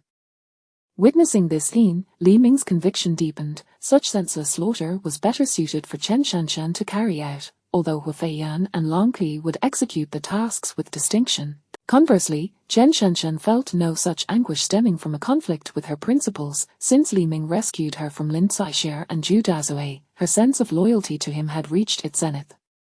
Coupled with the effects of the loyalty pill, Chen Shanshan resembled a devout disciple, wholly devoted to her god, Li Ming. Prior to the apocalypse, most wars on Blue Star were ignited by disputes between religions. With fervor, Chen Shanshan was no different. Every command from Li Ming was the divine will. To fulfill this divine will was for her the epitome of happiness and value. With such fervor, Chen Shanshan became the prime candidate for an assassin, a killer.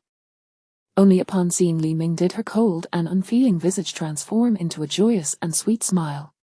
Mingji, I did not kill them immediately, I wish for them to linger in their suffering. You wouldn't hold that against me, would you?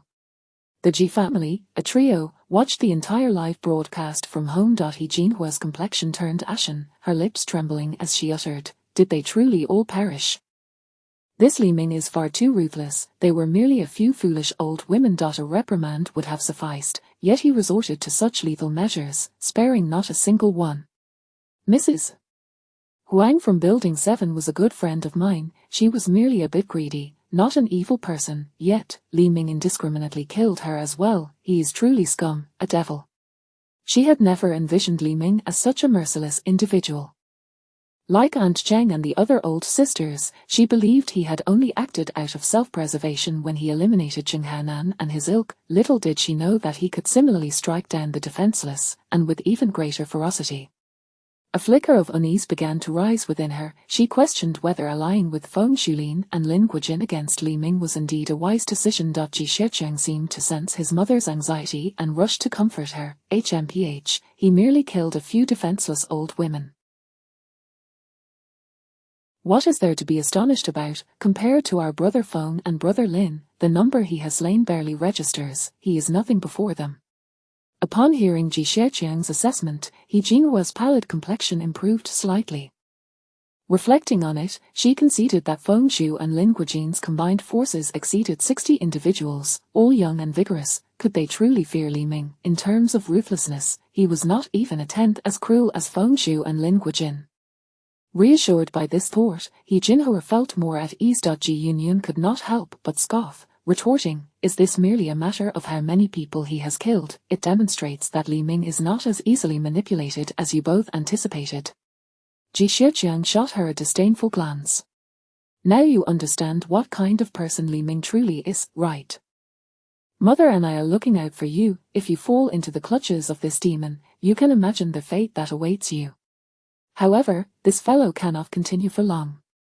Once Brother Feng and Brother Lin are prepared, we shall collectively dispose of him and see if he remains so arrogant. Yet, Li Ming was undoubtedly fortunate in his romantic pursuits.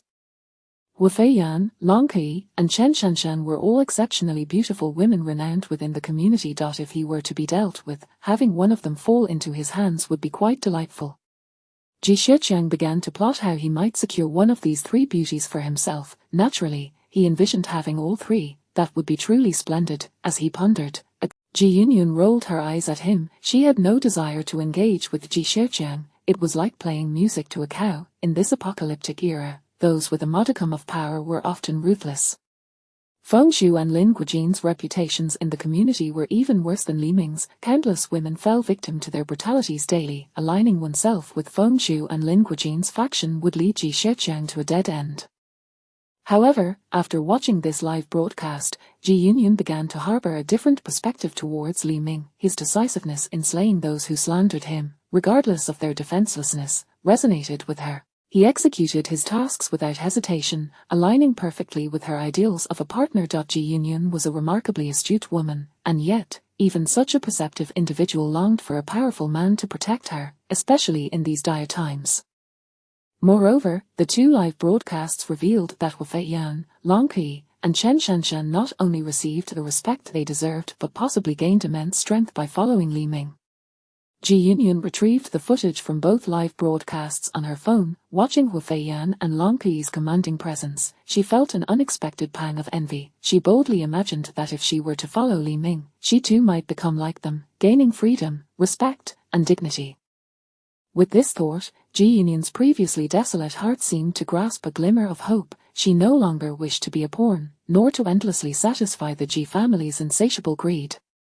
Even in the apocalypse, she desired to live for herself. She resolved to take another gamble on her life, wagering that Li Ming was the person she could depend on in this tumultuous world. Ding. Li Ming received a message from Ji Yunyun. Mr.Li Ming, do not come to my house. Over 60 individuals are lying in wait nearby, and they have set up gas traps and ambushes. These people intend for you to come and never return. Chapter 59, Ji Yun's probe. Ji Yun relayed all the arrangements made by Feng Shui and Lin Guojin at her residence to Li Ming through a message. Upon receiving Ji Yun's communication, Li Ming found himself somewhat bewildered. What exactly were her intentions? The Ji family had allied with Feng Shui and Lin Guojin, preparing to ambush and capture him, an endeavor Li Ming had already discerned through Xiao Yu's technological prowess. Yet, why did Ji Yun choose this pivotal moment to send him a warning? What was the true motive behind her actions? Could it be that her attraction to his handsome visage led her to resist colluding with her family? Li Ming instructed Xiao Yu to investigate Ji Yun's background, eager to uncover the true nature of her intentions. Merely a minute later, Xiao Yu procured all available information on Ji Yun, much to Li Ming's satisfaction with such efficiency. Ji Yun, aged 30, a graduate student from the law department of Beijing University. After graduation, she secured a position at Qianhai City's elite law firm, specializing in economic disputes for the affluent of Qianhai. Before the apocalypse, she boasted an astonishing 100% success rate in her cases, earning her the title of the firm's most promising golden lawyer. At merely 30 years of age, she had already become a junior partner at the firm, with an annual salary exceeding $1 million, excluding bonuses. Unfortunately, this exceptional individual is burdened with a gambling father, a mother who favors sons over daughters, and a brother prone to causing trouble. Despite her considerable earnings over the years, they scarcely suffice to fill the financial void created by her family. They cling to her like leeches, draining her of all vitality. Remarkably, despite her annual earnings and bonuses amounting to millions, she possessed no savings before the apocalypse and carried debts in the millions, truly a peculiar case. Her former boyfriend could no longer endure her family's circumstances, which ultimately led to their separation. The account of Ji Yun's life left everyone present astonished. Who would have thought such a melodramatic story could unfold even in the face of an apocalypse? Wu Feiyan inquired curiously. What could her intention be in messaging Ming Ji at this juncture? Is she perhaps seeking vengeance against her family, aiming for mutual destruction? Li Ming shook his head gravely, declaring, that seems unlikely. Given her astuteness and beauty, if she sought revenge, she could easily align herself with a powerful man and retaliate against her family far more effectively than through mutual annihilation. Just as Li Ming had sought vengeance against Luo Zijuan and Guan Feng, true hatred entails witnessing one's enemies suffer greatly. In an apocalypse, death represents mere liberation. Mutual destruction is the most foolish course of action, and someone as shrewd as Ji Yun would certainly not tread that path. I believe it is not without merit, Xiao Yu asserted heavily. Ji Yun has likely reached a point of utter disillusionment with her family and her own life. She may very well be prepared for a last desperate act. Are you suggesting she has resolved to end her own life? Li Ming inquired solemnly. Xiao Yu scratched the back of his head awkwardly, responding, actually, while monitoring everyone in the community, I took note of her. Whenever she was alone, she would draw out a fruit knife she had kept hidden, contemplating various parts of her body, seemingly searching for the most efficient method of suicide. Upon hearing this, Long Qi displayed a sympathetic expression, exclaiming, this sister is truly pitiable. Drained of her vitality by her own parents and siblings before the apocalypse, and now, even in these dire times, her family intends to sell her for supplies. Perhaps she genuinely contemplates mutual destruction with her family, wishing to spare Mingji from being At that moment, Yi Juji, who had been rather inconspicuous, slowly raised her hand, her expression tense as she said, may I also voice my thoughts? Everyone turned their attention to Yi Juji, silently awaiting her continuation. With the group's consent, she gathered her courage and spoke, I believe such an intelligent person would never resort to a foolish act of mutual destruction. She must be testing Mingji. This is her last glimmer of hope, her final opportunity.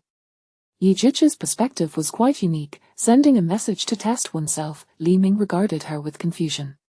Testing me, what could she possibly wish to ascertain about me? Yi Juji cast a glance at Li Ming, hesitant but feeling compelled to continue, uncertain if her analysis was correct. She worried that if she misspoke, Mingji might hold it against her, yet having spoken, she felt compelled to proceed. When I was trapped in that dark wardrobe by the bald man and the one with yellow hair, despite knowing the odds of rescue were nearly non-existent, I still harbored a deep yearning for someone to liberate me from that darkness.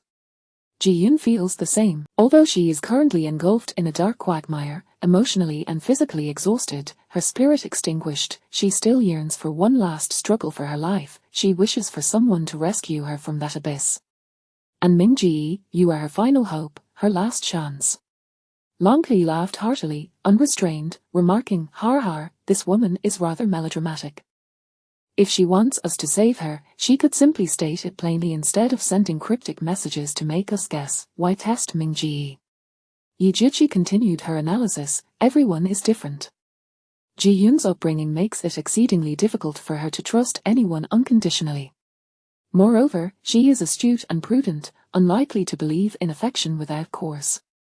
Thus, she sent a message urging Li Ming not to visit her home, while also detailing fengshu and their layout to him. Her aim is to assess whether Mingji is the sort of person worth relying on in this apocalypse. She seeks to confirm two pieces of information. First, she must ascertain whether Mingji, fully aware of the danger, would still endeavor to rescue her, thereby gauging her significance in his eyes. Second, she needs to verify whether Mingji possesses the ability to successfully rescue her in the face of fengshu and Lin Guojin's collaboration, to validate his strength. Everyone knows that in an apocalypse, other emotions are futile. Only power matters. Without strength, it is only a matter of time before one is consumed and eliminated. This is Ji-Yun's final chance, her last hope. Long Qi, rubbing her forehead in annoyance, said, these social elites are far too cautious. All this roundabout thinking is giving me a headache. Wouldn't it be simpler to be direct, like me? Li Ming couldn't help but smile, admiring Yi Juji. He hadn't expected this seemingly shy university student to possess such sharp intellect. Feeling Li Ming's intense gaze upon her, Yi Juji shyly lowered her head, her fingertips fidgeting as she attempted to mask her nervousness and embarrassment. Li Ming rose from the sofa, stretching his neck and cracking his knuckles as he declared, since she wishes to test me, I shall provide her with a satisfactory answer. Fei Yan, prepare yourself, we are going for a visit. Long Qi, Chen Shanshan, and Yi Juji simultaneously stood, their expressions tense as they implored, Mingji, take us along, we promise not to hold you back. It isn't a den of tigers and dragons. Fei Yan and I will suffice. Chapter 60, at the very least, let me experience joy in Ji-Yun's home. Fengshu cast the smouldering cigarette butt, which had been ignited, onto the ground and trampled it underfoot a few times. He then rested a hand on Ji Xiaoqiang's shoulder. Cigarettes, at this juncture, had become an incredibly precious commodity. Each one consumed was one less available. Only individuals of Fengshu's caliber were entitled to indulge in such luxuries, hence his particular reverence for it. Xiaoqiang, you can use your sister's phone to notify Li Ming to come over. My men and Lin Laudao's crew have completely surrounded this place. Not even a fly could escape. Once he arrives, he will be utterly trapped. He Jinhua gazed at the cigarette but discarded by Fengshu, her eyes filled with disdain and dissatisfaction. This apartment had cost her a staggering 10 million when she acquired it from Ji Yun, intended as a future marital home for Ji Xiaoqiang. This residence was her heart's delight. Even in the face of the apocalypse, she diligently polished each tile until it gleamed, nurturing it with utmost care. As she bent down to retrieve the cigarette butt, she muttered in extreme discontent, "How can you be so uncouth as to litter cigarette butts? With someone like you, how can I trust you with my daughter? Moreover, what if Li Ming arrives and sees the cigarette butts on the ground? What if he becomes suspicious?" Ji Xiaoqiang furrowed his brow at his mother's rebuke of Fengshu, feeling immensely impatient. "Mom, it's just a cigarette butt. Is that how you speak about my brother-in-law?" Ji Xiaoqiang held Fengshu in high regard, having already begun to think of him as his brother-in-law. He believed that by aligning himself with Fengshu, he would be able to navigate the entire neighborhood with ease in the future. He Jinhua seemed to have also regarded Fengshu as her son-in-law, scolding him without restraint. "Do you have any idea how expensive the furnishings and decorations in this house are? Every piece was meticulously selected by me. Look at this Italian imported sofa and the custom-made marble dining table, they cost me quite a fortune. And this handcrafted Huanghuali solid wood door by artisans from the island, it's simply bang." Bang bang, with a triumphant gaze, He Jinhua admired the Huanghuali door, only for 3 chilling shadows to slice through it, cleaving the sturdy door into 9 segments. Then, right before her eyes, Hu Feiyan kicked the wooden door to smithereens. My Huanghuali solid wood door, who is the wretched soul responsible for this?" He Jinhua screamed in a voice that sounded like a fat squeeze. Li Ming, accompanied by Hu Feiyan, trampled over the shattered door, striding in like a rogue, loudly proclaiming, "Ji Yun, I received your message. I am the man you've been waiting for, Wahar." As Li Ming barged in with such brazen disregard, everyone was left dumbfounded. Ji Yun stood frozen, her mind racing with incredulous thoughts. Is this guy an idiot? She had taken a considerable risk in divulging all of Fengshu and Lin Guojin's ambushes and plans to Li Ming. According to her expectations, Li Ming would surely utilize the intelligence she provided. What is happening now? Not only did Li Ming completely disregard her intel, but he also brazenly forced his way in through the front door. It was one thing to crash the party. Why shout about receiving his own message? Was he afraid others wouldn't realize that it was she who sent him the information? Wasn't he this tantamount to selling her out at the first opportunity? Faced with such a bumbling ally, Ji Yun could only shake her head in bitter amusement. She resigned herself to the notion that she had misplaced her trust once again. How absurd it was to have wasted her hopes on such a person. Upon the sudden intrusion of Li Ming, Fengshu was momentarily taken aback, but soon his face twisted into a sinister grin. "Li Ming, I was worried you wouldn't dare to show up. I didn't expect you to be not only shameless but also a complete fool. All the effort we put into capturing you was in vain." Without a hint of hesitation, he raised his voice. "Brothers, attack." Whoosh! Whoosh, whoosh, several sturdy steel ropes shot forth from their hidden positions with lightning speed, binding Li Ming and Hu Feiyan tightly. "Don't struggle, these ropes can withstand up to 10 tons of weight. Even an elephant couldn't break free," Fengshu declared, excitement gleaming in his eyes as he bellowed. "Release the gas." His thick white smoke erupted from various points in the ceiling, enveloping Li Ming and Hu Feiyan completely. Fengshu's team members and everyone in the Ji household hastily donned damp masks to prevent inhalation of the poisonous gas. At this concentration, they should be rendered utterly incapable of resistance, Lin Guojin remarked slowly. Bang bang bang. Fengshu raised 2 handguns, firing repeatedly at Hu Feiyan's position. He had no intention of following in Jing Hanan's footsteps, falling victim to this woman due to overconfidence. "Brother Feng, it would be a shame to kill this woman so easily," Ji Xiaoqiang lamented. "She's merely a woman. Once this is over, I can find you 10 more. Hu Feiyan must die today. After all our meticulous planning, I didn't expect the execution to be this effortless, har ha har ha. But it never hurts to be cautious." Feng Shu and Lin Guojin both believed they had the upper hand, their eyes gleaming with a mix of excitement and greed. They exchanged sly glances. Once they confirmed their scheme's success, they would promptly turn on one another. As the dense smoke gradually dissipated, anticipation filled everyone's eyes, envisioning a promising future.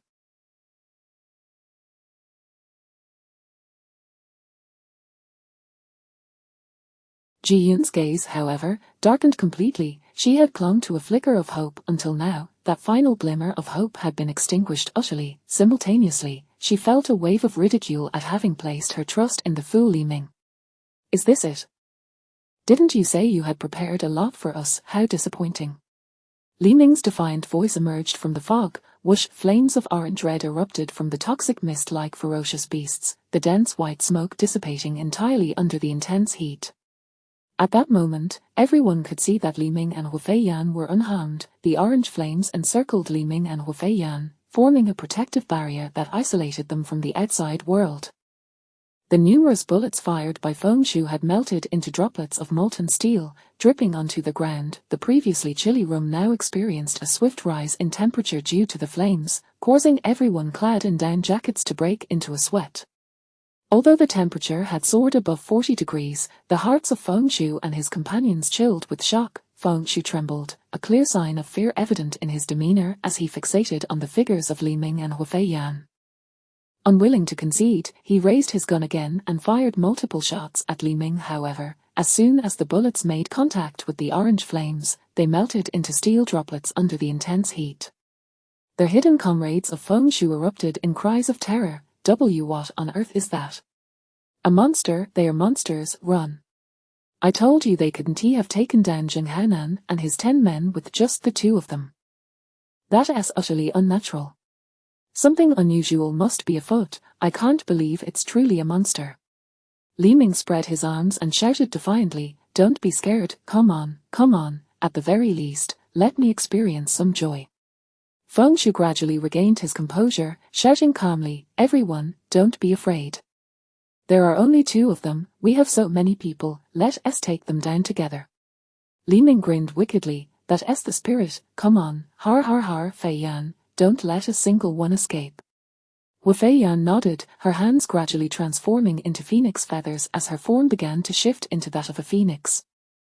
The over 60 hidden figures surged forth, brandishing knives as they charged at Hu Feiyan and Li Ming. With a wave of her hands, the flames entwined around her arms shot forth like blazing bullets, striking down upon everyone.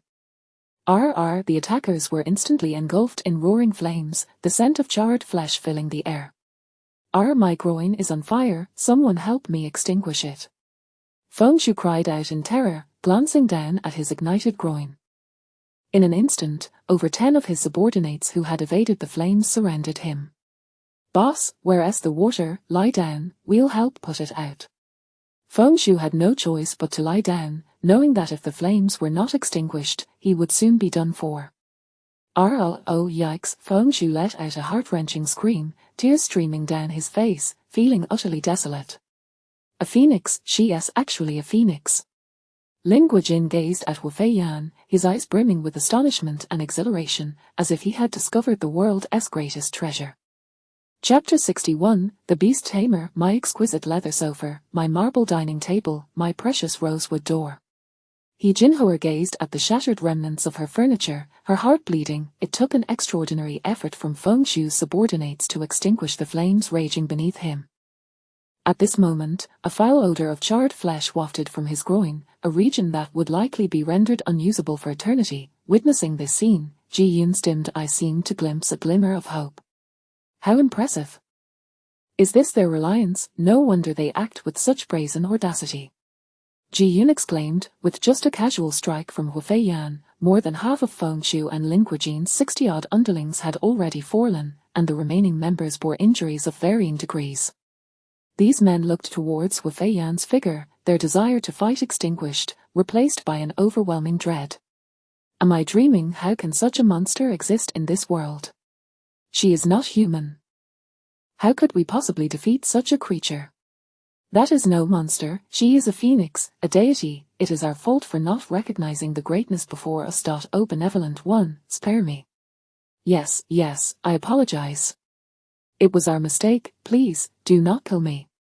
Enduring the searing pain below, Feng Shu crawled to his knees, repeatedly bowing his head towards Wu Feiyan. The disparity in power was insurmountable. Under such overwhelming force, Feng Shu realized that any struggle would be futile. All he desired now was to preserve his life. Li Ming, I was foolish to challenge your authority. I beg you, show mercy and spare my insignificant life. From this moment on, I shall be your dog, your lackey. Whatever you wish not to handle, I shall take care of. With our assistance, you will soon conquer the entire neighborhood, no, the whole of Qianhai City. You shall be its king. Seeing Feng Shu grovel before Li Ming like a dog, Ji Xiaoqiang immediately grew emboldened. Har har. Feng Shu, you have certainly picked the wrong person to provoke. Li Ming is my brother-in-law, and from now on, I shall be your master. You must obey me. Hand over all the resources and women you have plundered, and I will have my brother-in-law consider sparing you. Upon hearing Ji Xiaoqiang's words, Jinhou cast an appreciative glance in his direction. Her precious son was indeed clever and quick-witted. The tide of defeat had been turned in their favor, and soon Li Ming would be her son-in-law. She hurriedly pulled Ji Yin forward. You insolent girl, why are you still standing there? Go and serve my esteemed son-in-law properly. If he has even the slightest dissatisfaction, I shall punish you severely. Li Ming and Feng Shu exchanged glances of disdain and ridicule towards Ji Xiaoqiang and Jinhou. They had witnessed shamelessness, but never to such an extreme. It was indeed no small feat for Ji Yin to endure 30 years in the presence of such family. In a lowered voice, Li Ming addressed Wu Feiyan, eliminate them all. Leave not a single one alive. Upon hearing this, Wu Feiyan's phoenix flames blazed even more fiercely, emanating a formidable pressure. As the intent to kill radiated from Wu Feiyan, everyone's breath quickened, and the sheer terror and tension rendered their minds blank, leaving them speechless and frozen in place. Suddenly, a whistle pierced the air. Just as Wu Feiyan was about to deliver the final blow, she abruptly halted, her expression contorted in anguish. Li Ming, sensing Wu Feiyan's sudden change, cast a glance her way. Mingji, my body is no longer under my control. It feels as though something is manipulating me. What was happening? How could Wu Feiyan be subdued? Her abilities were formidable. Li Ming turned his gaze toward Lin Guojin, the source of the whistle. What had this man done to Wu Feiyan? At that moment, Lin Guojin looked at Wu Feiyan with uncontained excitement and joy, teetering on the brink of madness. Incredible, my abilities truly have an effect on you. Har har har, fate has smiled upon me to encounter you here. Truly I am the chosen one. Once again, Lin Guojin blew the whistle. 3 wolfhounds, each the size of an adult, charged through the destroyed door, standing before Lin Guojin, baring their sharp fangs and growling ominously at Li Ming. Lin Guojin, exhilarated and ecstatic, looked at Wu Feiyan and laughed maniacally. Har har, my little darling, cease your struggles before my powers. You have no chance of resistance. I am a beast tamer. Whether soaring in the sky or roaming the earth, no creature can escape my dominion. Though you are strong, I am your nemesis. Har har har, come now, submit to me willingly. Under Lin Guojin's control, Wu Feiyan could no longer maintain her phoenix form, reverting to her human shape, painfully struggling upon the ground. You must be dreaming. I shall only submit to Mingji, you are nothing. Lin Guojin's laughter grew even more deranged. Har har har, I relish taming fierce creatures like you, it brings me such satisfaction. Feng Shu and the others were bewildered by how Lin Guojin had suddenly gained the ability to control Wu Feiyan, yet he appeared to be exceedingly formidable. They began to regain their confidence. Feng Shu could not help but complain to Lin Guojin, you son of a dog, if you had revealed this power earlier, how many brothers would not have perished at this woman's hands? Hurry and command your dogs to kill them all. Damn it, daring to set fire to my manhood. Ji Xiaoqiang looked at Lin Guojin with renewed excitement. Lin Ji, it turns out you are my brother-in-law. That Li Ming is too ungrateful. Quickly teach him a lesson so he knows who the true master is. Everyone cast Ji Xiaoqiang looks of utter disdain. Was this boy truly so dim-witted, or was he simply a congenital embodiment of shamelessness? A cold smile crept across Lin Guojin's face as he placed his hands to his mouth once more, blowing the whistle. Shadow, thunder, gale, eliminate everyone.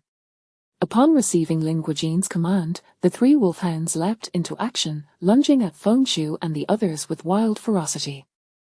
These beasts had evidently been enhanced, their speed and strength far surpassing that of ordinary wolves. The average person stood no chance against them.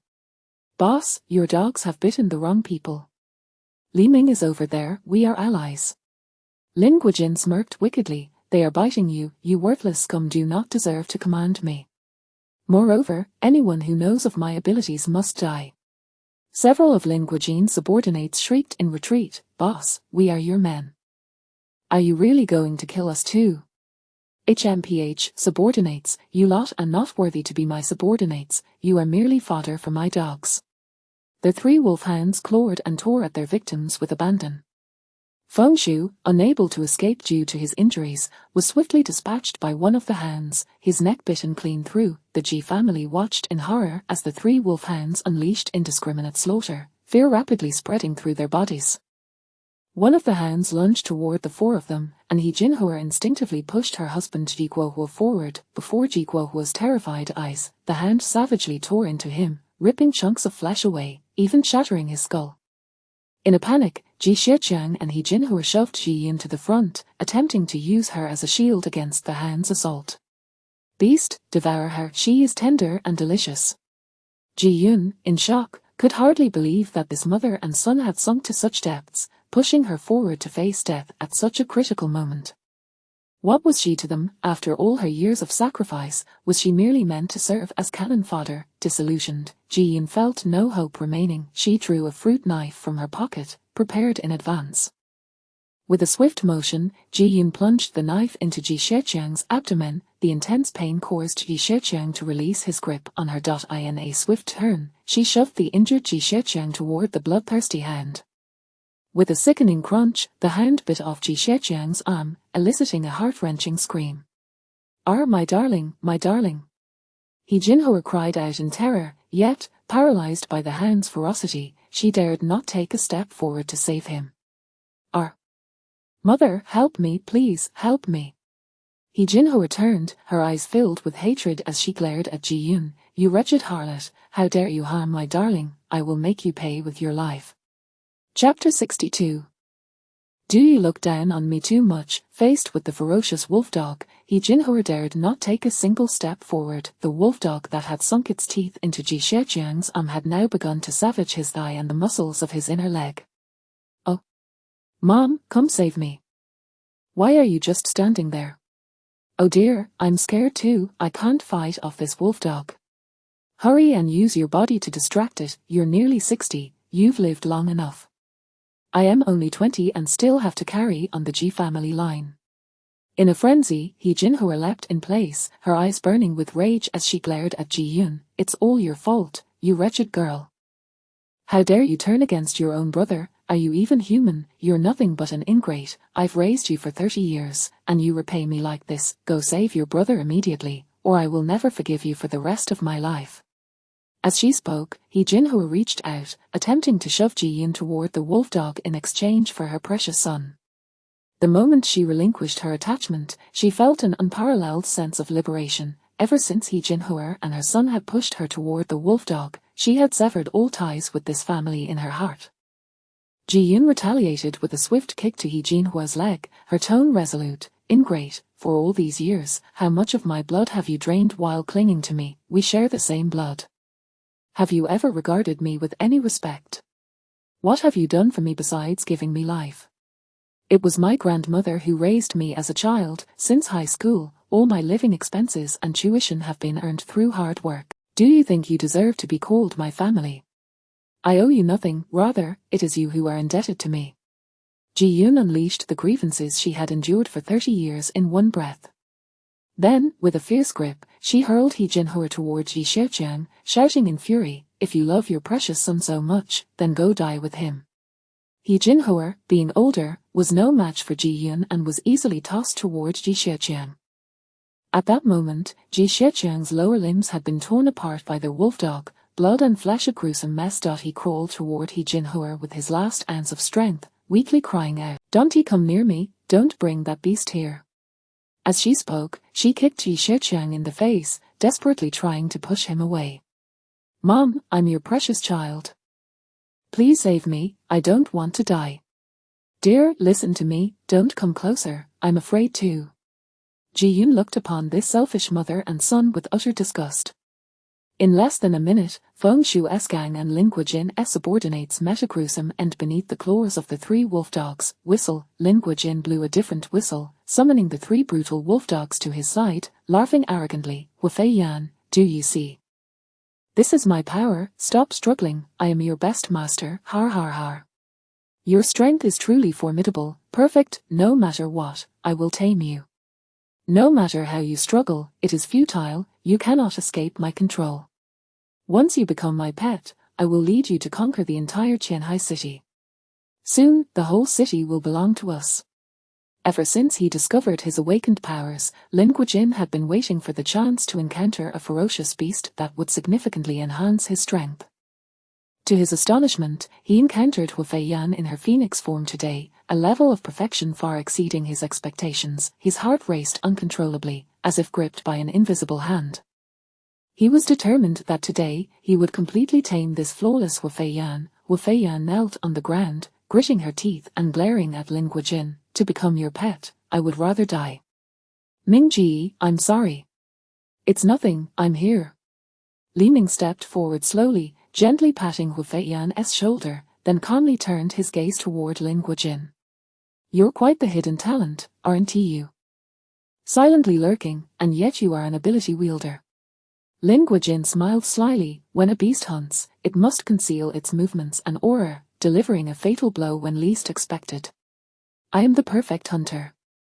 Har har har. So, to keep your secrets and strength hidden, you killed all your underlings.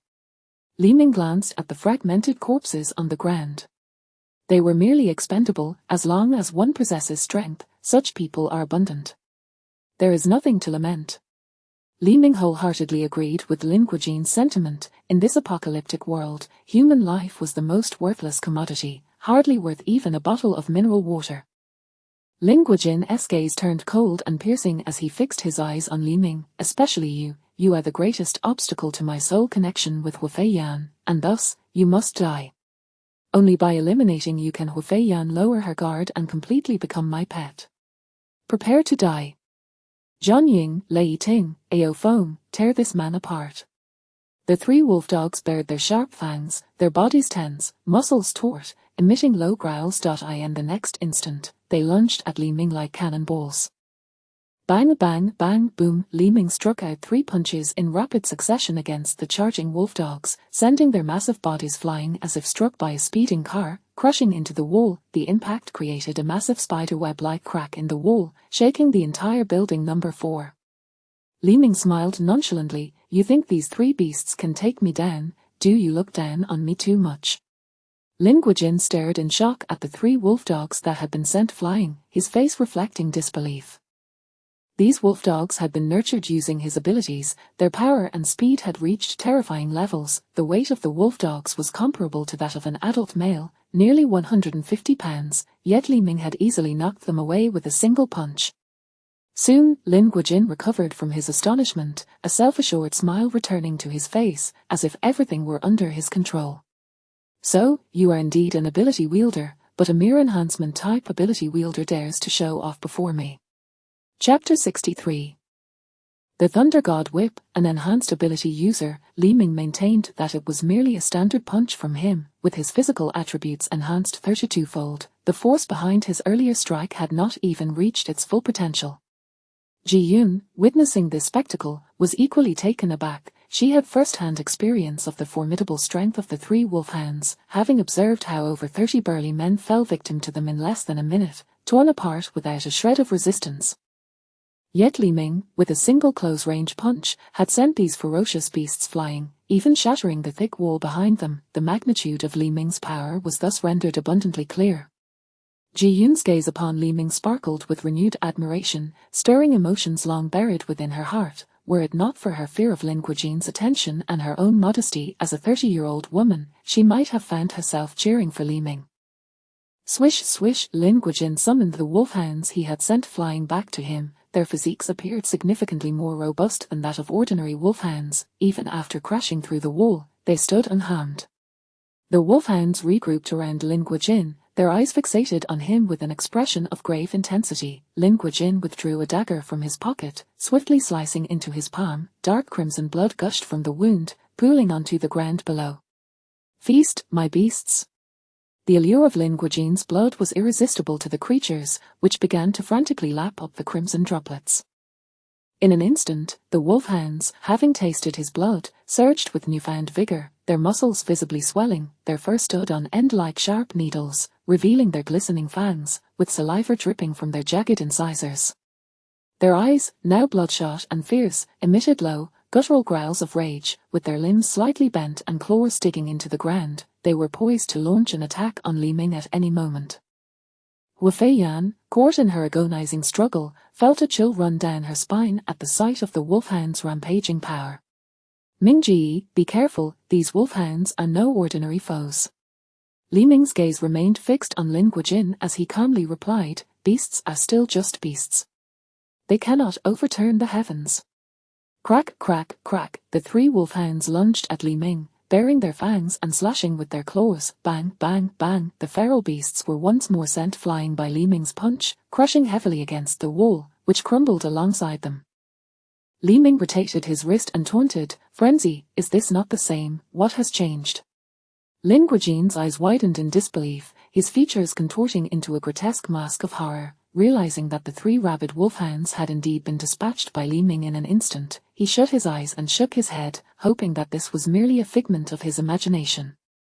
Having tasted Lin Guojin's blood, he understood all too well the monstrous power of the wolfhounds in their frenzied state, their strength capable of lifting a 2-ton car with ease, their speed as swift as lightning, and their claws as lethal as a reaper's scythe. Even an armored battalion would stand little chance against them, yet, the fact that Li Ming had obliterated such formidable creatures in a single blow was a bitter pill to swallow. Lin Guojin stood frozen in place, his gaze vacant as he stared at the fallen wolfhounds, his lips quivering as he murmured, "How is this possible? This cannot be real." Yet, upon witnessing the three wolfhounds, now stripped of their frenzy and gasping for breath on the ground, he was compelled to accept. The composure that had once graced Lin Guojin's face was now replaced by a grotesque glare. "Li Ming, I concede that I underestimated you gravely, but this is not over. My power exceeds what you have witnessed." No sooner had he spoken than Lin Guojin raised his dagger once more, driving it viciously into his wrist. Dark red blood erupted from the severed vein. The sight of the spurting blood made Li Ming wince in pain, and he coldly mocked, "Har, is your ability self-mutilation? That must hurt. Li Ming, do not be so arrogant. Once I unleash this technique, you will undoubtedly meet your demise." Lin Guojin howled in a frenzy. Immediately after, he pressed his wounded wrist to his mouth, greedily consuming his own blood. Li Ming frowned. This ability appeared exceedingly twisted, one he would not wish to receive even as a gift. Crack, crack, Lin Guojin's bones emitted ominous sounds as his face began to contort, agony etched across his features. His body morphed and expanded, muscles bulging grotesquely, taking on a reddish hue, his fingers elongated, nails transforming into sharp claws that glinted ominously. Gradually, his visage altered as well, the bridge of his nose swelled, his jaw protruded, and fangs erupted from his gums, sharp and menacing. With a roar of unbridled rage, Lin Guojin transformed into a colossal, fearsome beast man. "Har har har, Li Ming, behold my ultimate form, where I embody a spirit beast, unleashing my abilities to their fullest potential. In this form, my strength is tenfold that of those three beasts." War har har har. Li Ming regarded Lin Guojin's ultimate transformation with keen interest, a sly smile gracing his lips. "So, you are now a genuine beast. Then I shall not hold back." ZZZ, ZZZ, from the palm of Li Ming's right hand, countless threads of lightning erupted, intertwining like a spider's web, radiating an unsettling blue-white glow. At his command, these lightning threads coalesced into a 10-meter-long whip, shimmering like a viper ready to strike. The whip crackled ominously, sending chills down the spine. With a devilish grin, Li Ming declared, "Thunder God Whip, the best way to deal with beasts is to strike them down ruthlessly." In that moment, Li Ming shed his calm demeanor, emanating an oppressive force akin to Mount Tai bearing down. Lin Guojin's pupils constricted sharply, his expression freezing in place. The razor-sharp pressure of Li Ming's abilities compelled Lin Guojin's massive frame to tremble uncontrollably with dread. In his beastman state, Lin Guojin felt the looming spectre of death brought forth by this extraordinary power more acutely than ever. You are not an enhanced ability user. How is this possible? How can you possess such formidable strength? Lin Guojin bellowed in fury, his once greenish visage twisting into an even more grotesque form. Did I ever claim to be an enhanced ability user? Li Ming replied nonchalantly. Impossible. Absolutely impossible. You effortlessly sent my 3 rabid wolfhounds flying with your bare fists, and now you tell me you are not enhanced. Lin Guojin shrieked in hysteria, raising his gargantuan fist. Yet before he could strike, his arm was ensnared by the blue-white thunder god whip. Li Ming intoned solemnly, 10,000 volts. Every hair on Lin Guojin's body stood on end as he let out a gut-wrenching scream. The next instant, the thunder god whip released his arm. Swish, swish, Li Ming swung the whip repeatedly, striking Lin Guojin with unrelenting ferocity. Each lash of the whip left a charred mark upon Lin Guojin's flesh. Only when his body was left a gruesome mess did Li Ming cease his assault. Lin Guojin swayed unsteadily, his complexion pale, legs trembling uncontrollably. If you possess such immense power, why conceal it? Had I known your true strength beforehand, I would never have dared to challenge you. Li Ming chuckled in exasperation, shrugging his shoulders. Can you blame me for that? A hunter must diligently conceal their power and aura.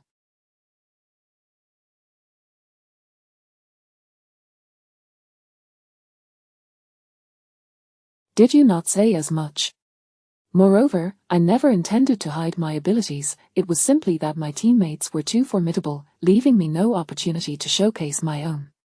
Chapter 64. Your delicious feast awaits. As Lin Guojin gazed at the sizzling thunder god whip in Li Ming's hand, a sense of dread and despair burgeoned within him, akin to wild grass in an untamed field.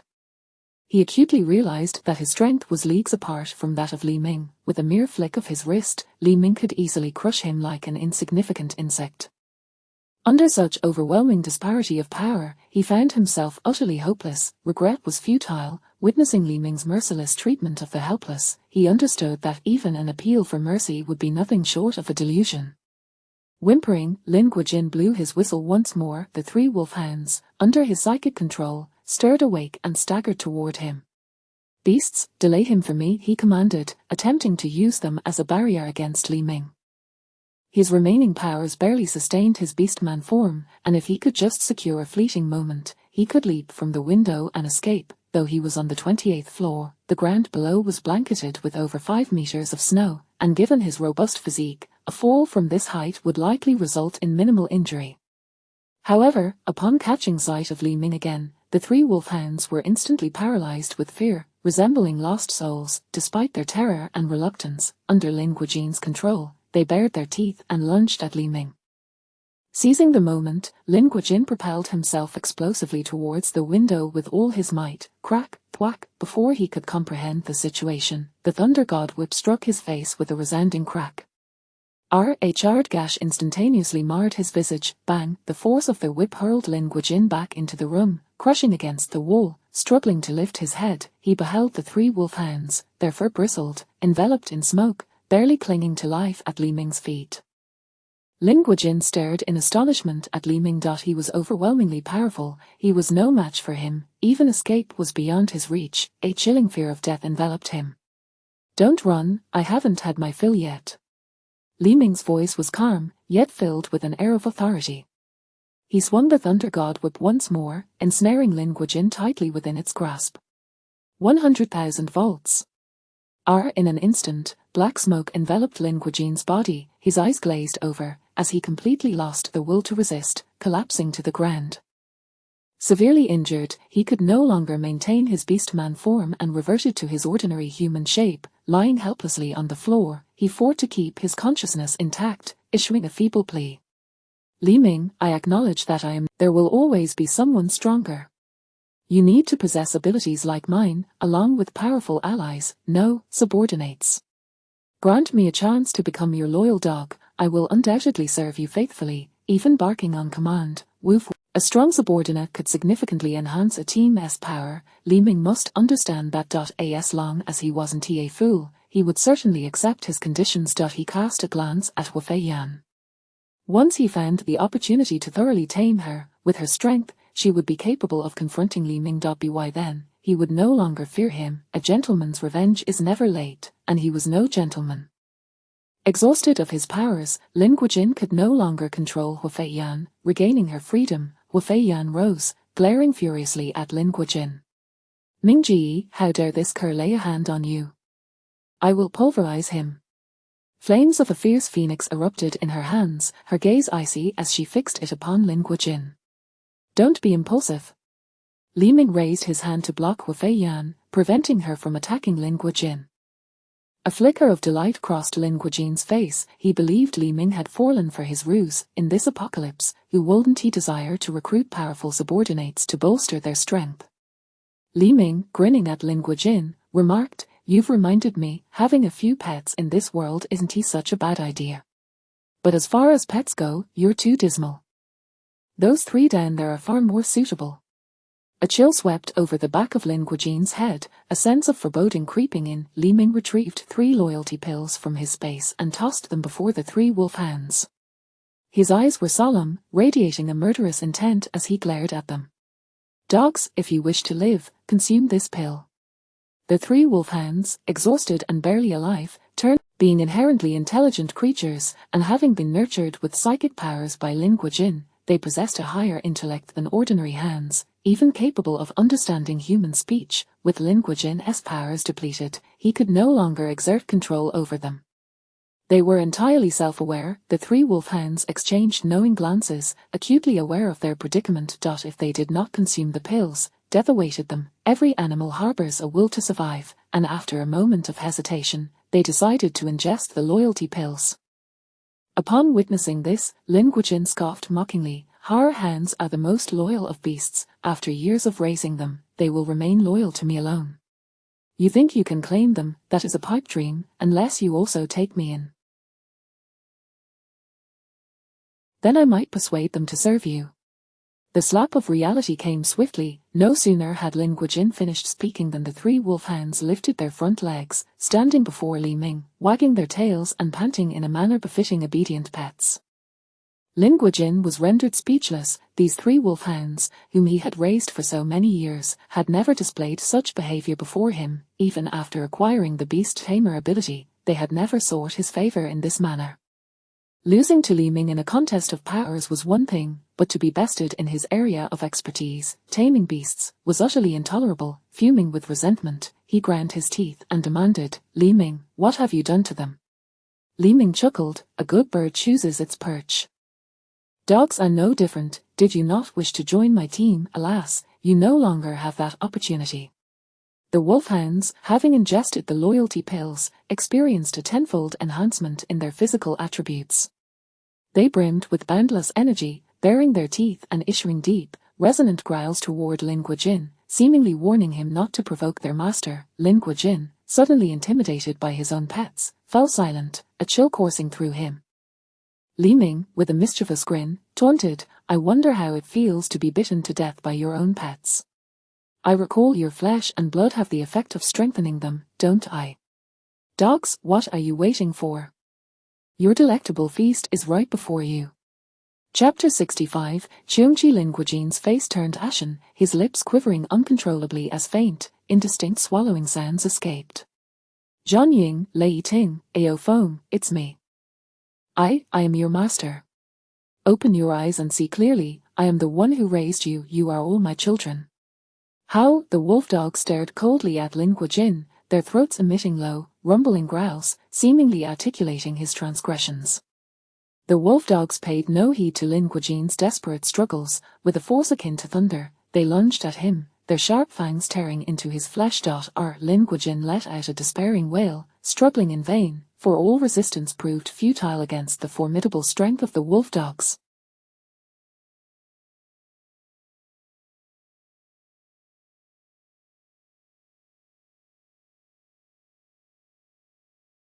As they relentlessly bit and consumed him, Lin Guojin gradually lost consciousness, his vitality fading swiftly. The scene of the wolf dogs devouring Lin Guojin was gruesomely bloody, prompting Li Ming to jest with Wu Fei Yan. Would you care for a taste as well? Her brow furrowed tightly, her eyes filled with reluctance, yet she feared displeasing Li Ming.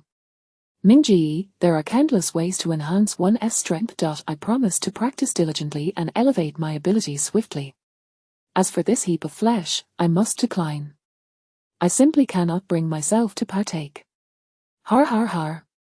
Li Ming responded with nothing but hearty laughter. After feasting upon Lin Guojin's flesh, the wolf dogs began to undergo a transformation. Their bodies swelled rapidly like balloons, long fur sprouting all over them. Sturdy, imposing horns gradually emerged from their heads. By the time they had devoured Lin Guojin's corpse entirely, their bodies had grown as massive as a Highland yak, their weight easily surpassing a ton. The long fur made them resemble giant Tibetan mastiffs. Coupled with the horns atop their heads, they appeared akin to the mythical Chungchi, only the colors of their fur differed. One was a vibrant red, another a striking yellow, and the last a lustrous gold. Wu sated, the wolf dogs let out a roar, shattering the glass throughout the entire house. The indoor temperature plummeted rapidly with the loss of the protective windows. This display of power astonished even Li Ming. He had not anticipated that Lin Guojin's flesh would enhance their strength to such an extraordinary extent. The tenfold attribute boost from the Zhongyu pill combined with the peculiarities of Lin Guojin's flesh had propelled them to an unprecedented pinnacle of power. Even with Li Ming unleashing his full abilities, he felt uncertain about defeating them effortlessly. After their thunderous roars, the wolf dogs obediently sat before Li Ming, incessantly licking the remnants of blood from their mouths, resembling three pets. Their sheer size was astounding. How much food would they require in a day? Li Ming approached them slowly, and the three wolf dogs immediately lay their heads on the ground, allowing him to stroke them. From this day forth, I shall be your master, and I shall bestow upon you new names. Henceforth, you shall be known as Red Fur, Yellow Fur, and Gold Fur. Wu? The wolf dogs howled skyward, seemingly delighted with the names Li Ming had given them. He collected all the corpses present into his spatial realm. These were undoubtedly premium dog food, none should go to waste. The three colossal wolf dogs raised curiosity about whether a single corpse would suffice for their daily sustenance. The wolf dogs appeared to sense Li Ming's disdainful gaze, and with his actions of collecting the corpses, they seemed to grasp his thoughts. They immediately reverted from their Chungchi form back to their original sizes, wagging their tails around Li Ming in a lively manner. After a while, they grew in size at an observable rate, transforming back into their Chungchi forms. Moments later, they shifted back to their original sizes again. Woof woof woof. They seemed to convey to Li Ming that they could freely control their forms, switching seamlessly between their original and Chungchi shapes. Li Ming was overjoyed. The wolf dogs in their original form not only saved considerable space but also conserved a significant amount of food. During battles, they could effortlessly transform into their Chungchi forms. Li Ming and Wu Feiyan brought Ji Yun and the three wolf dogs back to their home in building number 7. Long Qi, Chen Shanshan, and Yi Juqi were dressed in the combat suits Li Ming had specially tailored for them, eagerly awaiting his triumphant return. Although they knew Li Ming would undoubtedly be training the newly arrived Ji Yun tonight, they still yearned for his personal guidance, knowing that his abilities could not be fully satisfied by just one person. Upon hearing the sounds outside, Long Qi could hardly contain her excitement as she flung open the door, exclaiming, "Mingji, IR." Filled with anticipation, she was startled by the sight of the three wolf dogs outside. Even in their original forms, they were akin to the size of adult men, exuding a formidable presence. "Mingji, where on earth did you find these terrifying wolf dogs?" Long Qi exclaimed, patting her chest. "Terrifying. They are utterly adorable." Li Ming pointed to one of the wolf dogs, saying, "Red Fur is a gift for you, it shall be your steed from now on."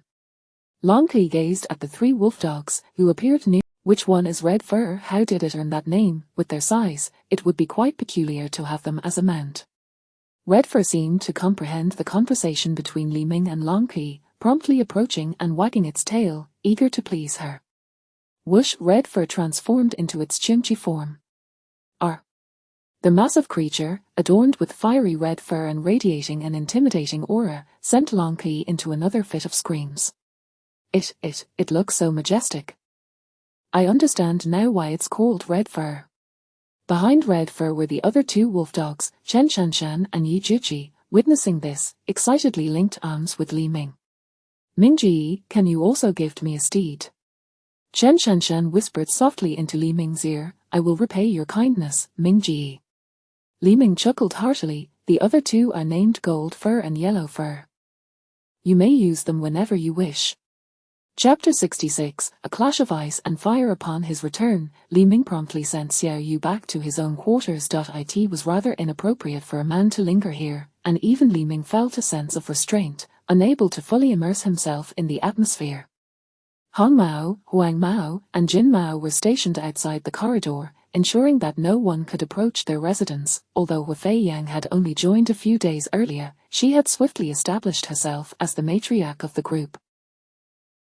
She guided the newcomer, Ji Yun, to the restroom, where she meticulously cleaned her from head to toe before dressing her in Li Ming's specially tailored loungewear. Upon donning the loungewear, Ji Yun's figure elicited a gasp from Wu Fei Yang, who couldn't help but admire her stunning physique.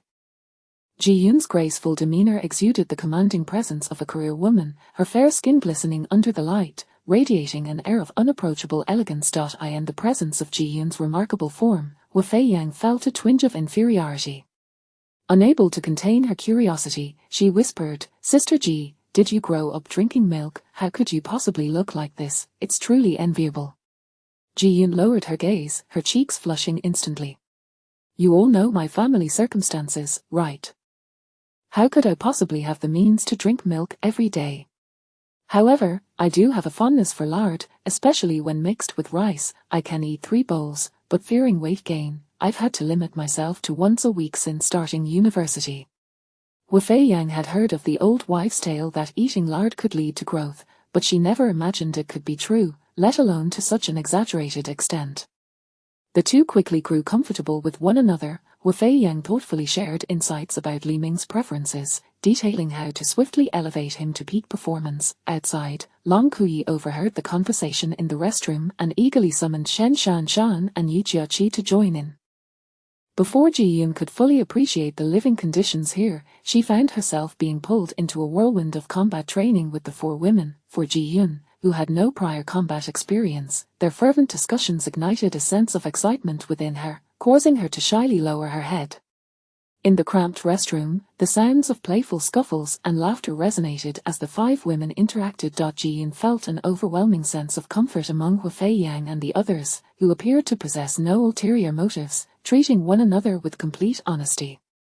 She had previously assumed that arriving here would lead to rivalry among the women, as she had grown accustomed to the competitive nature of the corporate world. However, as their candid conversations unfolded, Ji Yun quickly lowered her defenses and became an active participant in the group chat. Li Ming relished this atmosphere and decided to ensure that everyone was treated equally that evening. With a thunderous crash, he burst through the door. Ding, system task completed, achieving the 6th doubling. Post-doubling space. 64,000 cubic units. All stored resources within the space have doubled.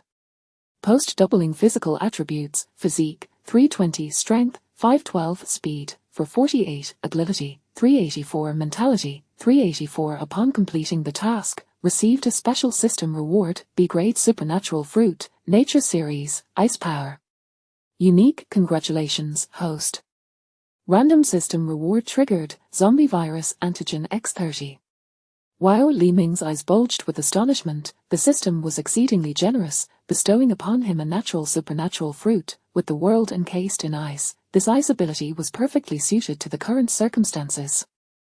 The environmental enhancement of the ice power would render it far more potent than other supernatural abilities of the same rank. Regrettably, it was merely a B-grade fruit. Had it been of A-grade caliber or higher, Li Ming would have consumed it without hesitation. Given the circumstances, he decided to gift the ice power to Long Kuyi instead. Li Ming retrieved the ice fruit from his space and gently called out, Long Kuyi. Upon hearing her name, Long Kuyi sprang from her bed, brimming with vitality. Brother Ming, do you intend to challenge me to a duel? The other 4 women cast envious glances at Long Kuyi. Although Ji Yun had yet to consume the loyalty pill, she found the idea of a duel intriguing, both exhausting and exhilarating. Li Ming flashed a confident smile. Isn't it just a duel? I'm ready to battle you until dawn. Wu Fei Yang immediately raised her hand, exclaiming, Brother Ming, I want in too. Chen Shanshan, Yi Jiuqi, and even Ji Yun eagerly joined in, expressing their desire to participate in the duel. Li Ming tossed the ice blue, orange-shaped ice fruit towards Long Kuyi. Before the duel begins, eat this. Long Kuyi recalled how Wu Fei Yang had consumed the phoenix fruit and quickly realized this was also a supernatural fruit. Her eyes sparkled with excitement. Brother Ming, you are too good to me. Enough chatter, hurry and eat it, or I shall reclaim it. No way, this is mine. With that, Long Kuyi swallowed the orange-sized ice fruit in one swift motion. Li Ming wore a playful grin. You usually say your mouth isn't big enough for bananas, yet you managed to swallow an orange whole. Long Kuyi's face flushed with embarrassment as she playfully stuck out her tongue. Wu Fei Yang eagerly chimed in, Come on, sister, show us your newfound ability. Long Kuyi nodded excitedly and then extended her hands. The surrounding moisture was swiftly absorbed by her supernatural powers, coalescing in her palms.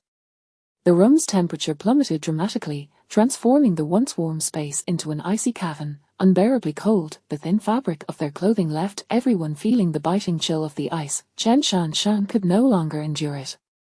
Sister Kuyi, quickly retract your ability. It's freezing, we're just ordinary people. Wu Fei Yang had no choice but to summon her phoenix flame, raising the room's temperature once more. Li Ming wore a mischievous smile. I wonder what the combination of Wu Fei Yang's phoenix flame and Long Kuyi's ice powers will be like. Chapter 67. Zombie Virus Antigen System. Biological entities successfully injected with the zombie virus antigen will attain permanent immunity to the zombie virus. Individuals already infected with the zombie virus can eliminate all traces of the virus from their bodies before completely losing their human consciousness, significantly enhancing the probability of awakening their latent abilities. This is truly remarkable. No matter how formidable one's strength may be, there are still moments of vulnerability. During combat, even the slightest injury from a zombie or inadvertent consumption of water contaminated with the zombie virus can render one powerless, regardless of the might of their abilities or physical form. The zombie virus antigen conveniently addresses this flaw. Furthermore, rescuing those infected with the zombie virus may yield subordinates who awaken their abilities naturally. In the future, my team will undoubtedly grow stronger. With that thought, Li Ming retrieved a vial of zombie virus antigen from his storage and injected it into his arm. Still basking in the joy of obtaining the frozen fruit, Long Kuyi's expression suddenly shifted to one of concern. Mingji, what is that liquid? Are you unwell? The other women similarly regarded Li Ming with anxious expressions, fearing even the slightest issue with his health. Li Ming is the cornerstone of their team, they cannot allow anything to happen to him. Li Ming assessed his body, feeling no immediate changes and uncertain if he truly gained resistance to the zombie virus. He slowly spoke, there is no need for alarm, this is the zombie virus antigen. Once injected, those individuals will never again be susceptible to the zombie virus. Everyone's eyes widened in disbelief, their pupils glimmering with incredulity. With the zombie virus antigen, we can hunt zombies without fear of contamination from their blood. The ability to transform into a red-haired Xiongji, the frozen fruit ability, and now the zombie virus antigen. Li Ming's surprises for Long Kuyi today are truly abundant. With the power of these three treasures, she envisioned a future where venturing outside the community, after being confined for so long, everyone yearns to breathe fresh air. Yet, Yi Jiuqi's expression was grave as she timidly inquired, hunt zombies, why must we do that? Wouldn't it be better to stay here and await rescue? It is understandable. As a university student, she clings to naive hopes about this world. Li Ming recognized that only Wu Fei Yan and Long Kuyi had undergone zombie hunting training, the others remain novices, and he must expedite their growth. As civilization crumbles, the world will become increasingly chaotic and perilous, zombie hordes will surge, and territorial disputes among factions will intensify. Remaining in the Binjiang #1 community is not a long-term solution. It is time to establish his own base of power. Li Ming extracted 5 vials of zombie virus antigen from his storage, instructing them all to inject it into their bodies. Along with the red-haired, yellow-haired, and golden-haired individuals. 10 vials were consumed in an instant. It appears that he must continue seeking exceptional beauties to enhance their strength while replenishing their supplies. Li Ming proceeded to examine other resources. After giving a Jianu pill to Xiao Yu and the 3 wolf dogs, 6 remained, doubling to 12 this time. The water supply increased from 12,800 cubic meters to 25,600 cubic meters. Even with a monthly usage of 100 cubic meters, this water will suffice for over 20 years. The stock of instant noodles surged from 16,000 boxes to 32,000 boxes, which will not be needed immediately. However, as supplies dwindle in the future, they can serve as valuable barter items with other factions. After inspecting the remaining supplies, Li Ming found his 64,000 cubic meter storage brimming with resources.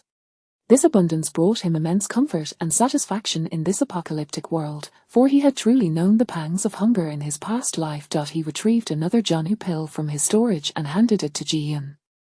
He must ensure that everyone around him remains 100 loyal. After a night of revelry, everyone awoke the next afternoon. The newly risen girls took an unusually long time in the restroom. With only 2 bathrooms for 5 women, they were forced to wait in line. As more beautiful women joined, Wu Feiyan increasingly felt that her 140 square meter home was becoming cramped, failing to meet their basic needs. In response to Wu Feiyan's concern, Long Qi swiftly raised her hand, standing tall with pride. Mingji, why not come to my place? My home is 200 square meters, it's certainly more spacious than here. Ji Yun curiously asked, does your home have a fireplace, Qi? With outside temperatures hovering around -50 degrees, without a fireplace, even cranking the air conditioning to maximum would yield only a meager 0 degrees. Without a fireplace, it would be too cold during intimate moments. One would feel numb and lose all pleasure, Long Qi said, her spirit visibly deflating. Yi Juchi remarked, I think it's quite nice for everyone to be together in this house, it feels warm and cozy, and I really like it here. Chen Shanshan added, I like it too. Aside from the cramped bathrooms, everything else is fine, and sleeping together is genuinely warm. Li Ming rose from the sofa. He had contemplated this issue when he moved into Wu Feiyan's home. With a 64-fold increase in strength, he effortlessly removed the 100-inch LCD television from the wall as if it were mere paper. He then rolled up his sleeves, threw a punch at the wall, and with a thunderous crash, the sturdy wall crumbled like a wafer under his might. Instantly, a chilling draft rushed in through the hole he created. I have already surveyed this property. The living room of room 2202 connects with that of room 2201 next door. And room 2201 is the largest suite in Binjian community, boasting an area of 400 square meters with 5 bedrooms, 2 living rooms, and 3 bathrooms. If we combine these 2 units, it will provide ample space for all of us to move about. As for heating, we can simply install the same fireplace in room 2201. If one fireplace isn't sufficient, we can install 2, there's no shortage of materials. Chapter 68, Divided Paths. Though Li Ming had long harbored intentions towards room 2201, it was only today, upon breaching the wall, that he truly beheld the entirety of its splendor.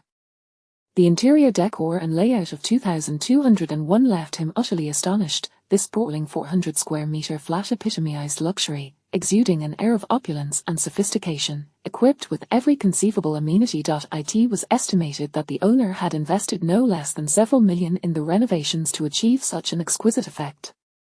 Moreover, the residence featured central air conditioning, which, compared to standard wall-mounted units, provided superior heating. Of course, without the enhancement of a fireplace, even at maximum output, the central air could only manage to warm the space to around 10 degrees. The house stood eerily empty. The calamity had struck so suddenly that perhaps the owner had not managed to return before succumbing to the fate of a zombie. The kitchen's refrigerator still housed a plethora of food, and since this residence was adjacent to Li Ming's own, no one had dared to covet it. Thus, the task of transforming room 2201 naturally fell upon Xiao Yu, as the others had already been assigned their respective duties. Today, Li Ming resolved to venture outside the community for a round of exploration. Firstly, it was imperative to diversify the types of resources within his space, particularly weapons and medication. Jing Hanan's revolver had multiplied to 4, while Feng Shu's 2 Glock 18 pistols had similarly doubled due to Ji Yun's addition, resulting in a total of 4 as well. In total, Li Ming now possessed 8 handguns, though ammunition remained scarce. After 2 rounds of doubling, he had only 40 bullets. As for medications, the Walmart warehouse was devoid of any stock, let alone medical equipment. In this apocalyptic era, even a simple cold or fever could prove fatal without timely treatment. However, such supplies could be readily amassed upon discovering an abandoned hospital. Secondly, having nearly gathered all the exquisite beauties within the community, further recruitment of suitable companions would necessitate seeking opportunities beyond the confines of the complex. Currently, his space measured only 64,000 cubic units, a far cry from being sufficiently ample. To establish his own base of power, this limited space and resources were woefully inadequate. Only when his space exceeded 100 million cubic units could Li Ming truly relax and enjoy life. This brought to mind the female officer Nan Gongling, who had once troubled him, a stunning beauty with a combat prowess of 10 even before the apocalypse. He hoped she could survive through her own skills in this harsh new world. Li Ming decided to split his group into 2 factions. Long Qi would lead a team comprising Chen Shanshan, Yi Jiqi, Ji Yun, as well as the red-haired and Long Qi's experience in hunting zombies was already quite extensive, and she was fully capable of instructing them. With the transformation of the red-haired and yellow-haired companions into Chungji, their strength even surpassed that of Long Qi, who possessed ice abilities, ensuring the safety of the group. Meanwhile, Li Ming, along with Wu Feiyan and Jin Mao, would wander about Jinhai City in search of opportunities. Wu Feiyan's flight capabilities and Jin Mao's terrestrial prowess would greatly facilitate their excursions.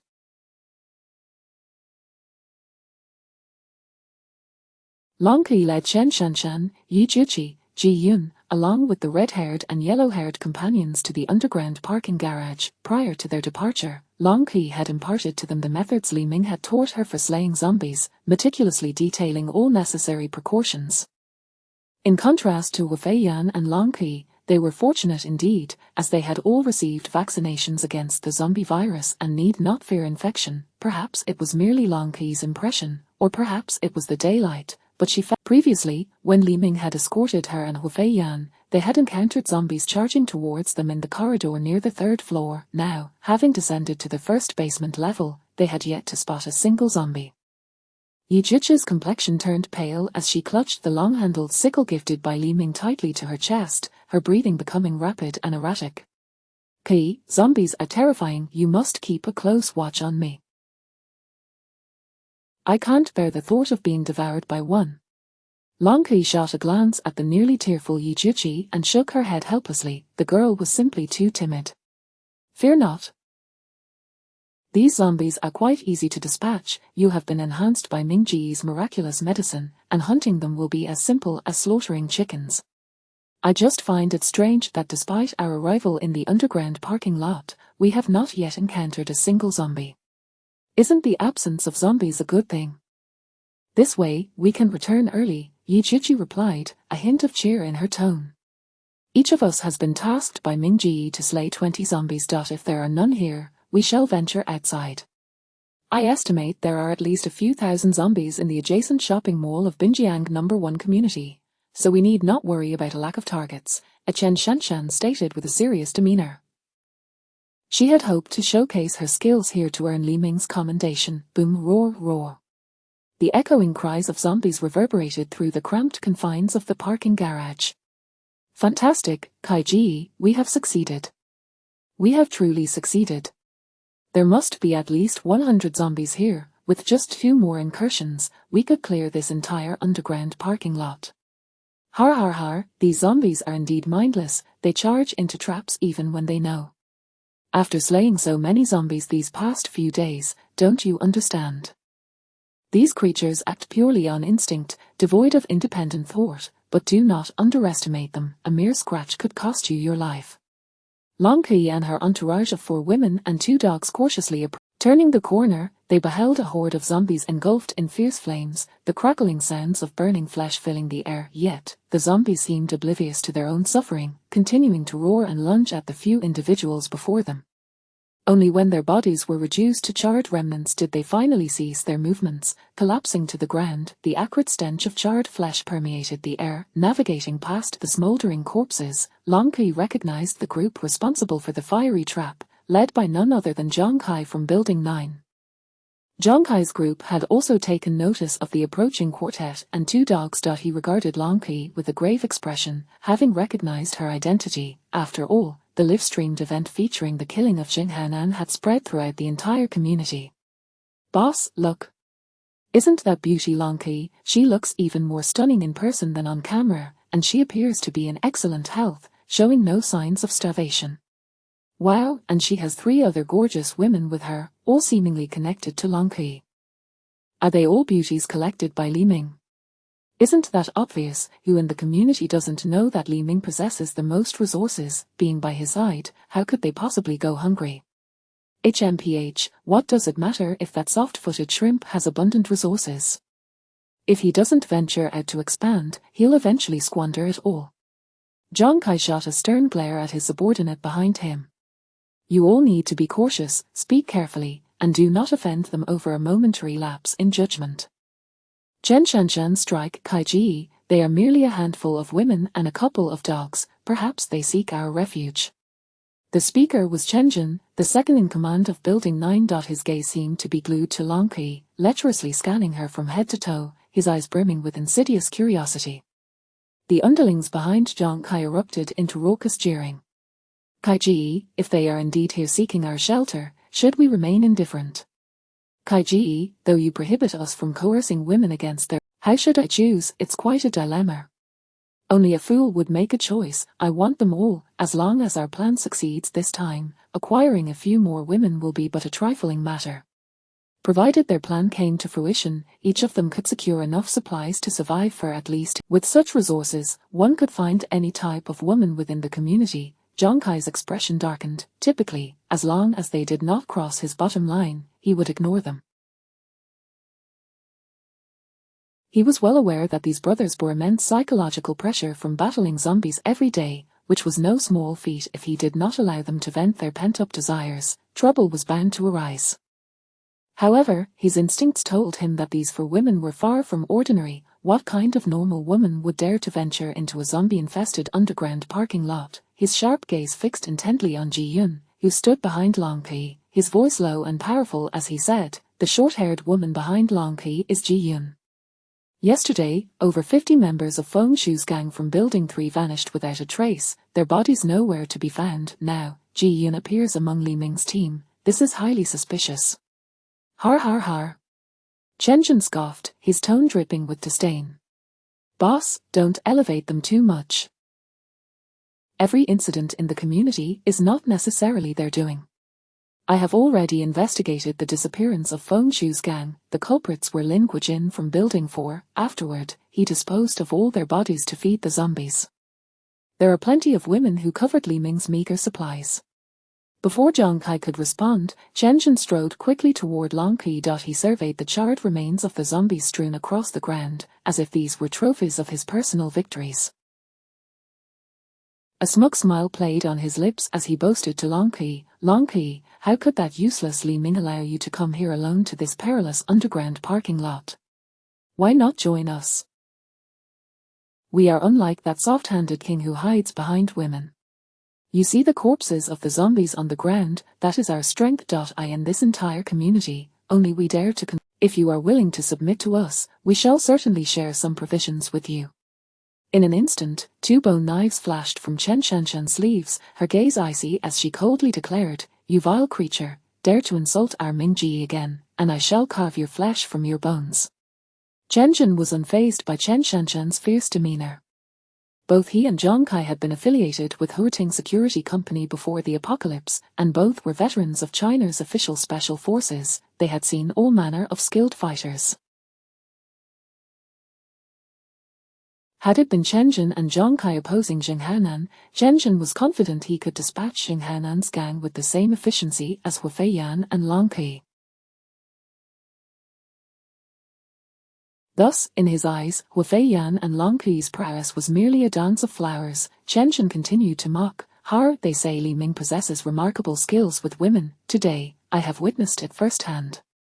In an instant, Chen Shanshan exuded a chilling aura, her dual knives unrelenting as they aimed for Chen Shan's vital points. Chen Shan's expression turned cold. He had not anticipated Chen Shanshan's strike to be so decisive. Clang! Chen Shanshan's thrust was swiftly deflected by Chen Shan's large blade, yet, despite his efforts, the astonishing force amplified tenfold by Chen Shanshan's. Witnessing this, Zhang Kai and his subordinates were utterly astonished. That woman managed to bring down Zhen Ji. He is said to be capable of slaying tigers. Who is that woman? This vile woman lacks martial ethics. Launching a sudden attack, Zhen Ji simply was caught off guard, losing his balance. Oh, I see now. I thought that woman's strength was such that she knocked Zhen Ji down. Chen Shan's face was a mask of terror. He alone understood the true power behind Chen Shanshan's strike. It felt akin to being struck by a ferocious beast. His hands still tingled with residual numbness, a constant reminder of the blow's intensity. Fortunately, Chen Shanshan's lack of practical combat experience rendered her attacks flawed, allowing him to successfully parry her fierce onslaught. Otherwise, his life would have been forfeit. However, to refrain from counterattacking would be a tremendous humiliation, leaving him unable to face his brothers in the future. Feigning indignation, he rose to his feet, pointing an accusatory finger at Chen Shanshan as he yelled, "You foul woman, how dare you ambush me?" Upon seeing the icy gaze of Chen Shanshan, Chen Shan's heart trembled. This mad woman was serious, showing no mercy. "Considering you are a woman, if you apologize to me, I shall overlook this incident." The expressions of those underlings who had anticipated Chen Shan's vigorous retaliation against Chen Shanshan froze in disbelief. "Wait, Zhen Ji, shouldn't you be teaching this harlot a lesson, making her regret her attack? When did you become so soft-hearted, Zhen Ji? I recall you were not this way. Ms. Liu from the 18th floor merely drank your water a few times, and you nearly beat her to death. This woman knocked you down. Shouldn't she perish? At that, if they had the ability, they should try facing her. This woman was as strong as an ox, even stronger than one. Clearing his throat, Chen Shan said, "Cough, cough. Kai Ji advised us to avoid offending you. I am merely showing respect to Kai Ji by temporarily sparing you. HMPH, you think you are worthy of an apology from me?" Chen Shanshan scoffed, brandishing her knife once more as she lunged at Chen Shan. Smack! A figure exuding immense pressure swiftly appeared before Chen Shanshan, seizing her wrist. In an instant, her arm felt as if it were encased in iron, immovable. Seeing this, Chen Shanshan immediately swung her other hand, knife aimed at the figure. Smack! Her other hand was similarly captured. Faced with the oppressive presence, Chen Shanshan was drenched in cold sweat. Beside her, Long Qi swiftly drew her axe, adopting a combat stance. "Stay your hand, ladies. We bear no ill will." Zhang Kai released Chen Shanshan's wrists, his voice deep and resonant. "My apologies, ladies, my men spoke out of turn, and I am here to apologize on their behalf." Standing nearly 190 centimeters tall, clad in military attire, Zhang Kai emanated an aura of formidable authority that instilled respect. Such a man, simply standing there, imposed a significant sense of pressure upon Long Qi and her companions. His ability to effortlessly withstand Chen Shanshan's enhanced strength demonstrated his considerable prowess. In the pre-apocalyptic world, Long Qi would not have dared to utter a word in the presence of such a man. Now, endowed with tenfold enhancements and possessing freezing abilities, alongside the presence of Hong Mao and Huang Mao, she felt no fear towards Zhang Kai.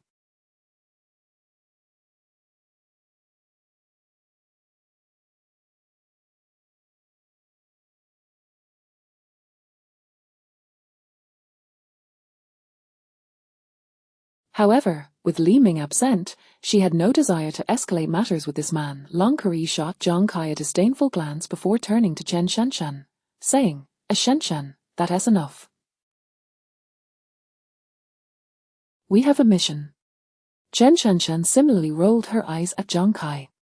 "Understood, Sister Qi."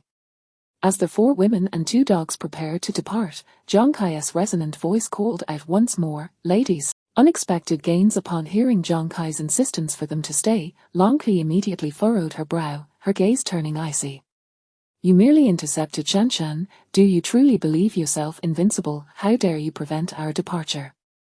Zhang Kai was momentarily taken aback, realizing that the young women before him had misconstrued his intentions. He hastily clarified, "That is not my meaning, ladies. I have a plan and wish to collaborate with you." In that fleeting moment when he had halted Chen Shanshan, he had gained a profound understanding of her formidable strength. Although he appeared relaxed, that was merely a facade. In truth, he had expended 100 of his effort and had nearly been shaken off by Chen Shanshan. He was astounded to discover such extraordinary power in a woman, an experience he had never encountered before. He was acutely aware that Long Kui's strength was equally formidable. If all four of them possessed such abilities, it would be nothing short of terrifying. Yet, if such formidable individuals were to become allies, it would be a most exhilarating prospect, facilitating the smooth progression of their plans. Collaboration? Long Kui inquired, her expression tinged with skepticism as she regarded Zhang Kai. He paused, choosing his words carefully. "I am aware that Li Ming has stockpiled an abundance of supplies and will not face immediate shortages. However, you should sense that this calamity will not conclude swiftly.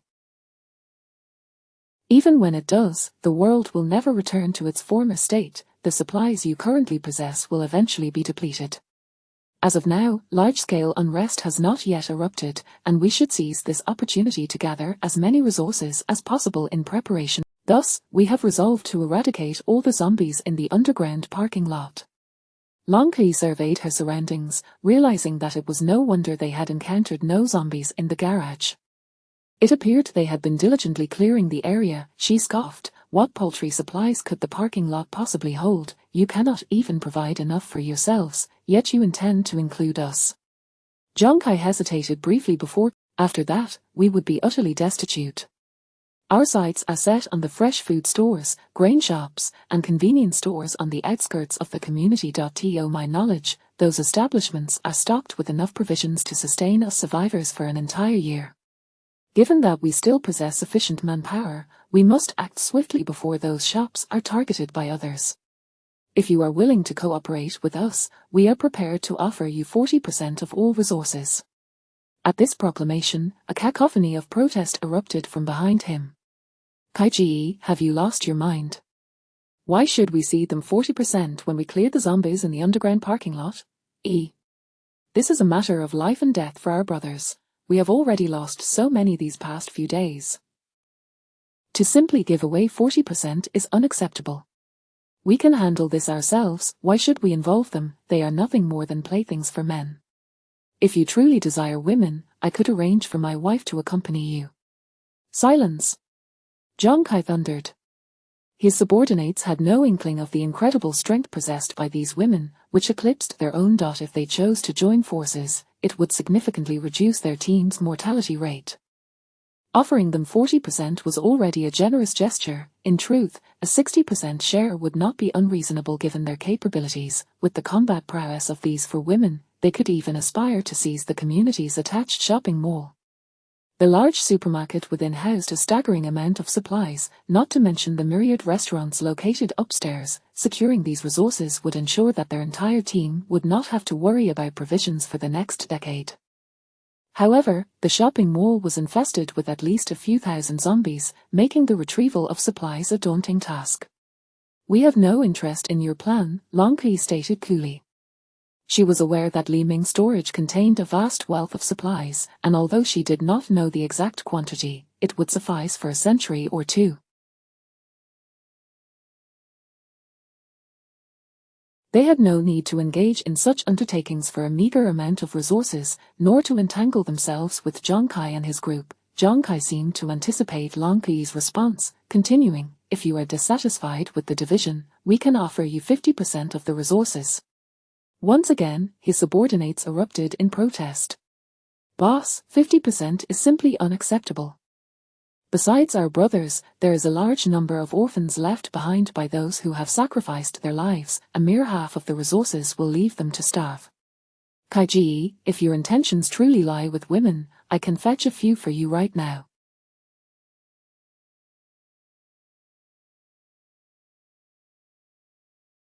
"I guarantee you'll be satisfied."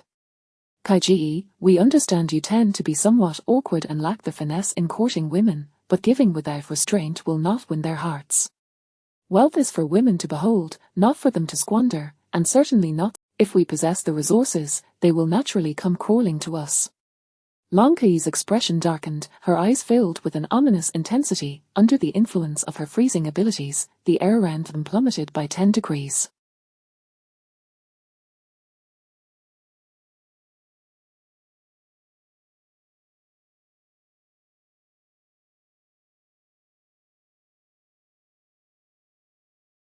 The sudden wave of hostility caused even the battle-hardened Zhang Kai to flinch. With a resounding thud, Zhang Kai struck the subordinate who had spoken so derogatorily about the women, sending him sprawling, 2 of his teeth flying and blood spilling from his mouth. Should anyone dare to speak disrespectfully to them again, do not expect me to show mercy. Long Kai understood that Zhang Kai was making a statement of intent, as well as attempting to protect his ailing subordinate. Zhang Kai, based solely on your attitude, I shall not hold this against you.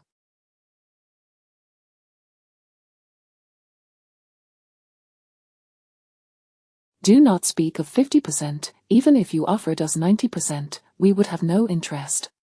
Henceforth, let us maintain our distance, do not provoke us without cause, for the consequences are beyond your capacity to bear. With that, the zombies within had been largely dealt with by Zhang Kai and his team. Furthermore, with Zhang Kai's presence, they could not fully exhibit their strength. Thus, Long Kai resolved to lead them outside the parking lot to hunt zombies. Zhang Kai's subordinates watched in astonishment as the women departed. Kaiji, are they really heading out of the parking lot? Do they not realize the outside is teeming with zombies? Oh no, do they know our plan? Are they attempting to outmaneuver us and act independently? We cannot allow them to gain the upper hand. What are you thinking? Those 4 women and 2 dogs could never match the hundreds or thousands of zombies. Well, if they are devoured by the zombies, then Kaiji will no longer have any foolish notions.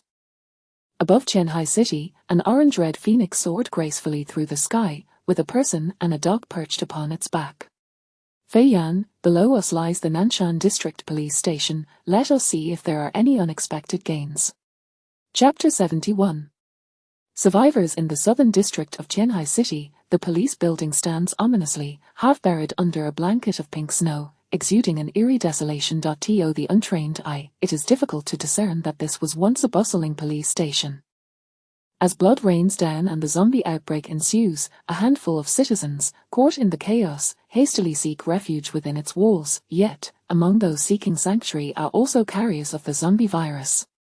Inevitably, the virus erupts within the confines of the police building, transforming the majority of its occupants into zombies, filling every corner of the structure with their presence. The police station now exudes an atmosphere of utter dread.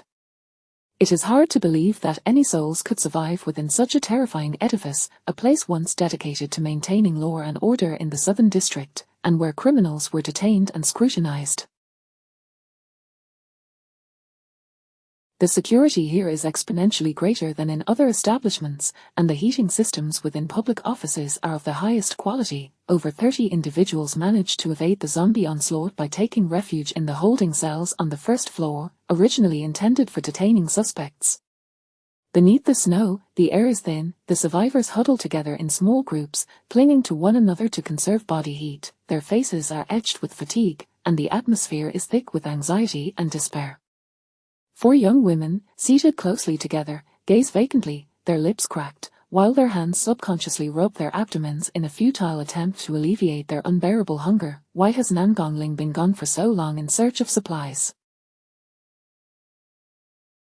I am absolutely starving. Do you think Nangongling has already abandoned us and run off to some shelter to enjoy herself? What is so surprising about that? People are selfish by nature.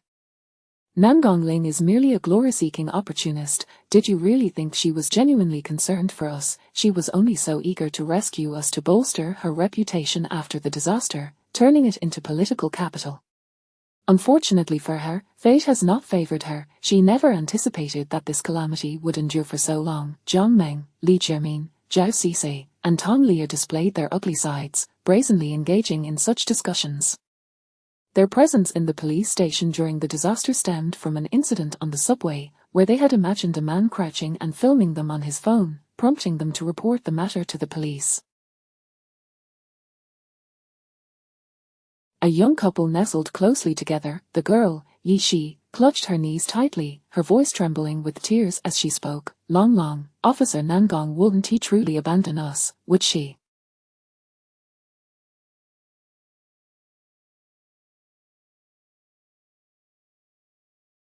Can we still survive? Her boyfriend, Zhang Xiaolong, wrapped his arms around her, offering comfort. She is not your mother, it's only natural for her to leave. Don't worry, I'm here. I won't let you go hungry, woo-woo, but I feel like I'm about to starve to death, Yi-Shi cried out. The young women couldn't help but laugh at Zhang Xiaolong's words. Indeed, a man's words are but deceitful charms, all talk and no action. Why don't you go outside and find something to eat for your girlfriend? Exactly, you've consumed 2/3 of the supplies allocated for both of you, leaving barely a morsel for her. Pretending to be a gentleman, such shamelessness. Zhang Xiaolong, exposed for his shameless behavior, became enraged and shouted at the young women, "We're happy with it, it's none of your business, a bunch of nosy harpies." Who are you calling that, you lowlife? I'm talking about you gluttonous women, with your fat faces and ears, so utterly disgusting. The term fat face and ears instantly ignited the ire of the young women, leading to a cacophony of shrieks echoing through the room. Who has a fat face and ears? In an instant, the 6 individuals were embroiled in a scuffle. Within this stifling environment, they seemed to find an outlet for their pent-up negative emotions, momentarily forgetting their hunger and thirst. Everyone, quiet down, I'm fed up with this. If you make even a peep, I'll toss you out to feed the zombies, shouted the criminal suspect, Sang Biao, who was already confined in the cell.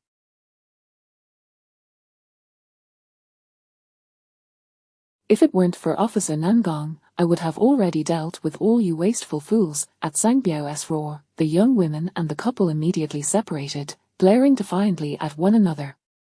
Within this cell, apart from Nangong Ling, the one they feared most was Sang Biao. If anyone dared to provoke him, he would not hesitate to act violently, leaving the offender questioning their very existence. Sang Biao sat closely with several other suspects already confined in the cell. Once silence descended upon the cell again, Sang Biao lowered his voice and inquired of the others, "How is Filong's progress?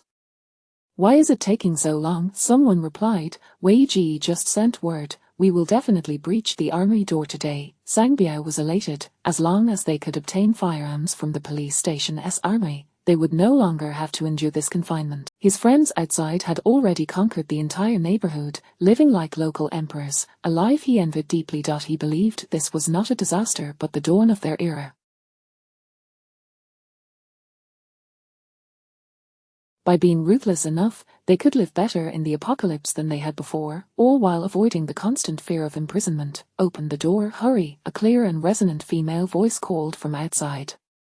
Upon hearing Nangong Ling's voice, everyone in the cell instantly brightened, their faces alight with excitement. Their joy stemmed not from a deep affection for Nangong Ling, but rather the hope that her return signified the arrival of food for the day.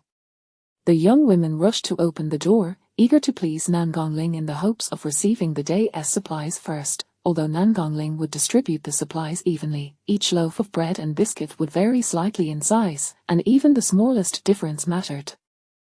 Especially when it came to water distribution, they often took a little extra for themselves. Unbeknownst to others, however, when the door swung open, the young women were left dumbfounded. Nangong Ling bore no supplies. In her hands, she clutched a tanghung knife stained with dark brown blood, and she was supporting Officer Zhang Wader, who had lost an arm and was in a dazed state. Dressed in a black down jacket, with the knife sheathed on her back and her hair tied up in a high ponytail, Nangong Ling appeared striking yet weary, her eyes filled with tension and anxiety. "We encountered a zombie ambush on our way back. Officer Zhang lost his arm in the process. Quickly, help him inside to bandage his wounds." Yet, instead of rushing to assist Officer Zhang, the young women took caution. He was injured by a zombie. Won't he turn into one? I don't want to. Officer Nangong, you must throw him out. I can't be near a zombie. Chapter 72. The ungrateful wolf. Upon learning that Zhang Wader had been injured by a zombie, The eyes of everyone in the cell revealed a palpable sense of disdain and avoidance, as if they wished to distance themselves from this ominous figure as swiftly as possible. Nangong Ling, in a fit of rage, exclaimed, "What are you all doing? He is my comrade, step aside at once." Officer Zhang was wounded while searching for supplies for everyone. Do you not possess even a shred of gratitude? Zhang Meng shot a disdainful glance, her hand pressed firmly against her nose, as if merely inhaling the same air as Zhang Wader would transform her into a zombie. Officer Nangong, do not elevate your actions to such lofty ideals. It is your duty to protect us, the vulnerable citizens. Moreover, were you not the ones who insisted we remain here to provide statements? Is it our fault that we are trapped in this predicament? You bear an undeniable responsibility. Simultaneously, Li Jiming from Jimei cast a similarly disdainful glance at the barely conscious Zhang Wader. I absolutely refuse to share the same space with a zombie.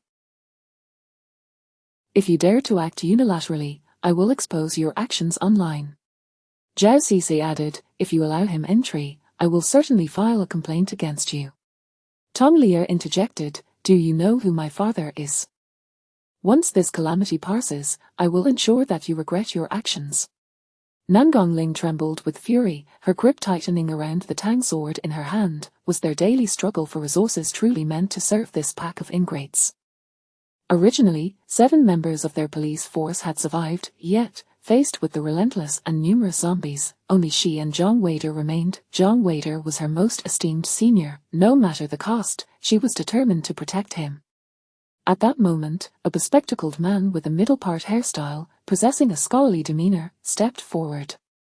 Officer Nangong, may I inquire as to how Officer Zhang was injured and how long it has been since?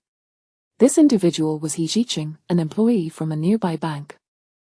Nangong Ling suppressed her anger and reluctantly responded, Officer Zhang and I encountered a horde of zombies on our way back. As we fought valiantly, a zombie suddenly leaped out from the snow and seized Officer Zhang's right hand.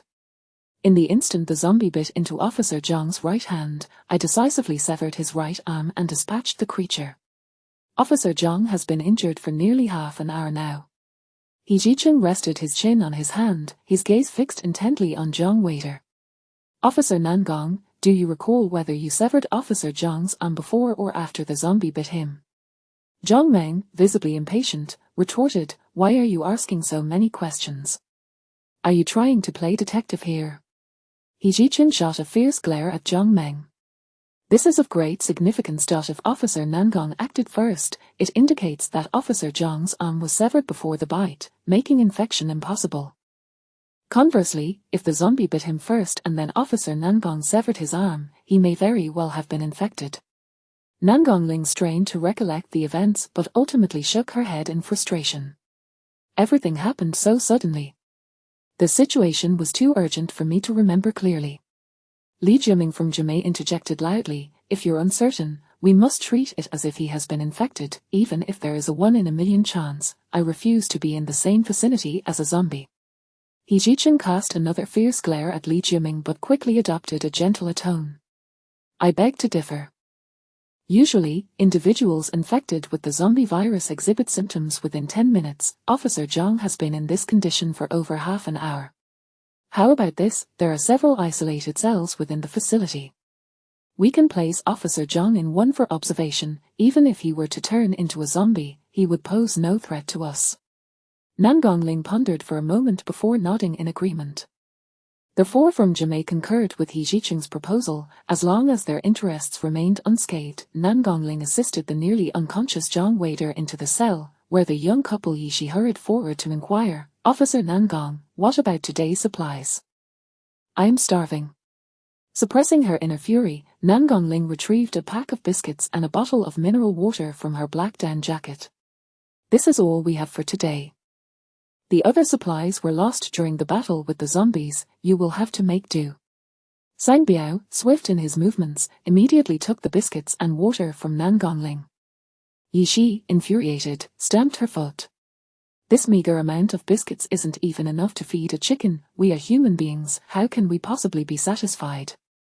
Who could be so foolish as to prioritize saving a dying burden over securing supplies in times of danger?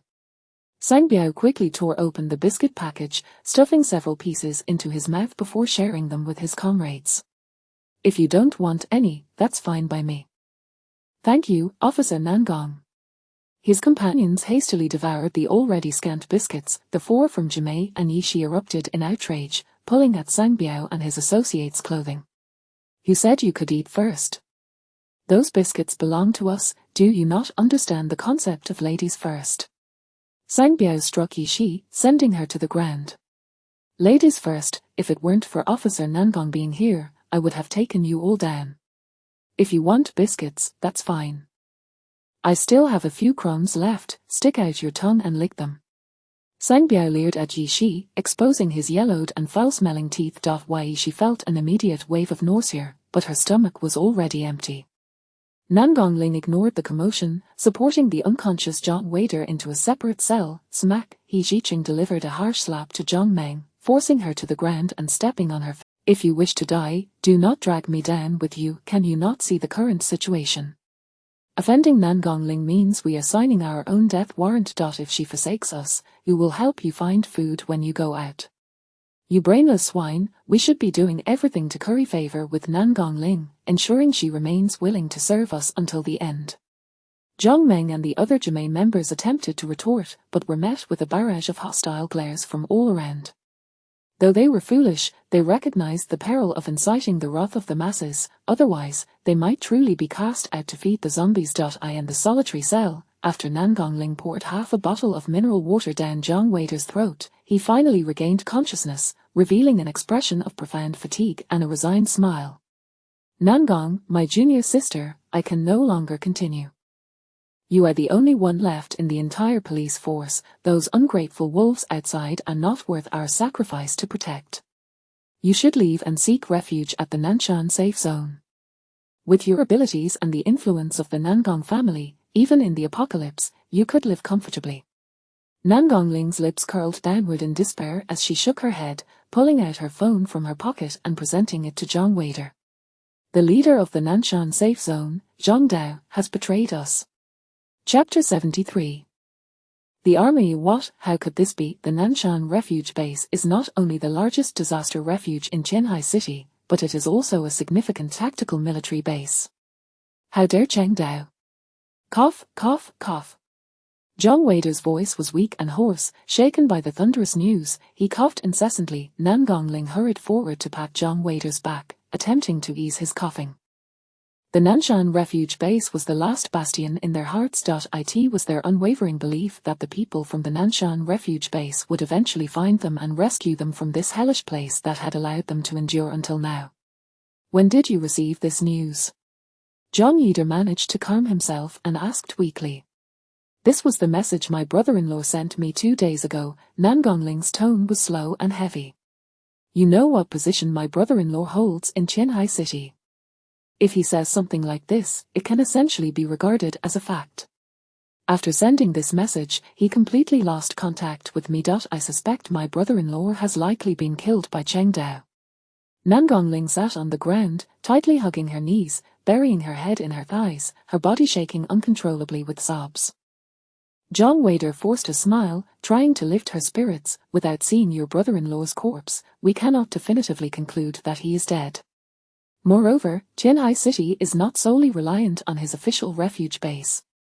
Even if Cheng Dao has betrayed them, there are several other refuge bases. As the esteemed young lady of the Nangong family, they would not dare to shut you out. Nangong Ling shook her head, speaking with a sense of resignation. It is futile. This disaster has come too suddenly and swiftly. The high-ranking officials in Huogua must be overwhelmed and unable to manage these refuge bases. These bases have completely spiraled out of control, and no one knows what they have devolved into. Perhaps those refuge bases have turned into hell on earth. To rashly venture forth without understanding the situation is akin to walking into the jaws of a tiger. Zhang Wader fell silent. Initially, he intended to counsel Nangong Ling not to be overly pessimistic. However, casting a glance at those white-eyed wolves they had selflessly protected outside, he could not help but concede to Nangong Ling's words. In this apocalyptic world, perhaps kindness itself was a folly. John Waiter struggled to muster a semblance of a smile upon his tormented face. As long as we can survive, there will come a day when you encounter someone worthy of your trust, and do not bear the psychological burden, for they are not worth your sacrifice. Your skills with the blade are unparalleled. Becoming a lone wolf in this apocalypse, wandering the world, is indeed a commendable choice. Har har. You are the true lone wolf, Nangongling scoffed with a smile, glancing at John Waiter's missing arm, a one-armed hero. Har har. Har har. It is utterly revolting. They deserve to be bitten to death by zombies. Her boyfriend, Zhang Xiaolong, cautiously glanced towards He Jiqing and Sang Biao, nudging Yishi with his arm. Stop ranting. If they hear you, you'll only end up getting beaten again, and I won't come to your aid. The other girls simultaneously rolled their eyes at Zhang Xiaolong. As if he had ever stood up for Yishi when she was being beaten before.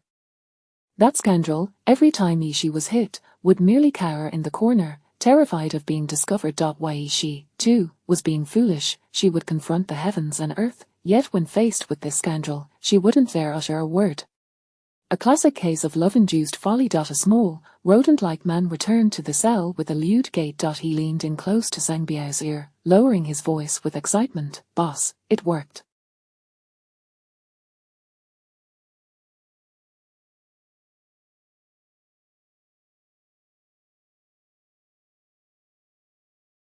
The armory door is open. Upon hearing this, Sang Biao, who had been lying on the ground with his eyes closed, immediately sprang to his feet with exhilaration. Really, har har, our good days are about to arrive. Brothers, follow me. Zhang Meng's eyes were particularly sharp. Sang Biao's excitement surely indicated they had found something valuable. She quickly stepped forward, grasping Sang Biao's arm, her face brimming with flattery. Biao Ji, have you found supplies? Can you take me along? I only wish to eat a little, just a tiny bit. Slap! Sang Biao delivered a resounding slap, sending Zhang Meng crashing to the ground. Get lost, what nonsense. I only have thoughts for Officer Nangong right now. With that, Sang Biao strode towards the door. Zhang Meng shouted after his retreating figure, Har, you should take a look at yourself before trying to comfort Nangongling. Go wash up and sleep. The rodent-like man, grinning lewdly, squatted down to caress Zhang Meng's face. Oh, so smooth. If Biao Ji doesn't want you, you can come to me. I will make sure you are satisfied. Zhang Meng pushed his hand away, wrinkling her nose in disgust. What are you? A toad wishing to eat swan meat. Get away from me. The rodent-like man seemed unfazed. Instead, his lewd grin widened. Hee hee, I like it when you resist. Soon, you will know my prowess, and I guarantee you will scream incessantly. With that, he hurriedly followed Sang Biao's steps towards the armory. The path from the cell to the armory was cleared of zombies by the police team, including Nangongling. They had initially planned to retrieve weapons from the armory to combat the relentless tide of zombies.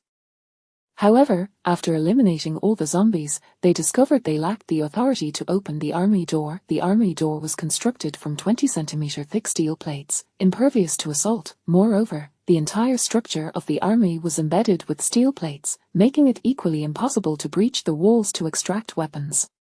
Ultimately, they had no choice but to abandon their original plan and resort to the most primitive weapons, knives, to hunt zombies. However, unbeknownst to them, among the survivors was a self-proclaimed master locksmith known as Feilong. Feilong's lock-picking skills were extraordinary. He claimed there was no lock he could not open, yet, he never stole money or valuables. He had a peculiar interest in women's undergarments. This time, he had inadvertently left his DNA in a target's lingerie, leading to his exposure and capture by the police.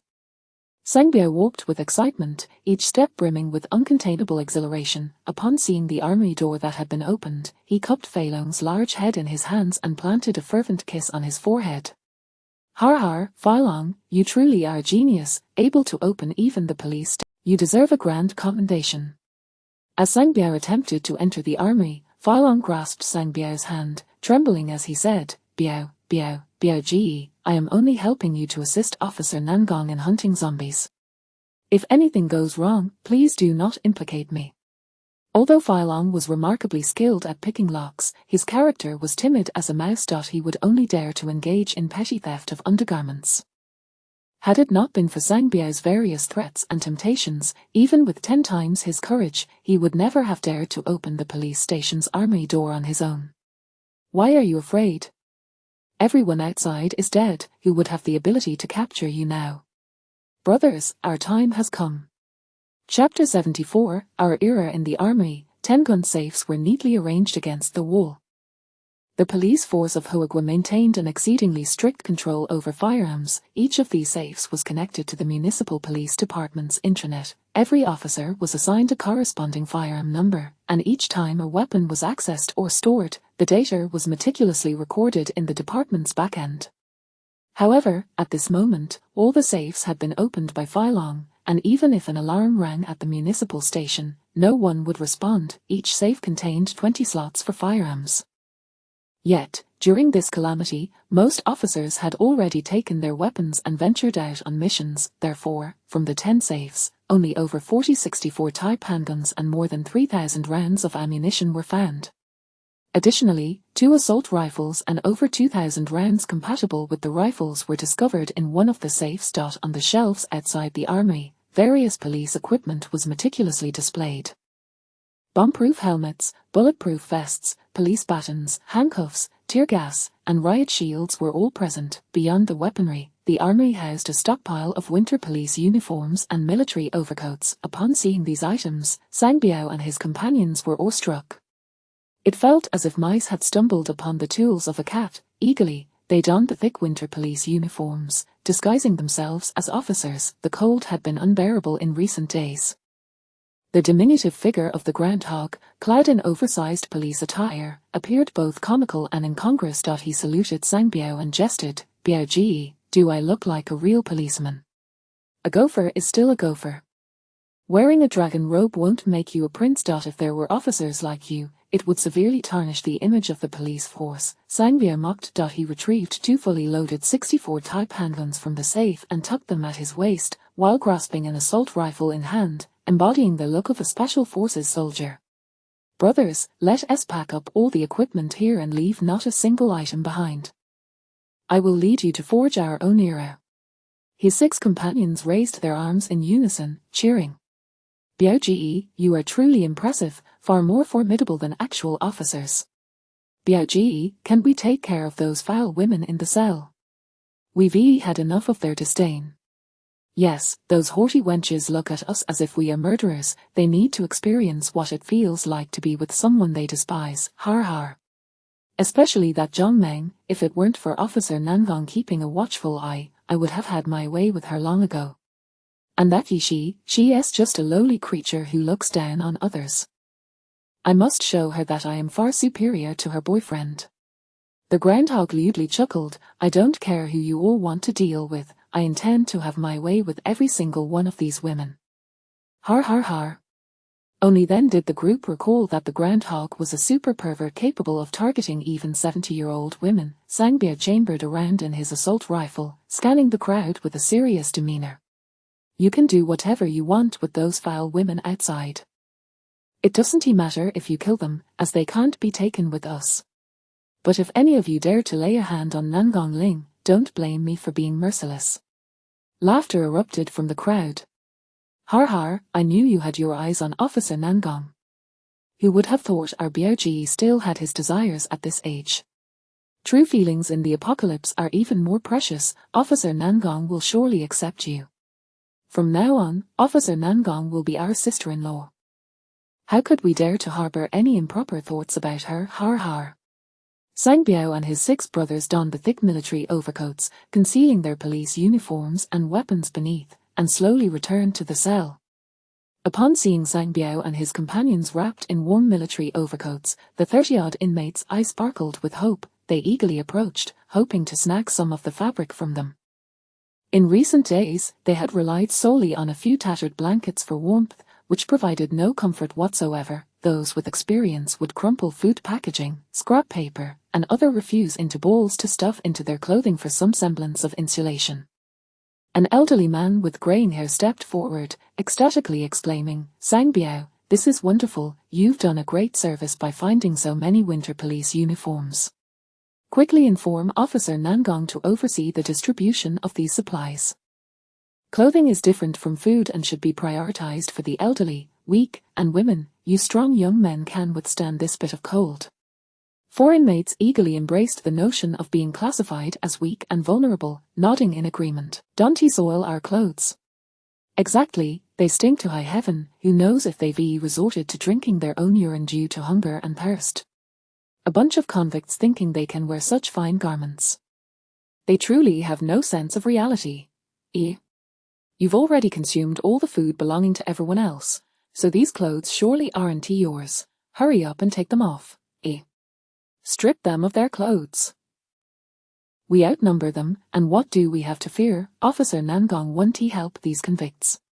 One man set his sights on the small groundhog, striding forward and tugging at the military overcoat, attempting to rip it from him. Bang!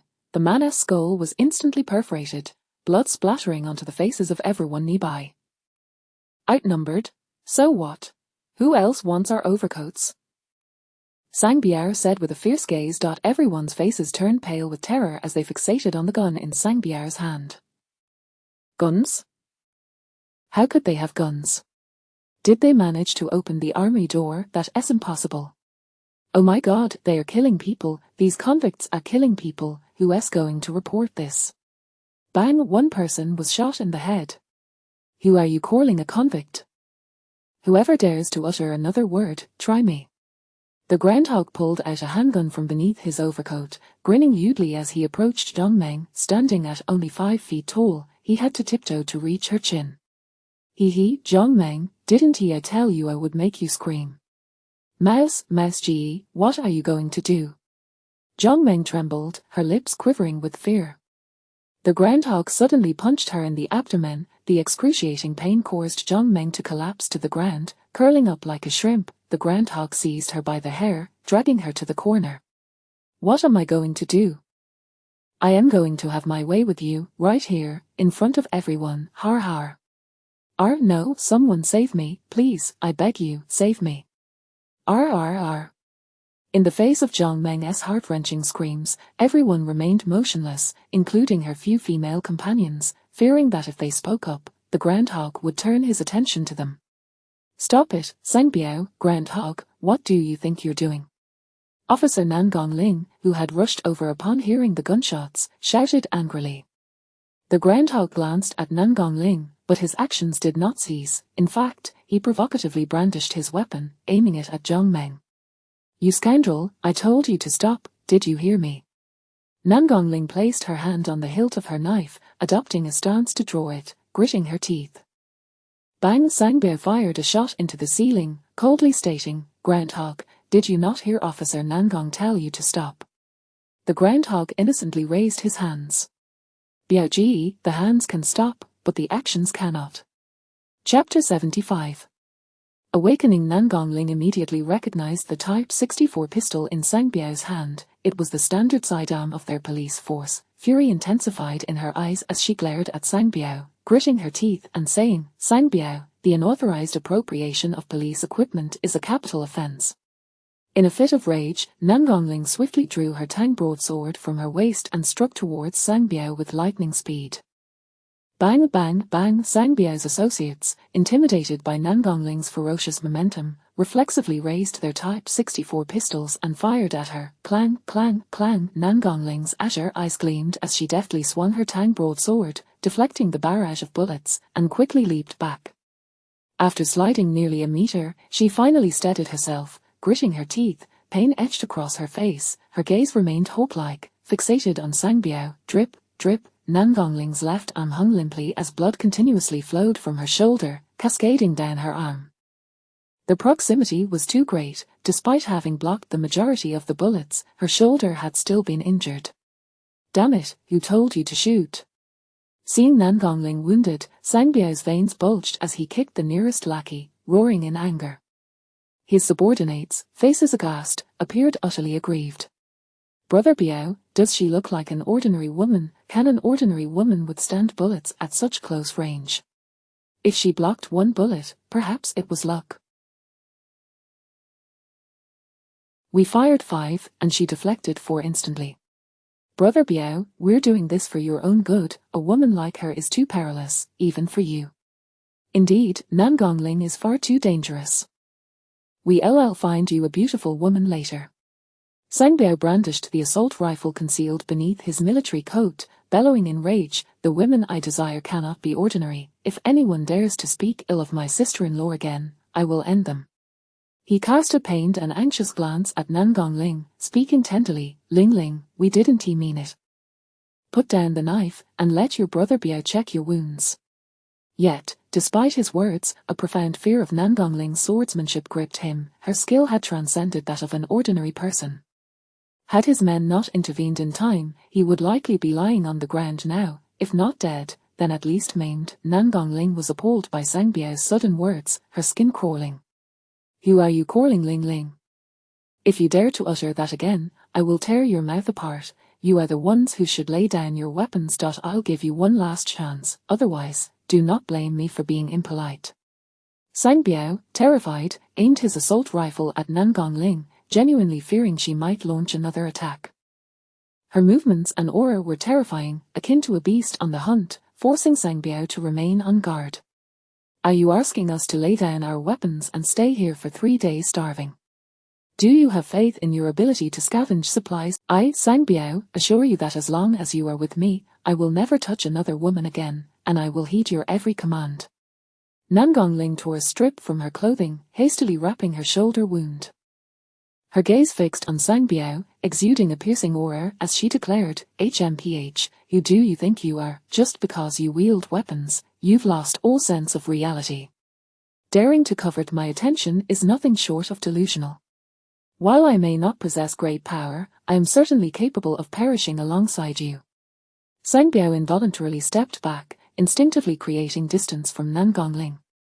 He understood her extraordinary strength, and was taken aback that a mere glance could instill such terror within him. Pointing his gun at the over 20 survivors, he revealed a sinister grin.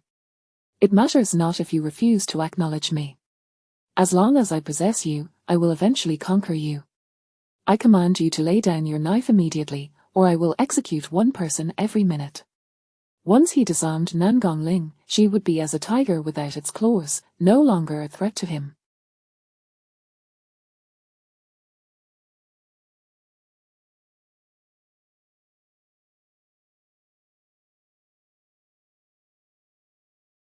Upon hearing Sang Biao's words, the survivors turned pale with fear. "Officer Nangong, please put down your knife. Sang Biao loves you, he won't harm you." "Nangong Ling, I order you to drop the knife. How dare you gamble with our lives? I knew this woman wanted to abandon us, she would be delighted to see us all dead. Nangong Ling, you wicked woman, do you wish to watch us be slaughtered? Vile woman, your cruelty will surely bring retribution upon you." As she listened to the people she had risked her life to protect hurl insults at her, Nangong Ling felt her heart wrench. Sang Biao was the one intent on killing them. Why did they so venomously blame her? 5 members of the police force had already sacrificed their lives for them. Even John Wader, her closest ally, had lost his right arm in this struggle and now lay in a hospital bed. Bang! The elderly man with greying hair was shot in the head. The scene was met not with screams, but with an eerie silence. The terror among the crowd reached its zenith, leaving them speechless. He really killed someone. All eyes turned to Nangong Ling, filled with resentment and hatred, as though she were the true murderer responsible for their plight. "You wretched creature, hurry and drop your weapon. You killer, is it so difficult to lay down your knife? If she had any compassion, she wouldn't stand by and watch us die. Let us seize her knife. She is a police officer, I refuse to believe she would dare harm us. Yes, let us take her knife, does she really think she can kill us?" The group of over 20 gradually surrounded Nangong Ling, cautiously inching closer. "Stay back. If you come any closer, don't blame me for being ruthless." Nangong Ling gripped her tang broadsword tightly, assuming an offensive stance. "Ruthless, let us see you show me some ruthlessness. Everyone, don't be afraid. She wouldn't dare harm us." Nangong Ling clenched her jaw, filled with resentment as she regarded the ungrateful crowd before her. Bang, bang, 2 gunshots rang out from behind the survivors. "Everyone, back off. Anyone who dares approach Officer Nangong again will be shot." John Wader's face was pale as he weakly brandished his Type 64 pistol. He staggered to Nangongling's side. The survivors, upon seeing John Wader's gun, dared not advance any further. Unlike Nangongling, they believed John Wader, pressed to his limits, would likewise fire upon them. None were willing to be the scapegoat. John Wader knew he had little time left. With great difficulty, he managed a faint smile. "You must flee while I hold them off." Chapter 76, Class C Superhuman Who Run. Do you wish to fall into their hands and suffer a fate worse than death? John Wader bellowed at Nangongling, expending every ounce of his strength. Nangongling's eyes brimmed with tears, a thin veil of moisture clouding her gaze as she bit her lip in defiance. Bang. "Run, do you really think you can escape?" Sangbyo fired a shot into John Wader's thigh. Losing his balance, John Wader collapsed to the ground, blood gushing from the wound in his leg. Sangbyo aimed his gun at John Wader's head and sneered at Nangongling, "If you dare to run, I will carve his flesh piece by piece and feed it to this ravenous horde." The more than 20 survivors, far from feeling disgusted, were filled with a tinge of anticipation. They were so starved that they had forgotten how many days had passed since they had last tasted meat. Even the blood pooling on the ground seemed to quench their thirst. "You dare?" Nangongling gripped her tangheng knife tightly, trembling uncontrollably. Bang! Sangbyo fired again, this time hitting John Wader's other thigh. John Wader let out a heart-wrenching scream, using his final strength to shove Nangongling away. "Go, don't worry about me, just leave." Nangongling lowered her head in despair. She longed to flee, but she could not abandon her companion to save herself. Moreover, she had nowhere to go. Unable to suppress her sorrow and indignation any longer, tears streamed down her face. Clang! The tangheng knife slipped from her grasp, her expression a mix of stubbornness and helplessness. "As you wish, I lay down my weapon. I implore you, save him. He risked his life to help you gather supplies." Sangbyo's face broke into a triumphant smile as he swiftly kicked Nangongling's knife away. "If only you had acted sooner, I promise to treat you well from now on." But Sangbyo revealed a cruel grin, stepping on the wound in John Wader's leg. The excruciating pain elicited another agonizing scream from John Wader. "You bastard, what do you intend to do?" Nangongling glared at Sangbyo, her voice laced with fury.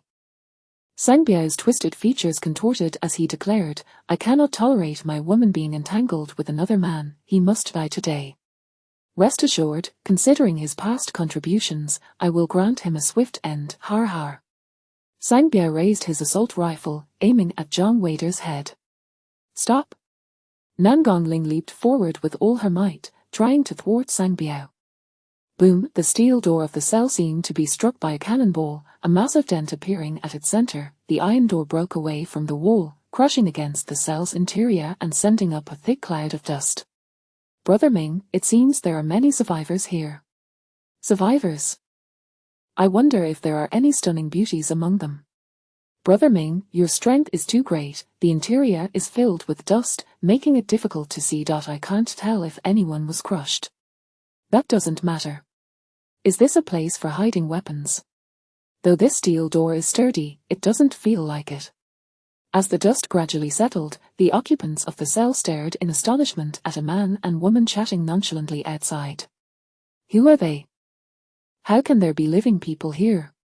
Could they be an official rescue team? How wonderful, someone has finally found this place.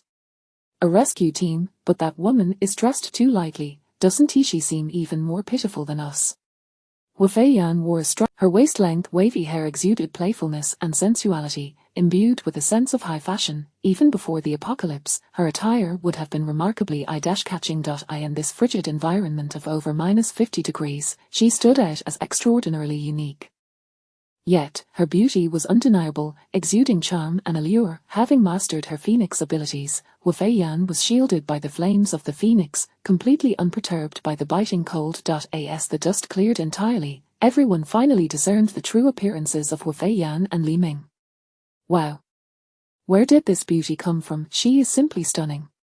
A beauty of this caliber would have been rare even before the disaster. I thought Nangongling was already quite beautiful, but in comparison, she pales in significance. Her clothing is so thin. She must have fled from nearby. After all, This is a police station. Perhaps she thought she would find protection here. Hu Feiyan, with her revealing outfit, instantly ignited the protective instincts of every man present, who wished they could drape their own clothing around her. Observing the men's reactions, the women shot scornful glances, derisively sneering, "Shameless hussy, how disgraceful." Gazing at the stunning Hu Feiyan, Sangbyo felt his heart race. He had once thought himself entranced by Nangongling's striking presence and believed he could never love another woman. However, love had struck him again like a whirlwind, and he found himself infatuated once more. In contrast to the beauty before him, Nangongling suddenly appeared dull and uninteresting, failing to capture Sangbyo's attention any longer. Hu Feiyan's arrival rekindled Sangbyo's desire for conquest. All eyes were riveted on Hu Feiyan, seemingly oblivious to the unremarkable man beside her. Only Nangongling recognized Li Ming, exclaiming in surprise, "It's you. The thief from the Walmart warehouse." Upon hearing someone call him a Walmart thief, Li Ming was startled. After all, the Chinese people's reverence for law enforcement was ingrained in their very being. Following the direction of the voice, Li Ming saw a woman covered in blood, her face haggard, and her eyes hollow. Ding! A blue system interface appeared above the woman's head. Name: Nangongling. Occupation: police officer. Appearance: 80. Age: 22. Physique: 90. Combat power: 150. Superpower level: Class C. Overall rating: 80. Superpower level: the system could still display the target's superpower level, Class C, which meant Nangongling had awakened her abilities. Li Ming was curious about what powers she possessed. He had a vivid impression of Nangongling. After all, before the apocalypse, she had a combat power of 10 without any powers, stronger than his original state. After awakening her abilities, her combat power had surged to 150. Yet, she appeared to have suffered greatly. Her face looked gaunt, her skin lost its former luster, and her chest had shriveled due to prolonged hunger and malnutrition. Li Ming recalled that the system had previously rated Nangongling as a 90-point beauty. Just 10 days into the apocalypse, her overall rating had already dropped to 80. No wonder, during his 2 months of awakening the system in his previous life, he had failed to find a single woman who met. Li Ming scanned the room, clearly identifying the instigator as the man brandishing the assault rifle. Sangbyo paid no heed to Li Ming's gaze, hastily shedding his military coat, flaunting his rifle and 2 handguns at his waist, clearly seeking to display his prowess. Men often exhibited their strongest qualities when in the presence of women they admired. Sangbyo generously tossed his military coat to Hu Feiyan, revealing a set of yellow teeth. "Beauty, wear this military coat for now. Don't be shy with your brother Biao." Chapter 77, Blade of Black Light. Hu Feiyan did not accept Sangbyo's military coat, allowing it to fall to the ground. She flashed a bright smile at Sangbyo, her expression radiating sweetness, a sight that nearly made his heart leap from his chest. "Biao Ji, I have no interest in your military coat. However, I believe my Ming Ji would be quite fond of the rifle you hold. Might you part with it for me?" At the sight of the charming Hu Feiyan, Sangbyo was nearly compelled to offer her the rifle in his hands. "Wait a moment, Ming Ji, this woman seeks his gun merely to please that man." It was then that Sangbyo's attention shifted to Li Ming. He noticed that Li Ming's attire was remarkably pristine, devoid of any signs of having rolled around outside. Moreover, his complexion was rosy, brimming with vitality, entirely unreflective of someone who had endured hunger. Meanwhile, Li Ming's focus remained on Nangongling. Sangbyo seemed to grasp something, his lips curling into a smirk. "Brother, it's rather inappropriate to gaze so intently at my woman." Li Ming's expression darkened instantly. "Have you touched her? If she had been solid, it would not meet the system's requirements. The loss would be immense." Li Ming would not hesitate to execute Sangbyo. Sangbyo, observing Li Ming's anxiety over Nangongling, found his amusement growing. "I have yet to lay a hand on her. I assure you, she's untouched. What I mean is, since you have taken a liking to my woman, I too have an eye for yours. How about we trade? You must be weary of this woman by now." After encountering Hu Feiyan, if he could exchange an injured Nangongling for Hu Feiyan, it would be a splendid bargain. Even if Hu Feiyan had undoubtedly been with Li Ming, he was unconcerned. "Biao Ji, if you don't want Officer Nangong, you could let my brothers have her instead. Why should this pretty boy get her?" Tu Boxu rose from Zhang Meng, brandishing a pistol at Li Ming. We have guns in our hands, are we to fear this young lad? All the women here. Suddenly, a crimson figure sliced past Tu Boxu, and his head was severed from his body in an instant. As his head rolled on the ground, all present stood in shock, bewildered by the sudden turn of events. Only Nangong Ling, being an ability user herself, discerned Wu Feiyan's swift movement. She was utterly astonished, remarkable, truly formidable. Though her technique appeared somewhat unrefined, her strength and speed far surpassed her own. Even she might not be able to defeat this woman before her. Who gave you the audacity to point a gun at our Ming Ji? Wu Feiyan spoke coldly, wielding a machete. All eyes turned once again to Wu Feiyan. They were fixated on the blooded machete in her grasp. Tu Boxu was slain by her. A monster, a demon.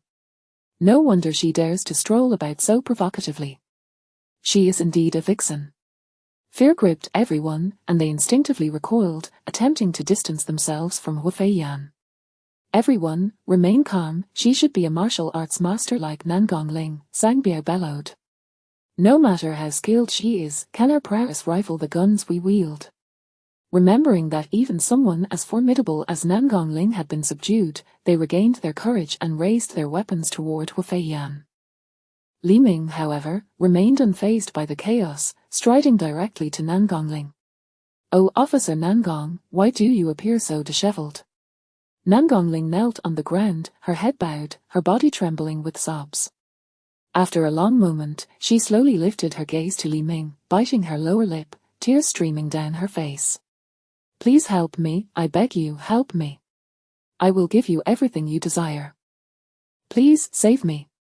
At that moment, Nangong Ling could no longer hold herself together, completely breaking down. She was merely a 22-year-old girl after all. While she protected others, she too longed for someone to shield her. Li Ming smirked, extending his hand to gently caress the crown of her head. His gaze fell upon Zhang Wader, who lay barely conscious, a mere shadow of himself. He and Officer Zhang Wader had crossed paths before, and Li Ming, sacrificing oneself to protect a comrade was the mark of a man worthy of respect. "Feiyan." Li Ming called out to Wu Feiyan calmly. She immediately understood his intent, summoning a brilliant yellow-green phoenix flame. The phoenix, reborn through its flames, possessed remarkable healing properties. With a sweep of her hand, the vibrant flames enveloped Nangong Ling and Zhang Wader. The sudden heat startled Nangong Ling, but in the next instant, she felt an unprecedented sense of relief. All her aches and fatigue began to dissipate. Even the gunshot wound on her shoulder started to mend slowly. Zhang Wader's condition was less fortunate, as his injuries were severe. Nonetheless, at the very least, the phoenix flame had preserved his life. The onlookers were left in sheer terror at Wu Feiyan's display. "You see, I told you she is a demon. Such a demon should be slain. Sang Biao, what are you waiting for? Quickly kill this monster." The survivors seemed to have forgotten Sang Biao's earlier threats, treating him once more as their last hope. Sang Biao and his men were not fools. They clearly recognized the extraordinary nature of the two before them. They lacked the courage to even aim their weapons at Li Ming, fearful that the enchanting beauty might unleash her wrath again and slay them all. Moments later, Nangong Ling's injuries had nearly healed. Li Ming glanced at the Tangheng Dao beneath Sang Biao's feet. "Is that your weapon?" Nangong Ling nodded. A flash of blue-white lightning appeared in Li Ming's hand, instantly connecting to the blade of the Tangheng Dao. As if drawn by the lightning, the sword soared into Li Ming's grasp. This display sent chills through the crowd, affirming that a man capable of taming a demon was not to be underestimated. Li Ming handed the blade to Nangong Ling. "A debt must be repaid, go forth, do not hold back." Grasping the Tangheng Dao, Nangong Ling felt no hesitation or confusion. Her eyes shone with determination. As she gripped the sword tightly, a blue light sparkled in her gaze. Her left hand glided from the hilt to the blade's tip, and where her palm passed, the sword shimmered with a dazzling black radiance. Blade of black light.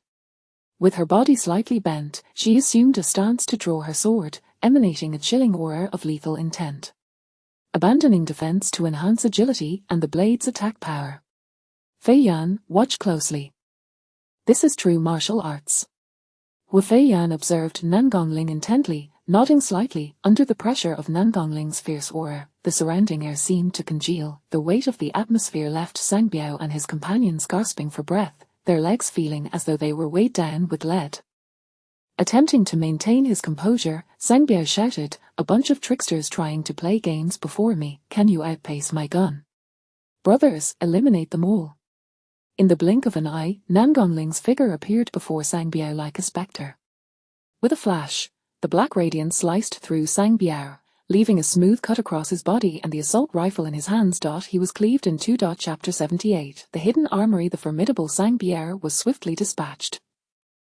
His subordinates trembled uncontrollably at the sight of his body, cleaved in two by Nangongling. After eliminating Sangbiao, Nangongling exhibited no intention of pausing, her icy blue eyes shimmering with a In rapid succession, a series of crescent-shaped, black, chilling strikes were unleashed within the confined space. Sangbiao's minions crumbled like tofu under her relentless assault.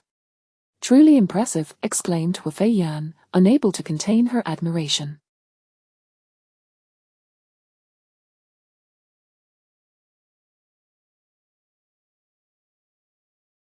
Although Nangongling's abilities were nowhere near Huafei Yan's level, in terms of martial prowess, Huafei Yan paled in comparison to Nangongling, who had trained in martial arts from a young age.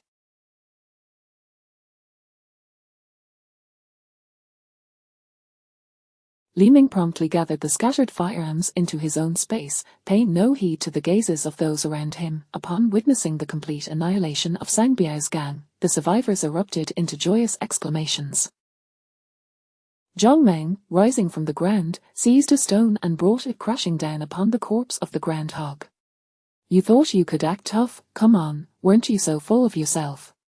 It was only when the groundhog's head was reduced to a bloody pulp that Zhang Meng finally collapsed, exhausted. Reflecting on their previous cruelty towards Nangongling, the other survivors, eager to express their contrition, approached and began to desecrate the remains of Sangbiao and his cohorts. "Officer Nangong, please don't be angry.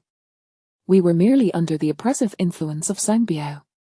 What we said earlier may have been excessive, and we apologize. You are magnanimous, surely you can forgive us." Indeed, Officer Nangong has always been the kindest and most forgiving. How could she possibly hold a grudge over such matters? Noting that Nangongling remained silent, Yishi hurriedly tugged at her sleeve, adopting a beguiling demeanor. "Officer Nangong, my boyfriend is absolutely famished. Could you possibly venture out to procure some food for us?" Nangongling coldly pushed Yishi away with one hand. "Do not touch me, you disgust me." Li Jiamin crossed her arms, snorting derisively. "What a hypocrite. Weren't you the one who agreed to be Sangbiao's woman? How shameless. If it weren't for this handsome gentleman's intervention, you'd likely still be groveling at Sangbiao's feet." Nangongling's gaze turned icy as she regarded Li Jiamin, struggling to suppress the urge to eliminate her.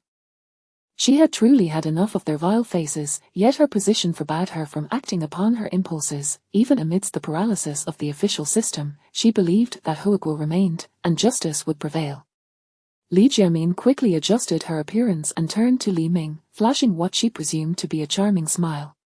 "Handsome, you are truly remarkable, thank you for rescuing us. If you could take me to the nearby rescue base, I might consider being your girlfriend." With that, she shot a provocative glance at Huafei Yan, as if Li Ming had completely succumbed to her allure.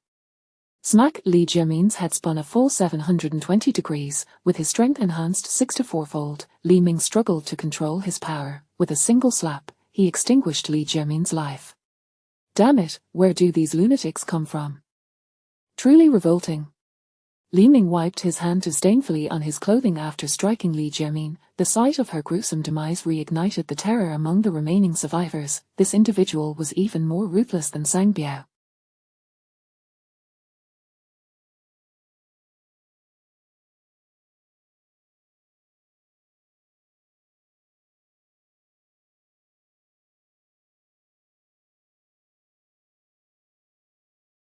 And with just one slap, she was no more. Was there still a semblance of law?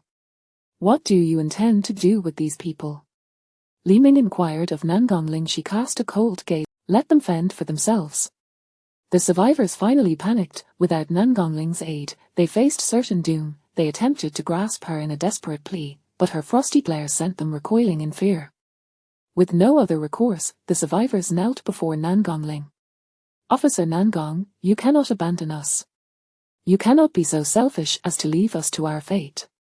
You are a police officer. It is your duty to protect us." Zhang Xiaolong, who had remained silent until now, stood up calmly and declared with an air of arrogance, "I had intended to interact with you as an ordinary person, but I shall no longer pretend. I am Zhang Dong's son, the wealthiest man in Qianhai City. My father is working on a way to rescue me, and he should arrive within 2 days. If you protect me for just 2 more days, I will reward each of you with 100 million. No wonder Yishi dared not utter a word in front of her boyfriend. She had truly struck gold. When it came to money, Nangong Ling would not indulge him. The Nangong family's status in Huiguo was beyond mere monetary value. Besides, anyone with a semblance of sense knew that money was worth less than scrap paper. "Do not speak of giving me 100 million. Even if you offered me 1 billion, I would refuse. Furthermore, do not attempt to leverage my position as a police officer against me. Should you provoke me, the consequences will be beyond your capacity to bear." With Li Ming, wearing a smile, turned to the survivors. "Officer Nangong is constrained by her position, but I am not a police officer. Goldie." A large wolf dog bounded into the room, obediently sitting before Li Ming. "These people are all yours. Just don't overindulge. Awoo. I'll give each of you 1 billion, no, 100 billion, please spare me. Have mercy, I'm so beautiful, I don't want to die." Li Ming turned a deaf ear, leading Hu Feiyan out of the cell. The next moment, anguished cries echoed from within. Outside, Nangong Ling heard the screams from the cell and understood precisely what was transpiring. Rather than feeling pity for these individuals, her heart swelled with excitement. She had developed a different sentiment towards Li Ming. As she approached Li Ming and Hu Feiyan upon their exit from the cell, Nangong Ling stated, "You have come here, presumably in search of the equipment within the police. In addition to the handguns, you have also gained me. I have stated that as long as you are willing to assist me, I am prepared to offer you everything, including myself." Li Ming found himself increasingly captivated by he had a penchant for such bold women. Now fully aware, Zhang Wader had overheard the dialogue between Li Ming and Nangong Ling. After a moment of hesitation, he revealed a resolute expression. "Perhaps your gains extend far beyond this, Li Ming.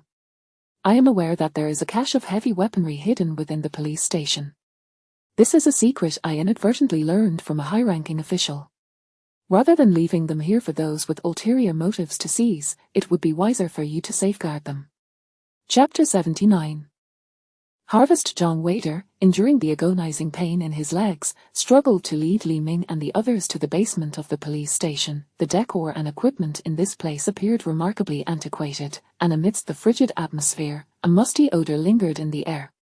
It was difficult for outsiders to imagine that a cache of weapons lay concealed in such a setting. As Li Ming and his companions stepped into the basement, the stillness was abruptly shattered by the sudden emergence of 2 female zombies from the shadows. Zhang Wader, having already lost his right hand, was instantly struck with terror and staggered backward. Slash, slash. Wu Feiyan and Nangong Ling simultaneously drew their blades, severing the heads of the 2 zombies. Zhang Wader gazed upon one of the decapitated heads, his heart heavy with sorrow, tears streaming down his cheeks. "Xiaojing, I thought you had found refuge in a safe place, yet I never imagined you." Nangong Ling recognized that the zombie was none other than Zhang Wader's Fianqi, Wen Xiaojing. Roar! Roar! Before they could offer any words of comfort to Zhang Wader, the basement reverberated with the guttural growls of zombies encircling them. The presence and commotion of their group had attracted all the zombies within the basement. Nearly 30 grotesque figures writhed and advanced toward Li Ming and his companions, baring their claws. Nangong Ling gritted her teeth, her face etched with grief. These zombies were once her colleagues. To her dismay, they had sought refuge in the basement, yet had not escaped the grim fate of becoming the undead. Nonetheless, despite the familiarity of these zombies, her resolve remained unwavering. She was determined to survive. With blades in hand, Nangong Ling charged fiercely toward the snarling zombies. However, as a sea-level supernatural being, After swiftly dispatching 10 zombies, she began to feel overwhelmed and was gradually losing ground. In a matter of moments, with their combined might, Wu Feiyan and Nan Gongling eradicated the 30 zombies. Zhang Weiter gazed in astonishment at the poised and striking figures of Wu Feiyan and Nan Gongling. It seemed that Nan Gongling had reached a new level of power, her swordsmanship now razor-sharp and devoid of hesitation. Wu Feiyan, with her radiant and refined presence, left Zhang Weiter utterly captivated. "Stop dawdling. Quickly tell us where the weapons are hidden." Li Ming's voice broke through Zhang Weiter's reverie. "Behind that wooden door is a steel plate 20 centimeters thick. If you work together, you should be able to open it." Zhang Weiter indicated towards an aged wood. With a knowing glance, Wu Feiyan instantly understood. 5,000 degrees of phoenix flame. With a swift motion, Wu Feiyan unleashed a torrent of searing flames upon the wooden door. Whoosh! In an instant, the door disintegrated into vapor, and a gaping 3-meter-wide hole melted through the steel door behind it. Molten steel dripped continuously from the edges of the opening. The sheer force of this action left Nan Gongling and Zhang Weiter momentarily speechless. They had anticipated a considerable effort to breach the reinforced steel door, never envisioning such a straightforward and brutal solution. What astonished Nan Gongling even more was the realization of the vast disparity in strength between herself and Wu Feiyan. By the time Nan Gongling and Zhang Weiter regained their composure, Li Ming and Wu Feiyan had already stepped into the army. As they beheld the neatly arranged array of weapons, Li Ming's eye sparkled with amazement and joy. Firearms, the dream of every man. The first row of iron racks displayed 50 sleek, black domestic Type 95 automatic rifles, with over 10,000 rounds of ammunition stacked behind them. The second row housed 50 units of the heavy 81 type machine guns, accompanied by another 10,000 specialized rounds. The third row contained 20 Type 0 for automatic grenade launchers, with 1,000 grenades positioned behind them. The fourth row featured 10 Type 87 mortars, with 500 mortar shells stored behind. Li Ming happily stored these firearms within his base, recognizing their immense value for the base he intended to establish. He needed to secure them in his space to allow for their infinite multiplication. Soon, his space would be brimming with invaluable munitions. On the floor of the army lay over 10 substantial iron boxes. Li Ming hesitated to let Wu Feiyan incinerate them with her flames, knowing that the consequences of these munitions coming into contact with fire would be catastrophic. Instead, he retrieved a shovel from his space. With his current strength amplified 64 times, he effortlessly pried open all the boxes. To his delight, he discovered that the boxes were filled with hand grenades. Without hesitation, he collected every single one of them into his space. In the final box, which was slightly smaller, he stumbled upon 3 heavy sniper rifles. The sight of these rifles sent Li Ming into a frenzy of excitement. This was the gear he had longed for. Given his current abilities, it was impossible for him to engage in direct combat with firearms. The rifles would merely serve as toys and decorations. However, the heavy sniper rifles were a different story. While his female comrades fought the enemy, he could remain concealed in the rear, systematically taking down foes with the sniper's precision. Even the most powerful supernatural beings held a profound respect for the destructive potential of heavy snipers. The army also contained a plethora of bulletproof vests, blast helmets, and other equipment, sufficient to arm an entire platoon to the teeth. Li Ming gathered every piece of equipment in the army into his space. This outing had yielded a significant bounty. With the addition of Nan Gongling and these weapons, with a mere doubling, he could arm 2 platoons. Doubling again would enable him to equip 4. Thus, what he currently lacked was still exquisite beauties. Observing Li Ming's peculiar method of clearing out the entire army, Nan Gongling could not help but remark, "You used the same technique to pilfer supplies from the Walmart warehouse, didn't you?" Now, Nan Gongling was certain that the perpetrator was indeed Li Ming. Furthermore, he possessed resources beyond their wildest imagination. Li Ming smiled nonchalantly. "Do you still wish to apprehend me?" Nan Gongling shook her head and laughed heartily. "I merely wish to uncover the truth. Besides, I am already yours now. I have no intention of committing any crimes." As she relaxed, Nan Gongling finally noticed the persistent ache in her shoulder. Meanwhile, Zhang Weiter could no longer endure the pain in his thigh and collapsed to the ground, drenched in cold sweat. Wu Feiyan, sensing Li Ming's confusion, gently explained, "My phoenix flames can only heal their wounds, but the bullets remain lodged within their bodies." With their movements, the bullets will inevitably tear through surrounding muscle, so pain is to be expected.